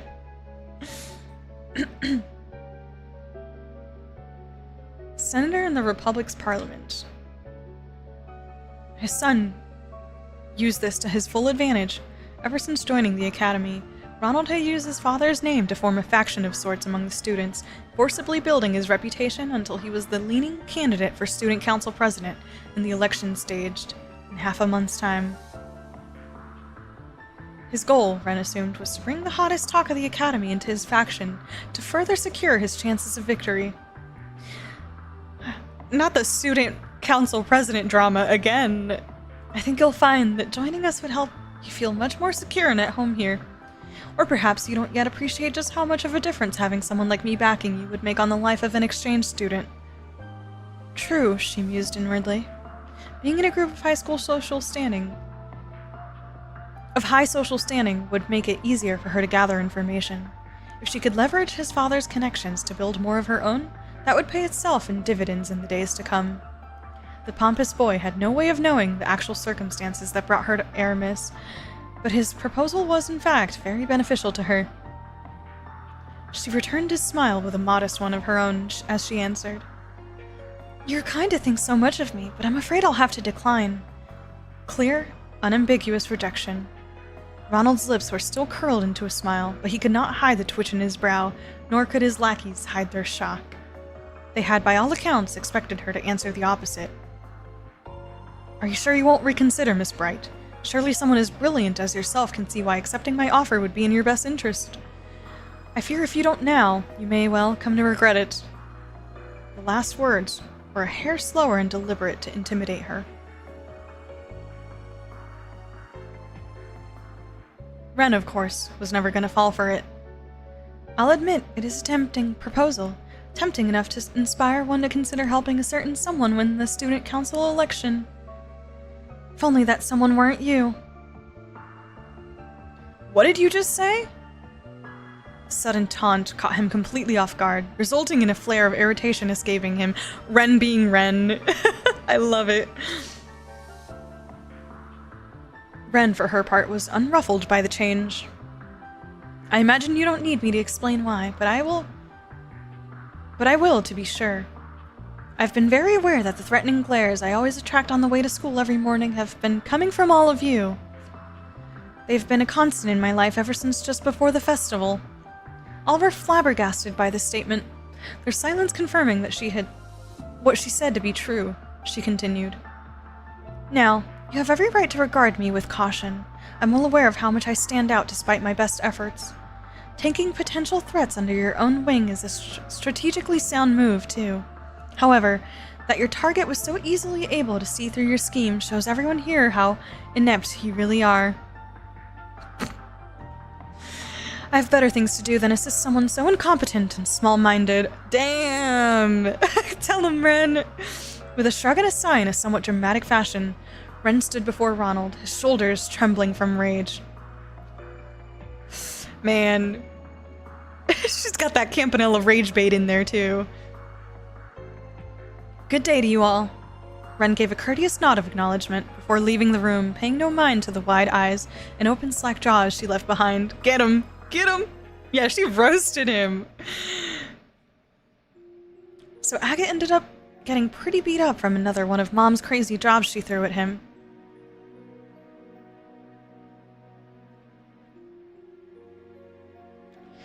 It's okay. This is just Ren saying goodbye to Tita. We did get some good data out of it, but ouch. This is where the, what she's up to comes in, hopefully. Your mom is always so funny. That night in the dormitory, Ren and Tita were engrossed in deep conversation through their laptops. Oh, this is so cute. That's cute as hell. Oh my gosh. Precious. Literally can't escape it. Never. But it's always same old with all of you. I'm surprised there's anything of Agate left with how often you tell me she has him nearly facing death. You two are in a rut. I know something that could spice things up. Maybe try adding a little romance to the mix, like a couple of bright-eyed lovebirds we know. But we have agreed to go somewhere next week. So we're not in a complete rut. Well, isn't that something? The stairs to adulthood await you, my dear friend. Ren! Whatever. Tita graduated from the branch campus in Erebonia just as Ren left for Calvard, leaving them no time to spend with one another in person. That was an ideal, of course, but from a hint of sadness came the habit of talking like this once a week so they could stay in each other's lives. They discussed anything from their new lives and environments to the fruits of their research, occasionally stumbling into a serious topical matter or two along the way. It sounds like a legal confrontation between the Verne Company and Epstein Foundation is inevitable at this point. I know. I can't believe this is really happening. Both frowned at their screens.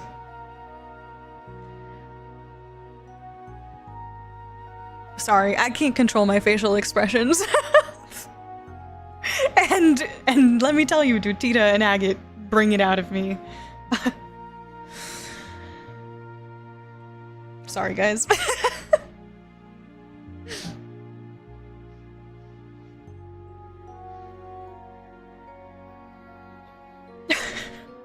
Yeah, just ignore. Yeah, anyways, moving on. A recent development concerning the Calvardian industrial giant Verne Company had become a key source of concern for them of late.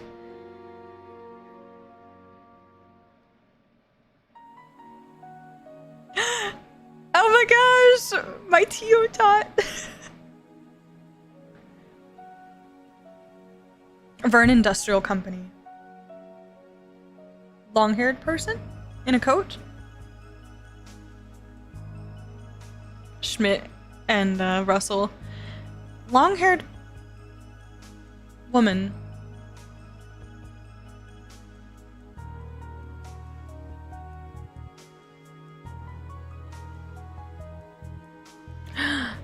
Wait a minute. I know, Tio's still a little munchkin. My precious bean, Teotot. I love her.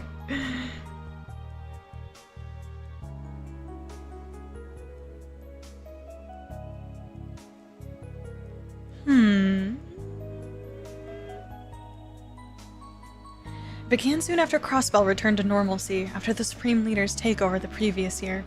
Professor Erica Russell approached the Vern Company to propose that they join the West Zemurian Tech Union that she had been hard at work forming, and to no one's surprise, they refused.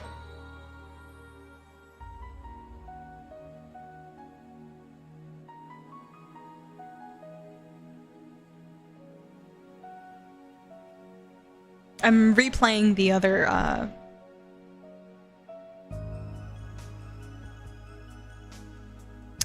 like, Grandmaster Roy Daydream in my head right now.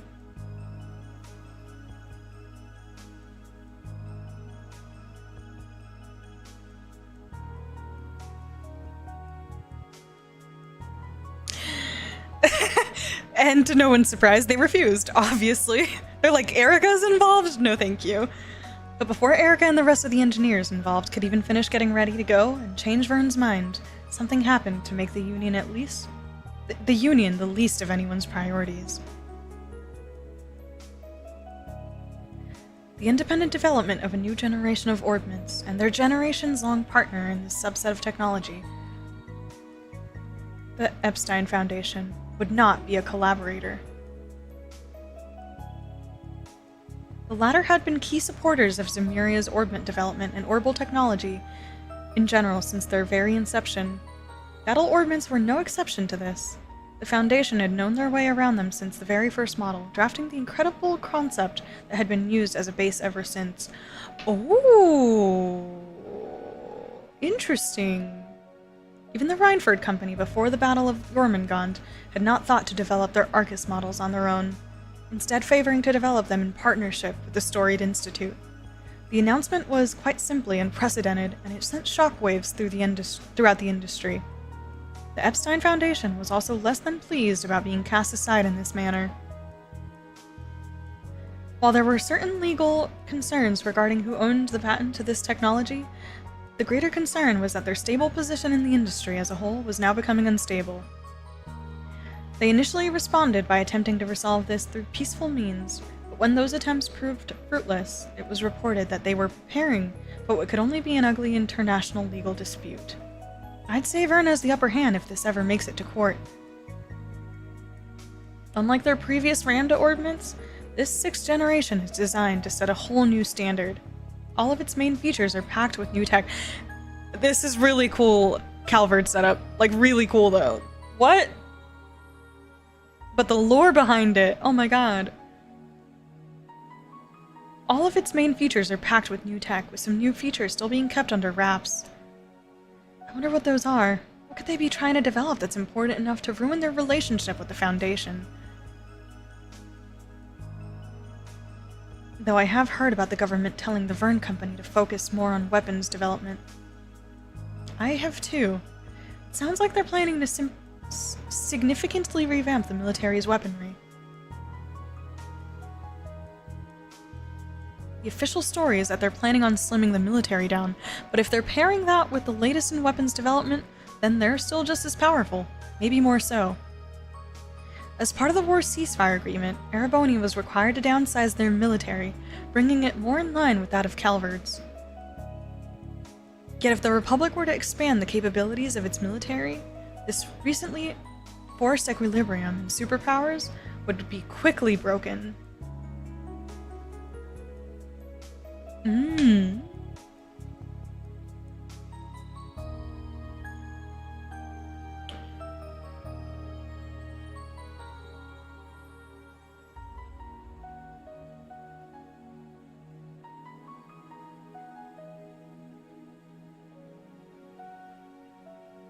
Mon, stop imagining Roy in your head. Roy always on the brain. Whatever may be true, I've got a lot of questions I need answers to. It would be worth visiting the Vern Company's headquarters in Basel at some point. Or Basel.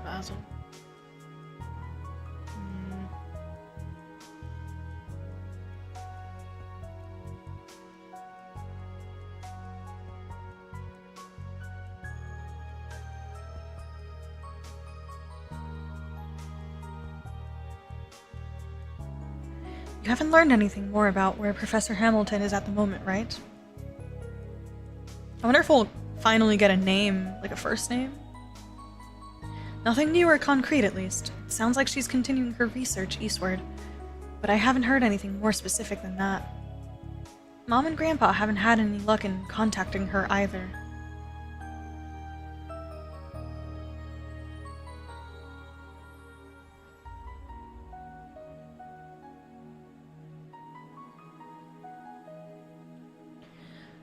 I'm not surprised since that area isn't very well connected, but it's still unfortunate.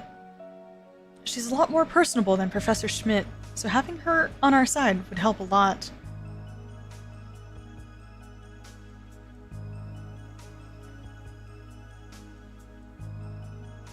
Tita could only laugh. Yeah, there's a lot of worrying stories going around now about PMCs and stuff like that.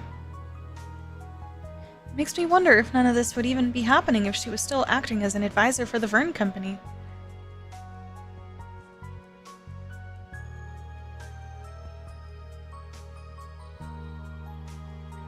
The deeper into the conversation they went, the more Tita could feel her spirits sinking. The political climate in Western Zemuria was unusually stable at the moment, with its nations basking in prosperity. She could not shake off the feeling that this peace was built over rotting wood, and that it would come all crashing down with but the slightest provocation. This was becoming especially true in the tech world, and it had undergone rapid growth in recent years compared to other fields. So rapid, in fact, that no base could possibly sustain its sudden weight without cracks beginning to form.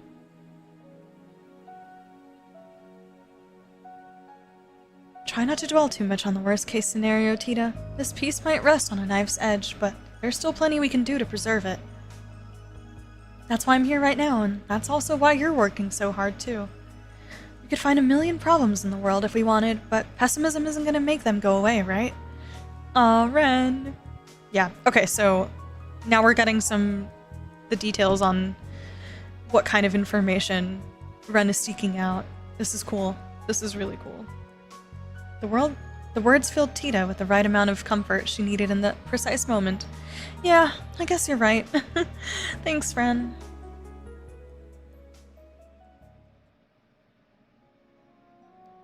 They continued on, losing track of time as they talked well into the night.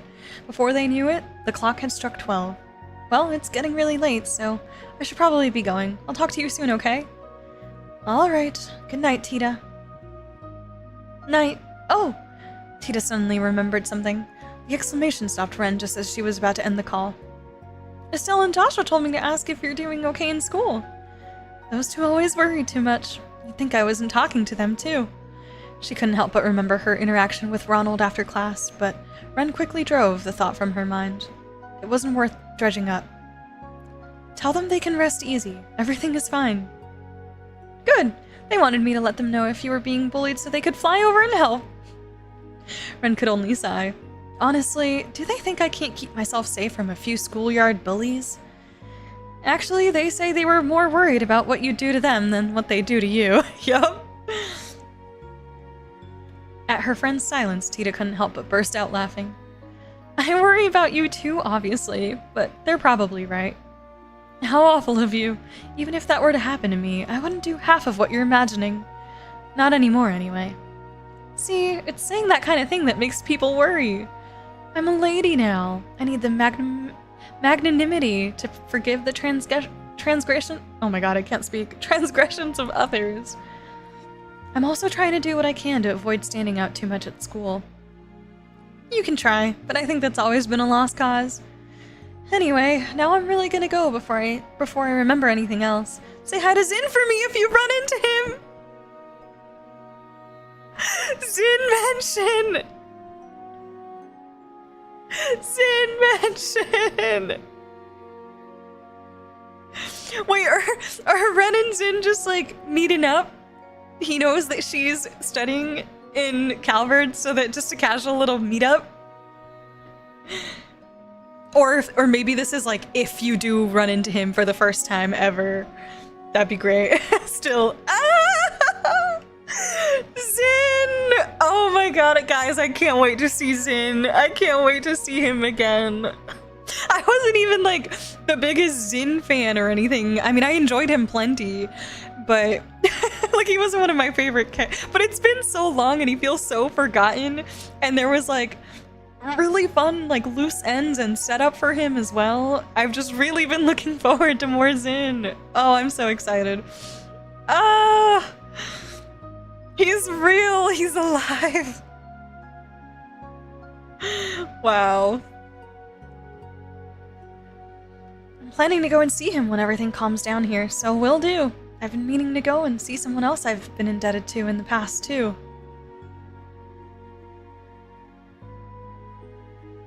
Is she still trying to find Jorg, maybe?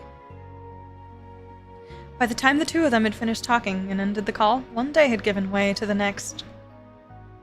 Oh my goodness! It's been literally, yeah, it's so stupid long. I love this song.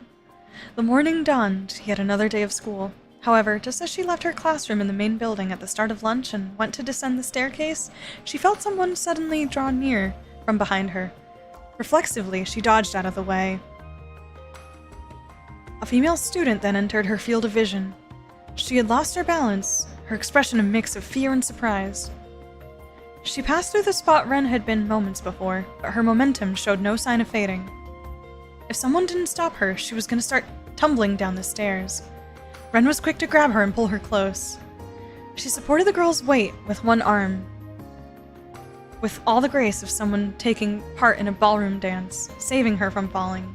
Several students happened to witness the event unfold and could not help but elicit gasps of admiration. Noticing the girl's eyes were still unfocused, Ren gently addressed her. "Are you alright? You aren't hurt, are you?"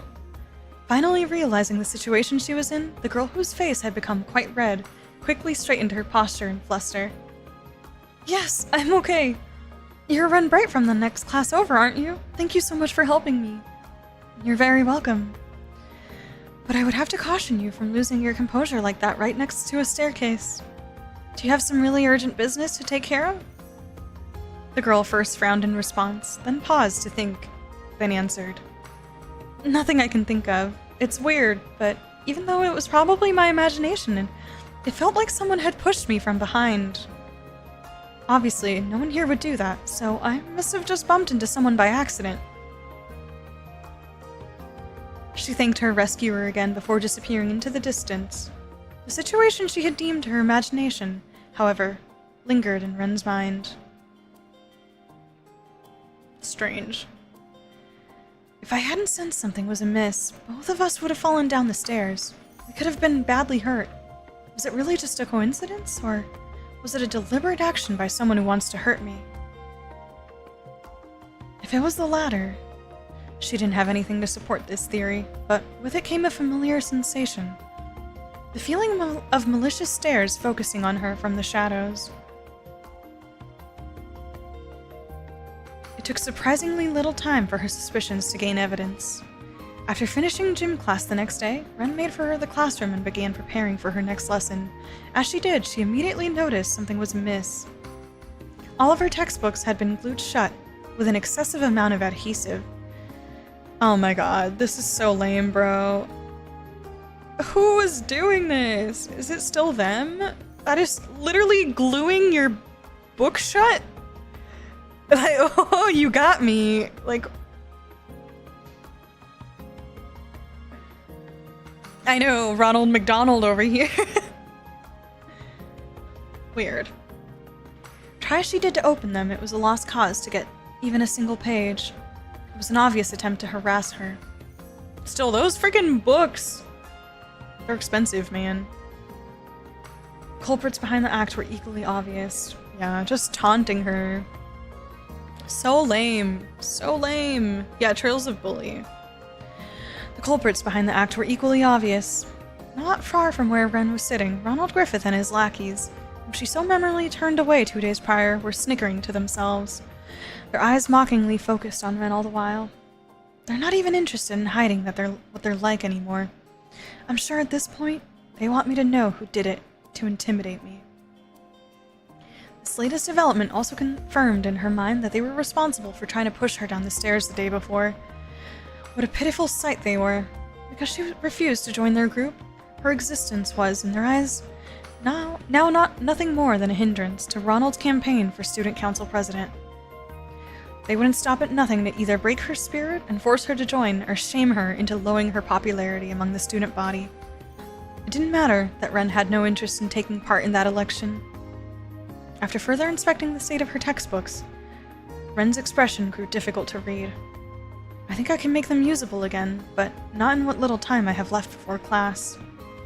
The bell soon chimed to signal the start of her lesson. Ren left her textbooks out on top of her desk, making no effort to open them throughout. Her instructor was of course less than pleased about this perceived slight against them, picking her to answer a question as an attempt to chide her poor behavior. "Miss Bright, please read the next paragraph out loud for us." Fucking assholes. Ronald and his friend let out a series of pleased giggles at this, their minds delighting at the thought of a flustered Ren being told off and humiliated in front of the entire class. But what transpired in reality played out very differently from their fantasies. Without missing a beat, Ren did exactly as she was told, reciting the selected paragraph she had been asked to read, word for word, all while her textbook remained closed.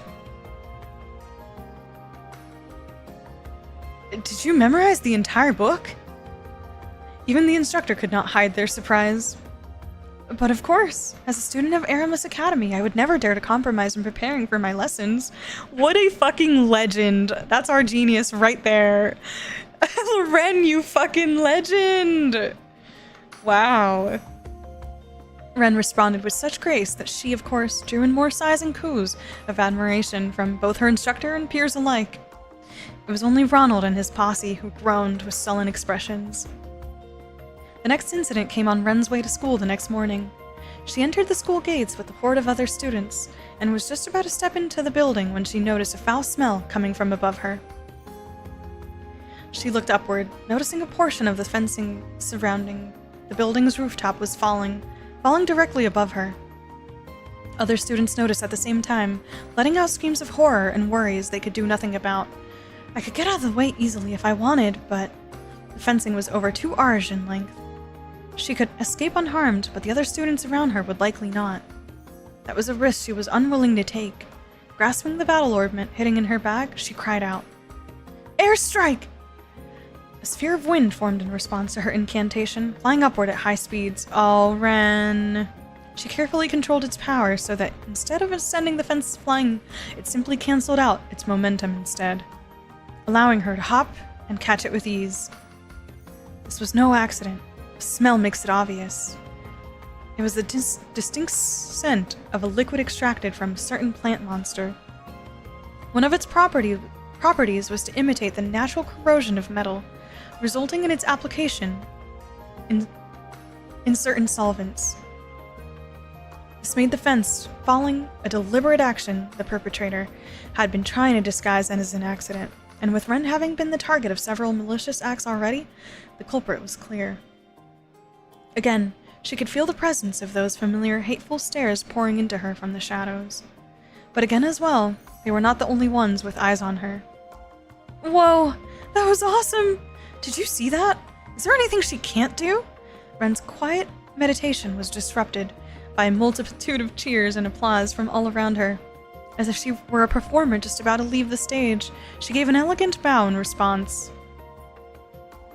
This would not be the last time she endured harassment from Ronald's group, but each and every time they thought they bested her, she would handle herself with exemplary skill, their efforts only serving to make her more popular. The state of affairs continued for several more days before a seemingly out-of-patience Ronald summoned Ren behind the school building after lessons were over for the day. He stood oppressively before her, his lackeys behind him, with the composure he attempted to feign before now, replacing by a plain, vile anger.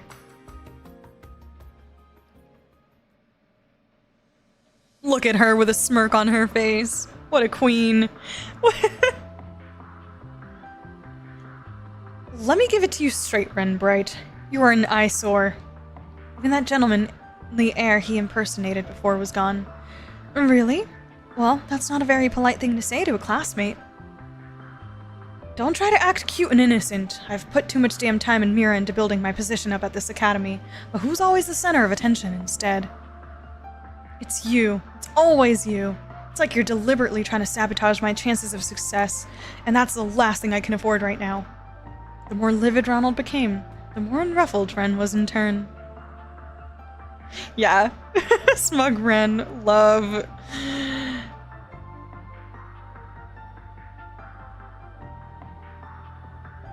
You're only sabotaging yourself by setting me up to succeed over and over again. You are aware of that, aren't you? Had she not been forced to defend herself against him over and over again, she would have not received nearly as much attention. This being pointed out caused Ronald to return an audible tut of frustration. Who cares about how it happens? The point is, this has gone on long enough, so I'm gonna have to ask you to step off the stage for a while. What do you mean? Ronald seemed to present some of his initial cool from when they first talked as he answered. Oh, I mean something very simple. You just won't come to school until the election is over. And if I refuse? To this he raised a hand, and in response, his lackeys stepped forward to surround her. The boys were unusually built for their age, showing off their hulking forms in hopes of intimidating her. Refusing is not an option, I'm afraid. If you aren't going to oblige me willingly, we will have to make it so you can't come to school for a while. His lackeys cracked their knuckles dramatically to clarify their leader's intent. Typical.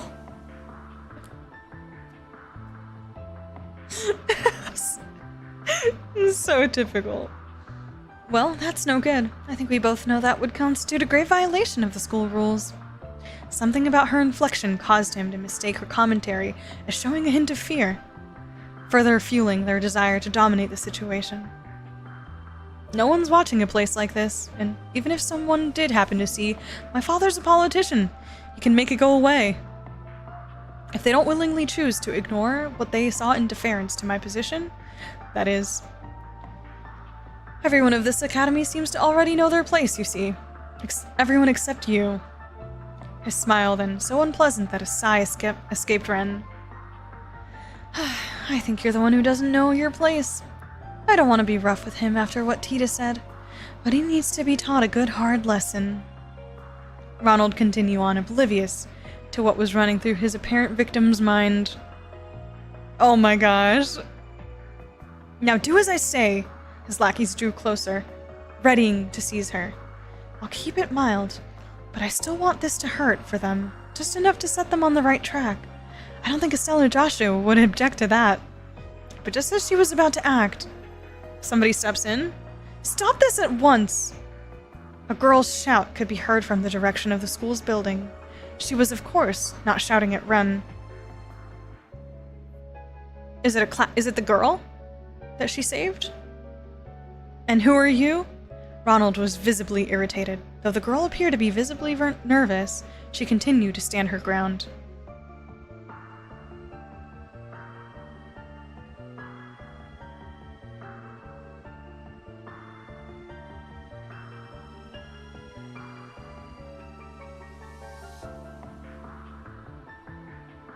Another white-haired, silver-haired character?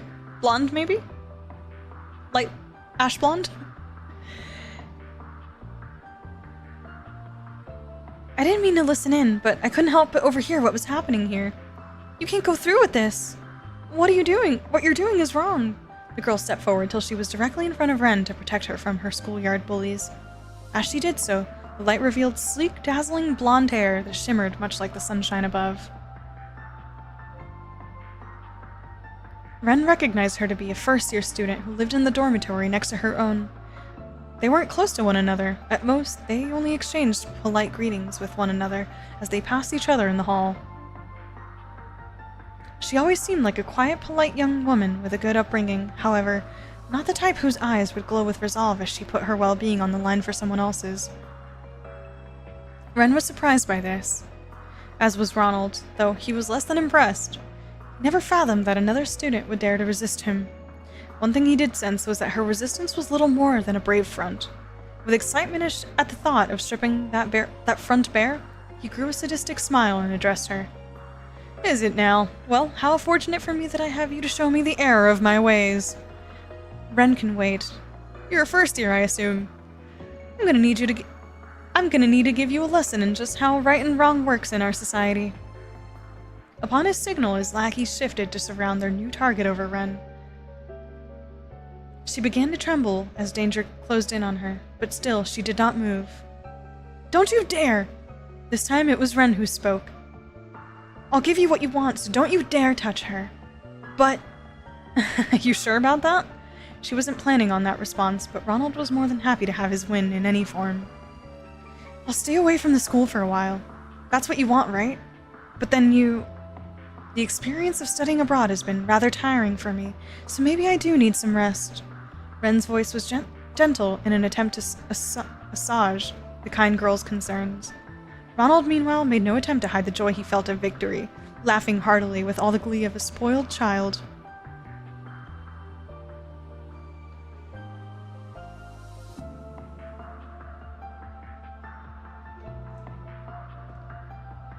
Good! Now everyone knows their place here. I see no reason to harm either of you now that I've got what I want. Consider yourselves lucky now that I've decided to let you go. Ronald turned away and made to leave, his lackeys following suit. "Good day to you, then. When we meet next, the school will be all mine." And then he was gone, with only the girls left behind the school building. The younger of the two looked up at her senior, concern welling in her expression. "I really am all right. You're very kind to worry." Ren's smile was one of genuine kindness. From then on, Ren did indeed stop coming to school, citing illness as the official reason behind her absence. Oh no. The students then gathered in the Academy's auditorium several days later for the long-awaited student council election. Aramis Academy as a whole placed great importance on the autonomy of its students, and as such, the student council exercised an unusual amount of power. It also weighed upon them a massive amount of responsibility, such as being the sole planner for the Academy's festival, a symbol and celebration of spring in the capital. This, however, also led to the position being a major status symbol even long after graduation.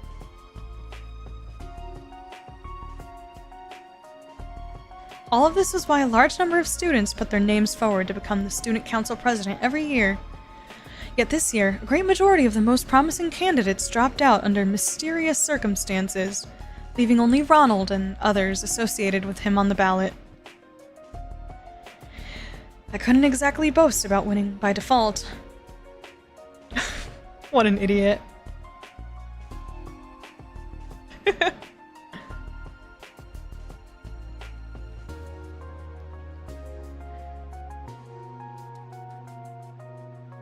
Ronald and his supporters sat in the rest area, chuckling among themselves at the whole affair.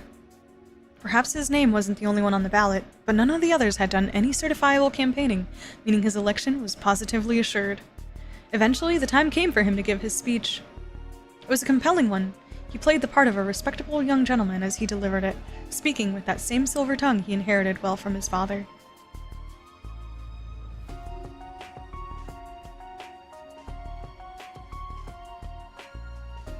There were some moments where he failed to hide his arrogance, but as no one else had prepared a speech to give, this was not the blow to his campaign. It otherwise would have been. Now, if you could turn your eyes to the screen. Sorry, one sec.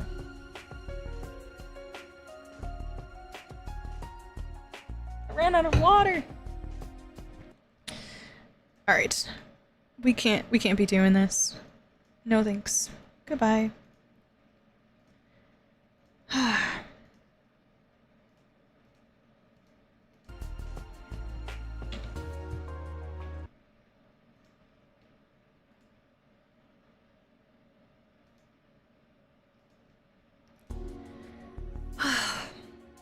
Can we not? Chat, seriously? Literally what? Ren got something with the blonde girls? Ren prefers blondes.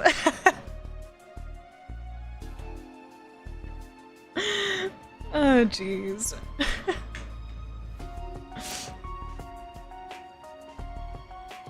Now, if you could turn your eyes to the screen. The screen he spoke of was at the back of the auditorium. This was a rather notable feature to have in a school building. to have anywhere, and was installed several years prior for use in lectures and a display of recreational films. Other nations had yet to indulge in such luxuries, showing just how far ahead Calvard was in its technology. Up until then, students had used it to display photographs during their speeches, but Ronald intended to take it another step further. Me and my homies, we hate Ronald. Yeah, sorry guys, I was so locked in that I missed a ton of those messages, but I caught something earlier. Probably should have timed that out before, but it's gone. It's gone. That's just like a full-on ban. I don't care. I'm like, at this point, I don't know if there was spoilers, but there was just like really leading comments and questions that were just being like thrown into chat. And at this point, I'm like at my limit of that kind of comment, and not even timeout. I'm just banning people. I don't give a fuck. I'm like so tired of some people. It's so irritating. I'm usually quite lenient, and I'm like, oh, you know, like a timeout. Nah, we're going for the bans. I have been, even in my comments, like, I'm not holding back. I'm not holding back. I'm done with it. It is so annoying. You guys have been good. You've been really good. I appreciate you guys. Thank you. This applies to literally like the absolute like exceptions to the rule, which is like every now and then. It doesn't happen very often though, but no, it's okay. It's okay. It's part of it. It's all good. It's all good. But I appreciate you guys. You guys have been really good. Seriously. I saw ninjas, then we were in high school. Yup. Yeah, not worth the risk. Exactly. Not worth the risk. It was one of those like, and I do this kind of subconsciously, but the moment someone says something that I deem potentially like foreshadowy or like leaning too into like hints about stuff, I just start ignoring you in chat, and like my eyes don't even read your message anymore if you start doing that. So I didn't even like, this person's messages were not even like, I wasn't reading them because like my brain just tuned it out. But I saw a couple people like respond to it, so that gave me the nudge that I needed. Yeah, it's possible that was like, I don't know if that was like a ban evasion or what, but very strange. It's possible that was a ban evasion, which if that's the case, the worst offenders. Hi Blazing, no worries. We're just finishing some of this stuff, so still possible spoilers for you ahead. I don't know if you want to, just a heads up, I guess. Yeah, under a different account. But yeah, apologies for that, chat. I apologize. They're gone. They're gone. Sorry if they got annoying and annoyed any of you guys or said anything. I apologize. It's hard because so much of this has been text and I've been reading it, so I haven't quite been as focused on what you guys are saying in the chat. But luckily for me, I don't think I really read any of it. So if there was an actual spoiler, I don't think I saw anything. Up until then, students had used it to display photographs during their speeches, but Ronald intended to take it another step further. He wanted to share a promotional video, and not a simple makeshift, self-produced one that might ordinarily be presented by an amateur, but rather a professional work he paid a considerable amount of mira for.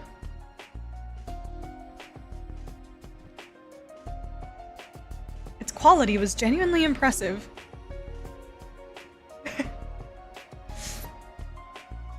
His victory was written in stone, but this, he knew, would cement it that much more. Convinced this would serve as the perfect beginning to his ascension to the top of the social hierarchy, he started the video. Are we gonna watch the video?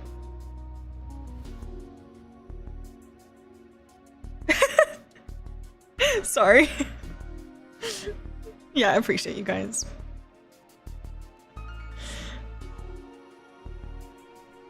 What is this? The musical number it played was rousing, fitting. What followed, then, was Ronald appearing on screen. What? So how much mira do you want for supporting me? I can make it worth your while. What? The video playing them before them was not the one intended. Yes! Yes! Yes! Oh, get caught. Get caught. Rather than an inspiration showing off what he could bring to the student body, it was a recording of him buying off one of his opponents just days before. Let's go! As hushed whispers of confusion spread throughout the auditorium, the next clip played. Let's fucking go! If you know what's good for you, you'll withdraw your candidacy right now. Or the only thing you'll be president of is a hospital bed. Next was an equally unexpected scene of Ronald intimidating another candidate into withdrawing from the race. As it continued, Ronald realized what was going on. Someone out there had replaced his carefully prepared video with another. Literally caught in 4K, yes. The initially hesitant whispers exploded into loud enough murmurs that he had to raise his voice over them in his attempt to quell the situation. This is all forgery! Someone is attempting to frame me! But just at that moment, as if waiting for his cries of denial, a girl's voice resounded from the auditorium's entrance. I'm afraid it is all entirely genuine. Her voice rang out with a wonderful clarity, charming all who heard it. With wonderful clarity. She ran her hand through her violet hair and flipped it back as she talked and walked slowly toward the stage.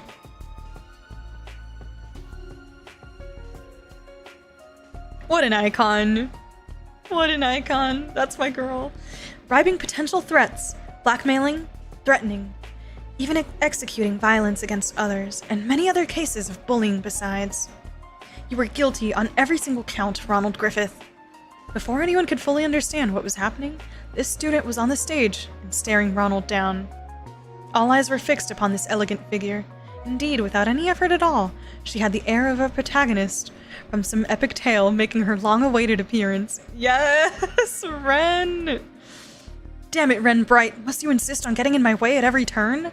He growled through a sheet of sheer anger. In contrast, the recently absent Ren responded with brilliant composure. You are the one getting in my way, in the way, of the fair running of this important election. Your countless crimes have made a mockery of the whole process. Ren then turned from Ronald to the rest of the student body as she continued to list his crimes alongside the still-running video.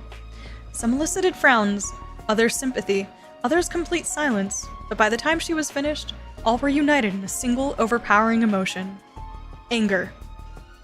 It brings me no joy to say this about a fellow student, but I'm afraid it must be said. Ronald Griffith, you do not deserve to even attend this prestigious academy, much less be the president of its student council. Similar censure from another students followed in rapid succession. Yeah, she's right! Stop ruining our academy! You've gone too far! Ren's accusation wasn't the only reason for their anger. The students of Aramis had long loathed Ronald's oppressive behavior. They only hadn't spoken out before they were afraid of his father's power. Because they were afraid of his father's power.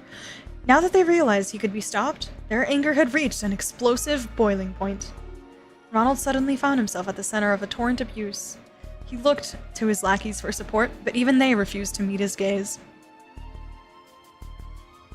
It then dawned on him just how fragile all he thought he built was.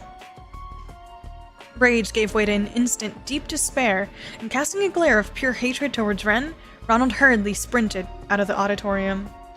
Only when he was completely out of sight did the air erupt with tears of joy. In the end, addressing the aftermath of the election took long enough that by the time she left for the gates, it was already evening. Yet even with how late it was, instead of walking her usual route home, she stepped off the path to enter an entirely unoccupied park.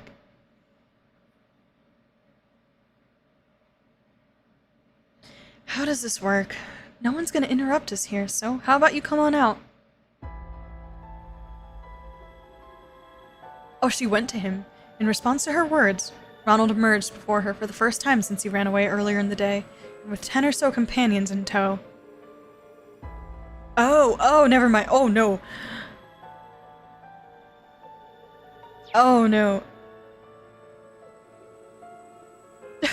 Ronald emerged before her for the first time since he ran away earlier in the day, and with 10 or so companions in tow. These men weren't his usual lackeys, but instead, vicious figures with dark expressions and gaudy clothing. They were clearly not students of the academy. More than likely, they belonged to some local gang. You don't keep very good company outside of school now, do you? With how they're dressed up, I assume you must be off to a party or something. I'm gonna wipe that smug smirk right off that face for good, Ren Bright.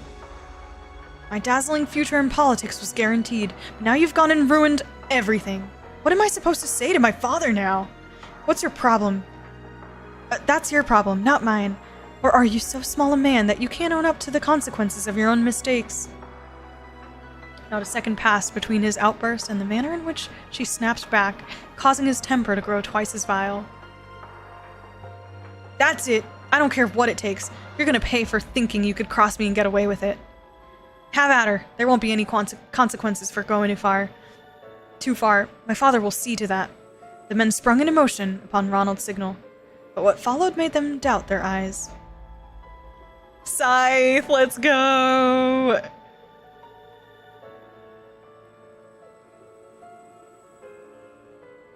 Ronald could not understand what just unfolded before him. His eyes relayed the information well enough, but his mind rejected it completely. The second after he ordered his new lackeys to attack, Ren had produced a monstrously sized black and gold scythe from thin air. This in itself was beyond comprehension, but it wasn't the last thing to be so. That's my girl! The scene was like a cat toying with a powerless, cornered mouse, except in this shocking case, Ren was the cat and his men were the mice. They surrounded her at first, and yet all it took was a single swing of her conjured weapon to cause most of them to collapse to the ground. Yes! In less than 10 seconds, their confidence had crumbled with their bodies. The mice made to scurry as fast as they could, but the cat gleefully gave chase. There were even moments where she let a few think they had gotten away, only for her to immediately close the gap between them. Oh my god, this is beautiful! Beautiful! Oh man. Temu Draco Malfoy, for real. That's our girl. That is our girl. Wow. It was only after she was bored that she would knock them unconscious like the rest. Then she would seek delight in her next hunt. That's my kitty cat! Kitty, let's go! Like heavy sacks of potatoes, the men fell one by one, until only Ren and Ronald were left. This fucking loser. This can't be happening. The young man was still struggling to come to terms with what he had just witnessed as Ren stretched her limbs like a bored child still gearing up to play. Amateurs. Every last one of them. I thought I could at least have a little fun. Ah, but don't you worry, I didn't actually slaughter them. She turned her gaze from the spectacle of her own creation to Ronald. Aura farming! Aura farming, Ren! Would you be open to giving me a little more entertainment, perhaps, Ronald? Ronald twitched in fear at the mention of his name. In this moment, she was now nothing more than a beast in human skin. Oh my god, she looks so good!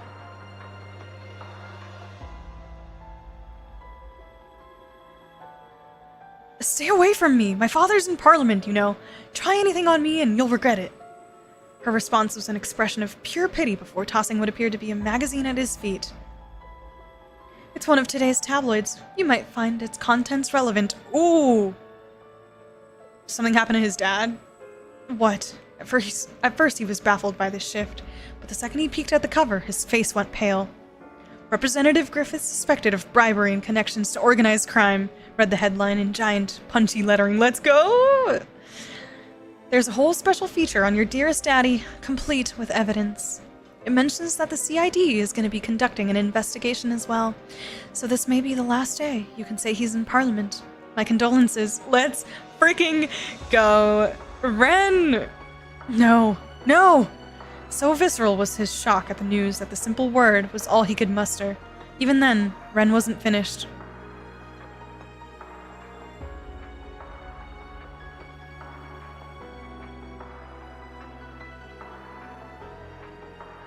So now that he's been removed from the equation, I'll ask again, would you be open to giving me a little more entertainment? She edged closer and closer, scythe in hand and a sadistic smile lacing her lips. Ronald tried to retreat in fear before tripping over a rock and falling hopelessly on his backside. All he could do was watch her as though she were the Grim Reaper, tears and snot streaming down his face. Be a doll and play with me, then you'll understand why they used to call me the Angel of Slaughter. So good. So good. She raised her scythe above her head and ready to swing it downward before realizing what she said. Oops.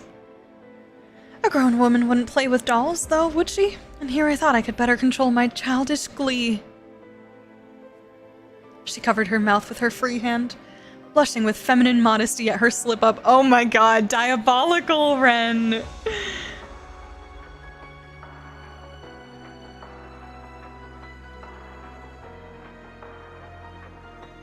None of this was behavior befitting the proper lady she wanted to reflect.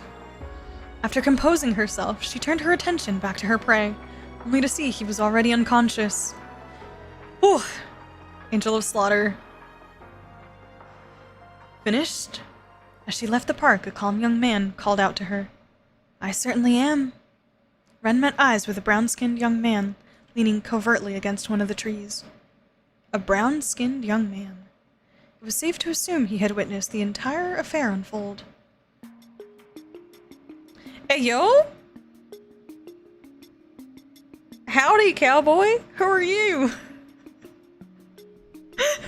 I don't know why I think it's the vest was given cowboy a little bit. Hello! I know! Some melanin? Hell yeah! Who are you?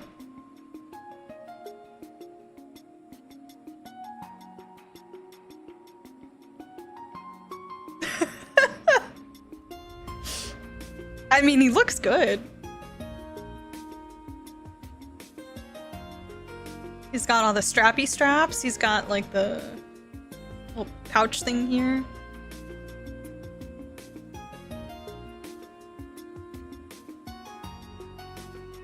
Mr. Tall, Dark, and Mysterious. Roy who? No, not yet. I don't know. He looks good though. He does look really good. I like the ponytail. Let's screenshot that one too. Yeah, it's real country. The huge ass belt buckle. That's why between the vest and the belt buckle and then the plaid or the checkered.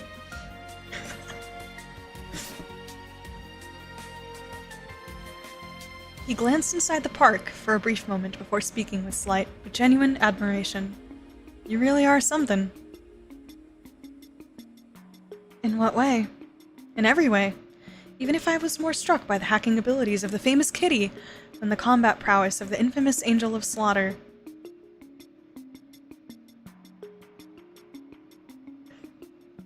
Imagine he has like a French accent.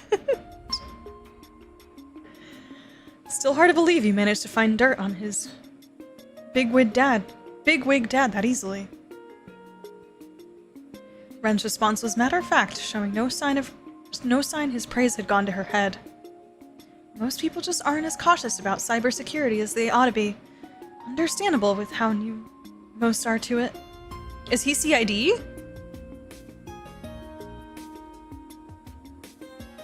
Of course, it isn't nearly as easy as this was when you're dealing with leading corporations and politicians at the top of the food chain. How did he know that?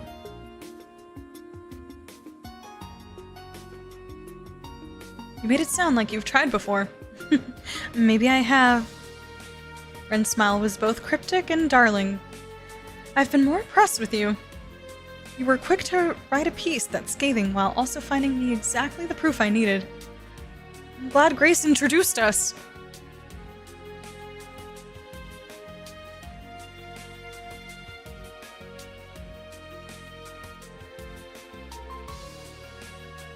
Grace?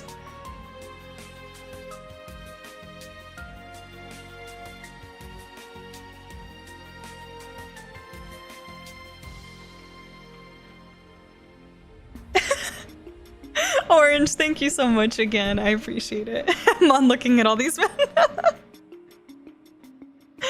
Oh my goodness. Between a beautiful grown-up Ren, she looks so stunning. I'm so excited for her like journey into like a more adult arc. But also we got this badass swordswoman, the princess, and resident cowboy here, melanin cowboy. I am eating good. Oh my god. I'm glad Grace introduced us. Just doing my job. Man's name was DINGO, and he was a professional reporter for a tabloid. DINGO!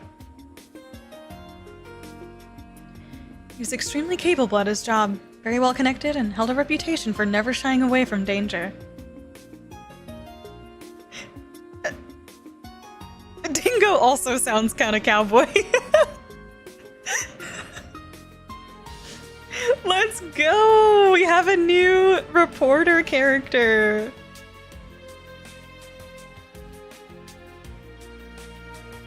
Held a reputation for never shying away from danger. After being introduced to one another by Gracelyn, he and Ren made a deal with one another just a few days prior.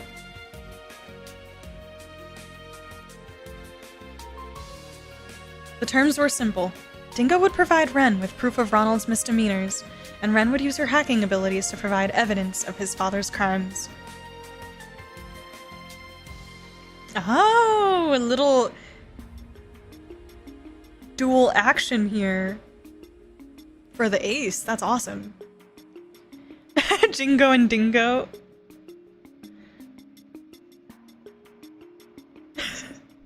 Australian. That kind of works too, actually. And Dingo was his name. Oh, I know. Howdy, cowboy. Both were now reaping the rewards of the other's success. Though I'll admit that I did get some help from a friend. He was none too pleased about being asked to look into a scummy politician's equally scummy son, but he pulled through. Oh? You just have all kinds of connections, don't you? She did sense someone other than Dingo was acting on her behalf while she was off school. But she wasn't sure who that someone was. This curious sensation regarding their identity remained as she continued the conversation.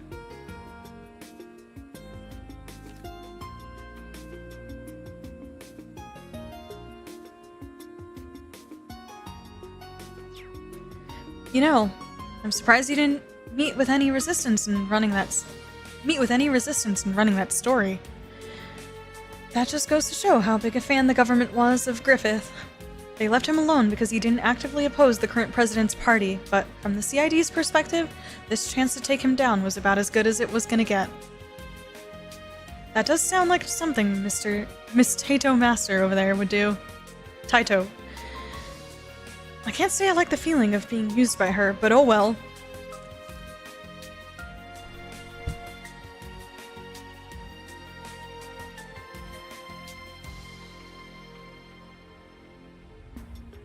Kilika?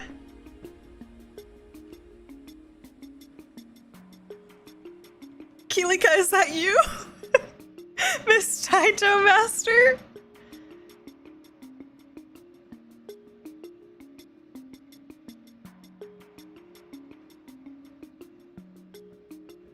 I wonder what Rocksmith is up to. Oh my god! I know Zin too. This is great. Oh, Angie. It's Angie.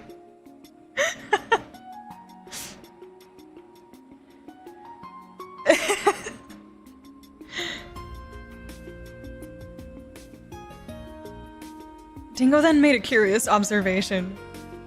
I have to wonder why you went to such lengths to get rid of a small fry like him. He really bother you that much? Ren glanced briefly at Ronald, still collapsed on the ground of the park, before shrugging her shoulders dismissively. Not in the least. I didn't intend for this to go as far as it did, either. I only wanted to teach him enough of a lesson so he'd leave me alone, but... It was then that the younger student who tried to save her came to mind. I think the students deserve a much better student council president than him. She then let out a titter that was most refined. A titter! As Ren expected, the allegations led Ronald's father to resign from Parliament, while he resigned from Aramis Academy. Wow! All these, like, people working together just for this one thing. That's crazy. Obviously, different reasons for doing that, but even with the CID cooperation, so cool. That was awesome. That was, yeah, she came on her bike, exactly. Still wearing spandex. She switched back to her spandex. As Ren expected, the allegations led Ronald's father to resign from Parliament while he resigned from Aramis Academy. The group of students who exerted power over the student body with his backing vanished overnight as a result, bidding peace to return to the grounds for the first time in too long. One thing, however, came about from this that Ren had not expected in the least. Here are all the documents relating to the next month's budget. The Student Council's new president accepted the document from the blonde-haired first year, in charge of general affairs, pursuing them straight away. After Ronald dashed from the auditorium on the day of the election, most of those in his group who put down their name dropped out in timely fashion. Voting still took place even then, but once all was said and done, nearly 70% of the votes cast were disqualified.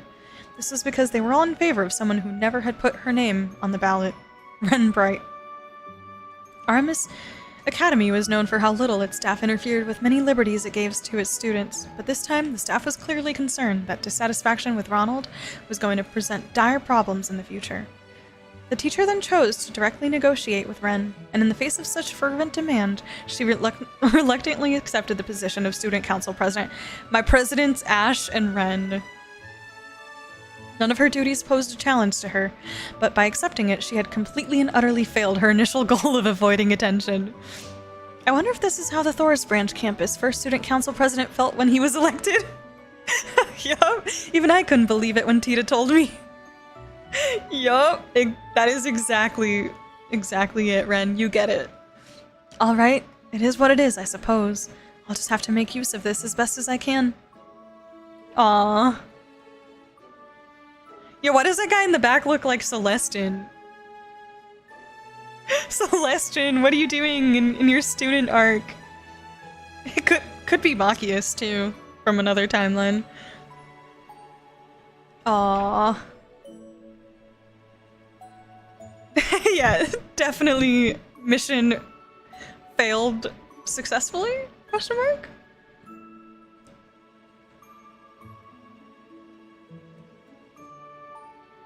Sunlight beamed into the student council room. The blonde-haired girl and the two of her friends struggled with the new workload they were adjusting to. Aww. As Ren sat there, ears open to random talk and the occasional grumble, a thought crossed her mind. She had no end of real-world worries. The problems arising from rapid technological development, the society's next move, the ominous winds of change blustering over Calvard. But despite all those, she wanted to enjoy her simple time here while she could. What say we get this work done so we can celebrate with a tea party, The arrival of spring was now a distant memory, even if summer had yet to come. There was nothing particularly spectacular about this time. It was just another ordinary, beautifully bright afternoon.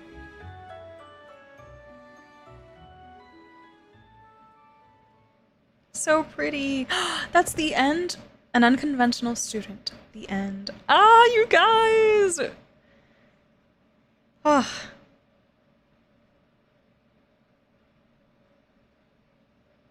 That was a lot of fun. Do we get another thread? There it is. What's the third one? We're still missing one. I knew it. Oh god. Chat, can I finish this fast? I'm going on 7 hours and it is late because I didn't know that I would be streaming so long today. And I started stream at like 5 instead of my usual 2 or 3 p.m.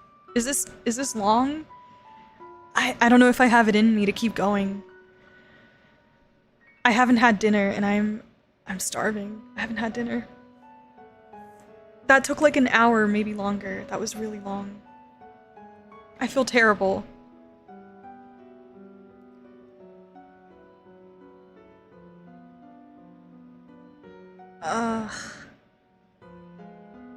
I'm so hungry. It's like half an hour.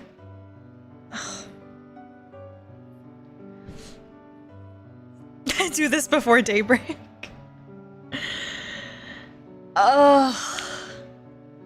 Shit. This is the last thing. If you can, I'd push and finish it. Alright. Yeah, give me Give me like 3 minutes. I think I'm just gonna grab a snack because I feel like I'm gonna get a headache very soon if I don't eat something. Yeah, sorry. I'll be back in just a couple minutes. I need to take a quick break though. I will do it. I'll do it. I'll stick it out. I'll stick it out. Yeah, we'll do it. I'll be back. I'll be back.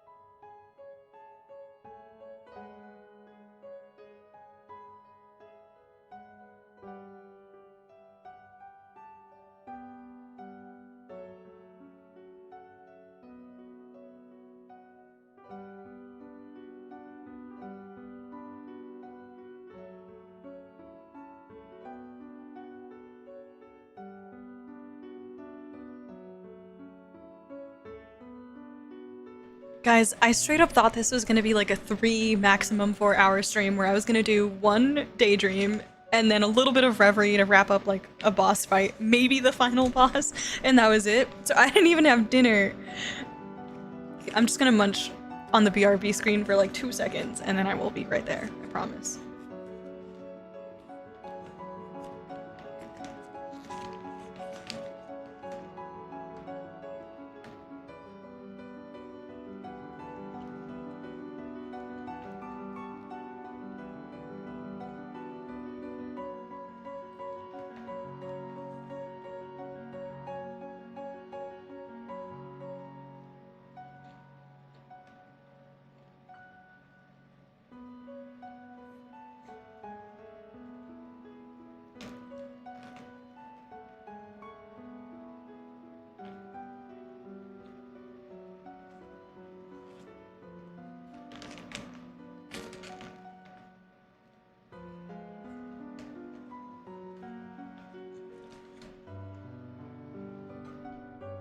Okay.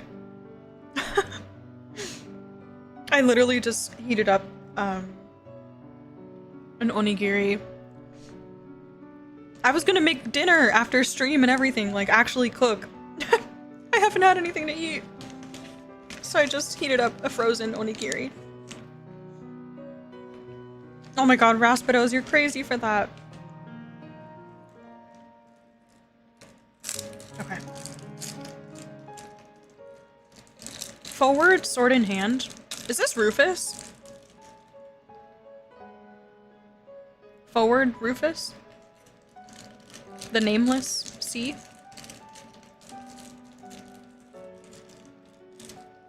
Alright, let's do it. I should have just ordered Taco Bell like 2 hours ago. September year 1207 of the 17. Okay, so 1207 this time, not 1208. I cannot accept. I was not one to mince words. The hulking bear of a veteran bracer.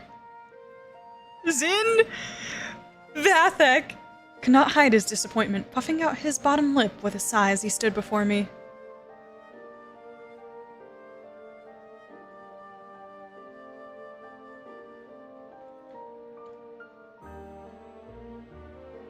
Zin! Not again. You gotta resign yourself to the inevitable one of these days. I had been indebted to this man, who was as capable as he was kind since my first days in the guild. Is this- wait, hold on, is this the Bracer? Is this the Bracer? That they keep talking about?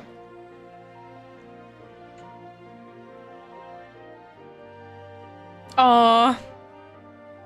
As capable as he was kind. What a beautiful way to describe Zin. Aww, that melted my heart.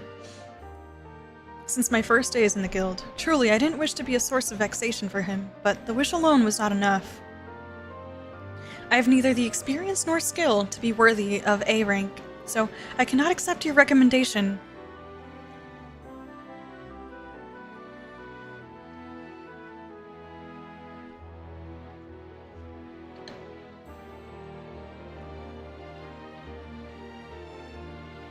Bracers are assigned ranks based on their strength and achievements, with A rank being the highest, on paper at least. Its members are the very face of its beloved organization, and as such, ranks are a metaphorical badge of honor to be worn with pride. So how had I received multiple recommendations for the most prestigious rank in 6 months? It is her! That is the Bracer they kept talking about. That's definitely her. I spared no effort in working to hone my craft in the years I joined after school, and certainly I wouldn't classify myself as a doe-eyed newcomer. But to have my name among the greats of the guild? Absolutely not! But after turning down my first recommendation, a second one had come from the guild's headquarters in Le Mans. If you ask me, you got both in spades. There's something else making you lead toward a no? Lead toward a no? Zin's awkward smile told me he had been pressured by headquarters to persuade me. I folded my arms. Oh my god, I'm still shooketh about Zin right now. Oh my gosh. Setting aside whether you're overestimating me or not, which I believe you are, I would very much like to not stand out any more than I already do. I've been getting offers to be a model, to star in films. Okay. So she's a baddie. Offers to be a model, to star in films. It's been frankly exhausting forcing them to give up. Now, what do you think would happen if I were to accept a promotion? I'll be neck deep in the same mess all over again. Okay, that makes sense, but sorry. You're a 1-2 punch in the beauty and bronze department. Trying to lay low is a lost cause. With the kind of fans you're getting, maybe you should consider the silver screen after all. Who knows? You might walk away with an award from the film festival. Zin's laugh was hearty in contrast to my unamused frown, which, as I respected him, he could do with showing a little more decorum. That's not funny. I understand being in the public eye to some extent is inevitable, and I've accepted it, but I'm a bracer, not an entertainer. I wasn't trying to be funny, though. You gotta find a way to let off some steam, or you're gonna break when we need you put together the most. Happens to the workaholics like you more often than you think. Loves in.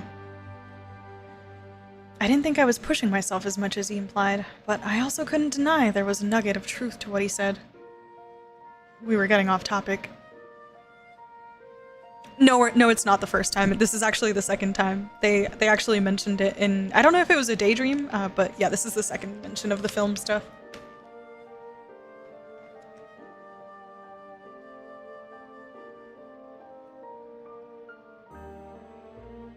Damn!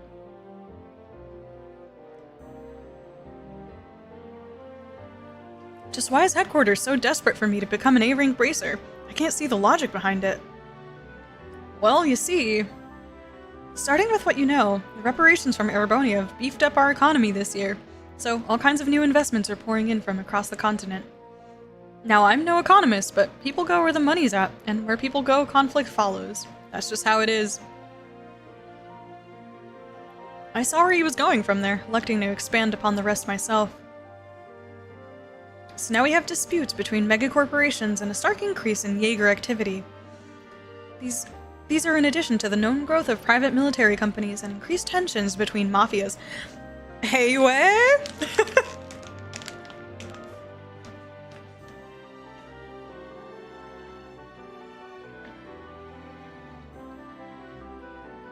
Hollywood aura, yeah.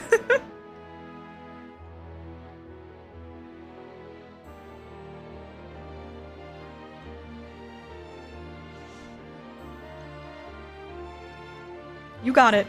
You think it's bad now? It's only gonna get worse from here. That's why Lemon wants to up security here while promoting our rising star, you.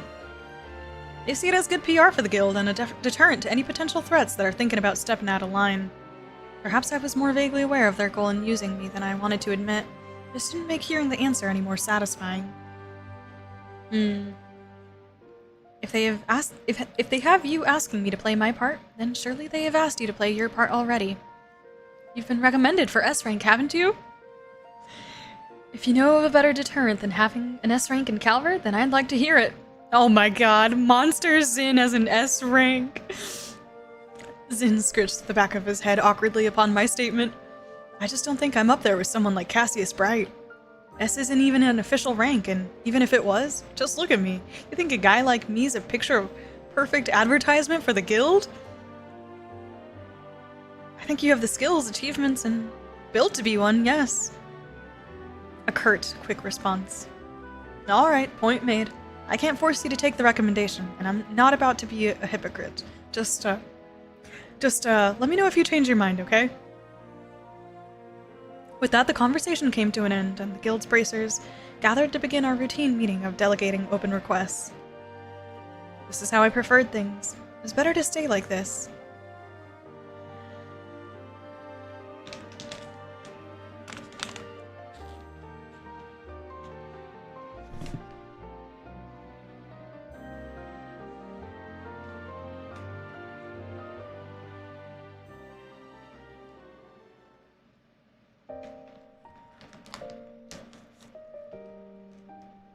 Oh my gosh.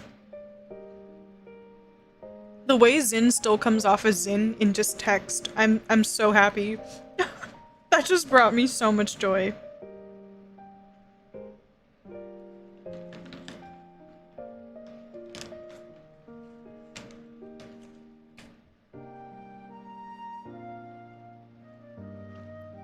Not the Reen syndrome.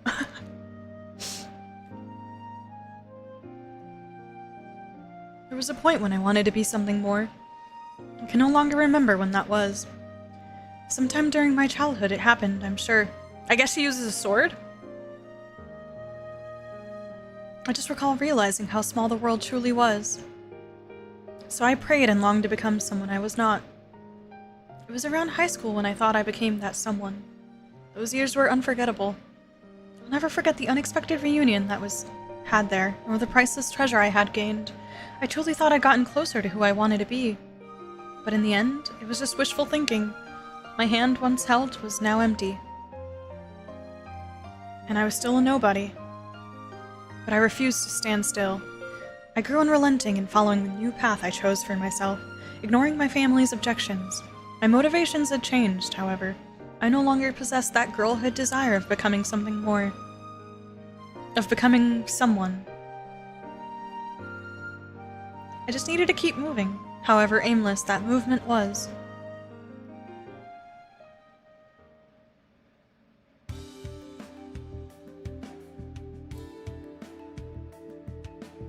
Sorry, I forgot to grab water. Give me one sec.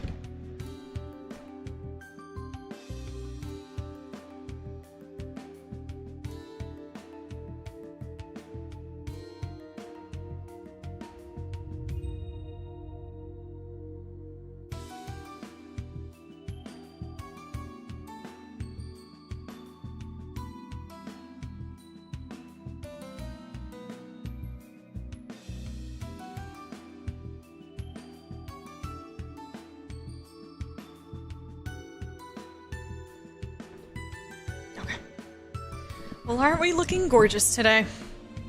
With a whimsical wink, a familiar bartender welcomed me to his establishment. He was tall. He was a tall, affable man who lived by his own rules and never hesitated to lend a helping hand to others. He reminded me much of the Crossbell City branch receptionist from the few times I visited for work. Michelle? Is it Jack?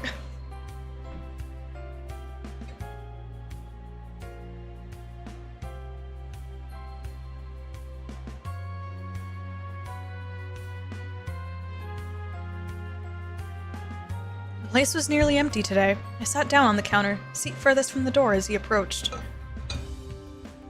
The usual, sweetheart? I stopped by here after a hard day's work on occasion, and whenever I did, I always ordered coffee and a light snack. This was not a coffee and a snack kind of day. I want something with alcohol. Even beer will do. Is this still her? I guess it is. Not at all fazed by the vagueness of my order, he walked away and started preparing my drink. It wasn't long before he returned and placed an elegant glass in front of me. I think this is a little more than you can... I think this is a little more you than a beer. It was a beautiful cocktail composed of two colors, a clear blue like that of a priceless sapphire, and a calming jade. I'm trying to open a cheesesteak. Jeez.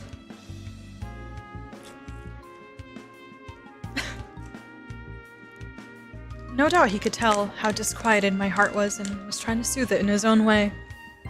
I thanked him inwardly before daring to broach my other reason for coming. Have you learned anything more about what I asked? Apart from being a skilled bartender, he was also a well-known informant. He was extremely well-connected to the guild, the press, even the criminal underworld, but he was very careful never to overstep his bounds with the last one.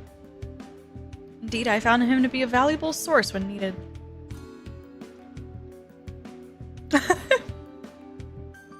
Don't make fun of my cheesesteak! It's like the best snack.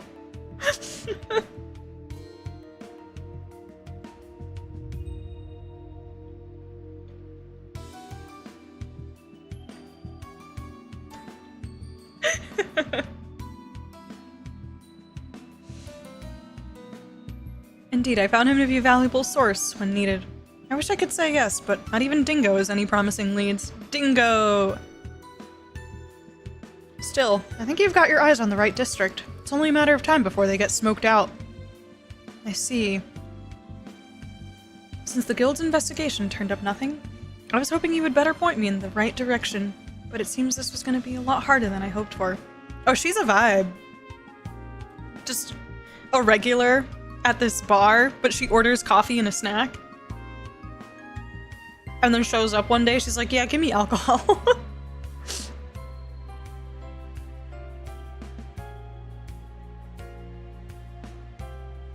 Things will work out. Just pace yourself and keep at it, a little bit at a time. That also applies to that cocktail. It's a strong one, so don't drink it all at once. I tilted the glass delicately between my fingers as he stepped away, my mind continuing to wade through the case I was following.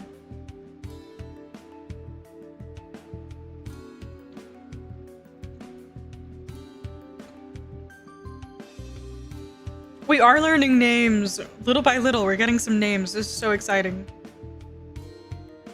There had been a stark increase in illegal drugs on the market. Not just any drugs either, but ones of the highly addictive, dangerous variety. As long as it's not Gnosis. Heiwe, who effectively ruled over the criminal underworld in Calvard, ordinarily limited their proliferation in the market as part of their rules.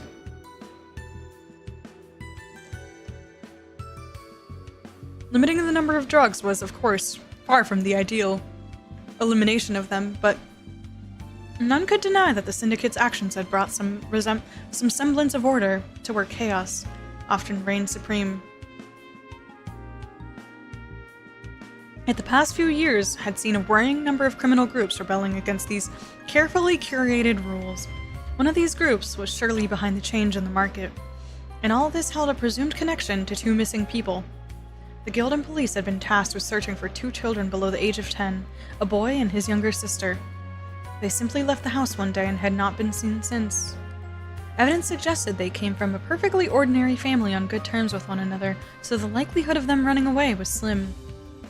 We mulled over the suspicion that they had been abducted for ransom early on, but not a single demand was made following their disappearance, so it was quickly ruled out. Despite a healthy amount of manpower that was coming from both sides, neither the guild nor the police had yet to find them. That said, the search so far had not proved entirely fruitless. Their last known location was fortunately established, and it was, unfortunately, a popular site for illicit drug trade. The working theory from there became that the siblings witnessed a transaction and were held captive by the criminal parties involved as a result. If that held true, then the longer it took our parties to find them, the greater the danger their lives were in. The abductors wouldn't do anything right away. Murder was sure to leave trace of evidence behind. But it was only a matter of time before they resorted to that or trafficking abroad to be rid of them. With each passing second, the odds of the children being returned unharmed were dropping to 0. Jeez. Monda's like me, I hear Dingo, I get excited. I'm just excited that I'm learning names and remembering them. But I've got Roy and I've got Dingo. I don't have a name for this lad here, nor the swordswoman, the princess.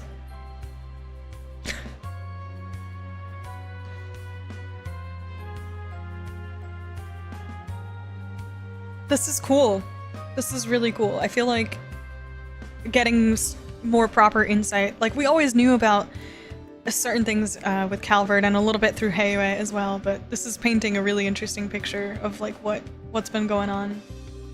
Especially through the eyes of a bracer, which is really awesome.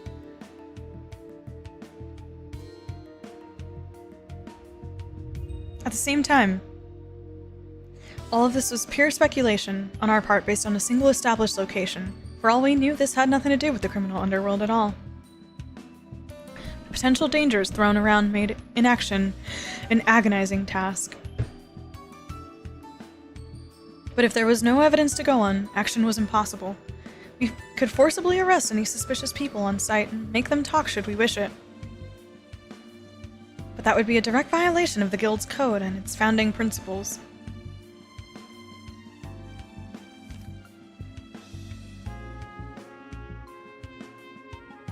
The Bracer Guild always sought to be an ally of the people first and foremost, so resorting to criminal acts to obtain evidence was out of the question. If only this strict adherence to our code didn't stop us from being able to resolve so many crimes, thereby putting people we swore to protect in danger. Ah! The dilemma of the Bracers.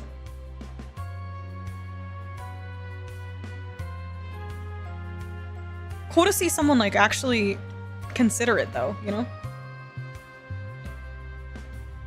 Like, surely a lot of them think it. Nobody says it. So having somebody, like... This is cool. It was the ultimate impasse. I mean, we have Arios. As I found myself pondering on this impossible dilemma the Bracers had placed themselves in, a familiar face came to mind. He was a childhood friend with blue-tinged, unkempt hair. Though we had lost contact with one another some years before, he one day returned to the city as suddenly as he had left it. Soon after starting up a peculiar profession that skirted the line of legality to a dangerous degree.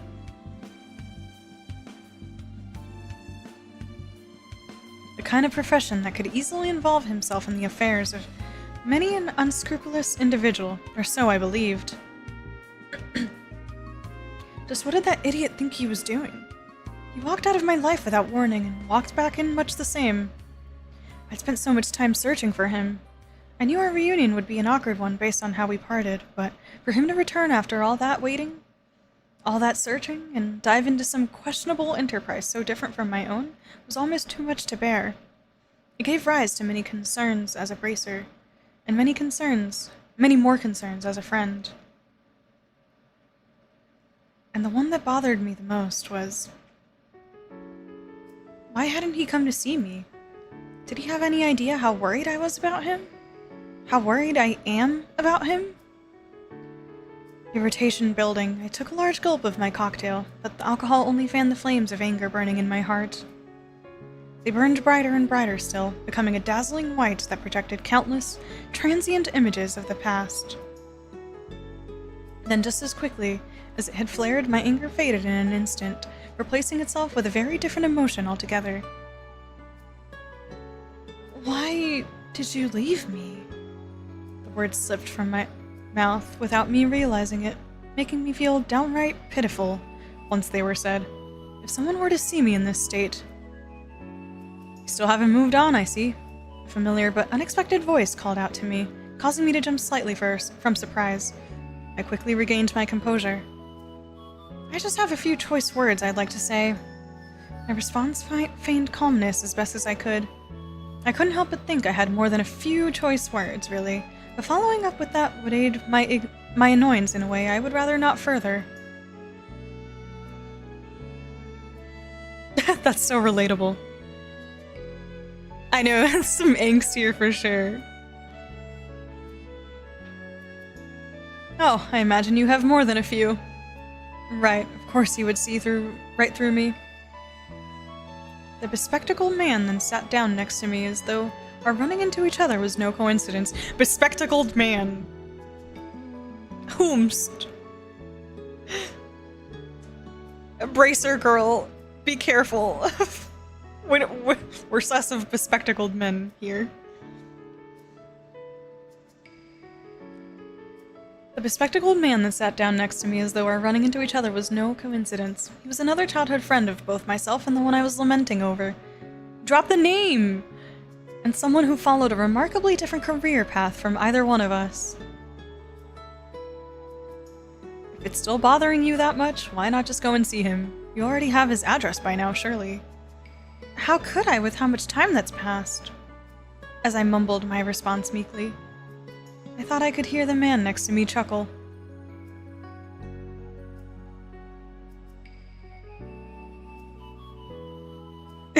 Did Dudley mock you? They came to Calvard. In full Laura caps? Bespectacled, yeah. He's not just spectacled, it's bespectacle. Yup.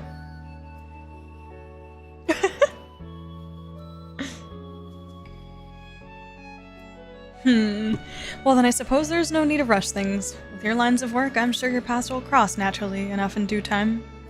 I didn't expect that kind of response. You make it sound so romantic. Lest you have forgotten, I don't struggle with expressing what's in my heart the way he does. Now, since we're here, how about a toast? I'll, make your next one non-alcoholic.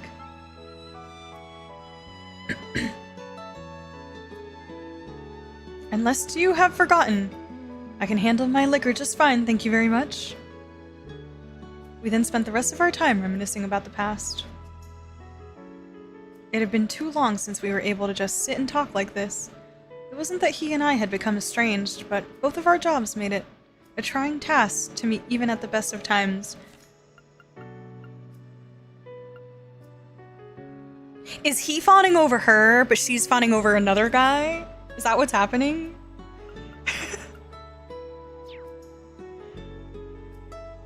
By the way, I've heard word you turned down becoming an A-rank bracer again. Of course that wouldn't escape the CID's ears. Oh, a CID! He's CID! Whoever this bespectacled man is CID. The information itself wasn't confidential, but that he already knew something, however unofficial it was entirely typical of him. I think?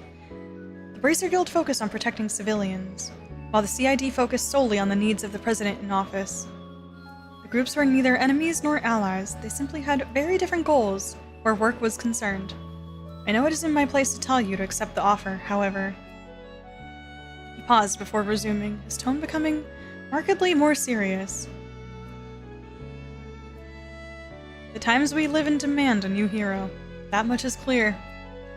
I had no idea what a realist like him was trying to say by implying I was a hero, but before I could inquire further, he changed to the subject that was likely what brought him to find me in the first place.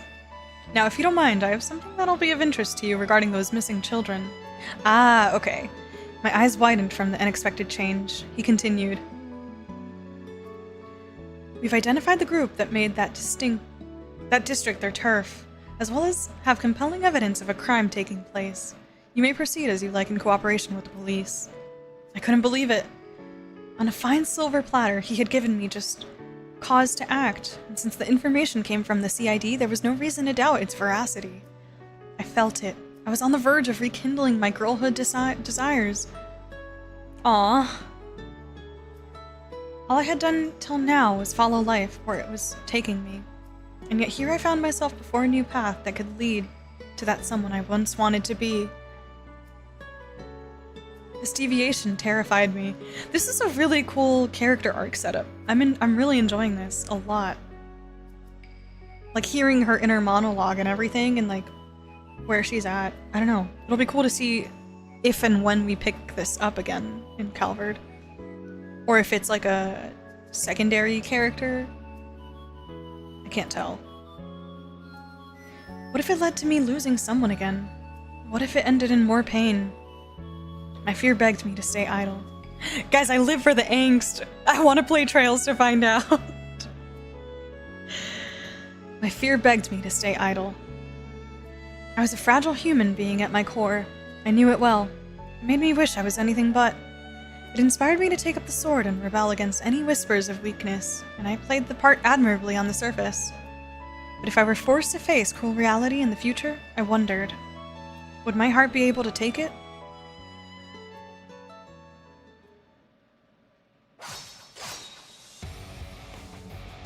As I sidestepped to the left, I shifted my center of gravity and unleashed a flurry of slashes against my first foe, using that momentum to thrust both myself and my blade toward my second. 2 low-ranking mobsters fell to the ground. They were members of a mafia I had been chasing, and right now I was in the thick of their den of operations. My friend gave the guild and police the excuse we needed to take a more direct stance against our targets. His information was vague, however, so we still had to discern their precise location on our own. Eyes in and several other bracers agreed it would be best to split our forces and attack several locations in unison for this part of our mission. Based on what just transpired, it appeared my location was the lucky winner. There's the intruder. Hey, I've seen her before. She's from the paper. 2 more reinforcements arrived, but I was hardly going to give them time to act. She's from the paper? If she's from the paper, does that mean she accepted the position? Or the promotion? Why would she be in the paper? Or just like up and coming A-rank bracer, perhaps headlines. Adult Run Alone had me begging to see Daybreak, I bet. Instantly hooked by this daydream. Yeah, they've all been amazing. These have all been so cool.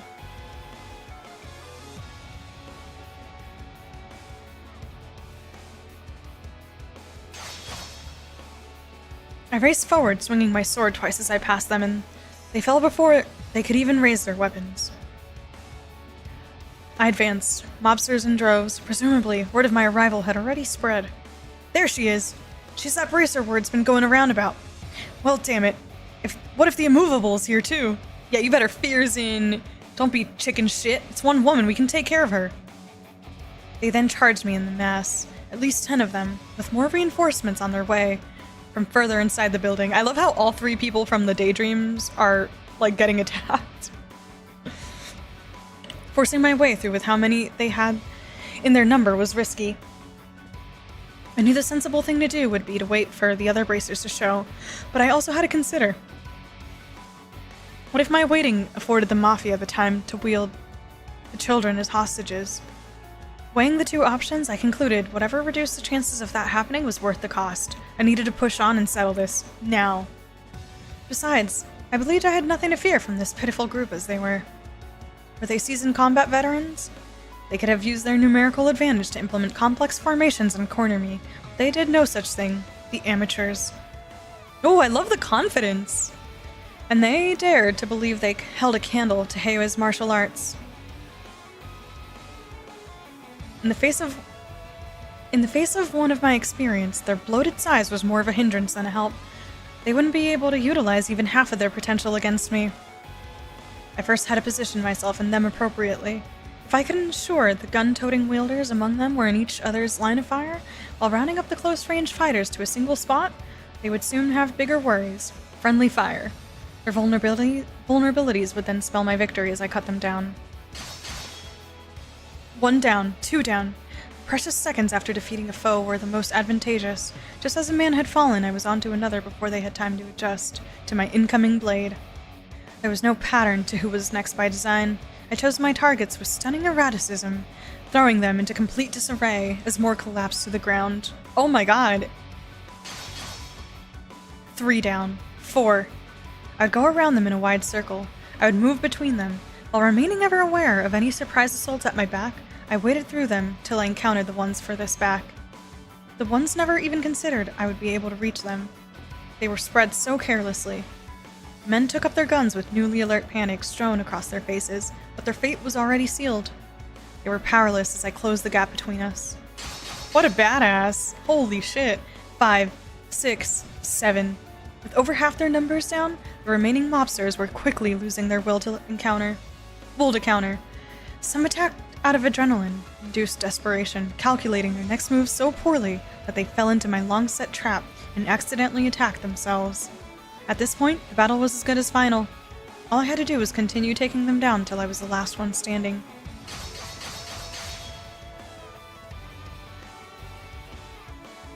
There were smaller groups I encountered on my way through the building, but I was able to disable them with little effort. The path they opened up for me eventually led me to their leader.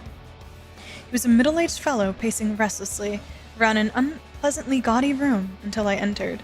He twitched in fear upon the very sight of me. Why are you here? Where are my men? Kissing the floors, I answered so calmly and concisely that he balked in disbelief.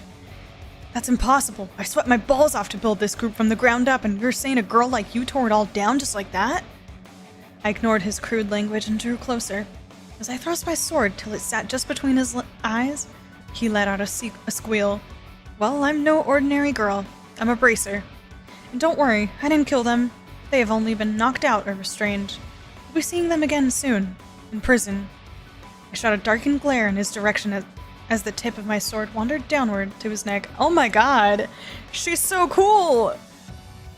I love that she's, like, intense.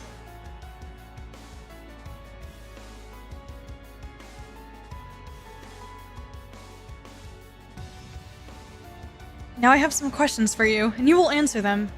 The man nodded empathetically, his whole body trembling from fear. 2 children, a boy and a girl under 10 years old, disappeared last month. Your people abducted them, didn't they?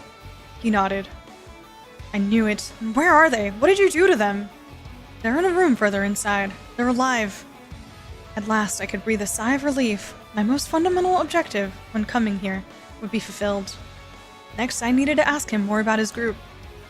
I thought you all seemed far too weak to be charged of this district of the city, but after coming across your account book, everything fell into place. You're working on behalf of someone else, aren't you? He was so sure of how to respond that he fell completely silent. That alone gave me my answer. Who is it then? Tell me, is it A? Not another letter. We have another letter? A? Who is A?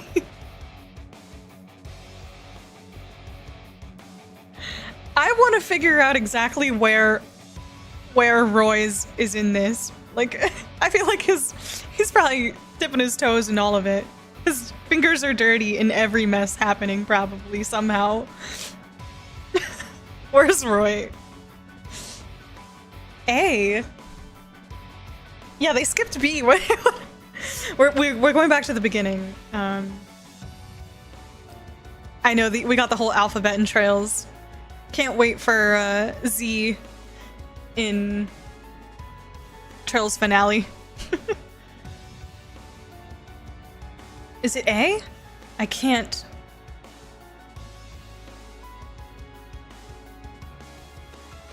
He flinched in fear as I pressed him, resisting as though he genuinely couldn't say. Then, just as he opened his trembling lips to speak, I heard a strange thudding sound from outside the room. I stepped away from the man. My sword still firmly in hand. Blue Blanc? You're right. Not Blue Blanc.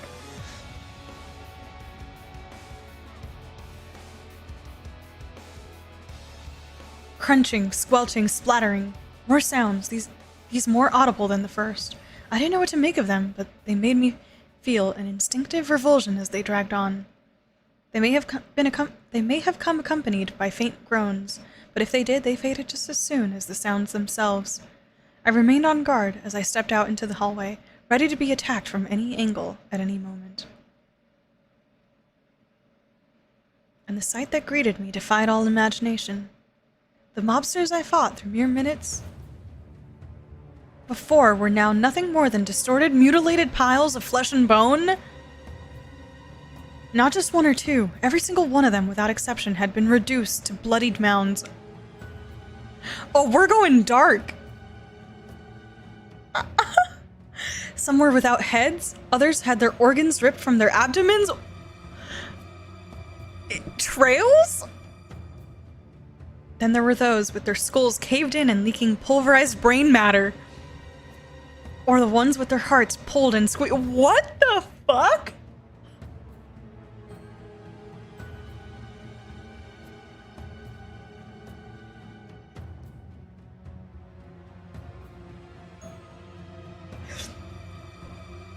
Wow.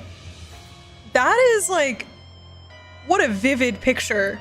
Holy, that went dark. Yeah, trails through horror. What the fuck? Each corpse was different. Each corpse was unbearable to look at.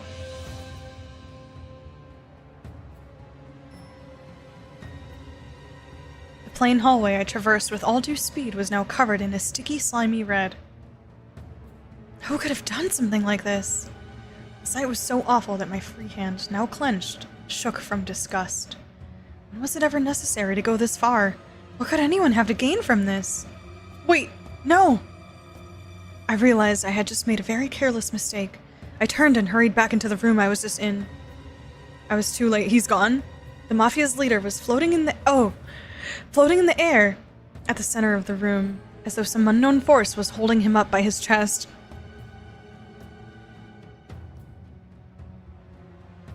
A monstrous sword pierced through his chest.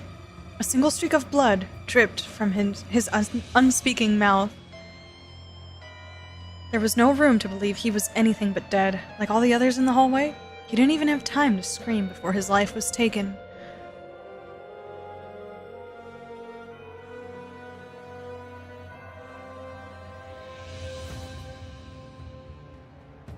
Who are you? I barked at the center of the room, trying to drown out my instinctive fear with anger. At a glance, only the corpse and I were present, but if I strained my eyes, I could also see the faint contours of another distorting the space around them. It must have been some form of active camouflage. I would have thought it was a basic courtesy to give your name before asking another's charming ace of the Bracer Guild. It was a man's voice that projected true arrogance, as though he were above all others as a matter of course. I instinctively readied myself for battle in response, but my actions seemed not to faze him in the slightest. No need to be spoiling for a fight. I'm simply here to take out the trash after they were careless enough to leave a trail for the CID to follow.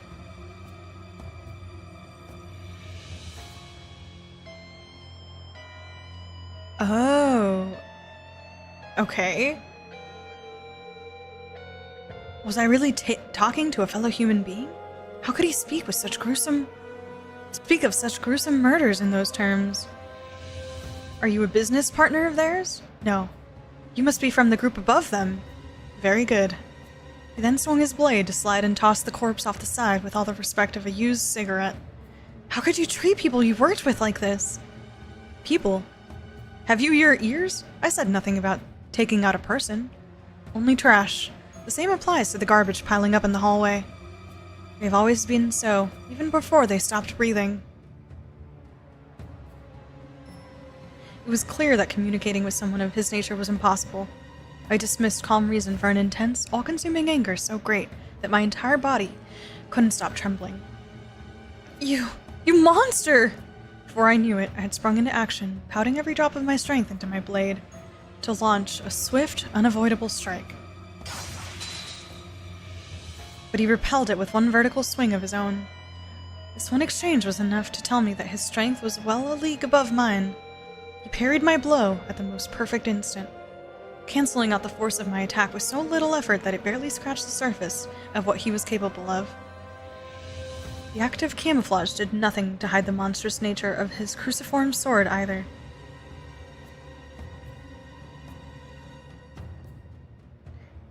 Its design combined silver and black in an unholy fusion of darkness and light, as if chaos itself dwelled within its very blade. There was no common weapon. Even if I continued to give it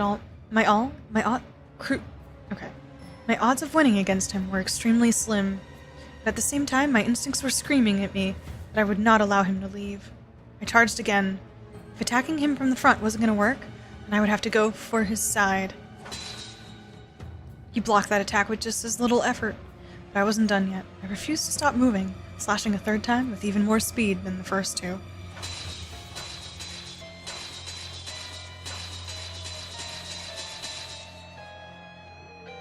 I showered him in a flurry of them, each one faster than the last. Also, hi Ethan, I'm good, how are you? Wow. Oh, this was part of the DLC stuff that they added?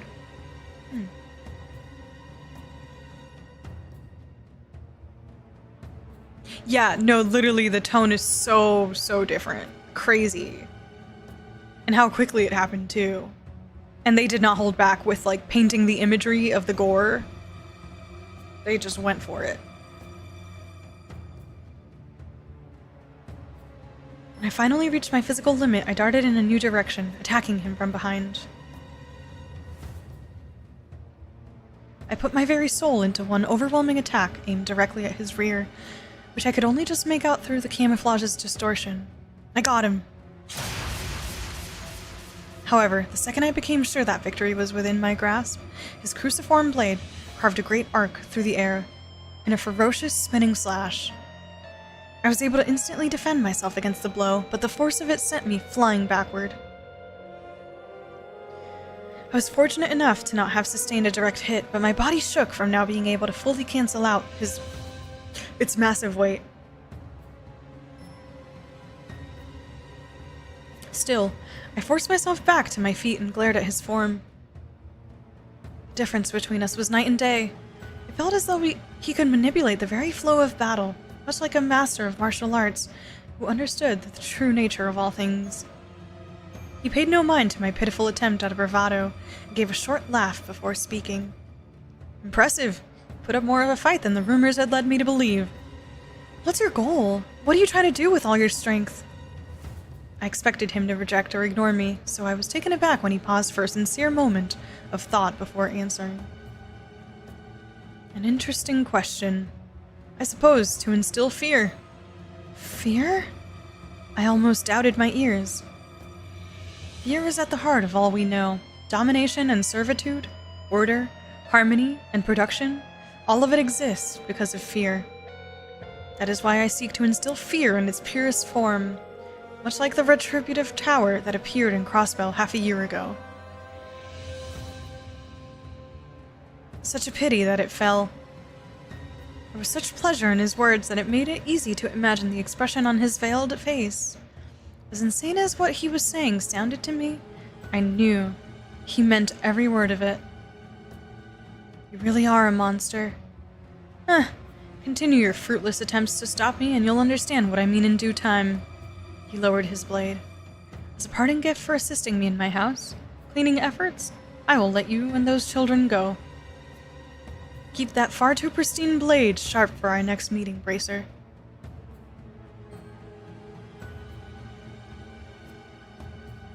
With that, he turned to leave. Wait! Just as I extended my hand, the ground below him emitted a bright glow, and by the time that glow had faded, he was gone. He had likely used the same teleportation spell that certain other criminal organizations were known to rely on. His departure also released all the strength I had left in me, Not from relief, but from the exact opposite.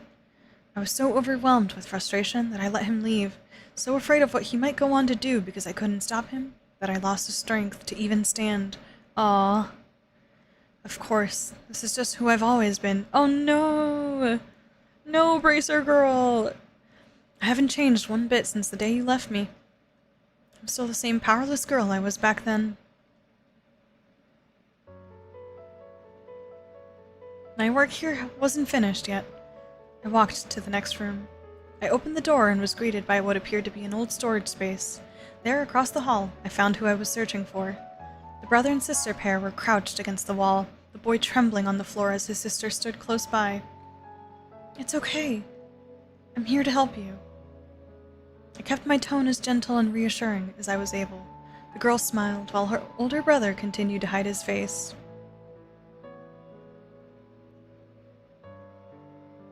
I slowly walked towards them, careful not to make any sudden movements, but as I did, the boy shook his head vigorously.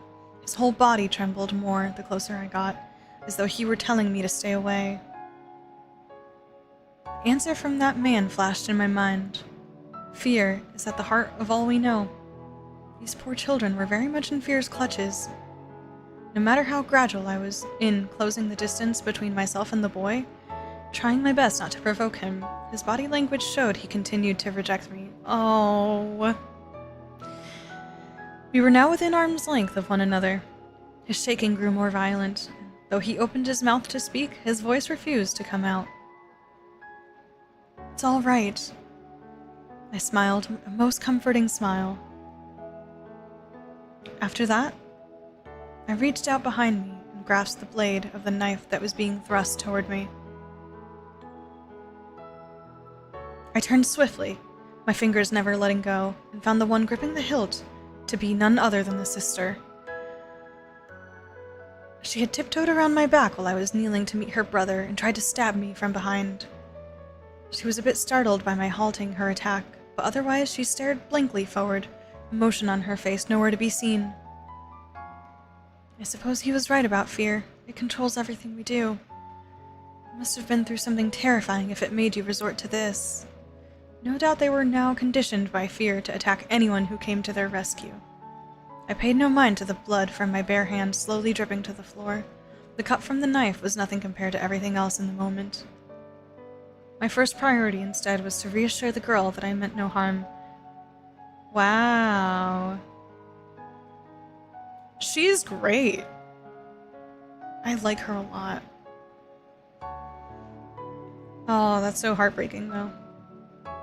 But we humans are capable of more than giving in to that fear. We can fight it. With courage, we can fight it. Your brother was doing that just now.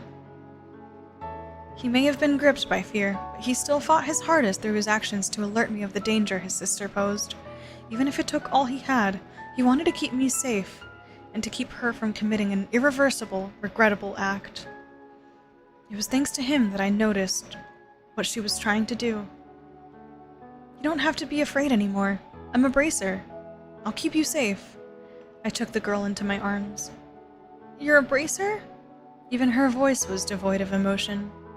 That's right. I'm here to help you.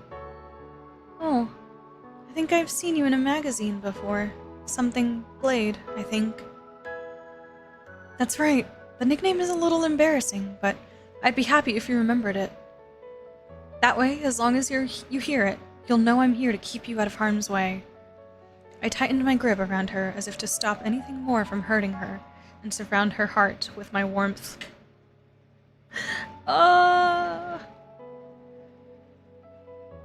This is so good. What the heck? What a beautifully written, like, POV. Yeah, this is incredible. Also, Ethan.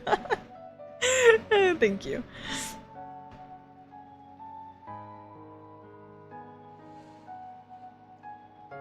It really will be okay, I promise. I noticed her eyes twitch just slightly, and before long, her eyes filled with tears.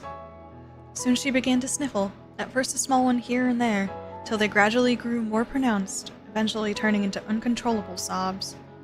She had finally been liberated from her fear. As for me, I had stayed my course. Ooh! That's a new song. Ooh. Oh!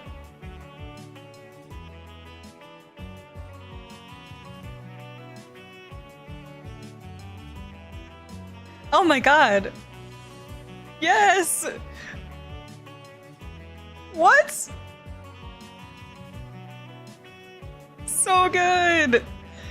That's great. That is a vibe.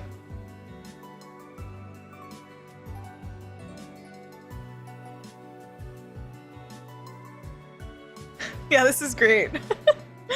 We ain't even in daybreak yet. Calvard got us in the fields, yeah. I had stayed my course. I was too afraid to deviate from my current path. Still, I had chosen this path with pride in my heart.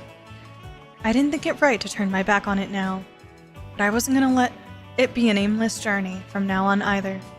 And so, it was another day in the Edith branch of Calvard's Guild. Edith branch!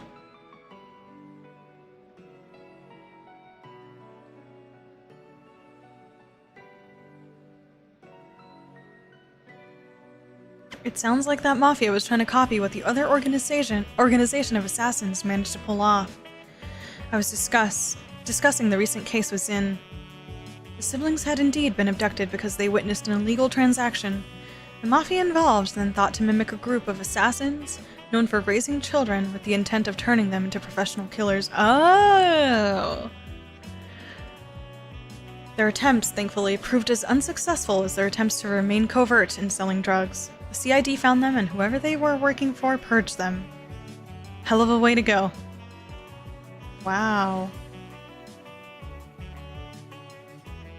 Oh, I love this. If I hadn't been so incompetent, maybe they wouldn't have been purged at all. Sorry, the hiccups kicked in.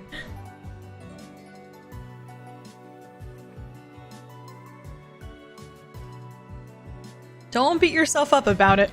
The guild's priority is to keep civilians safe, not criminals. I don't want to say they deserved it for getting involved in organized crime, but it is what it is. Try putting that frustration you're feeling into more personal growth instead of letting it eat you alive. That's my Zin. I was told that while the siblings were going to need psychological counseling for some time, they were fully expecting to recover and go back to their everyday lives. My meeting with them had triggered something inside of me. I came to realize that something needed to change. I had to take some kind of step forward.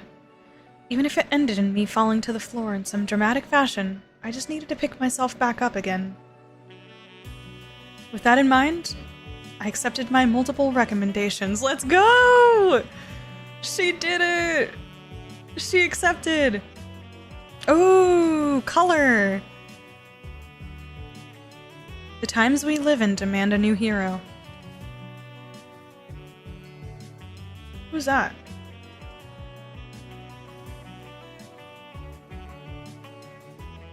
Oh, she has like a teal dress?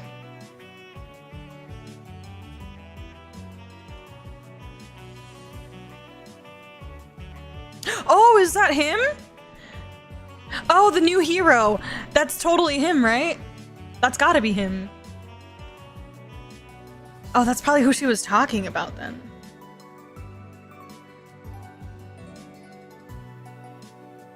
Sick. Sick! Let's go! Let's freaking go! Oh my gosh!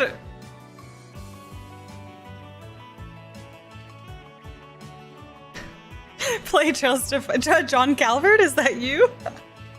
Oh, this track is so great. What a great way to wrap this up. The times we live in demand a new hero. Doing so made me think of what my childhood friend said to me. Yeah, okay, that is him. That's who she was talking about. I didn't believe I had what it took to be a hero.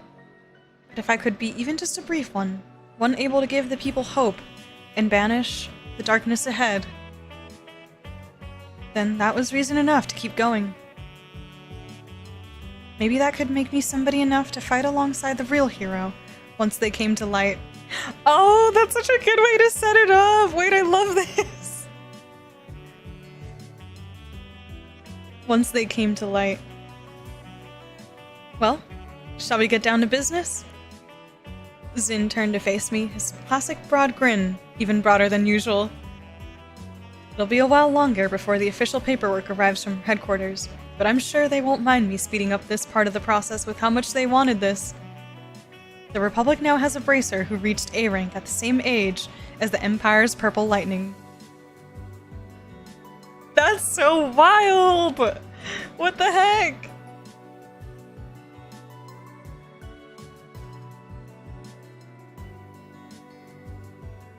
My girl Sarah gets a mention too. Ah! Incredible. Incredible. I love that I just got a Sarah mention here. Oh man. I can't get enough of this track either. This is so good. Congrats on your promotion, ELAINE AUCLAIR. Beauty's Blade. Oh, we got a name!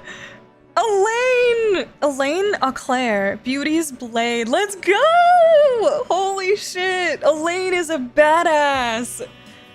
What a character intro! She's gotta be like full-blown party member at the start of the first game, right?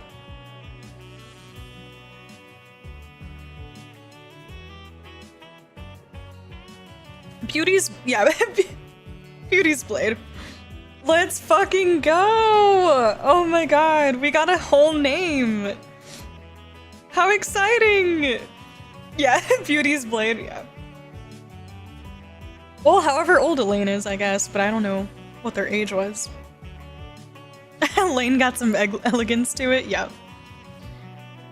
Oh my god!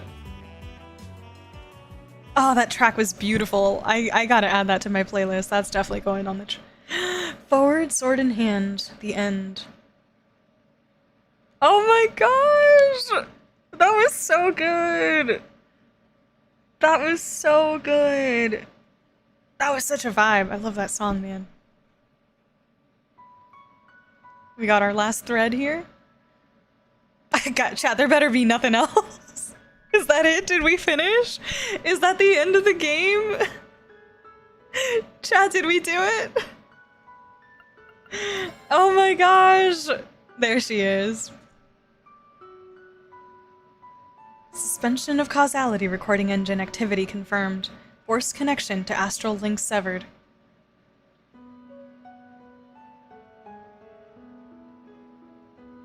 Oh my gosh. The whirlpool of causality engulfing Erebos and the fated land has at last been unraveled.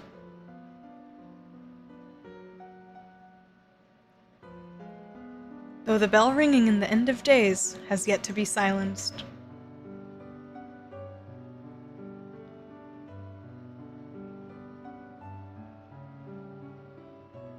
You, children of Zemuria, have earned your moment of peace until the time comes to face the final hour.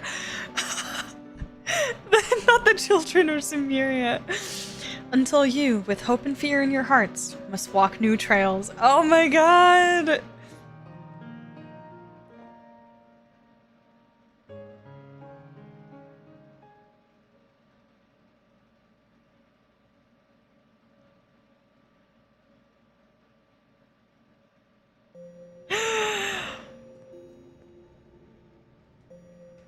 I can breathe again. Oh, we're out. It's done. It's over. Oh my goodness. Wow. That was such a freaking incredible freaking setup. That was amazing. All three of those were hype. So hype. But that last one with ELAINE was stunning. That was just so beautifully written. I loved that entire one. That was incredible. Wow. I did it! Chad, thanks for being here. Thank you guys. I appreciate it. I'm gonna cry tonight. Guys, I'm I'm gonna literally cry myself to sleep. What do you mean I finished the Erebonian arc and Reverie all on stream with you guys? What the heck? Oh my gosh. Thank you guys. Thank you, thank you. Anyway... Check out the gallery in the main menu.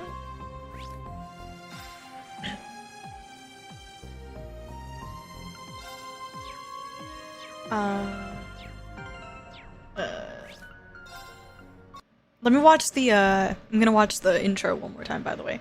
Oh no! I didn't mean to exit the game. Whoops. One sec. Oops. Now that the game is done, fun fact about New Game Plus, Reverie corridors no longer force you to get to the experience.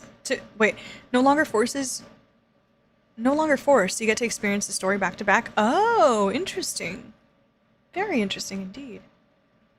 Replay it again from Cold Steel 1. Oh, you guys, I can't wait. It's gonna be so much fun. I cannot wait for Daybreak. Is it the extras? Gallery? If it's just stuff I've already seen. Oh. Aww. All the pictures, the official ones. I want to see the back-to-back Crow and Reen one. Oh, the boys! The boys!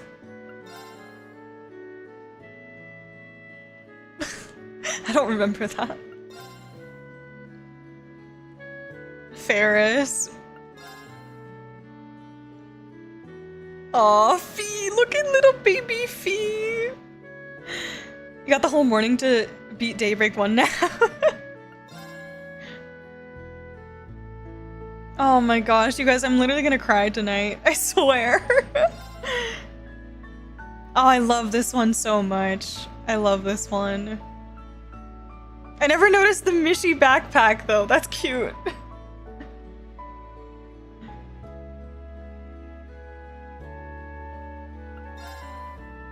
Oh, love. Oh, I remember seeing this. I think I saw it in one of the like CDs or the CD dramas or whatever. No, Fee, what are you doing? Sarah's drunk in the back.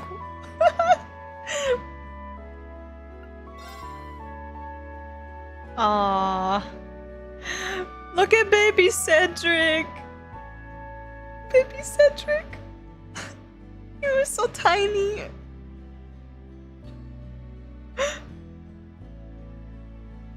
Oh, Resh. See, that was immediate karma for you, Resh. They saw you that no Cedric in the image, and they're like, nah, you thought so. Here's Cedric.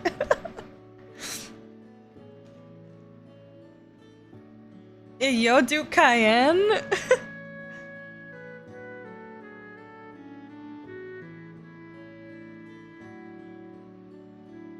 Aww.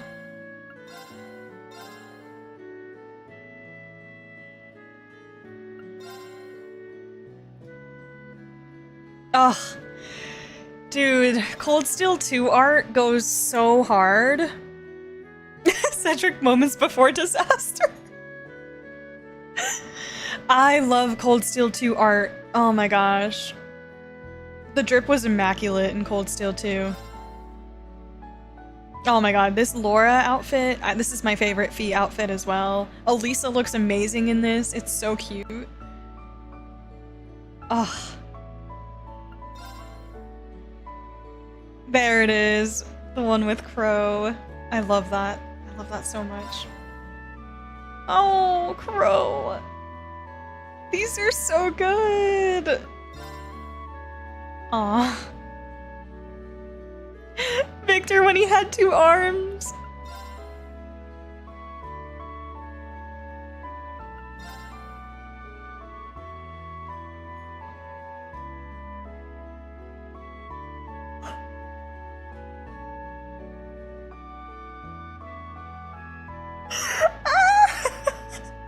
Oh my god, look at baby uses. Oh my goodness. This is the cutest.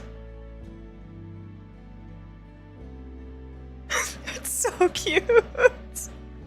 Tiny little uses. Oh my god, he's so precious. Rufus was already rocking the long hair way back when. Oh my gosh. Mond uses Master Ball. I know. They look so good. Oh my gosh. Wow. Rufus moments before disaster. So good. I love it. I love it. I love it. That is precious. Milliam. I did not remember that if they actually did show it at any point in Cold Steel 2, or if it was like just additional art, but love that.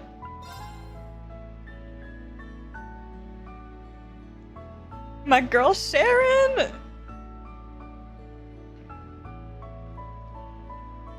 This was after they all went their separate ways. Machias and Elliot went back to Heimdall together.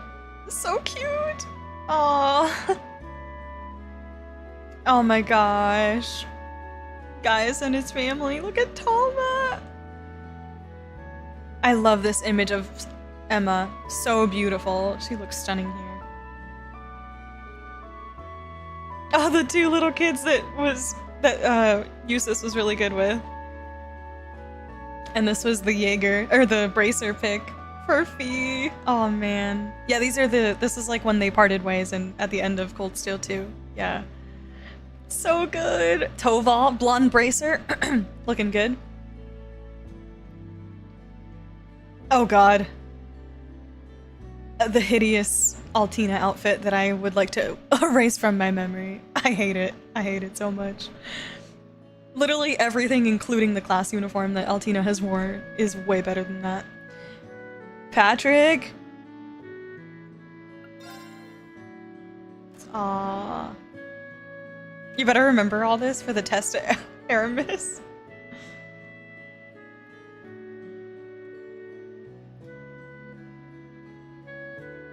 My heart!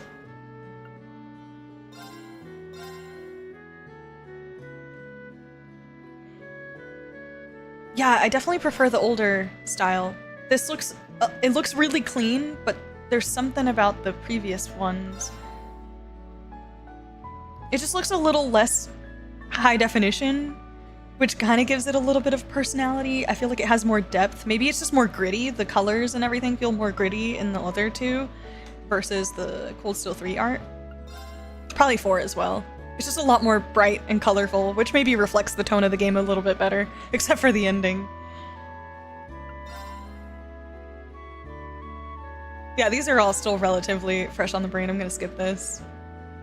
Same with Cold Steel 4. Love it though. That's awesome. Is there anything else? Movies? This is probably just the... Here, let's watch the opening and then call it a day.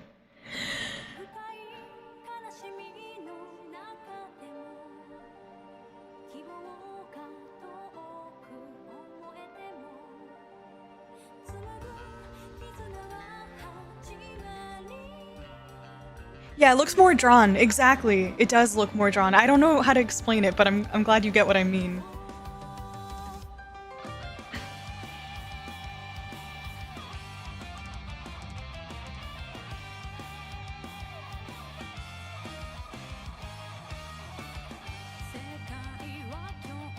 This is such a fun intro. I love that they changed the style. It's really cool. New art in the Reverie one? Okay.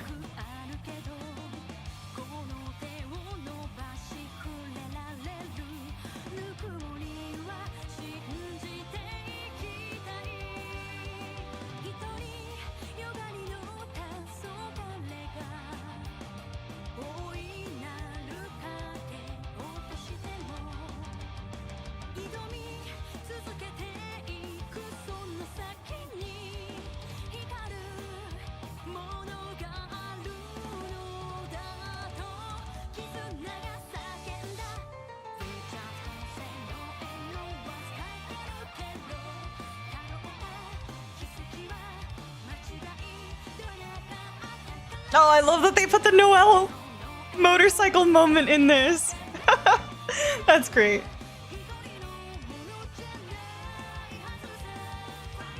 Oh, Arios!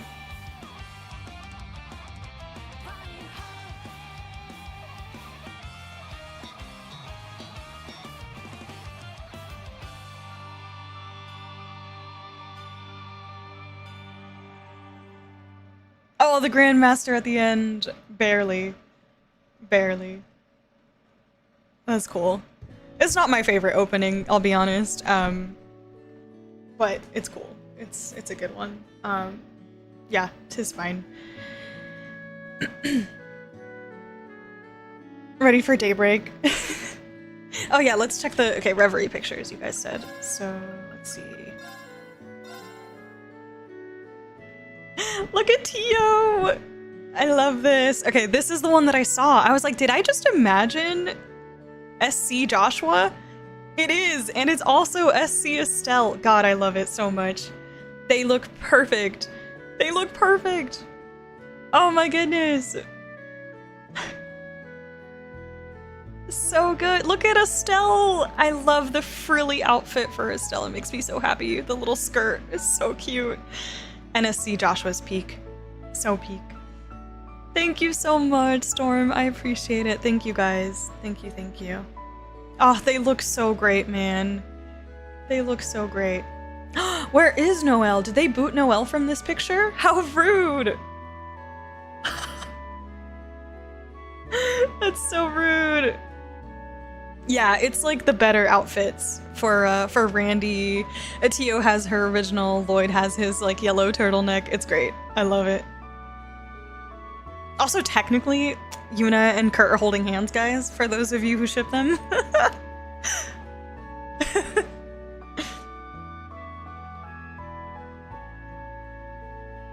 Ethan, this is not your kind of game. Let me just tell you right now.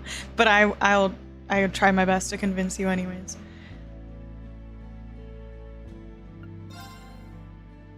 Yep.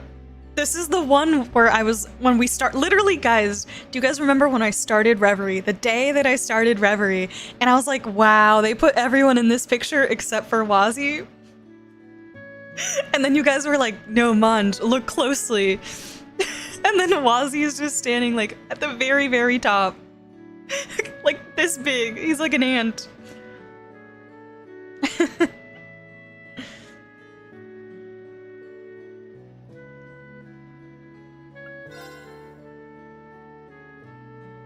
Ah, sick! That's really cool.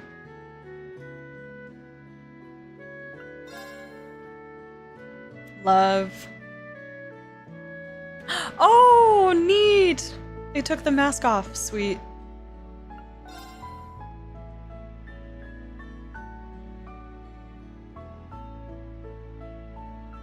Randy, go back to your old outfit. It was so much better.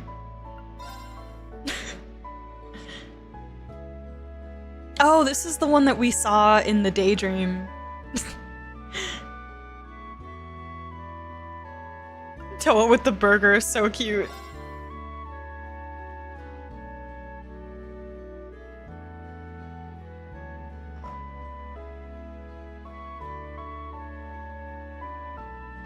Wait! Oh my gosh! Oh, this is so beautiful! Damn, look at these aura farmers! Look at these aura farmers! And apparently we might have one more in there too. Wow. I know the old man in the back. It's great. It's great.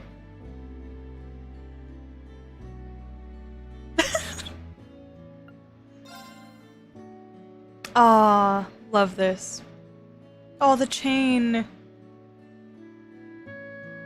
Stunning. Love the character designs for both of them. I really do. Ooh. Oh my gosh, these are so good.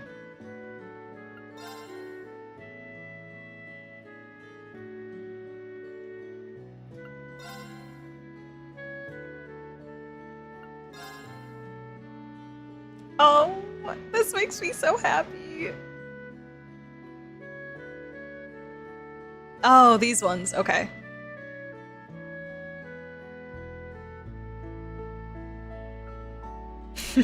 So cute. I love these.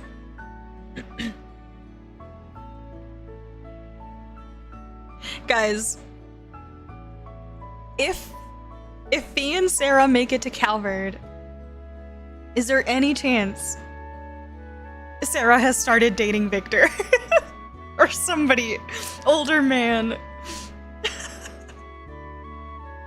I'm rooting for her. I love these. I love these so much. The style of this is awesome. This kind of like watercolor. So stunning. So cute.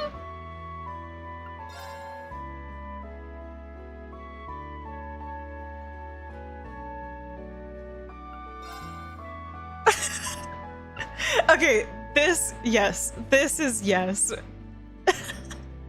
Yes. She is killing that. It's a little racy. I see you, Elisa, with the lingerie. I see you. And a tie. But you do you, girl. You're having your tea, you're working at home, working from home, it's fine. You do you, girl.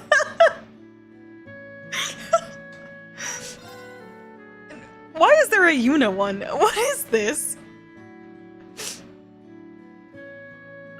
Oh my god, is there one for every girl? Literally, what the fuck?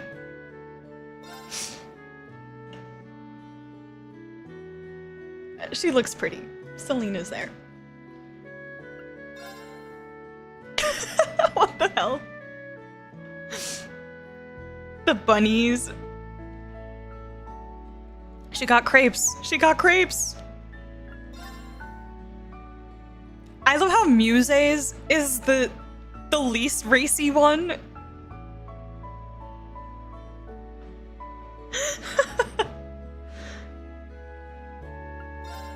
Oh, we get a Lloyd one. Casual Lloyd with ripped jeans? Who are you? And what have you done with my Lloyd? Ripped jeans? Look at this cinnamon roll. Is that Kape? So cute. Yellow's a staple for him. Yes, we get the boys. Okay, Randy. Cleaning up good. What? I see you. Dang. On a way to a wedding, maybe? Perhaps? Oh, he looks so good. Randy's so fine. Slay. Absolutely fucking slay. That's... She's perfect.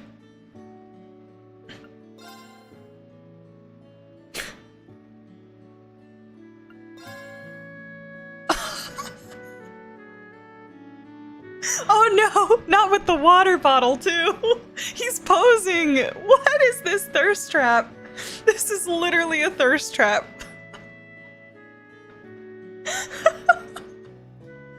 Oh my god. Crow, chill out. She does love that bike, man. She loves it. Oh my gosh, is this Tio's new fit from that one picture? Oh, I love this. She looks so good. What a cutie pie. Wait, was the cap on? Was it really? Hold on. Oh wait, not Randy. I just want to see him. Kuro. No. The cap is not on. It's not. I don't think so. It doesn't look like a cap to me. It looks still transparent. Aw, Tio looks so cute. I love this. Swoon. He's perfect. Looking good, Reen. Reading a book.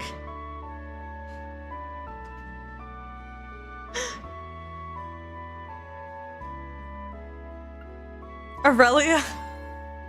Oh, we get the Aurelia one here. She's so cute.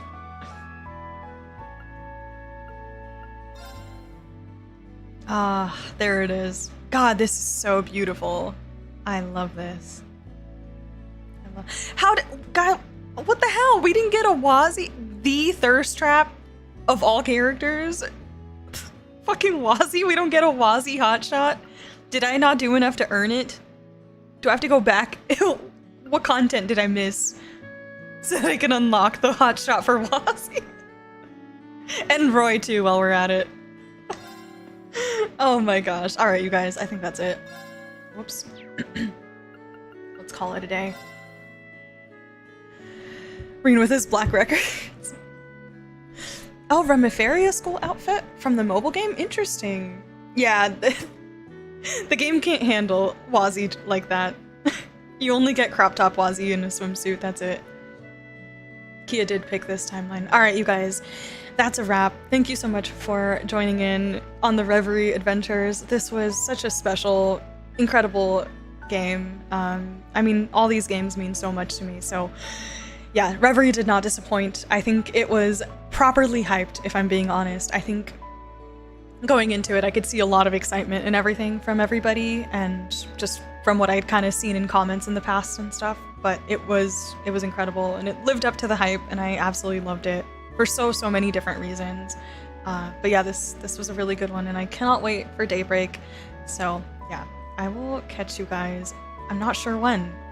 Daybreak is on hold for some time. I took about a 3-week break between Cold Steel 3 and Cold Steel 4, or sorry, between Cold Steel 4 and Reverie. I'm thinking it's probably going to be like a full month, maybe a little bit longer, which is kind of unfortunate because it might end up lining up with the release of Second Chapter Remake. So I don't know, but I will keep you guys posted in the YouTube posts, like community posts. So let this be a reminder. If you are not subscribed, I would appreciate if you did subscribe, and that way you can keep track of any updates and announcements once I decide when we're going to be starting Daybreak. But I am going to give myself some time just to decompress and take it easy after binging a hell of a lot of trails. But yeah, I'll keep you guys posted in the announcements, and I know a lot of you are in the Discord, so you'll be the first to know for sure. But yeah, so thank you guys again. I really appreciate it. This was so much fun and absolutely incredible, and I'm really grateful to have been able to discuss all sorts of things with every one of you in the comments, in chat, live, and to those of you who watch the VODs, thank you so much for keeping up with the VODs as well. Seriously, I really appreciate it. And yeah, next time I see you guys, it'll probably be when we start Daybreak. So I'm excited, guys. It'll be here before you know it. I look forward to it. Have a wonderful week, and yeah, thanks again. I'll catch you guys next time. Bye!